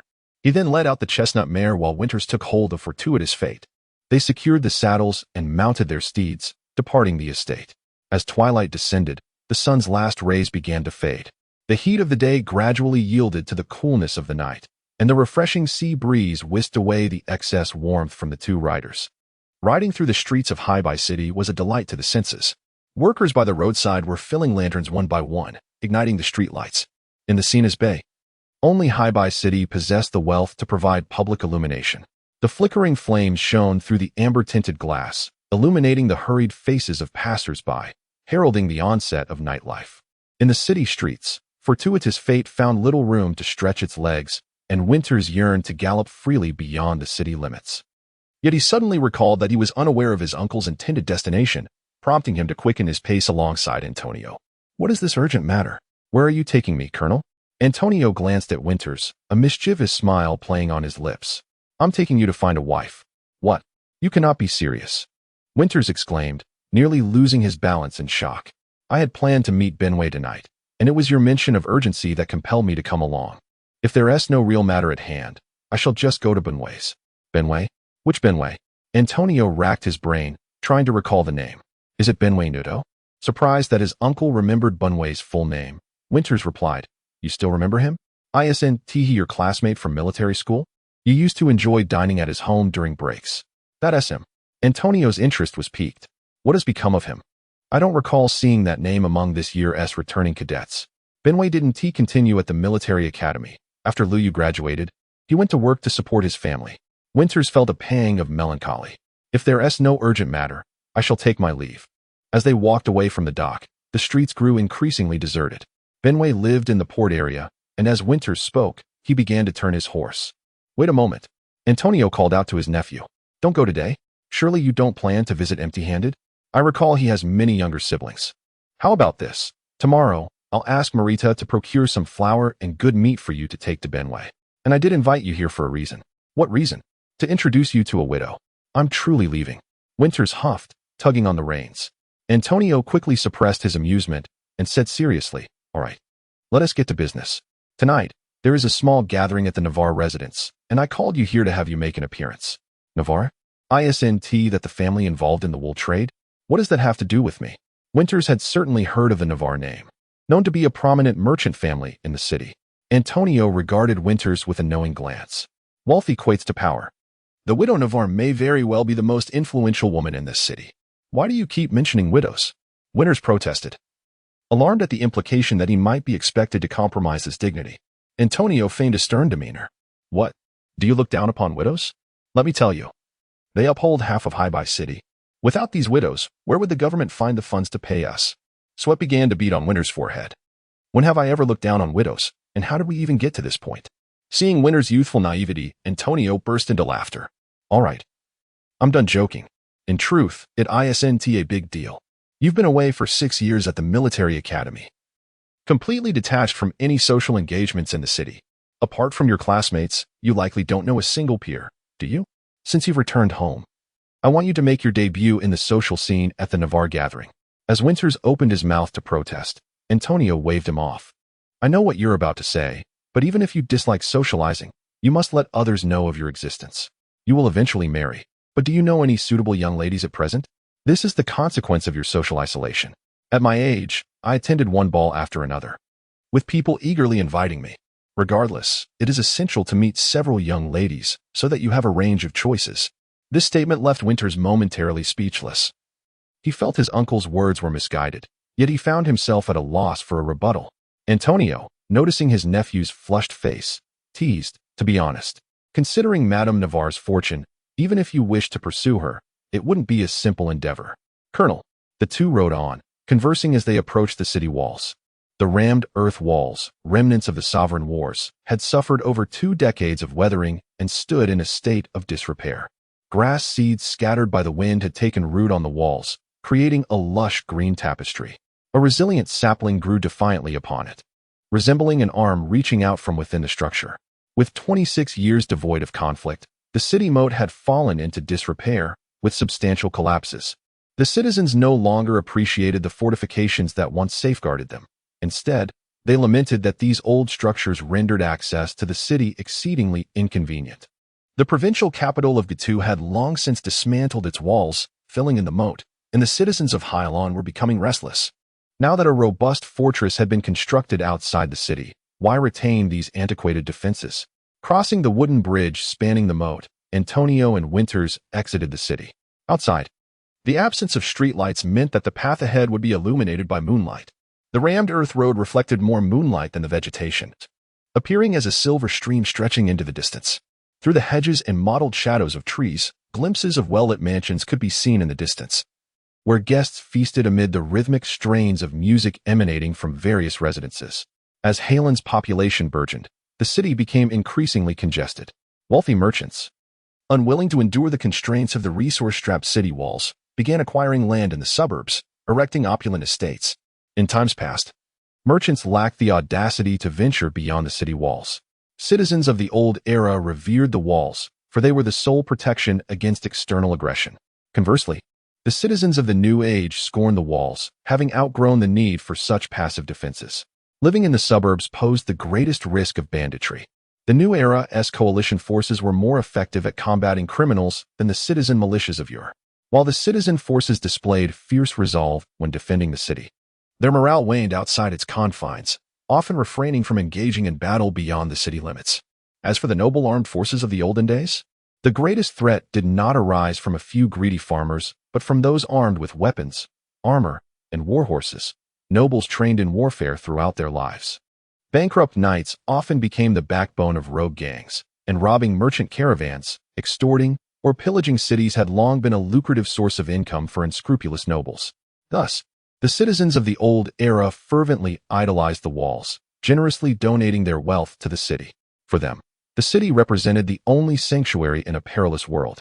However, times had changed. As Antonio remarked, standing armies were primarily intended to combat internal foes, and they excelled at this task. Any sizable bandit group within the coalition's domain would be swiftly eradicated, leaving only a handful of miscreants that could easily be dealt with by a couple of guards.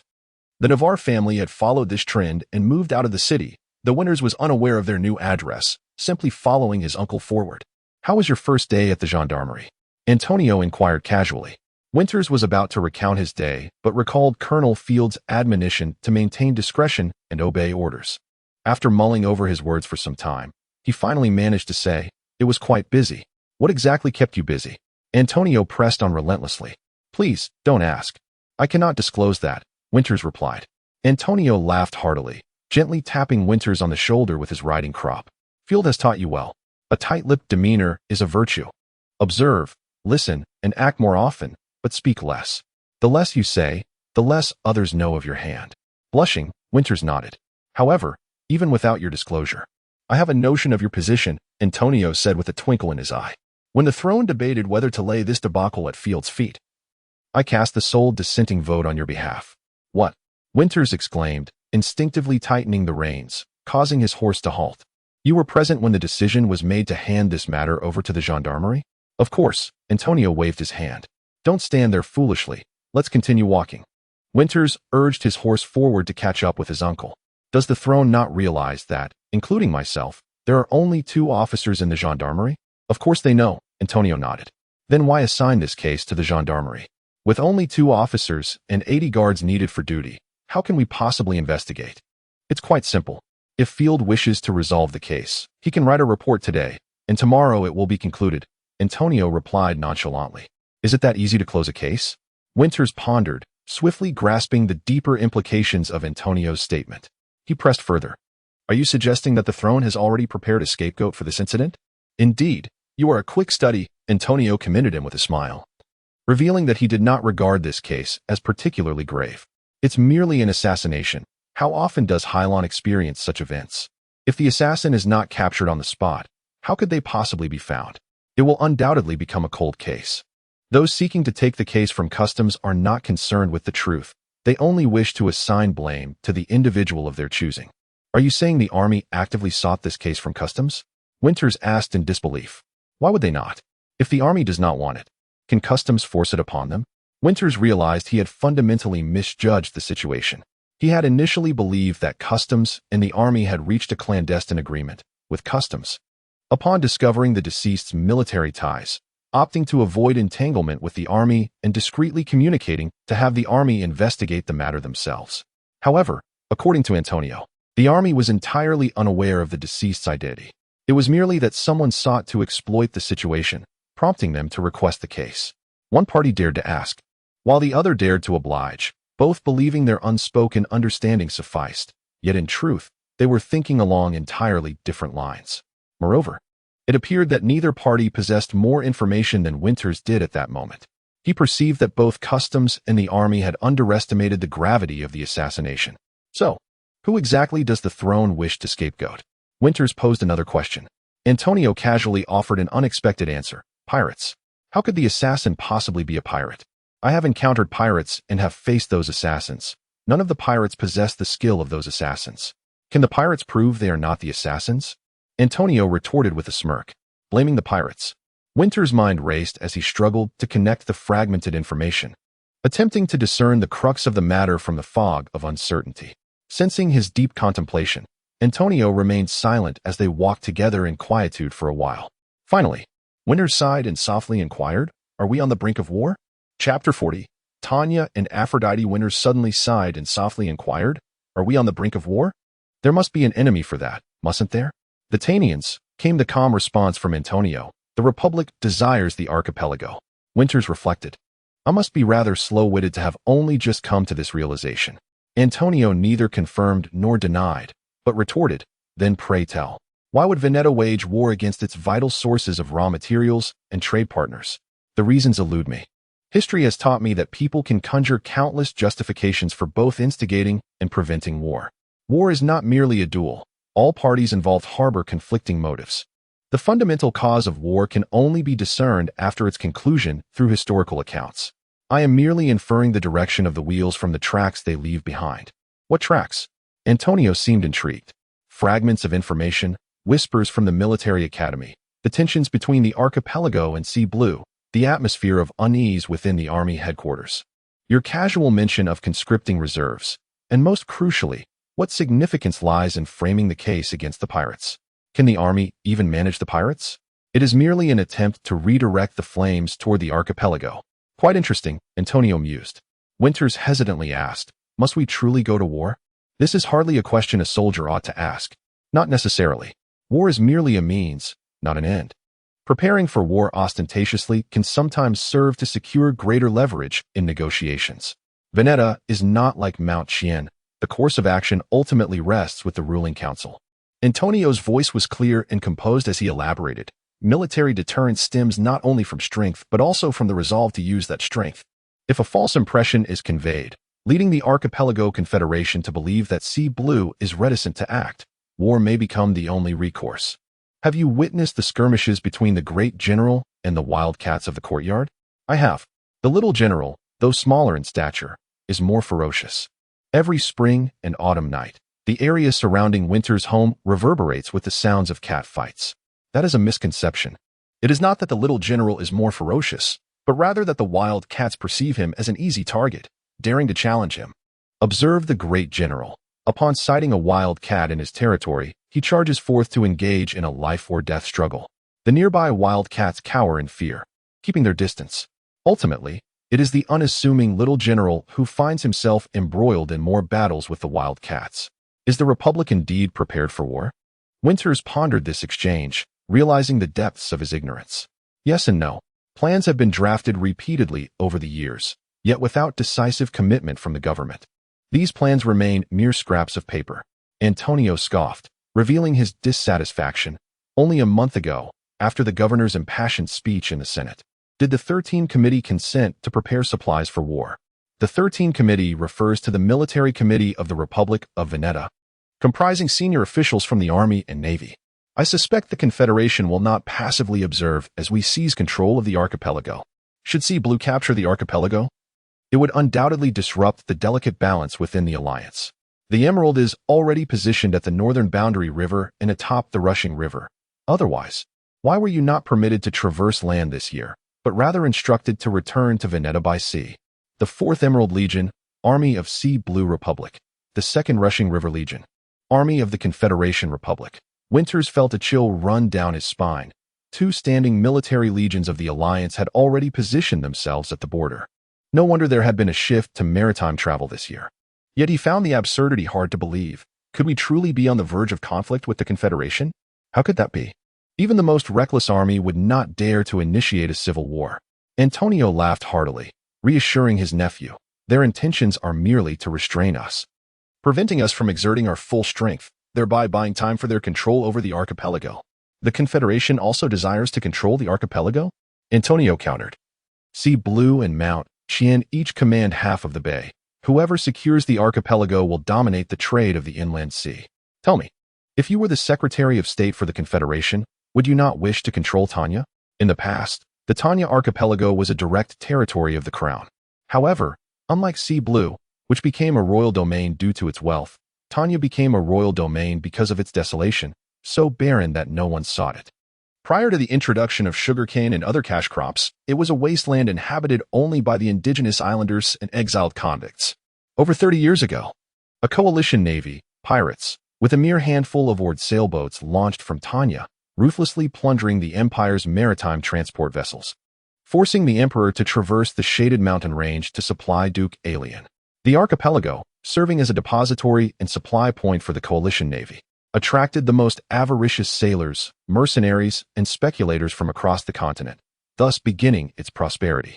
It was during this time that sugarcane was introduced to the land, leading to the emergence of plantations throughout the inland of the larger islands. Following the retreat of Madman Richard, the captains and plantation owners seized the opportunity to declare independence from the Empire, establishing a permanent neutral free port that has existed as a loose confederation amidst various powers for over 20 years. Antonio asserted without doubt, to be fair.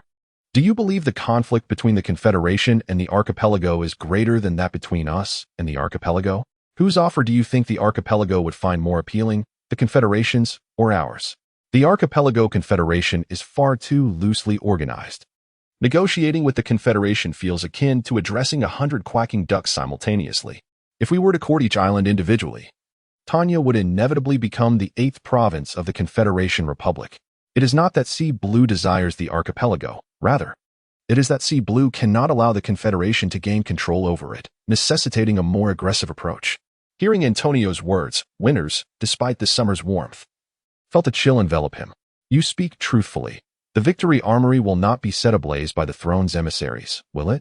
What are you thinking? Antonio admonished Winters. The struggle between the Confederation and Sea Blue over Tanya is merely an internal competition within the alliance. While the Confederation may not see eye to eye with us, we are still brother allies, not enemies. The Victory Armory is a crucial procurement site for the Sea Blue Army. How could we possibly resort to burning it down? That is reassuring. Winters exhaled deeply, momentarily gripped by the fear that tensions among the republics had escalated to the point of imminent conflict. Antonio earnestly instructed Winters. I share this with you to help you transcend the limitations of being a mere pawn and to observe the board as a whole. Taking this assassination case from customs is simply a ploy by the war hawks to leverage the situation, pressuring the ruling council, swaying public opinion, and advocating for war. Such petty tricks are of little consequence. Do not emulate them. For whether the assassin is from Veneta or a pirate, it will not influence the council's decision-making. Then are you a pro-war faction or a peace faction? I am neither. I possess just one principle. Veneta's interests must come first. You must remember this. You are a soldier of Veneta, and your duty is to protect Veneta's interests, not to engage in partisan disputes. Antonio's tone was grave. Winters nodded earnestly. Yet I still do not understand why this case is being transferred to the gendarmerie. This case offers only two paths, regardless of who investigates it. Either uncover the truth behind this unsolved mystery, or, following the inclinations of the war hawks, place the blame squarely on the pirates. The latter might lead to a swift conclusion, yet should it fail to establish a solid case, the repercussions of a future reversal could be dire. Antonio laughed heartily, remarking that Field was insufferably arrogant and had recently offended someone, causing widespread discontent. The case assigned to Field was purely intended to irritate him. Antonio added reassuringly that Winters need not worry, as his role was merely as an intern at the gendarmerie, and any repercussions from the case would not affect him. Though Field would certainly find himself in trouble with the historical archives, Winters recalled Colonel Field's impressive presence at the volunteer orientation, likely having offended all the senior officers present. Speaking of the case, Winters suddenly remembered the family's coachman and suggested to his uncle that it would be prudent to replace him. When asked why, Winters explained his concerns about the coachman's potential involvement in a secret society. Antonio, however, dismissed the notion, stating that secret societies were abundant in Blue Sea City, with dockworkers even belonging to several. Nevertheless, Winters maintained his stance, asserting that the coachman must be a trustworthy individual, especially since the two primary passengers were the women of the household. Antonio ultimately agreed, and they decided he would speak with the coachman to ensure there were no issues before providing a severance package and hiring 2 reliable soldiers from the 3rd Corps to serve as the new coachman and stable hand. 100 beeswax candles illuminated the anteroom of the Navarre residence, the subtle fragrance of the burning wax enveloping the elegant parlor in an air of intimacy. This was a small gathering, intentionally kept intimate to avoid the coldness of an overly spacious main hall. Madame Navarre, well aware of the importance of atmosphere, orchestrated the event with grace. Although the anteroom lacked a dance floor, Madame Navarre was the epitome of elegance, gliding between small clusters of guests. Whenever a dispute arose, she deftly used clever puns to diffuse tension. If she noticed a guest feeling uncomfortable, she would skillfully guide them into more suitable conversational circles. The discussions in the parlor were dominated by men, who spoke fervently, eager for an audience and the attention of others. In contrast, Madame Navarre did not seek to command their attention. Instead, with a mere glance, a smile, a fine wine, or a witty remark, she ensured that each guest felt welcomed, effortlessly maintaining a delightful ambience. While the men occupied the spotlight, it was the perceptive hostess who truly governed the gathering's order. Yet, even this capable mistress could be rendered powerless. As she attended to her guests, part of her attention remained fixed on her daughter, apprehensive about potential disturbances. Her eldest daughter stood before an exquisite egg tempera painting of Aphrodite, surrounded by several gentlemen who were engrossed in discussing the artwork. To the critic, this young lady appeared to be the most attentive listener in existence. At 17, she had shed the naivety of childhood, yet lacked the maturity of a married woman, embodying the peak of youthful vibrance with every smile and glance. As a listener, her patience was commendable. She displayed no signs of impatience, genuinely appreciating the painting and occasionally nodding in agreement. The critic felt he had found an admirer. Yet Madame Navarre discerned the subtle changes in her daughter's demeanor and habitual gestures, realizing that she was on the brink of indignation.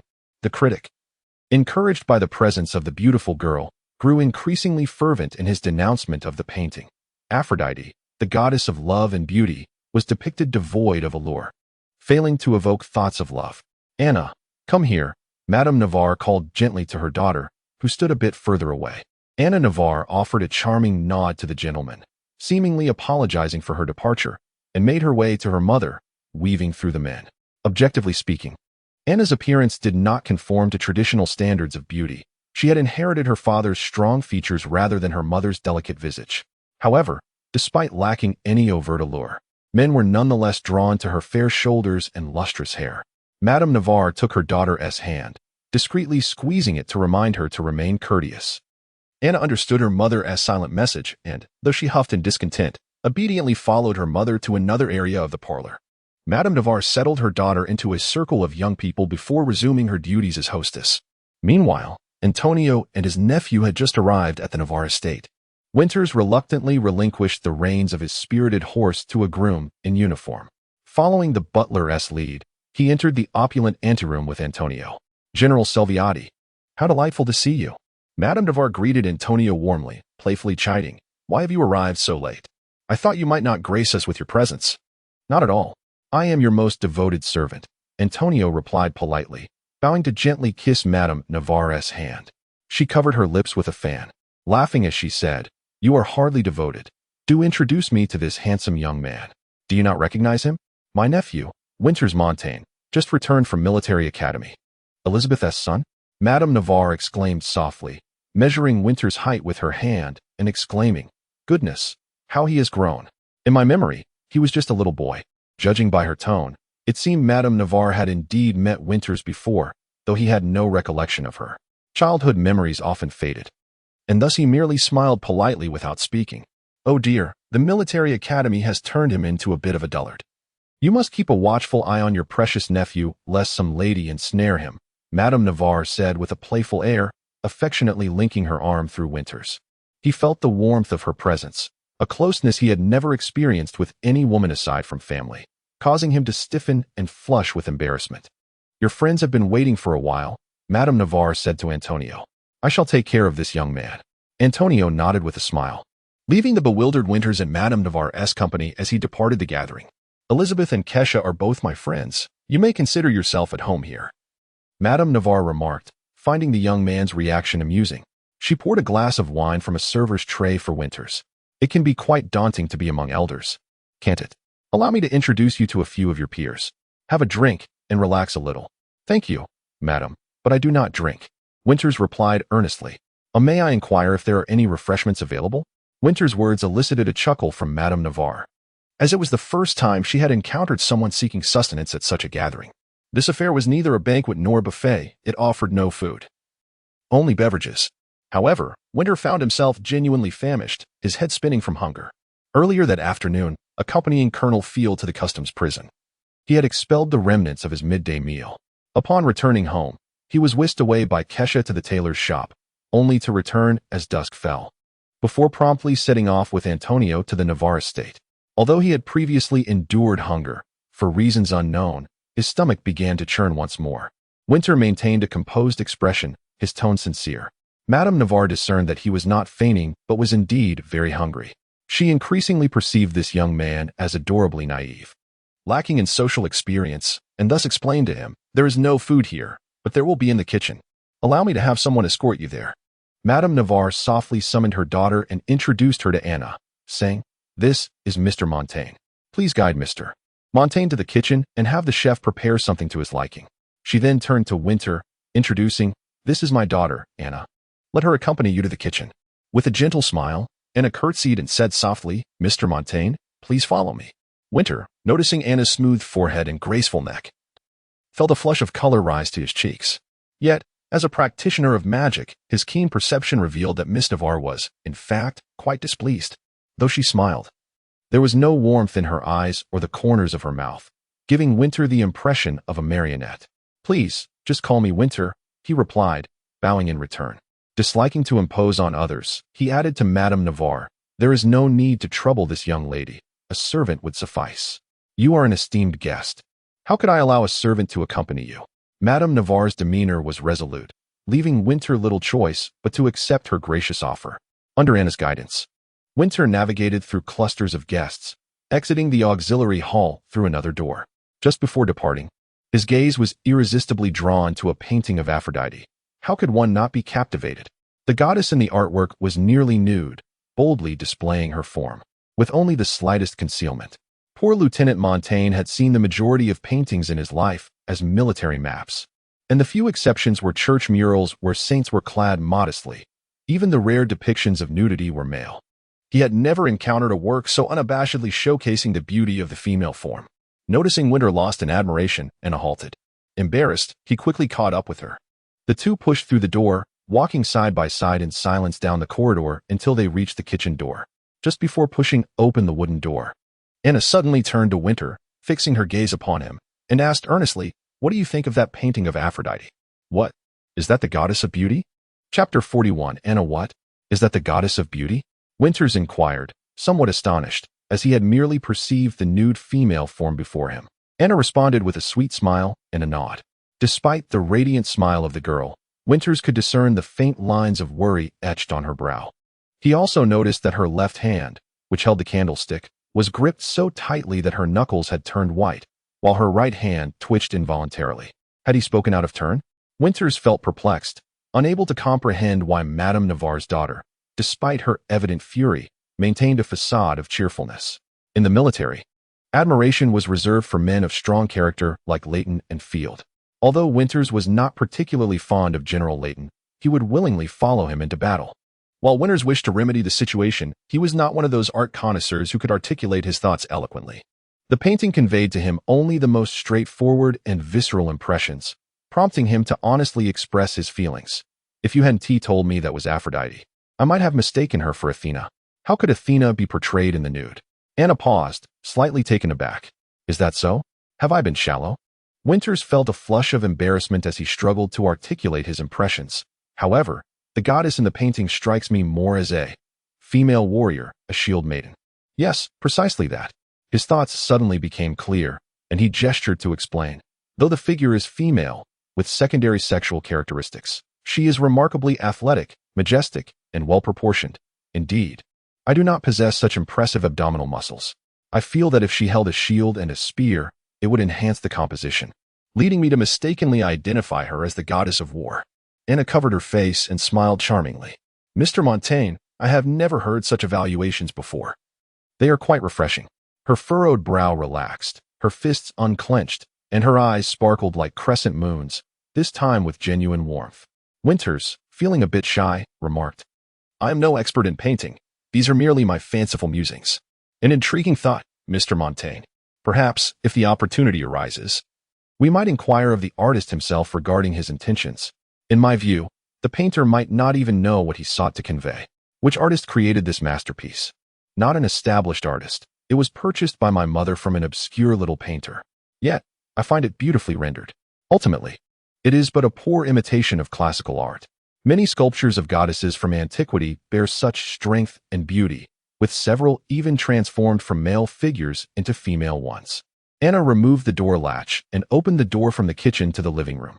"Come, Mr. Montaigne, feel free to ask the chef for whatever you desire. Do not hesitate." However, the vast kitchen was devoid of staff, save for the faint glow emanating from the oven. The door to the backyard stood ajar, suggesting that the servants had slipped away for a moment of leisure. Anna stood still, facing away from Winters at the kitchen entrance. "It's getting late. It seems the kitchen has closed for the evening. Then let us not trouble ourselves. We should return." Winters expressed concern that the young mistress might feel embarrassed. "How can that be?" Anna entered the kitchen and lit the oil lamps with the candlestick. "If you don't mind, I will prepare something for you." Winters was taken aback. "I am no longer hungry. There is no need for you to go to such trouble. There are some ready ingredients, quite convenient. And I hope you do not mind." Anna's voice was gentle yet firm, leaving no room for Winters to refuse. "Please, stoke the fire in the oven." Instinctively, Winters complied, adding wood to the fire. Anna found 2 pieces of leftover wheat bread, cutting away the hardened crust. She then shaved thin slices from a large block of cheese and smoked meat, layering them upon the bread. Finally, she retrieved a pickled cucumber from a jar, slicing it in half and placing each piece on the bread. Winters longed to assist, but found himself unable to extend a hand, watching as Anna, elegantly dressed, moved about the kitchen with grace. The transformed bread was placed in the oven, the cheese gradually melting and seeping into the crevices of the bread. Moments later, Anna sliced the baked bread into manageable pieces and led Winters to a secluded pavilion in the garden. A delicate fragrance of roses wafted through the air, accompanied by the rhythmic chorus of cicadas. The bright moon obscured much of the starlight. Through the neatly trimmed hedges, the soft glow of light could be seen filtering through the windows of the adjacent room. "Please, indulge." Winters had not anticipated this turn of events. He had merely wished for a bite to eat, yet here was the young mistress preparing a meal for him. He apologized to Anna, saying, "You could have left me here. I am truly sorry for taking up so much of your time. Madame Navarre may be waiting anxiously. Yet, the young lady did not depart. Instead, she gently sat on a stone bench, lifting her skirt, and smiled at Winters, saying, I should be thanking you, Mr. Montaigne, for providing me with an excuse to escape the dreariness of the evening gathering. I had no desire to attend such a soiree. Is the soiree not enjoyable? What is there to enjoy? Isn't the entertainment just the most powerful men boasting? Well said, Miss Navarre, well said. Winters applauded her witty summary with a smile. No one could resonate with those words more than a soldier. Anna ceased her demure smile and broke into genuine laughter.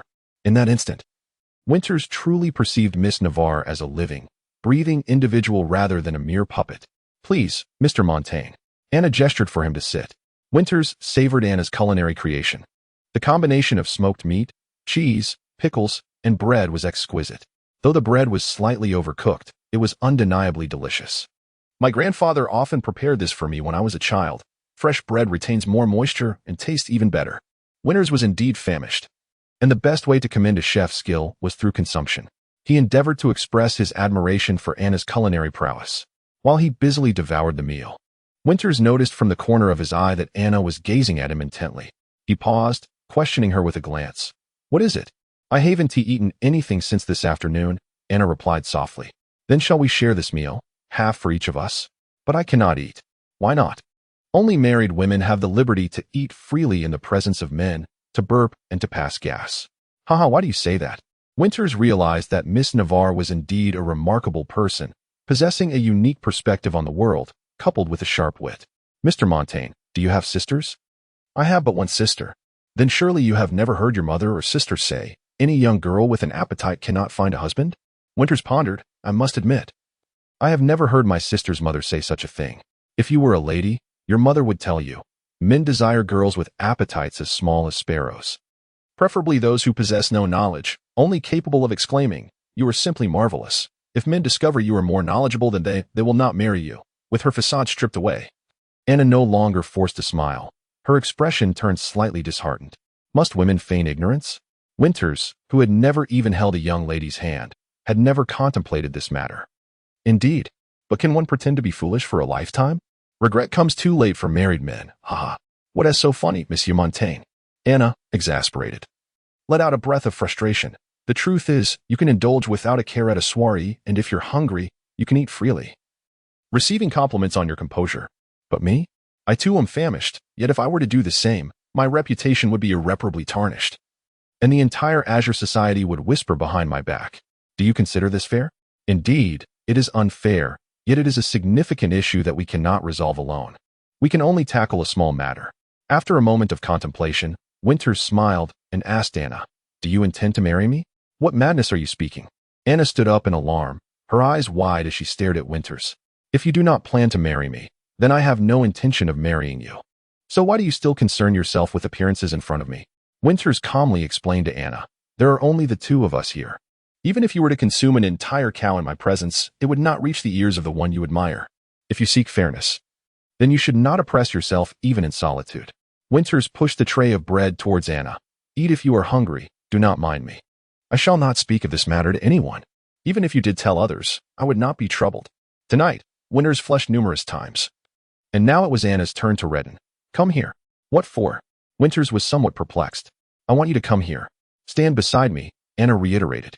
Winters, feeling bewildered, slowly approached her, worried he might receive a slap. The young lady stared at Winters for a few seconds, then turned around, presenting her elegantly shaped back to him. Help me untie it. Please do not act like this. I am not considering marriage at the moment. Seeing Anna's beautiful nape, Winters hastily declined. He felt utterly flustered, unable to comprehend why she suddenly needed to undress. Anna, both irritated and anxious, punched Winters in the back and stamped her foot. What are you thinking? I need you to help me loosen my corset. I cannot eat with this constricting me. You nearly scared me to death. I thought you were suggesting something else, Winters thought. Upon hearing it was merely about loosening the corset, he breathed a sigh of relief and asked, where is the corset? Anna was wearing a blue gown adorned with ruffles, the edges embellished with white velvet ribbon. The dress was exaggeratedly voluminous below the waist, supported by a crinoline. Only then did Winters notice how extraordinarily slender her waist was. So thin it was less than the width of a 16-pound cannon. Such a waist defied the natural form of the body, having been forcibly constricted to such an extent. Having just admired the unrestrained beauty of femininity embodied by Aphrodite, witnessing this artificially thin waist made Winters feel it was exceedingly cruel and unhealthy to treat women in such a manner. First, untie the laces at the back of the dress, then loosen the corset underneath. The rest I shall manage myself. Anna blushed, unsure of what had come over her, allowing a man to assist her with her corset. Oh, very well. As soon as Anna spoke, Winters understood. He deftly untied the dress's laces, gradually loosening the crossed strings. Why are you so skilled? Anna cautiously noticed that Lieutenant Montaigne had undone the laces more swiftly than her own maid. Isn't this just shoelaces? I've been wearing boots for over a decade. Tying and untying shoelaces is something I could do with my eyes closed, Winters replied proudly. Once the corset laces were undone, Anna insisted Winters no longer assist her and slowly relaxed the remaining parts herself. This process did not involve removing the corset entirely, but merely loosening it like untying shoelaces. Free from the corset, Anna took several deep breaths, clearly relieved, as the tight corset had not only constricted her waist, but also compressed her lungs. She glared at Winters, returning to her stone seat, and began to eat with a sense of vengeance. Winters could not help but feel a tinge of pity for the young lady. He pushed the remaining food towards Anna. One ate silently while the other observed in quietude, and they sat in this manner for quite some time until Anna had consumed all the leftover bread. I have barely eaten a few bites, Winters jested. It has all gone into your stomach. If you wish to eat, why not make it yourself? Anna retorted immediately. With the food exhausted, Winters found it pointless to remain idle and suggested, shall we return to the Sward? I will not return, nor shall you. If you go back, my mother will certainly send someone to find me. Winters was left speechless, and they sat in silence for a while longer. The sound of boots clattering against the stone echoed from afar, growing closer, indicating someone's approach. Anna instantly straightened her posture, sitting upright on the stone bench. Winters stood to gaze in the direction of the footsteps, and soon a familiar figure emerged from behind a well-trimmed bush. Antonio. So this is where you are. You cannot hide from social gatherings if you dislike them, Antonio said with a smile. Then he noticed another figure beside the stone table, and his expression shifted, a playful smile surfacing at the corners of his mouth.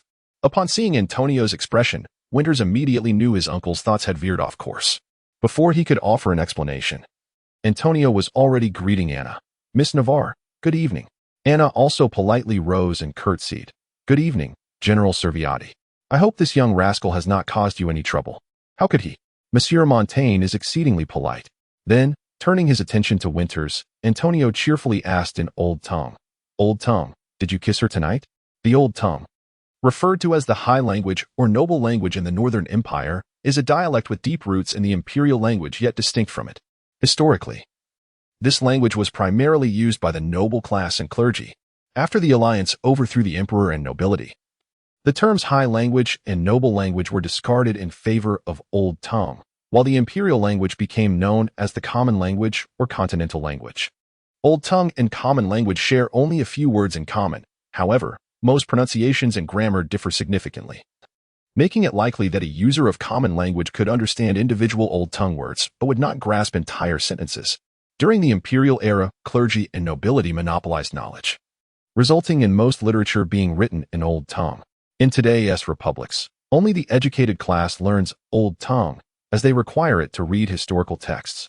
The vast majority of people only speak Common Language, which suffices for daily life. Above Old Tongue exists Ancient Language, whose original pronunciation has been lost. Only researchers needing to read texts from the ancient imperial era study Ancient Language, along with clergy, as the official scriptures recognized by the public church are written in Ancient Language. Additionally, because all three languages use the same alphabet, contemporary people can read Ancient Language with modern grammar. The church also possesses a unique pronunciation of Ancient Language, known as ecclesiastical pronunciation, which is said to have been orally transmitted since ancient times and is typically taught only to clergy. The military academy offers courses in Old Tongue and Ancient Language, which is why Winters and Antonio are able to converse in Old Tongue. When Antonio suddenly switched languages, Winters initially did not comprehend, but once he realized, he was taken aback. Winters was taken aback by his uncle's audacity to utter such impolite words in the presence of a lady. Even the gentlest of women would surely deliver a stinging slap in response. He cast a glance at Anna, Who, tilting her head in confusion, displayed no signs of anger. Winters felt a slight sense of relief, as it was evident that Anna did not comprehend the old tongue. He replied to his uncle in the same ancient language. Could you refrain from causing further trouble? Ah, young people have their own ideas, Antonio said with a smile, clearly misinterpreting the situation. I have completed my business. Whenever you wish to depart, feel free to find me. I am in no rush. Without waiting for Winters to explain, Antonio nodded his farewell to Anna and strode away with purpose. As he watched Antonio's figure fade into the thicket and listened to his footsteps grow fainter, Winters found himself at a loss for words. Antonio had already formed his own conclusions, making any attempt at clarification rather troublesome. He sighed and turned to Anna to take his leave. Miss Navarre, I have thoroughly enjoyed our time together today. However, I must return home. Please allow me to bid you farewell. Anna beamed at Winters, her smile radiant as she replied, Then, do you wish to kiss me? With that, she delivered a sharp slap to Winters and stormed off in a huff. Chapter 42. The enforcer to Antonio's relief, he remarked to Winters. I didn't expect you to act so swiftly. Don't mention it, Winters replied, somewhat disgruntled. The moment you left, I was slapped across the face. He instinctively touched his cheek, where the physical pain had long subsided, yet the psychological scars lingered. Slapped? Were you perhaps too hasty? Miss Navarre is not as you presume. She is capable of understanding ancient tongues. Really? A woman understands ancient languages? Anna is no ordinary woman. Her education surpasses my own, Antonio lamented, infused with a sense of disappointment. How can you be so naive? After merely one encounter, you are utterly enchanted? Why don't you believe me? I have no intention of pursuing Miss Navarre. Antonio had already formed a bias, leaving Winters at a loss for words. Moreover, I find Miss Navarre to be quite sincere. Of course she is sincere. If she did not seem so, how could she manipulate you? Antonio retorted. However, he swiftly changed his tone, adding with a smile. But men, after all, must be deceived by women. Only through such deception can they attain maturity. Winters had grown weary of the conversation. He resolutely sealed his lips and fixed his gaze ahead, nudging the horse's flank with his boot. The mount received the signal and galloped joyfully onward. Do not be vexed. What is there that we cannot discuss? Antonio called out to Winters back. Do not ride so swiftly at night. Be wary of injuring the horse's hoof. Initially, Winters intended to ignore him, but upon hearing the mention of the horse's hoof, he slowed his pace. Antonio caught up to him. Why are you so bashful? We used to regard such matters as tales of valor in our youth. Please, I harbor no such thoughts regarding Miss Navarre as you imagine. Very well, very well. I shall refrain from speaking. Antonio's tone was amiable, resembling that of one soothing a bashful youth. The two rode in silence for a stretch, until Antonio suddenly mused, Alas! It seems my greatest concern from years past has indeed come to fruition.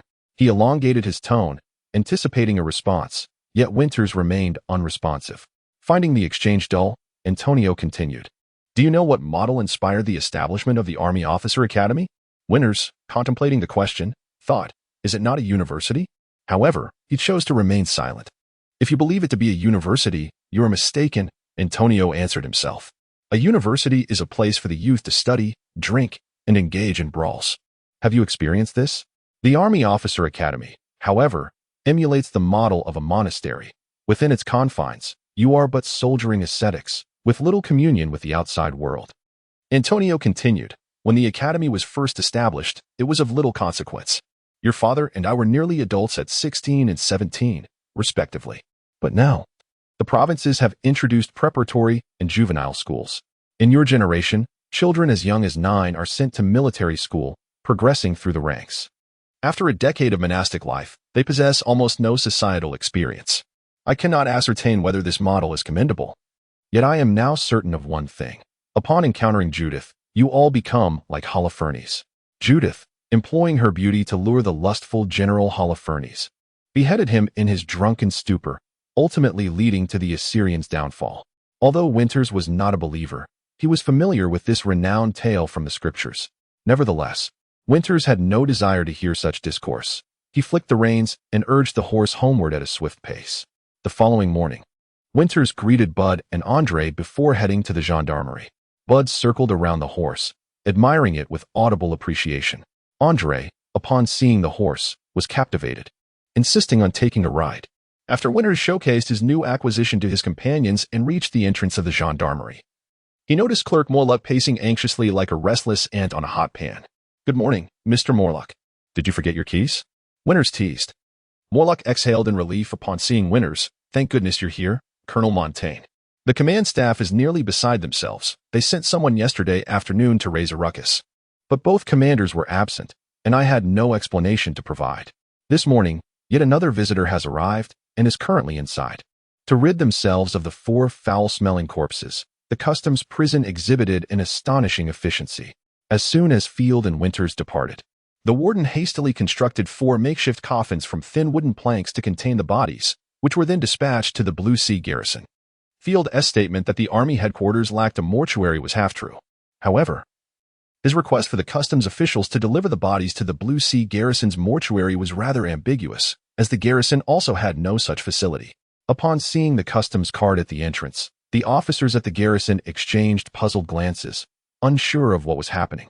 Once they learned that there was no mortuary at the garrison, the customs officials brazenly placed the coffins directly by the garrison's entrance, claiming they were sent by Colonel Field. Before departing, the personnel at the garrison were thoroughly appalled, experiencing a visceral reaction. When the coffins were opened, several officers retched on the spot, prompting the coffins to be hastily resealed.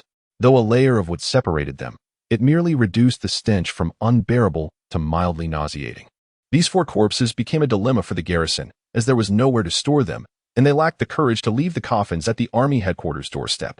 Upon hearing that these 4 toxic coffins were sent by Colonel Field, the gendarmerie supervisor was incensed. He quickly gathered his men and stormed over to army headquarters to confront Field. However, Field was absent at that moment, and Winters had already left for home, leaving only Morlock behind. With grievances having a clear source, the group of burly officers found little they could do to intimidate the frail clerk, as it would be absurd to vent their frustrations on this timid scribe. Their efforts amounted to nothing, and they returned in frustration. The following day, they dispatched another colonel to demand an explanation from Field and insisted that he promptly remove the 4 corpses. Whereas Winters had felt guilty about causing trouble for the gendarmerie the previous day, today he understood the case was rooted in political strife, and that passing the burden on to the gendarmerie was merely an attempt to annoy Colonel Field. Consequently, Winters felt no psychological pressure, experiencing for the first time the advantages of a lower rank. He emulated the attitude of the slender guard from the customs prison, saluted, and regardless of the gendarmerie colonel's inquiries, replied with, "I am unaware, I am not informed. I am merely an intern and cannot make decisions." The opposing colonel, furious, found himself powerless against Winters, who was merely a junior officer without authority. Just as Winters sipped the sweetened beverage poured by Morlock, calmly reviewing the customs autopsy report, Colonel Field entered the room. The 2 colonels immediately began shouting at each other, neither willing to listen, each engrossed in their own vociferous declarations. This mode of argumentation relied heavily on volume and presence, leading to Field gaining the upper hand, effortlessly overpowering his counterpart with his commanding voice. Field bellowed, spitting words in his opponent's face, "Those 4 corpses are crucial evidence. You pass off your dirty work to me, and you can't even manage your own evidence? The headquarters lacks a mortuary. What is the issue with temporarily storing them with you? If you are dissatisfied, take the case back." He pounded the table with resounding force, ensuring his voice echoed throughout the army headquarters.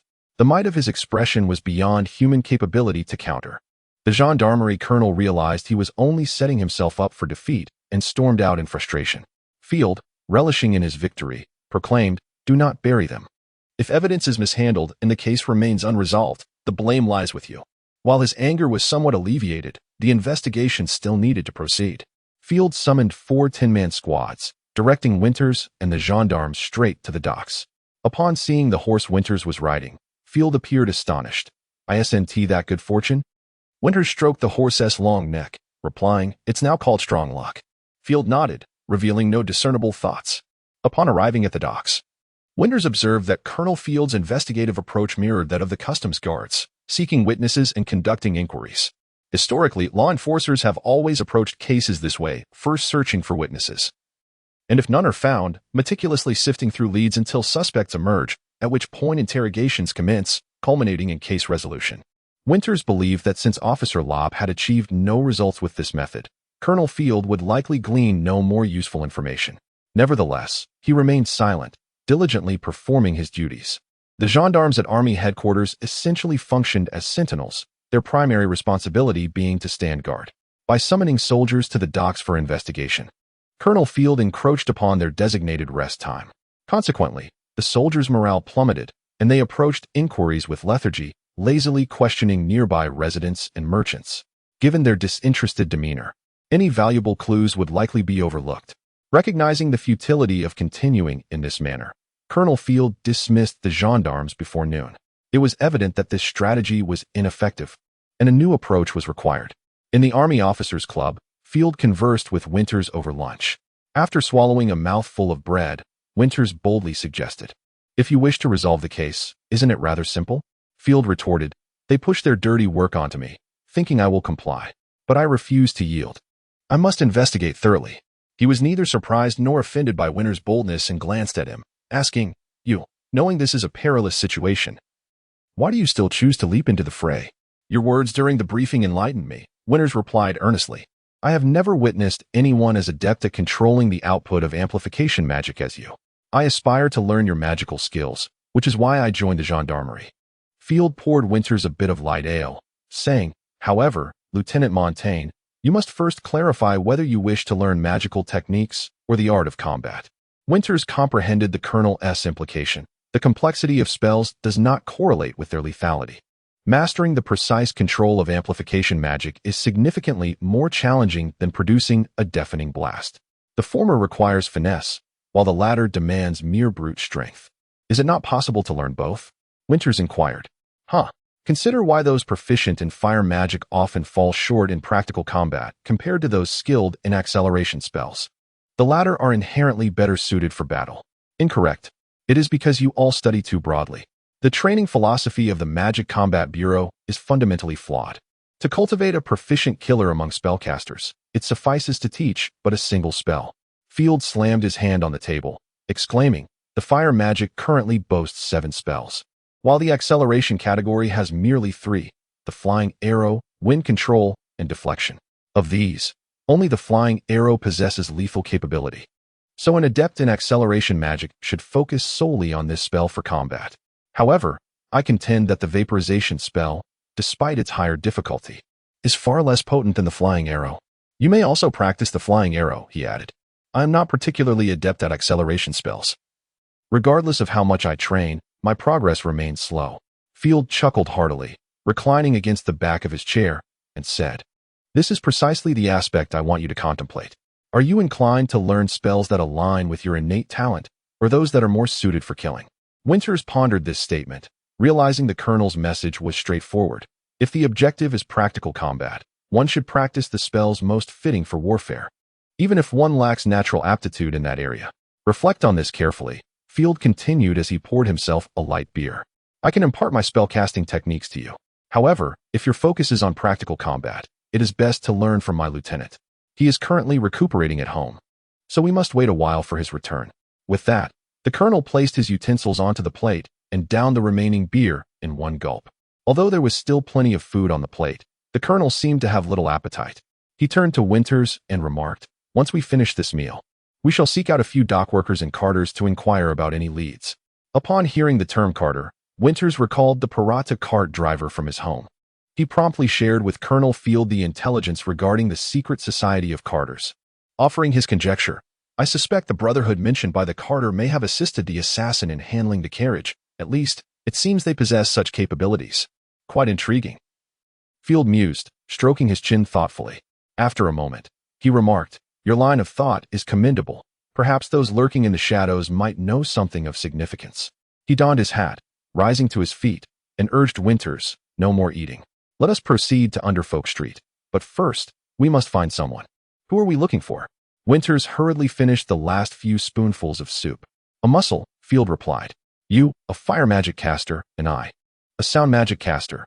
What good are we in a real fight? In a place like Underfolk Street, if 4 or 5 individuals flank us, we would be in dire straits." Field unceremoniously belittled himself. "Thus, we need to find a muscle to accompany us. I will lead you to the most formidable muscle at the army headquarters. If you wish to learn the art of killing, he is the one to teach you." The two hastily departed the officers' club, riding towards the eastern district under Field's guidance. Field eventually halted before a charming row of brick houses at 122, Shell Street in the Eastern District. A kindly elderly woman clad in a gray apron and adorned with a green floral headscarf opened the door for Colonel Field, revealing no surprise at his arrival, indicating that he was a familiar visitor. The colonel bowed slightly, forgoing pleasantries, and inquired directly, "Is he home? He should be napping." The old woman gestured towards the upper floor. Field nodded and stepped inside, with Winters following suit and bowing respectfully to the elderly lady. Upon entering the house, they were greeted by a narrow corridor, where the sound of their boots creaked against the wooden floor, signaling that the supporting structure below needed repairs. They ascended the stairs to the second floor, where a small window awaited them at the top, and to the right lay a spacious living room. The dark red wall fabric bore no decorations, nor did it display the altars or images commonly found in ordinary households. A recliner was positioned before the fireplace, gently swaying due to the wind's caress. The desk and coffee table were littered with empty wine bottles, save for a few wine glasses. Colonel Field appeared unfazed, striding directly to a door at the side of the living room, where he knocked heavily. There was no response. He knocked again, more forcefully this time. Yet still no answer. Pushing against the door yielded no results either. Stepping back, the colonel delivered a powerful kick, forcing the door open. The room inside was shrouded in darkness, and a strong scent of stale alcohol wafted out. Field entered, skillfully drawing back the curtains and flinging open the wooden window. Sunlight, accompanied by fresh air, flooded into the room, allowing Winters to discern the interior more clearly. This was a modest bedroom, its space limited. With a single bed positioned in the corner, a wardrobe was placed against the wall beside the bed, while a desk faced it. Several garments hung from the backrest of the chair at the desk. A figure lay sprawled on the bed, sound asleep, showing no signs of waking despite the commotion caused by Field's entrance. As the sunlight streamed in, the person merely pulled the covers over their head. "Is it not midday? And you still slumber?" Field addressed the individual on the bed, but received no response. He picked up a bottle from the bedside table, inspecting the remaining liquid, which was barely half a bottle's worth. "Have you already begun drinking in broad daylight?" The colonel questioned, irritation creeping into his tone. Yet, there was still no reaction from the figure on the bed. Field abruptly yanked the covers away, causing the remaining liquid in the bottle to spill onto the head of the individual. Startled from their slumber, the occupant of the room instinctively reached for the sword on the floor. Only upon recognizing Field did they relax, tossing the sword back onto the ground. The room's owner raised an arm to smell themselves, furrowing their brow as they inquired, "You did not just douse me with your urine, did you?" "Regardless, it is your own mess," Field shrugged nonchalantly. The room's occupant pointed to their ear and exclaimed loudly, "I can hear nothing at present." As Winters finally discerned the face of this individual, a name slipped from his lips, Major Moritz. Chapter 43. The underbelly of the city. Field pointed to Winters, introducing him as the new intern. Then he gestured toward Moritz, saying, "This is my aide-de-camp, though it seems you are already acquainted." "Oh, so that was the reason for Moritz's previous mysterious absence. He had gone to fetch you." Major Moritz and General Layton, the elderly woman who had opened the door downstairs, having heard the commotion above, came to investigate. "Mrs. Warren, I must trouble you to send someone to repair the door again." Field handed her several small silver coins, which she accepted without question, clearly accustomed to such occurrences. The colonel then provided Mrs. Warren with a small bag of money, requesting her to procure a few old garments and boots for the three officers based on their sizes. Meanwhile, Major Moritz rose from his bed and rummaged through his desk drawer for paper, pen, and ink. Winters acted as the scribe as the three of them engaged in discussion, writing down their words. Unbeknownst to Field, his aide had been dispatched on a secret mission for the provinces, and he had assumed Moritz was merely convalescing at home. When the colonel learned that the major's eardrum had been shattered by his own spell, he laughed heartily. However, upon discovering that both Winters and Moritz had witnessed the incident, his expression shifted to one of complex surprise, a mix of astonishment and betrayal at their clandestine gathering. Yet, Field had no time to delve into inquiries. More pressing matters awaited him. "Is your ability still intact?" he inquired. Moritz, still groggy, retrieved a silver coin from beneath his mattress. In the next instant, accompanied by a sharp sound, the coin vanished from his hand, shattering a bottle on the desk behind him and leaving a hole in the wooden wall. "Get up and come with me," he commanded. Moritz stretched and yawned, responding, "But I must at least wash first." "No need," Field replied with a sardonic chuckle. "Your unkempt appearance is quite fitting for the underbelly." Though referred to as a street, the underbelly spanned an area no smaller than that of the city of Vanitas itself. The history of Vanitas dates back to the era of the ancient empire, with its name derived from the ancient tongue. The city has been ravaged by war and calamity multiple times, only to be rebuilt anew. Beneath the present-day Vanitas lies the ruins of its predecessor.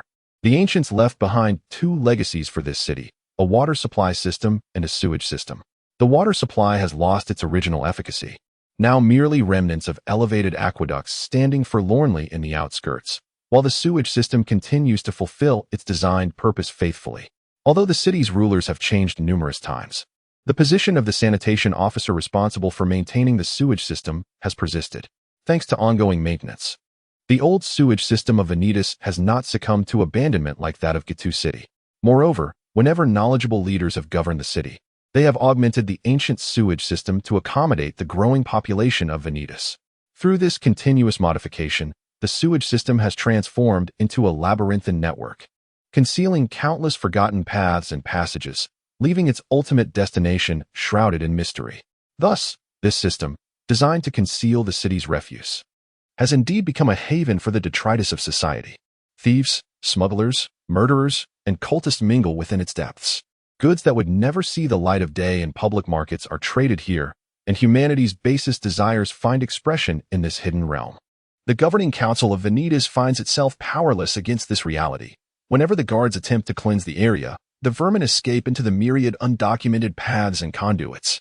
Once the guards retreat, the vermin emerge anew from the shadows, regrouping in their clandestine sanctuary. Thus, the sewage system of Vanitas has come to be known as the underbelly, where the public authority of the sunlit world and the nocturnal existence of the city's outcasts exist in an intricate balance. Winters donned a tattered burlap robe and cloak, adorned with a cat mask, gripping the curved dussack sword lent to him by Colonel Field, trailing behind the two officers. Field, perceptive and meticulous, not only instructed Mrs. Moritz to procure clothing, but also to gather several pairs of shoes. The three officers together already drew attention. Wearing military boots would undoubtedly expose their identities. However, the hastily acquired shoes were ill-fitting, and Winters found himself in discomfort, leaving their horses at Major Moritz's residence. Colonel Field led the way down a ladder beside the Carpenter's Bridge in the East District, arriving at a drainage pipe approximately the height of a person. The colonel ignited a torch with fire magic and boldly entered the pipe. Observing Winters' nervous grip on the sword's hilt, Major Moritz softly reassured him, "There's nothing to fear. The underbelly is not particularly dangerous, and there are plenty of bargains to be found. Relax, the way you walk betrays your military upbringing." With that, Major Moritz followed Field into the pipe. Winters loosened his shoulders, striving to adopt a more relaxed gait as he entered the drainage conduit. The pipe measured over 2 meters in width, constructed of brick and stone. Most of its breadth was dedicated to the waterway, which appeared dark and murky under the torchlight, concealing its depth. A narrow path for workers was carved along the edge, meant for maintenance personnel. The trio traversed the winding passage in silence, unaware of how long they had been walking.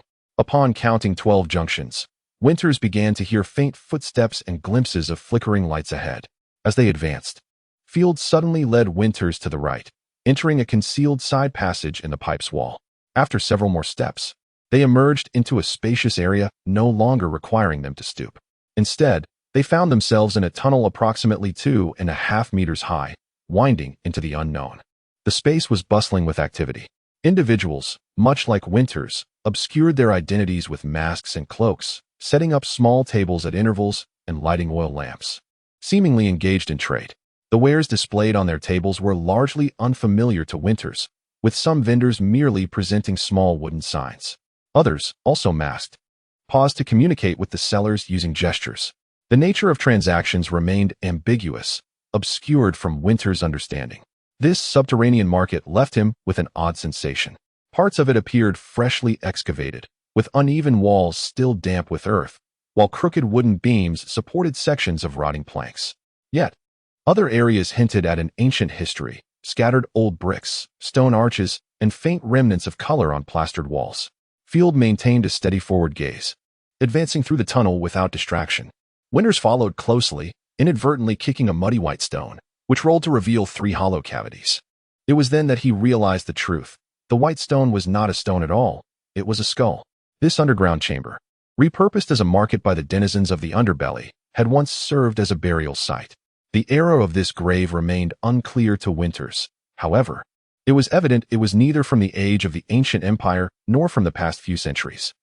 The ancients would not have constructed burial chambers adjacent to a sewage system, nor would modern graves be excavated to such depths. Beneath Vanitas lay layers of ruins, bearing witness to countless cycles of destruction and rebirth, the exact number of which remains a mystery. It seems that someone inadvertently discovered this tomb, plundered the burial goods, and subsequently repurposed the crypt as a commercial street. The original tomb space gradually became insufficient, prompting the denizens of the undersea street to continue excavating the walls. Thus, one part of the wall is plastered, while another remains bare earth. Winters could not help but admire the reckless spirit of these undersea street dwellers, daring to engage in illegal construction within this ancient subterranean structure, which could be nearly a millennium old. The walls of this crypt support the arching ceiling, yet they showed no fear of having the earth collapse upon their heads at any moment. While Winters' mind wandered, his feet kept pace closely behind Colonel Field. However, Major Moritz was distracted by an object on a nearby table, stopping to communicate with the vendor from Undersea Street using gestures. Field advanced a distance, only to turn back and find Moritz bargaining with another. Irritated, he strode back and kicked the major. Yet, Moritz remained unfazed, as though the kick had not even touched him, continuing his leisurely negotiations. Once the transaction was completed, Moritz produced several gold coins, while the vendor retrieved a few paper packages from beneath the table. The exchange was made, and after inspecting the contents of the packages, Moritz nodded at the vendor and tucked them into his cloak. Although Field wore a mask, preventing Winters from seeing his expression, Winters could easily imagine the colonel's demeanor. Moritz, however, shrugged as if to say, "What's the big deal? You know how I am." Field sighed in resignation and continued to lead the way. The trio exited this underground market through another hidden door. Venturing deeper, they entered yet another subterranean market, albeit one with considerably fewer patrons than the last. As they moved beyond the second underground market, the ground became level and dry. The passage appeared to transform into a meticulously maintained corridor, with openings in the walls large enough for a person to pass through. Intrigued, Winters peered into one of the openings, finding it obscured either by black veils or wooden doors, the destinations unknown. Colonel Field halted before one such opening, nodded to Major Moritz, and then pushed open the wooden door to enter. Winters had expected to find their destination within, only to discover that it was yet another tunnel. This layered tunnel structure disoriented Winters, leaving him bewildered as to how Field recognized the path. After traversing the tunnel for several meters, they reached a bend where flickering shadows danced in the light ahead. Turning the sharp corner, they encountered a burly man wielding a hammer, blocking their path like a wall. The man's neck muscles bulged, his shoulders broad and limbs stout, resembling a human bear. A sinister voice emanated from behind Winters. "We noticed you as soon as you entered, yet you proceed heedlessly. Do you wish to die?" From the narrow passage behind them, 7 or 8 masked thugs emerged, brandishing daggers and clubs studded with iron spikes. Casting malevolent glances at the trio, behind the bear-like figure, several hidden doors swung open, revealing 4 or 5 more thugs. Field, Moritz, and Winters drew their weapons, counting approximately 14 adversaries in total. Though they faced a significant disadvantage in numbers, the confined space might limit the foe's movements. The most formidable challenge lay with the burly man. In his hands, the hammer was a blunt instrument capable of inflicting severe harm, rendering full armor ineffective. "There is no need to sacrifice your lives for those wealthy senators," the sinister voice continued. And Winters clearly saw that it belonged to a figure wearing a jester mask. "Drop your weapons, and I shall allow you to return unharmed." Otherwise, the thugs brandished their weapons, approaching with sinister grins to intimidate Winters and his companions. Colonel Field nodded at Major Moritz, who sighed and plunged his sword into the ground. "That is the right choice. Look how clever your companion is." The jester-masked man's words were abruptly cut short as blood erupted from his eyes, and he collapsed backward. Only then did Winters understand why Antonio had remarked that even a 100-man squad would not suffice to thwart Moritz von Nassau. Archers must draw their bows, and musketeers must load their firearms, but Moritz required no preparatory motions to employ his deadly silver dart technique. Not only was no preparation necessary, but it was also exceedingly discreet. There was no sound of bowstrings or gunfire, only the sharp whistle of silver slicing through the air. Unlike bows or firearms, there was no need to aim. Winters did not see Moritz direct his hand at any specific foe. The major's hand casually rested at his side, and one coin after another flew from his palm, reminiscent of a child playing marbles. Yet with each silver coin that struck, another enemy fell lifeless to the ground. Silver may not be the hardest of metals, yet when Moritz accelerated the coins to speeds akin to musket balls, even unsharpened coins could effortlessly penetrate skin, tissue, and bone, turning soft brains into a pulpy mass. This was the simplest and most efficient method of killing. As Field had described, no need for flashy techniques or complex varieties. Simply accelerate a silver coin to 200 meters per second and strike the enemy's head. In mere 6 seconds, the majority of foes within the tunnel had been incapacitated by Major Moritz. Among them was the hammer-wielding giant. A silver coin lodged firmly in his forehead, causing the bear-like brute to topple to the ground, never to rise again. A few thugs who sensed the tide turning and attempted to flee were swiftly struck down, their backs pierced by expertly aimed coins. "Leave one alive," Colonel Field commanded as he approached with his sword drawn. With a mere thought, Moritz struck the last fleeing thug in the knee. The man crumpled to the ground. "Is this the best your lackeys can do?" Field lamented, as he dispatched each fallen adversary with a swift thrust of his blade.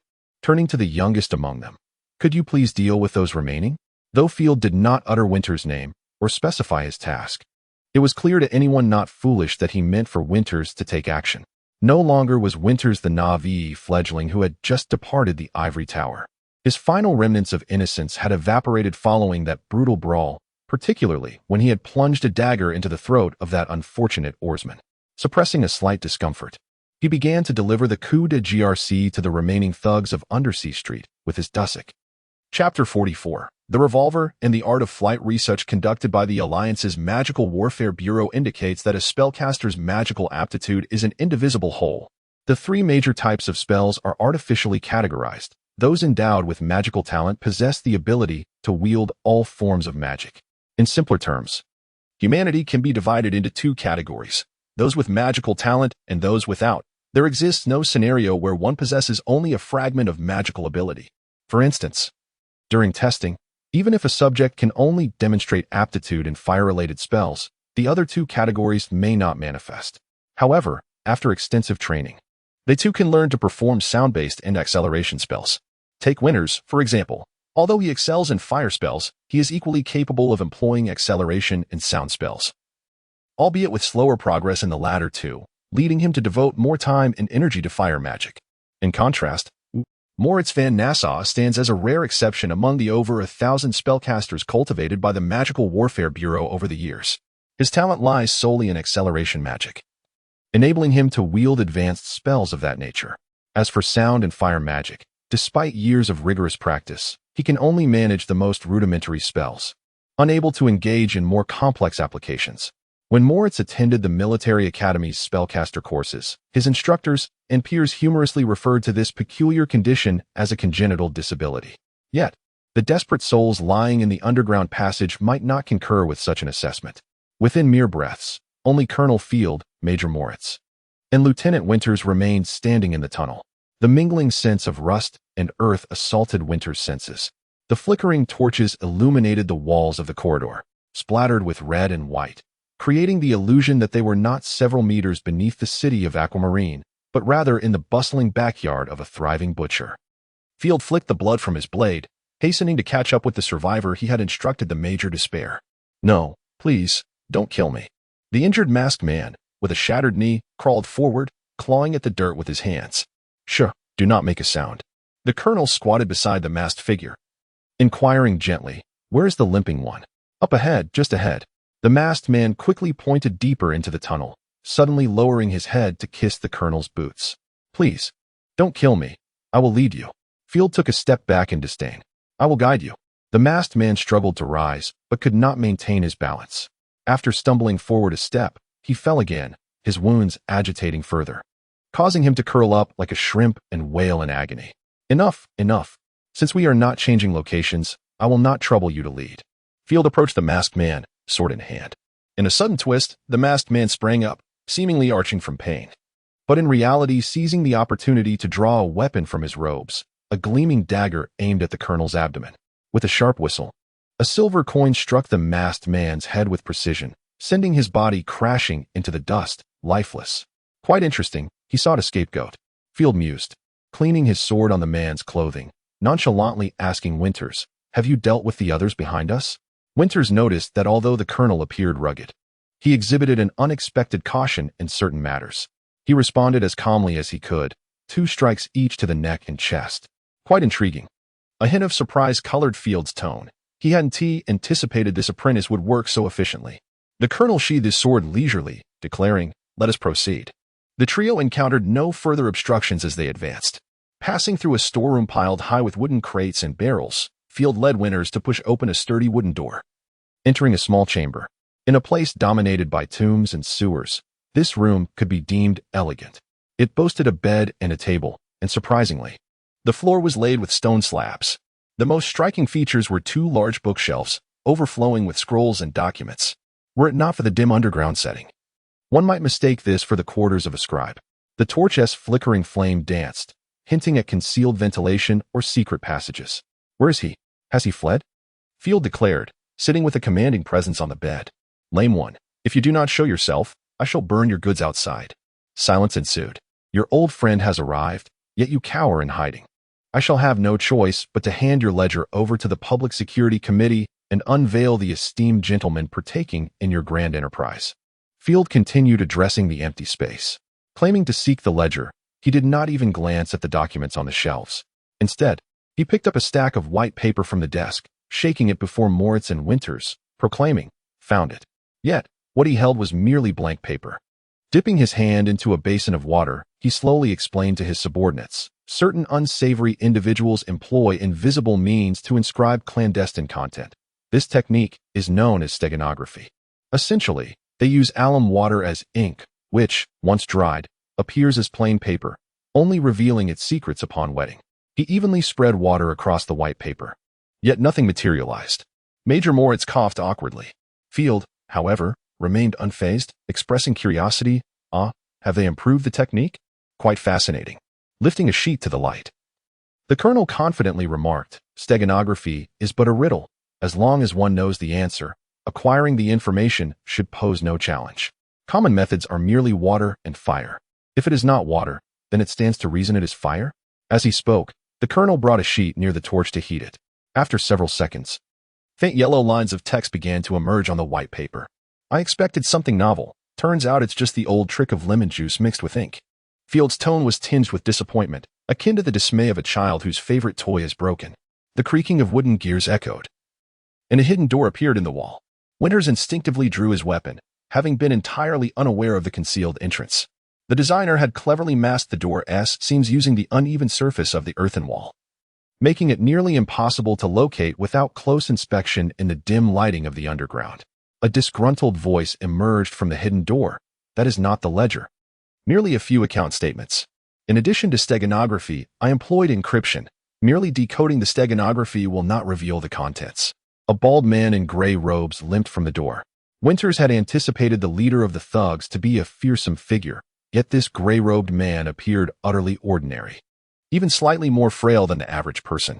Likely deprived of sunlight, his skin bore a sickly pallor. However, he possessed a set of neat teeth, a rarity among the lower echelons. His hair and beard were meticulously groomed, and though the fabric of his robe was of modest quality, it was impeccably clean. Even in the depths of the underground, there was not a speck of dirt under his nails. His bald head seemed to have been deliberately shorn into a Mediterranean style. The man in the gray robe evoked a sensation in Winters that mirrored his perception of the room. Were he to encounter this man on the street, Winters might mistakenly assume him to be a cleric of the public church. Field gestured with his eyes for Winters to retract his combat knife, waving a handful of papers at the gray-robed man. "Would you care to test whether I can decipher your coded message?"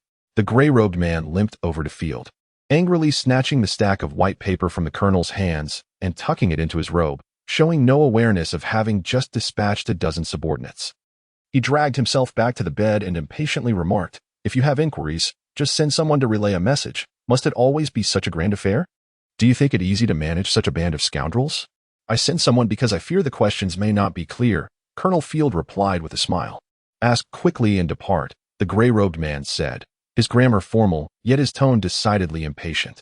Colonel Field pulled a chair to sit across from him. "The explosion at the docks has reached the ears of the entire city. Do not tell me you haven't heard a whisper. Did you come to me solely to inquire about this matter?" Indeed, my knowledge on the subject is rather limited, the gray-robed man frowned.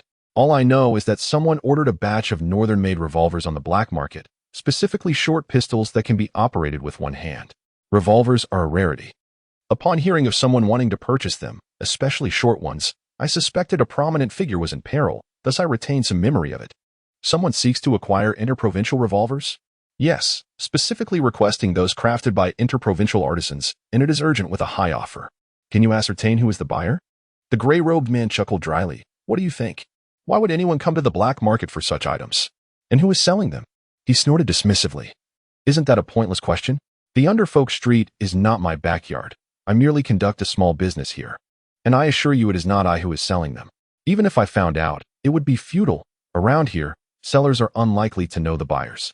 His tone was brusque, yet Colonel Field remained unperturbed, resting his chin on his hand. Do you have any other valuable information? The gray-robed man pondered for a moment before responding. Nothing more, at least nothing I am aware of. Winters could not discern whether the gray-robed man's words were truthful or falsehoods, but Colonel Field seemed to harbor no doubts. Then please inquire further for any signs of movement and inform me promptly. Field rose, evidently preparing to take his leave. Please do not come in person again. Just send someone to convey messages, the gray-robed man said with a wry smile. An hour later, in Major Moritz's living room, Field ascended the stairs, one hand holding 3 freshly washed glasses, the other a bottle of wine. He placed the glasses on a small table, poured himself half a glass and drank it. Then filled half a glass for Moritz and Winters. The colonel was particularly mindful of Winters, the inexperienced newcomer, and as he handed a glass to him, he said, "Do not feel guilty about today. Half of those scum on Underfolk Street have a murder charge against them, and the other half have more than one. Their demise simply saves the Parliament the cost of gallows." "That cannot be said, for we did not follow any judicial proceedings," Major Moritz interjected, taking a sip of wine and deliberately opposing the colonel's sentiment. "They attacked officers executing their duties. No trial is necessary." The colonel replied with a stern tone as he poured himself more wine. "It is a pity that such scum will never be entirely eradicated. Even after so many were slain today, tomorrow the limperers will gather more. Who knows how many rats are hidden in this Underfolk Street? Who was that bald man? And why did he sport a cleric's hairstyle?" Winters inquired, gripping his glass. "The limper. He is one of the less vile among the underfolk. With him keeping them in check, those brutes managed to cause a bit less trouble." Colonel Field sidestepped Winters' question, deftly changing the subject. "Lieutenant Montaigne, do you wish to learn practical magic? If so, the one who can teach you is right before your eyes." With that, Field pointed at Major Moritz. "I want to learn," Winters exclaimed eagerly, rising from his seat. Today, Moritz's extraordinary magical prowess had left him in awe. The day at the docks had shown Moritz in the throes of severe withdrawal, not his true capabilities. "What could you possibly learn from me?" "I can only wield acceleration spells," Moritz replied with a wry smile. "I am but a twisted anomaly among spellcasters, innately flawed." "Nonsense. The philosophy of the Magical Combat Bureau is fundamentally misguided," Colonel Field declared, slapping his thigh. "They wish for spellcasters to master every single spell, cramming a plethora of spells into our heads. I realized this too late. Only after meeting Moritz did I understand that this approach is entirely flawed. A spellcaster need only master one spell throughout their lifetime." Though Moritz himself did not appear to take pride in his magical abilities, Winters was resolute in his desire to learn from the Major. He had long been troubled by the lack of lethality in fire spells, and the opportunity to learn from a more adept spellcaster was not one he would easily relinquish. Seeing the earnestness in this junior's eyes, Moritz shrugged. He entered his bedroom and rummaged through his desk for a while, finally emerging with a small leather pouch. Then, the Major tossed the pouch to Winters. He untied the strings, revealing 10 metallic rods within. He picked one out, discerning its composition to be either steel or iron by its sheen and weight. The rods were uniform in texture, smooth on the surface, one end sharp and the other flat. They were slightly thinner than a pinky finger and about the same length as a middle finger, neither too light nor too heavy in his grasp. "Is it iron?" Winters asked. "It is steel, fine steel. This is a training tool I devised myself," Major Moritz explained leisurely as he reclined in his chair. "The military academy's method for practicing acceleration spells involves accelerating heavy objects. The heavier, the better. However, I find such practice meaningless. I believe that when practicing the flying dart technique, the weight of each dart should be entirely consistent to cultivate a true sense of control over time. These 10 steel darts, 5 with blunt tips and 5 with sharp points, have been adjusted to identical weights using the most precise scales. Winters took out all 10 steel darts, 5 with curved blunt tips and 5 with sharp points. He held 2 in his hands, weighing them in each hand, finding it impossible to discern any difference in weight. Have you ever played darts? Moritz asked Winters. I have, but I am not skilled, Winters replied. Moritz then returned to his bedroom, this time dragging out a circular target from under his bed. The wooden base was wrapped in a circle of straw rope, with a silver coin nailed in the center. Major Moritz hung the target above the fireplace and turned to Winters, saying, Use that blunt-tipped steel dart as the material for your flying dart technique and aim it at the silver coin. Winters took the steel dart in hand, aiming for the center of the target, recalling the sensation of casting the flying dart spell, entering into a state of magic. He endured the intense stabbing and burning sensations as he magically accelerated the steel dart in his hand.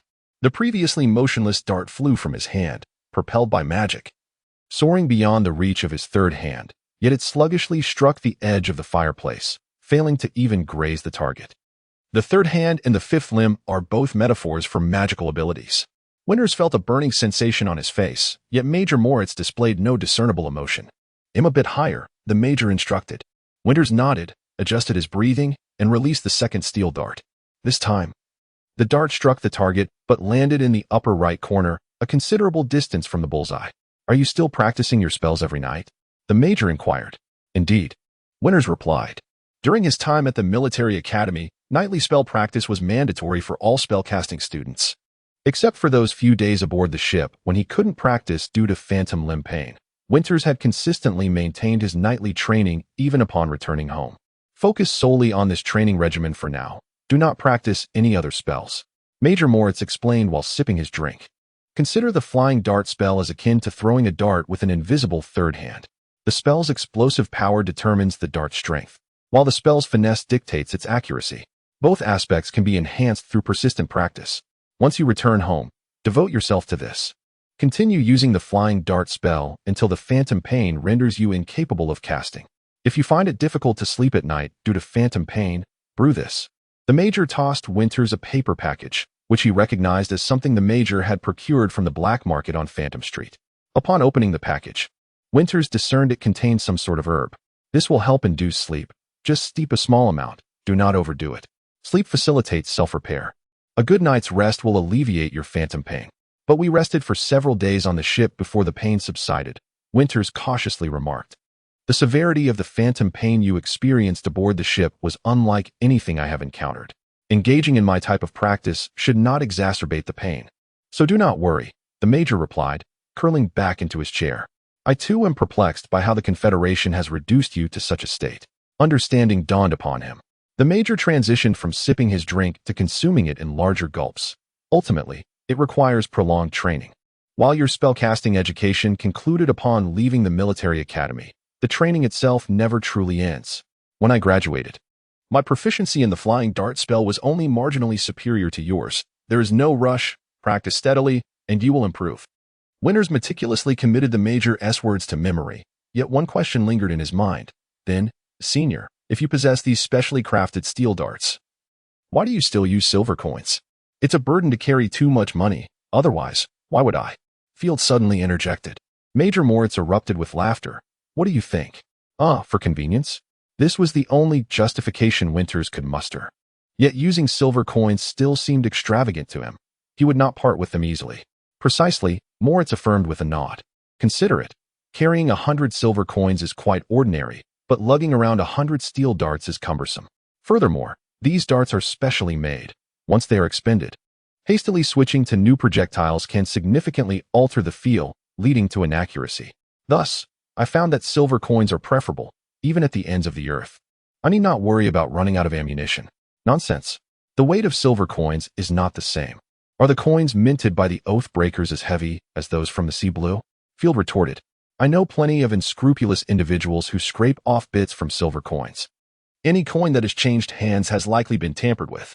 It was evident that Colonel Field was skeptical of Major Moritz's reasoning. The weight difference is negligible. Besides, after extensive practice, a slight variance in weight becomes inconsequential, the Major replied lazily, while the Colonel continued to debate with the Major. Winters had resolved to seek out someone to produce several hundred steel darts for him. He did not perceive carrying 100 steel darts as burdensome. After all, converting the flying dart spell into a coin-throwing spell seemed rather extravagant to Winters. Chapter 45. The Incident Upon Returning from Chiemin Street. Colonel Field convened the first assembly of officers from the military police department at Major Moritz's apartment. The attendees numbered 3, the presiding officer, Colonel Field, and the secretary, Lieutenant Montaigne. As Major Moritz's hearing had yet to recover, the dialogues from the previous and current chapters spoken to him were presented to him by Winters after being transcribed, and will not be reiterated here. Senior, there are only 3 of us present, and with the Major unable to hear anything, must we maintain such a solemn atmosphere? Winters remarked, chuckling to himself while diligently penning the minutes of the meeting. He had begun to address Moritz as senior. After a visit to Chiemin Street, he had grown somewhat closer to the 2 official officers of the military police department, this being the inaugural meeting of all officers in the military police department. A certain degree of formality was indeed warranted. Colonel Field smiled broadly, stating, to convene a full assembly of officers, at least 3 are required. Previously, it was merely Moritz and myself, thus we were unable to hold this meeting. Now, with you included, we have just the right number.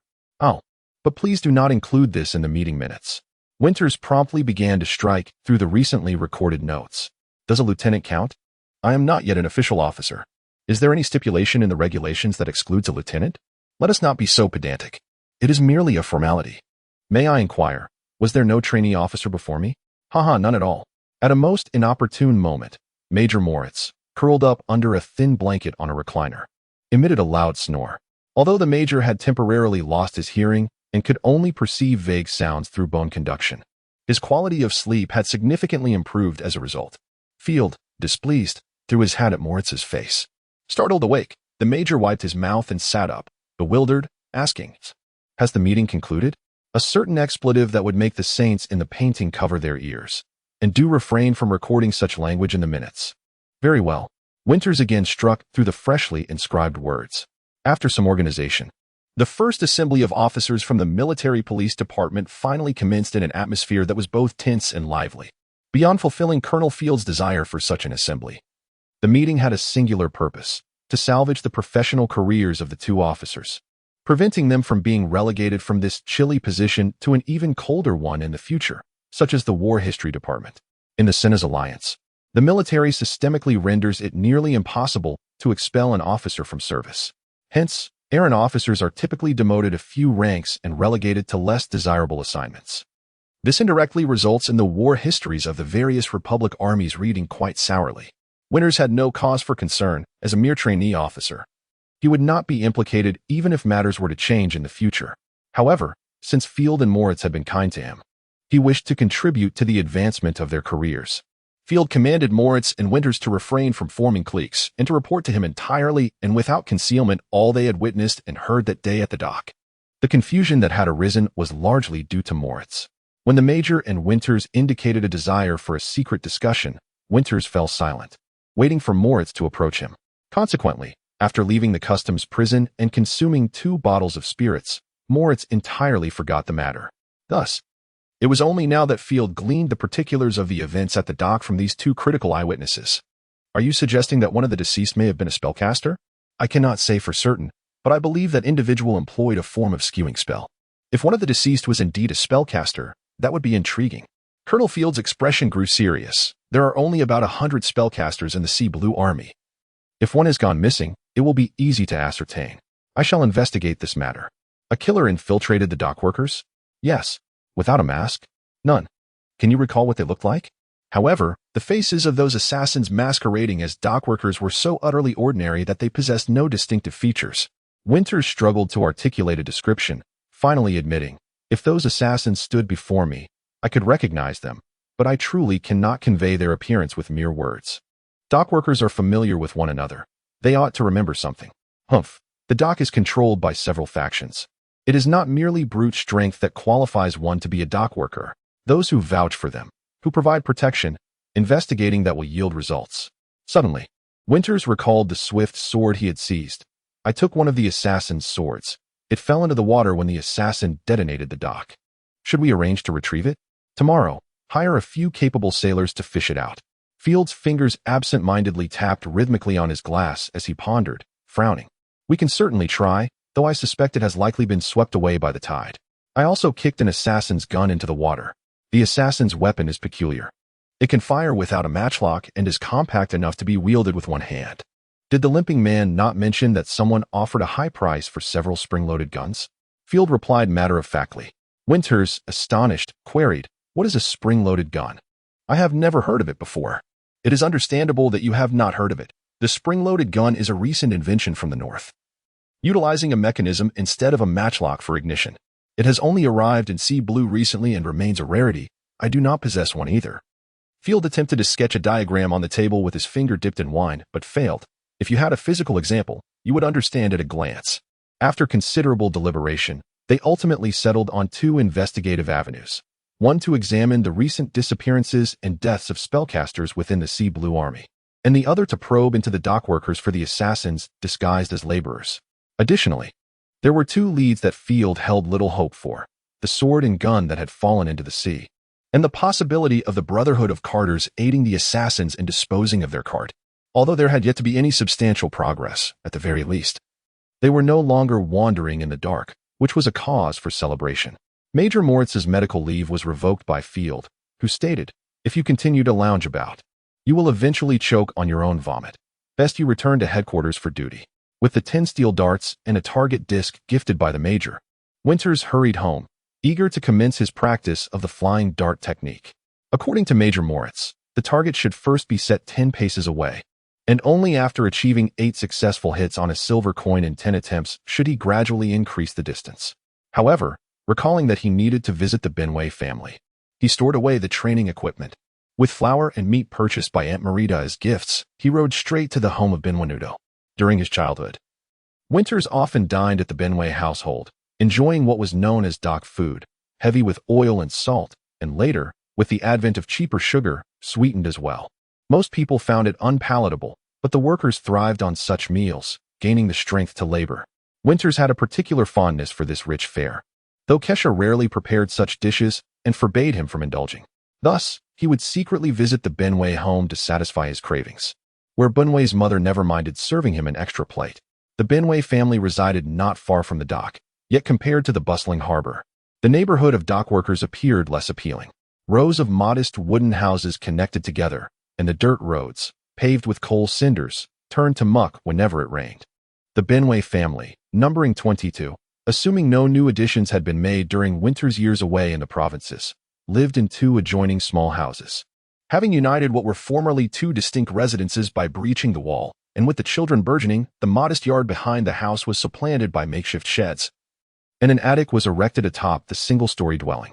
Benway's progenitors hailed from Vane, having sought refuge in Hale 30-odd years prior to evade the ravages of war. The Vane possessed an ingrained sense of kinship, congregating in times of prosperity and clinging even more tenaciously in adversity. It was less a matter of profound fraternal affection and more a pragmatic lesson gleaned from hardship. A family survival hinged on solidarity. Thus, Benway's kin encompassed not only his immediate family, but also a constellation of cousins and more distant relatives. Though cramped, their existence within the conjoined abodes fostered a peculiar warmth.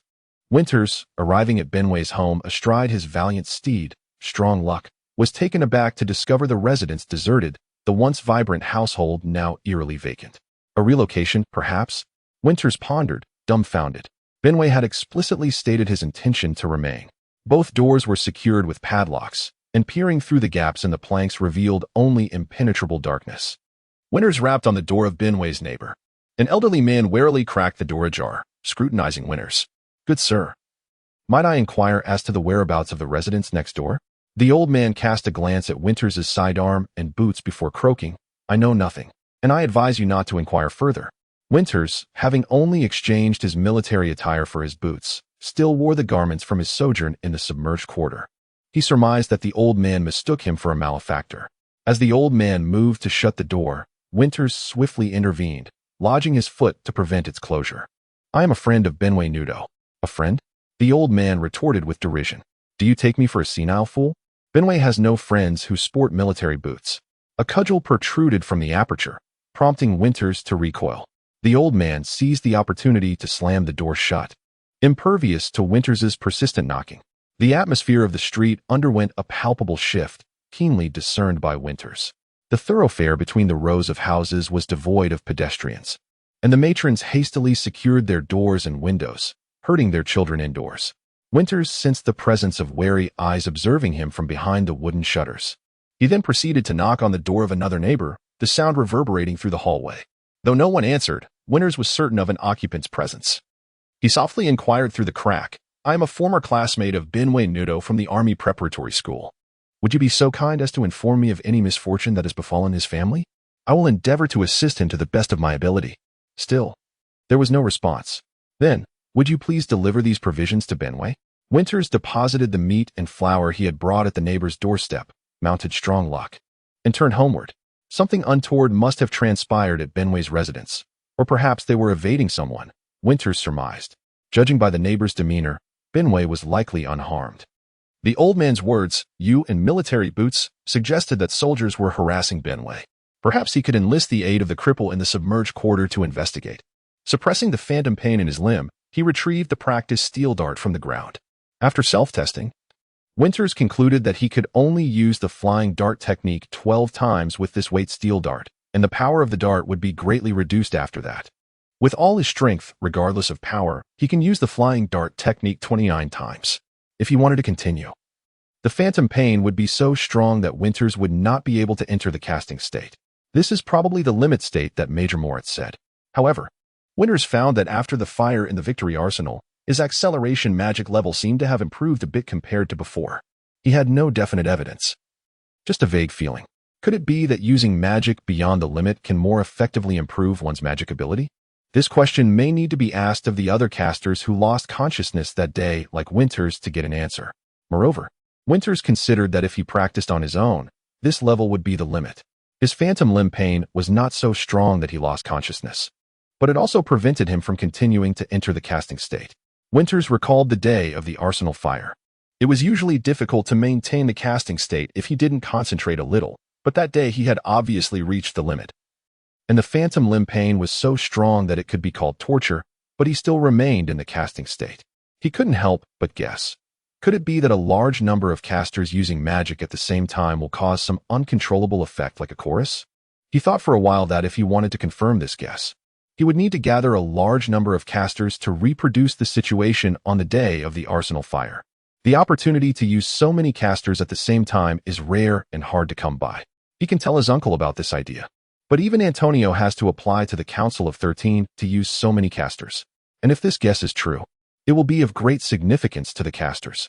The more valuable the information, the more cautiously it should be treated. If you find that there may be a gold mine somewhere, it is best to quietly confirm it first and then decide what to do next. So Winters instinctively wanted to keep the secret, so he decided not to share this idea with anyone for the time being until he collected more information. It was already evening, and Winters set up the practice room in the basement, because he found that hitting targets in the bedroom, the whole family could not live in peace. It was strange to practice magic in the yard. So in the end, I had to hide in the basement to practice the flying dart technique. Back in the bedroom, Winters drank a cup of bitter water brewed from herbs given to him by Major Moritz. The Major was right. This herb does have a sleep aid effect. After drinking it, Winters felt warm all over, and although there was still a faint phantom limb pain, his eyelids began to droop. He lay down on the bed, ready to rest. But as soon as he closed his eyes, a series of creepy sounds came from outside the door. Winters had no choice but to get out of bed and open the door. The general and the little general were squatting at the door. Cats are creatures with obsessive-compulsive disorder. Many of their actions in life have no purpose, but are just done to do something. If a cat wants to enter a room, it will keep scratching the door until someone opens it for him. But after the owner opens the door for the cat, it may lose interest. The general, who was desperately making noise just now, swayed his butt and left when Winters opened the door. The little general meowed and happily jumped onto Winters's bed. Winters was speechless, closed the door again, and lay back down. The little general lay on his pillow, curled up into a small ball, seemingly planning to sleep here. No one knows when he fell asleep. Under the influence of the medicine, Winters quickly lost consciousness. In the dream, Winters seemed to be floating in a dark sea, with a dark sky above his head. He couldn't swim, but he wouldn't drown or sink in this sea. He just floated, and seemed to be able to float to the end of time, until someone hit him hard in the chest with a hammer. The pain caused Winters to groan involuntarily. The person who hit him with the hammer said a word, meow. Winters' consciousness had awakened, but his eyelids could not be opened. He was actually more experienced in this situation, and he was sure that the little general must have jumped on him from the top of the closet again. The young general, crouched upon Winters' chest, emitted a low, throaty roar, producing a second plaintive meow. This was a sound that signified the young general's confrontation with the wild cat. Winters opened his eyes, ready to rise and usher the young general out of the bedroom. To his astonishment, he beheld a humanoid figure scaling the window and entering his chamber. Chapter 46. Like falling into an ice cave, awakened abruptly from slumber. Winters beheld a humanoid figure climbing through his bedroom window. The term humanoid seemed fitting, for the intruder was cloaked in darkness, adopting an eerie posture, with only the faintest outline of limbs and a head discernible under the moonlight. Upon realizing that the room's occupant was awake, the figure turned to face him. In that instant, Winters' drowsiness vanished completely. He leaped from his bed to seize the dussack curved sword hanging on the wardrobe door. Time for contemplation was fleeting. Whether the intruder was human or beast, securing a weapon was paramount. With the battle blade drawn, Winters lunged at the figure, who retreated to the corner, drawing a short pistol from their waist to aim at Winters' head. It was no matchlock, but rather a peculiar contraption wielded by assassins at the docks, what the crippled referred to as a spring-loaded gun. Recognizing the firearm, Winters halted abruptly. Just as the figure was about to pull the trigger, they noticed his pause and relaxed their finger, threatening in a low voice, "Do not move. Do not utter a sound, or I shall end your life." The intruder's voice betrayed their identity, not a monster, but a woman, despite her efforts to lower her tone. The feminine timbre remained unmistakable. "Please, do not fire. There are guards downstairs. If you shoot, you cannot escape." Winters feigned panic, although in reality, only the elderly Marita resided below, alongside 4 family members and a housemaid brought over from Kesh's family. Marita was nearing 50 and possessed little combat prowess. Winters was merely bluffing. "By the time the guards arrive, you will already be dead." The woman, clad in a tight black outfit with her face concealed save for her eyes, held the spring-loaded gun steady, unwavering in her aim at Winters' head. He discerned that the more perilous the situation became, the clearer his thoughts became. The second utterance from the woman revealed further insights. Her knowledge of the guards implied she was aware of the family's military background. Yet her ignorance of the absence of soldiers at the Selvetti residence suggested her intel was superficial, likely gleaned from public sources. "Do not kill me. There is some money in the pouch on the table. Take it all if you wish." Winters complied, discarding the dussack blade onto the floor. He endeavored to appear meek and cooperative, yet his mind was incessantly devising a counterattack. He recalled the mechanics of firearms, a brief delay from pulling the trigger to igniting the powder, followed by another delay from ignition to the bullet exiting the barrel. If he could anticipate her actions, he could sidestep the lethal areas. The moment she fired a blank, he could close in and overpower her. However, unless absolutely necessary, Winters preferred to avoid such a risky maneuver, hoping to divert her attention instead. What could distract her? The throwing dart technique? Those 10 steel spikes lay on the desk, adjacent to the woman. Were there other alternatives? Winters racked his brain. "Do you not recognize who I am, Monsieur Montaigne?" The woman in black shifted her tone, almost flirtatious. Yet her grip on the spring-loaded gun remained firm. Winters shook his head, realizing she had discerned his identity. "You set my hair ablaze with a fireball half a month ago. Was it you?" Winters gasped, incredulous that the thief from that night had traced him to the azure waters. "Indeed," she retorted with a cold smirk. Winters felt a strange sense of bewilderment. "You were stealing from military academy, and I was merely fulfilling my duty to patrol and prevent your actions. We have no personal vendetta, do we? Who are you calling a thief?" "I was reclaiming my family's property from a thief." The woman seemed stung by the term thief, her emotions flaring. Having blurted out her truth, she feigned anger. "I have yet to settle the score for you burning my hair." "And you set my hair on fire as well?" Winters replied with open palms. "You attempted to kill me and forbade my self-defense. That wound you inflicted on my arm still hasn't healed. All you Alliance soldiers deserve to perish," she spat, realizing she had divulged too much. She cut to the chase. "Return my belongings, and I shall spare your life. We shall be even." "What belongings?" Winters felt a chill but maintained his composure. "Where is my dagger?" "What dagger?" This was dire. Winters had already given the dagger to Elizabeth, and he could not involve his sister. Elizabeth was merely a few meters away, asleep in her room, Who knew what this madwoman might do? Stop feigning ignorance. I searched thoroughly upon returning that night and found nothing. You must have taken it. Did you lose the dagger and come to ask for it back? Winters sensed a flaw in her reasoning. The night of her escape, she had thrown the dagger at him to buy time. If she valued it so highly, why would she have used it as a throwing weapon? Monsieur Montaigne, you seem to be misunderstanding the situation. It is not I who seeks, but you who must surrender my property to save your own life. The woman's tone turned icy. If you refuse to comply, I have no qualms about ending you first and then searching for it myself. Hand over my dagger. Given their prior encounter, Winters had no doubt that this woman would not hesitate to end his life. She appeared devoid of any moral qualms regarding taking a life. Her every strike aimed at his vital points during their last skirmish. Yet, Winters' rational mind warned him, even if he returned her possessions, she would still likely shoot him and vanish. What did she truly desire? Was it the dagger? Clearly not. If she genuinely cared for that dagger, she would not have thrown it away. Seeking the dagger? Winters shook his head internally, muttering, but I truly did not find the dagger, only something else. The bait had been cast. What is it? The woman's tone remained cold. A small notebook. Winters had completely unraveled the woman's intentions. She sought the blank notebook. The dagger was merely a ruse. Should Winters obediently surrender it, he would be compelled to relinquish the other item as well. The woman could effortlessly reclaim the notebook with a mere casual remark. If Winters refused to return the dagger, she would not reveal her true desire. Ignorance may not be the greatest obstacle, arrogance is. The woman underestimated Winters, thinking it a trivial task to disguise her true intentions before this naive youth. She would soon pay the price. Where is it? Show it to me, she commanded, her tone still frigid, yet Winters detected a shift. It is in the bag on the table behind you. Winters replied nonchalantly. Upon hearing this, the woman instinctively turned to search, but halted abruptly. Her grip on the spring-loaded gun remained steady, denying Winters any opportunity for a sudden assault. She tilted her head, motioning for Winters. You go and retrieve it for me. Can't you get it yourself? Stop stalling. Winters reluctantly approached the desk, feigning reluctance, while the woman kept her weapon trained unwaveringly upon him. However, in reality, the thoughts of the woman in black aligned perfectly with his intentions. Winters had never anticipated that this would divert her attention. He reached into the blood-stained satchel and quickly found the notebook, yet he refrained from extracting it. The woman in black froze as she watched him probe into the fabric bag, urging him impatiently, hurry up. Is this what you seek? Winters laughed heartily, pulling the notebook from the satchel. Under the flickering light, his smile appeared mad, accompanied by the acrid scent of burning leather and smoke. As the blank notebook that the woman risked everything to obtain was engulfed in flames.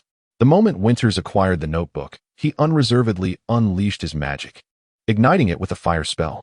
The woman in black widened her eyes, letting out a piercing scream. Now, Winters crouched low and lunged at her like an arrow released from a bow.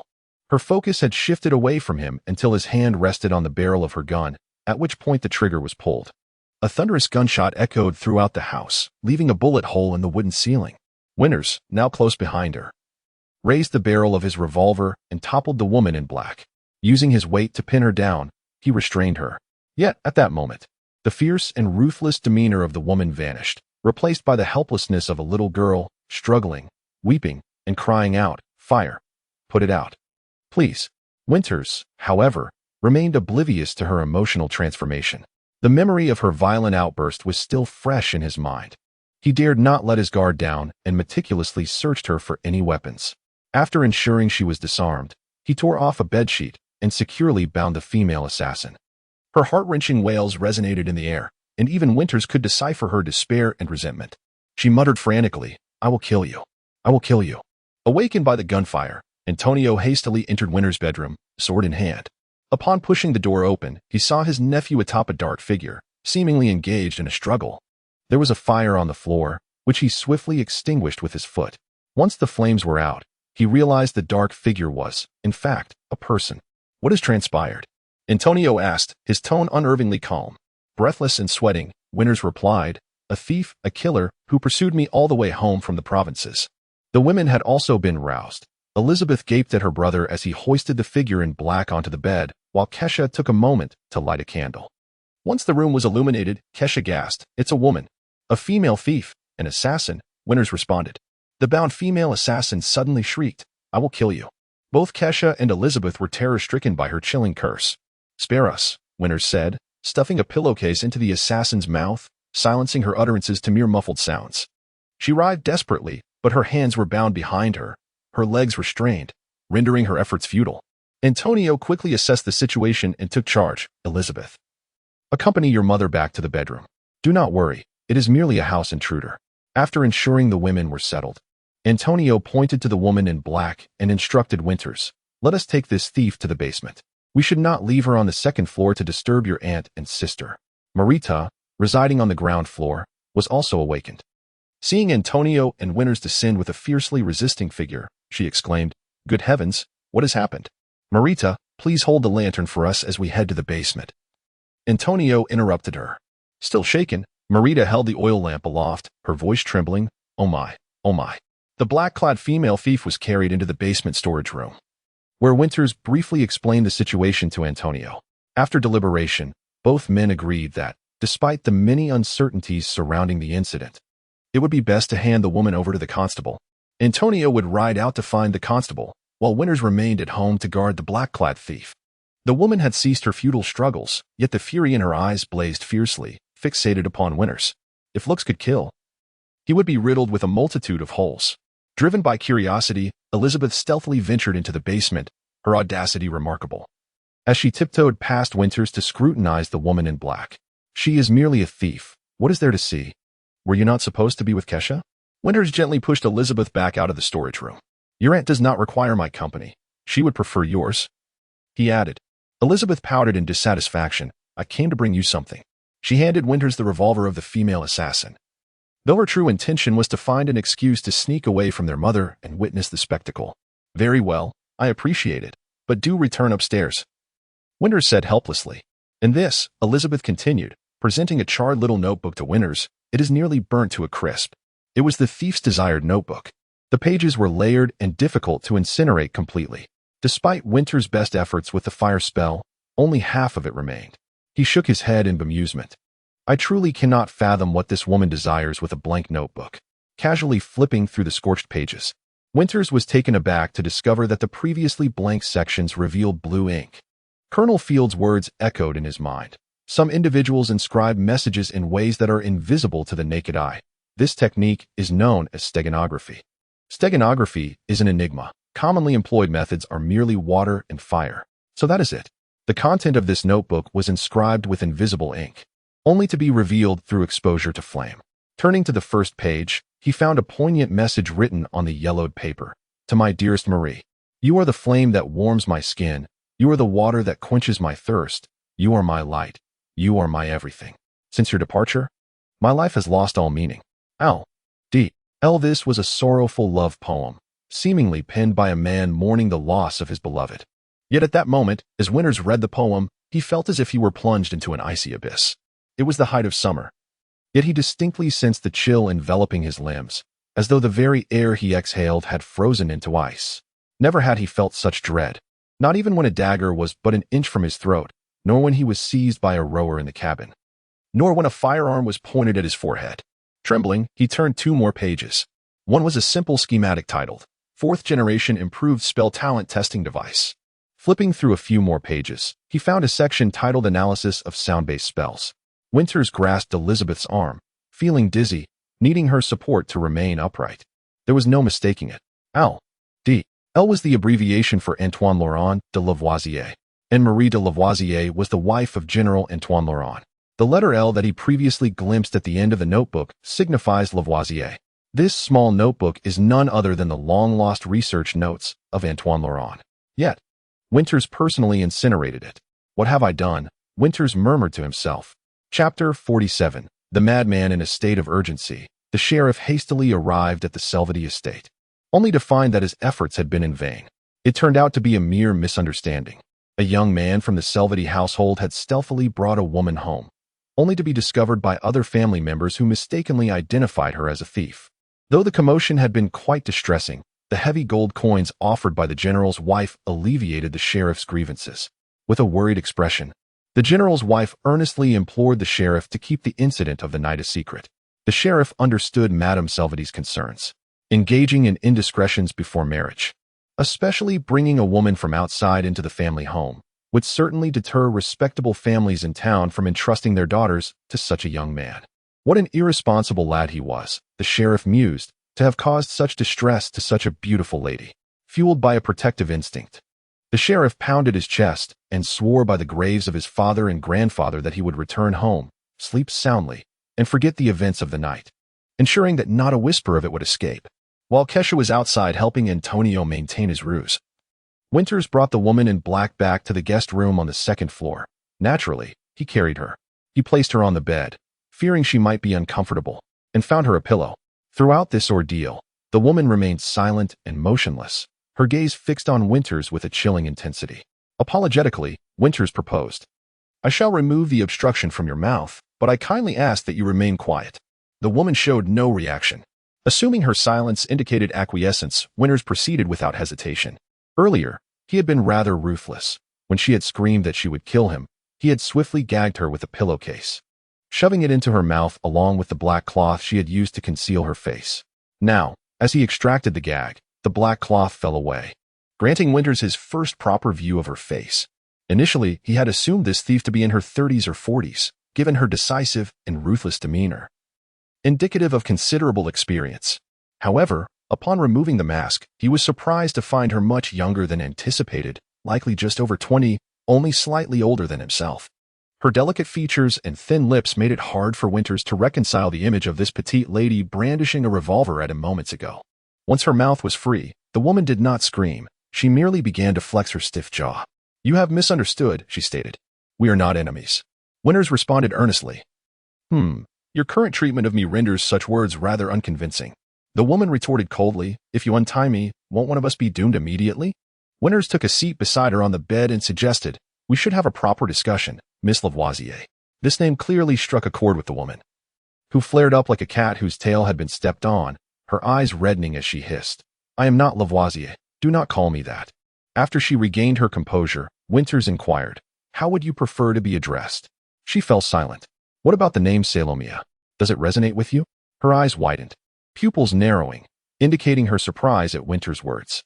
With a cold smile, she retorted, "You needn't test me in such a manner. It is not Salomia, but Salomia." Those familiar with military history would know that Lavoisier was the surname of General Antoine Laurent, but only a select few would recognize that Salomia was the general's middle name. Winters knew this because, as an admirer of Antoine Laurent, he had once contemplated writing his biography, thus poring over all available documents during his years at military school. The woman's reaction confirmed Winters' suspicions. Even if she were not a descendant of Antoine Laurent, she was undoubtedly connected to him in some profound way. This explained her deep-seated animosity towards the Alliance Army, as Antoine Laurent had been condemned to death by their military tribunal, more precisely, by the military court of the Provincial Republic. The phrase Antoine Laurent died from a head ailment was merely a euphemism for his execution on the guillotine. 16 years prior, a decade after the conclusion of the Sovereignty War, the radicals of the Provincial Republic seized power, proclaiming that absolute loyalty was tantamount to absolute betrayal, and initiated a brutal purge within their ranks. Due to military secrets, Antoine Laurent was tried in secret and executed for treason, with his research manuscripts subsequently lost. Marshal Ned Smith lamented, "A mind like Antoine Laurent's is a century in the making." Yet it was severed so easily. However, at that time, Marshal Smith himself had narrowly escaped a similar fate. "You claim this notebook is your family's property. How do you intend to prove that?" Winters asked, displaying the charred remnants of the notebook he had salvaged, placing it on the bed. "Why should I prove anything to you?" She replied defiantly, "Because this notebook is invaluable, and I hope you can demonstrate you are not a thief." Winters recalled that this woman despised the term thief. As he anticipated, she erupted in fury. "Who are you calling a thief? You military men are the real thieves. Robbing my mother of my father of his research, and ultimately, taking his life." "Calm down. Since you referred to father and mother, are you the daughter of General Antoine Laurent?" The woman scoffed dismissively. "I am not your enemy. If you can prove your identity, I am willing to return this notebook to you," Winters said earnestly, "and this dagger." With that, he produced the dagger belonging to the woman, placing it on the bed. He had exerted considerable effort to reclaim it from Elizabeth. "Should I thank you for your generosity? Generously returning my father's notebook only to have it partially burned?" She retorted coldly. Winters awkwardly replied, "Actually, there is still half of it left." "Then come closer. I shall prove my identity to you." the woman said suddenly, her demeanor shifting to one of calm. Instinctively, Winters moved closer to the bed, but he noticed a glimmer of excitement in her eyes and realized something was amiss, hastily retreating. Yet it was too late. The woman sprang from the bed and lunged at him. After all, Winters was an educated gentleman and could not repeatedly search sensitive areas on a woman. He had overlooked several small, edged silver coins concealed on her person. The woman, while appearing to converse with Winters, had discreetly retrieved a sharp object to sever the bonds around her wrists, biding her time for the moment he would let his guard down. Seizing the dagger, she aimed for Winters' left rib. Though she appeared calm, she was merely masking her underlying hysteria. If she wished to escape, she need only wait for a moment alone. But vengeance consumed her thoughts. However, Winters was no longer the same Winters who had patrolled that fateful night. A novice in combat often finds themselves paralyzed by anxiety and fear, whereas a seasoned veteran remains composed and unflappable. The dark-clad woman had failed to take Winters' life that night, and she certainly could not succeed now. The pillowcase previously used to silence her still rested in Winters' grasp, and he deftly employed it with his left hand to seize the weapon-bearing hand of his adversary. Just as he intended to deliver a decisive blow to her face with his right, he halted, redirecting his action to disarm her instead. In the heat of battle, attempting to grasp the blade of an opponent's weapon is a perilous endeavor, often resorted to in desperation. Even the simplest intention to grasp her wrist could lead to a grievous encounter with the edge of the blade. The dagger lacked a guard, and instead of seizing her wrist, Winters found himself clutching her palm. Fortunately, the pillowcase served as a buffer, otherwise, the moment of contact with the blade would have drawn blood. The dark-clad woman refused to relinquish her grip, twisting her wrist in an effort to slash at Winters' arm. Frustration welled within him, and he employed wrestling techniques to bring her down to the ground. The essence of one-on-one combat ultimately resides in the struggle between two individuals. While the woman may have been a formidable assassin, she remained merely a female with strength far inferior to Winters, lacking even his proficiency in close-quarters combat. And she was swiftly subdued beneath him.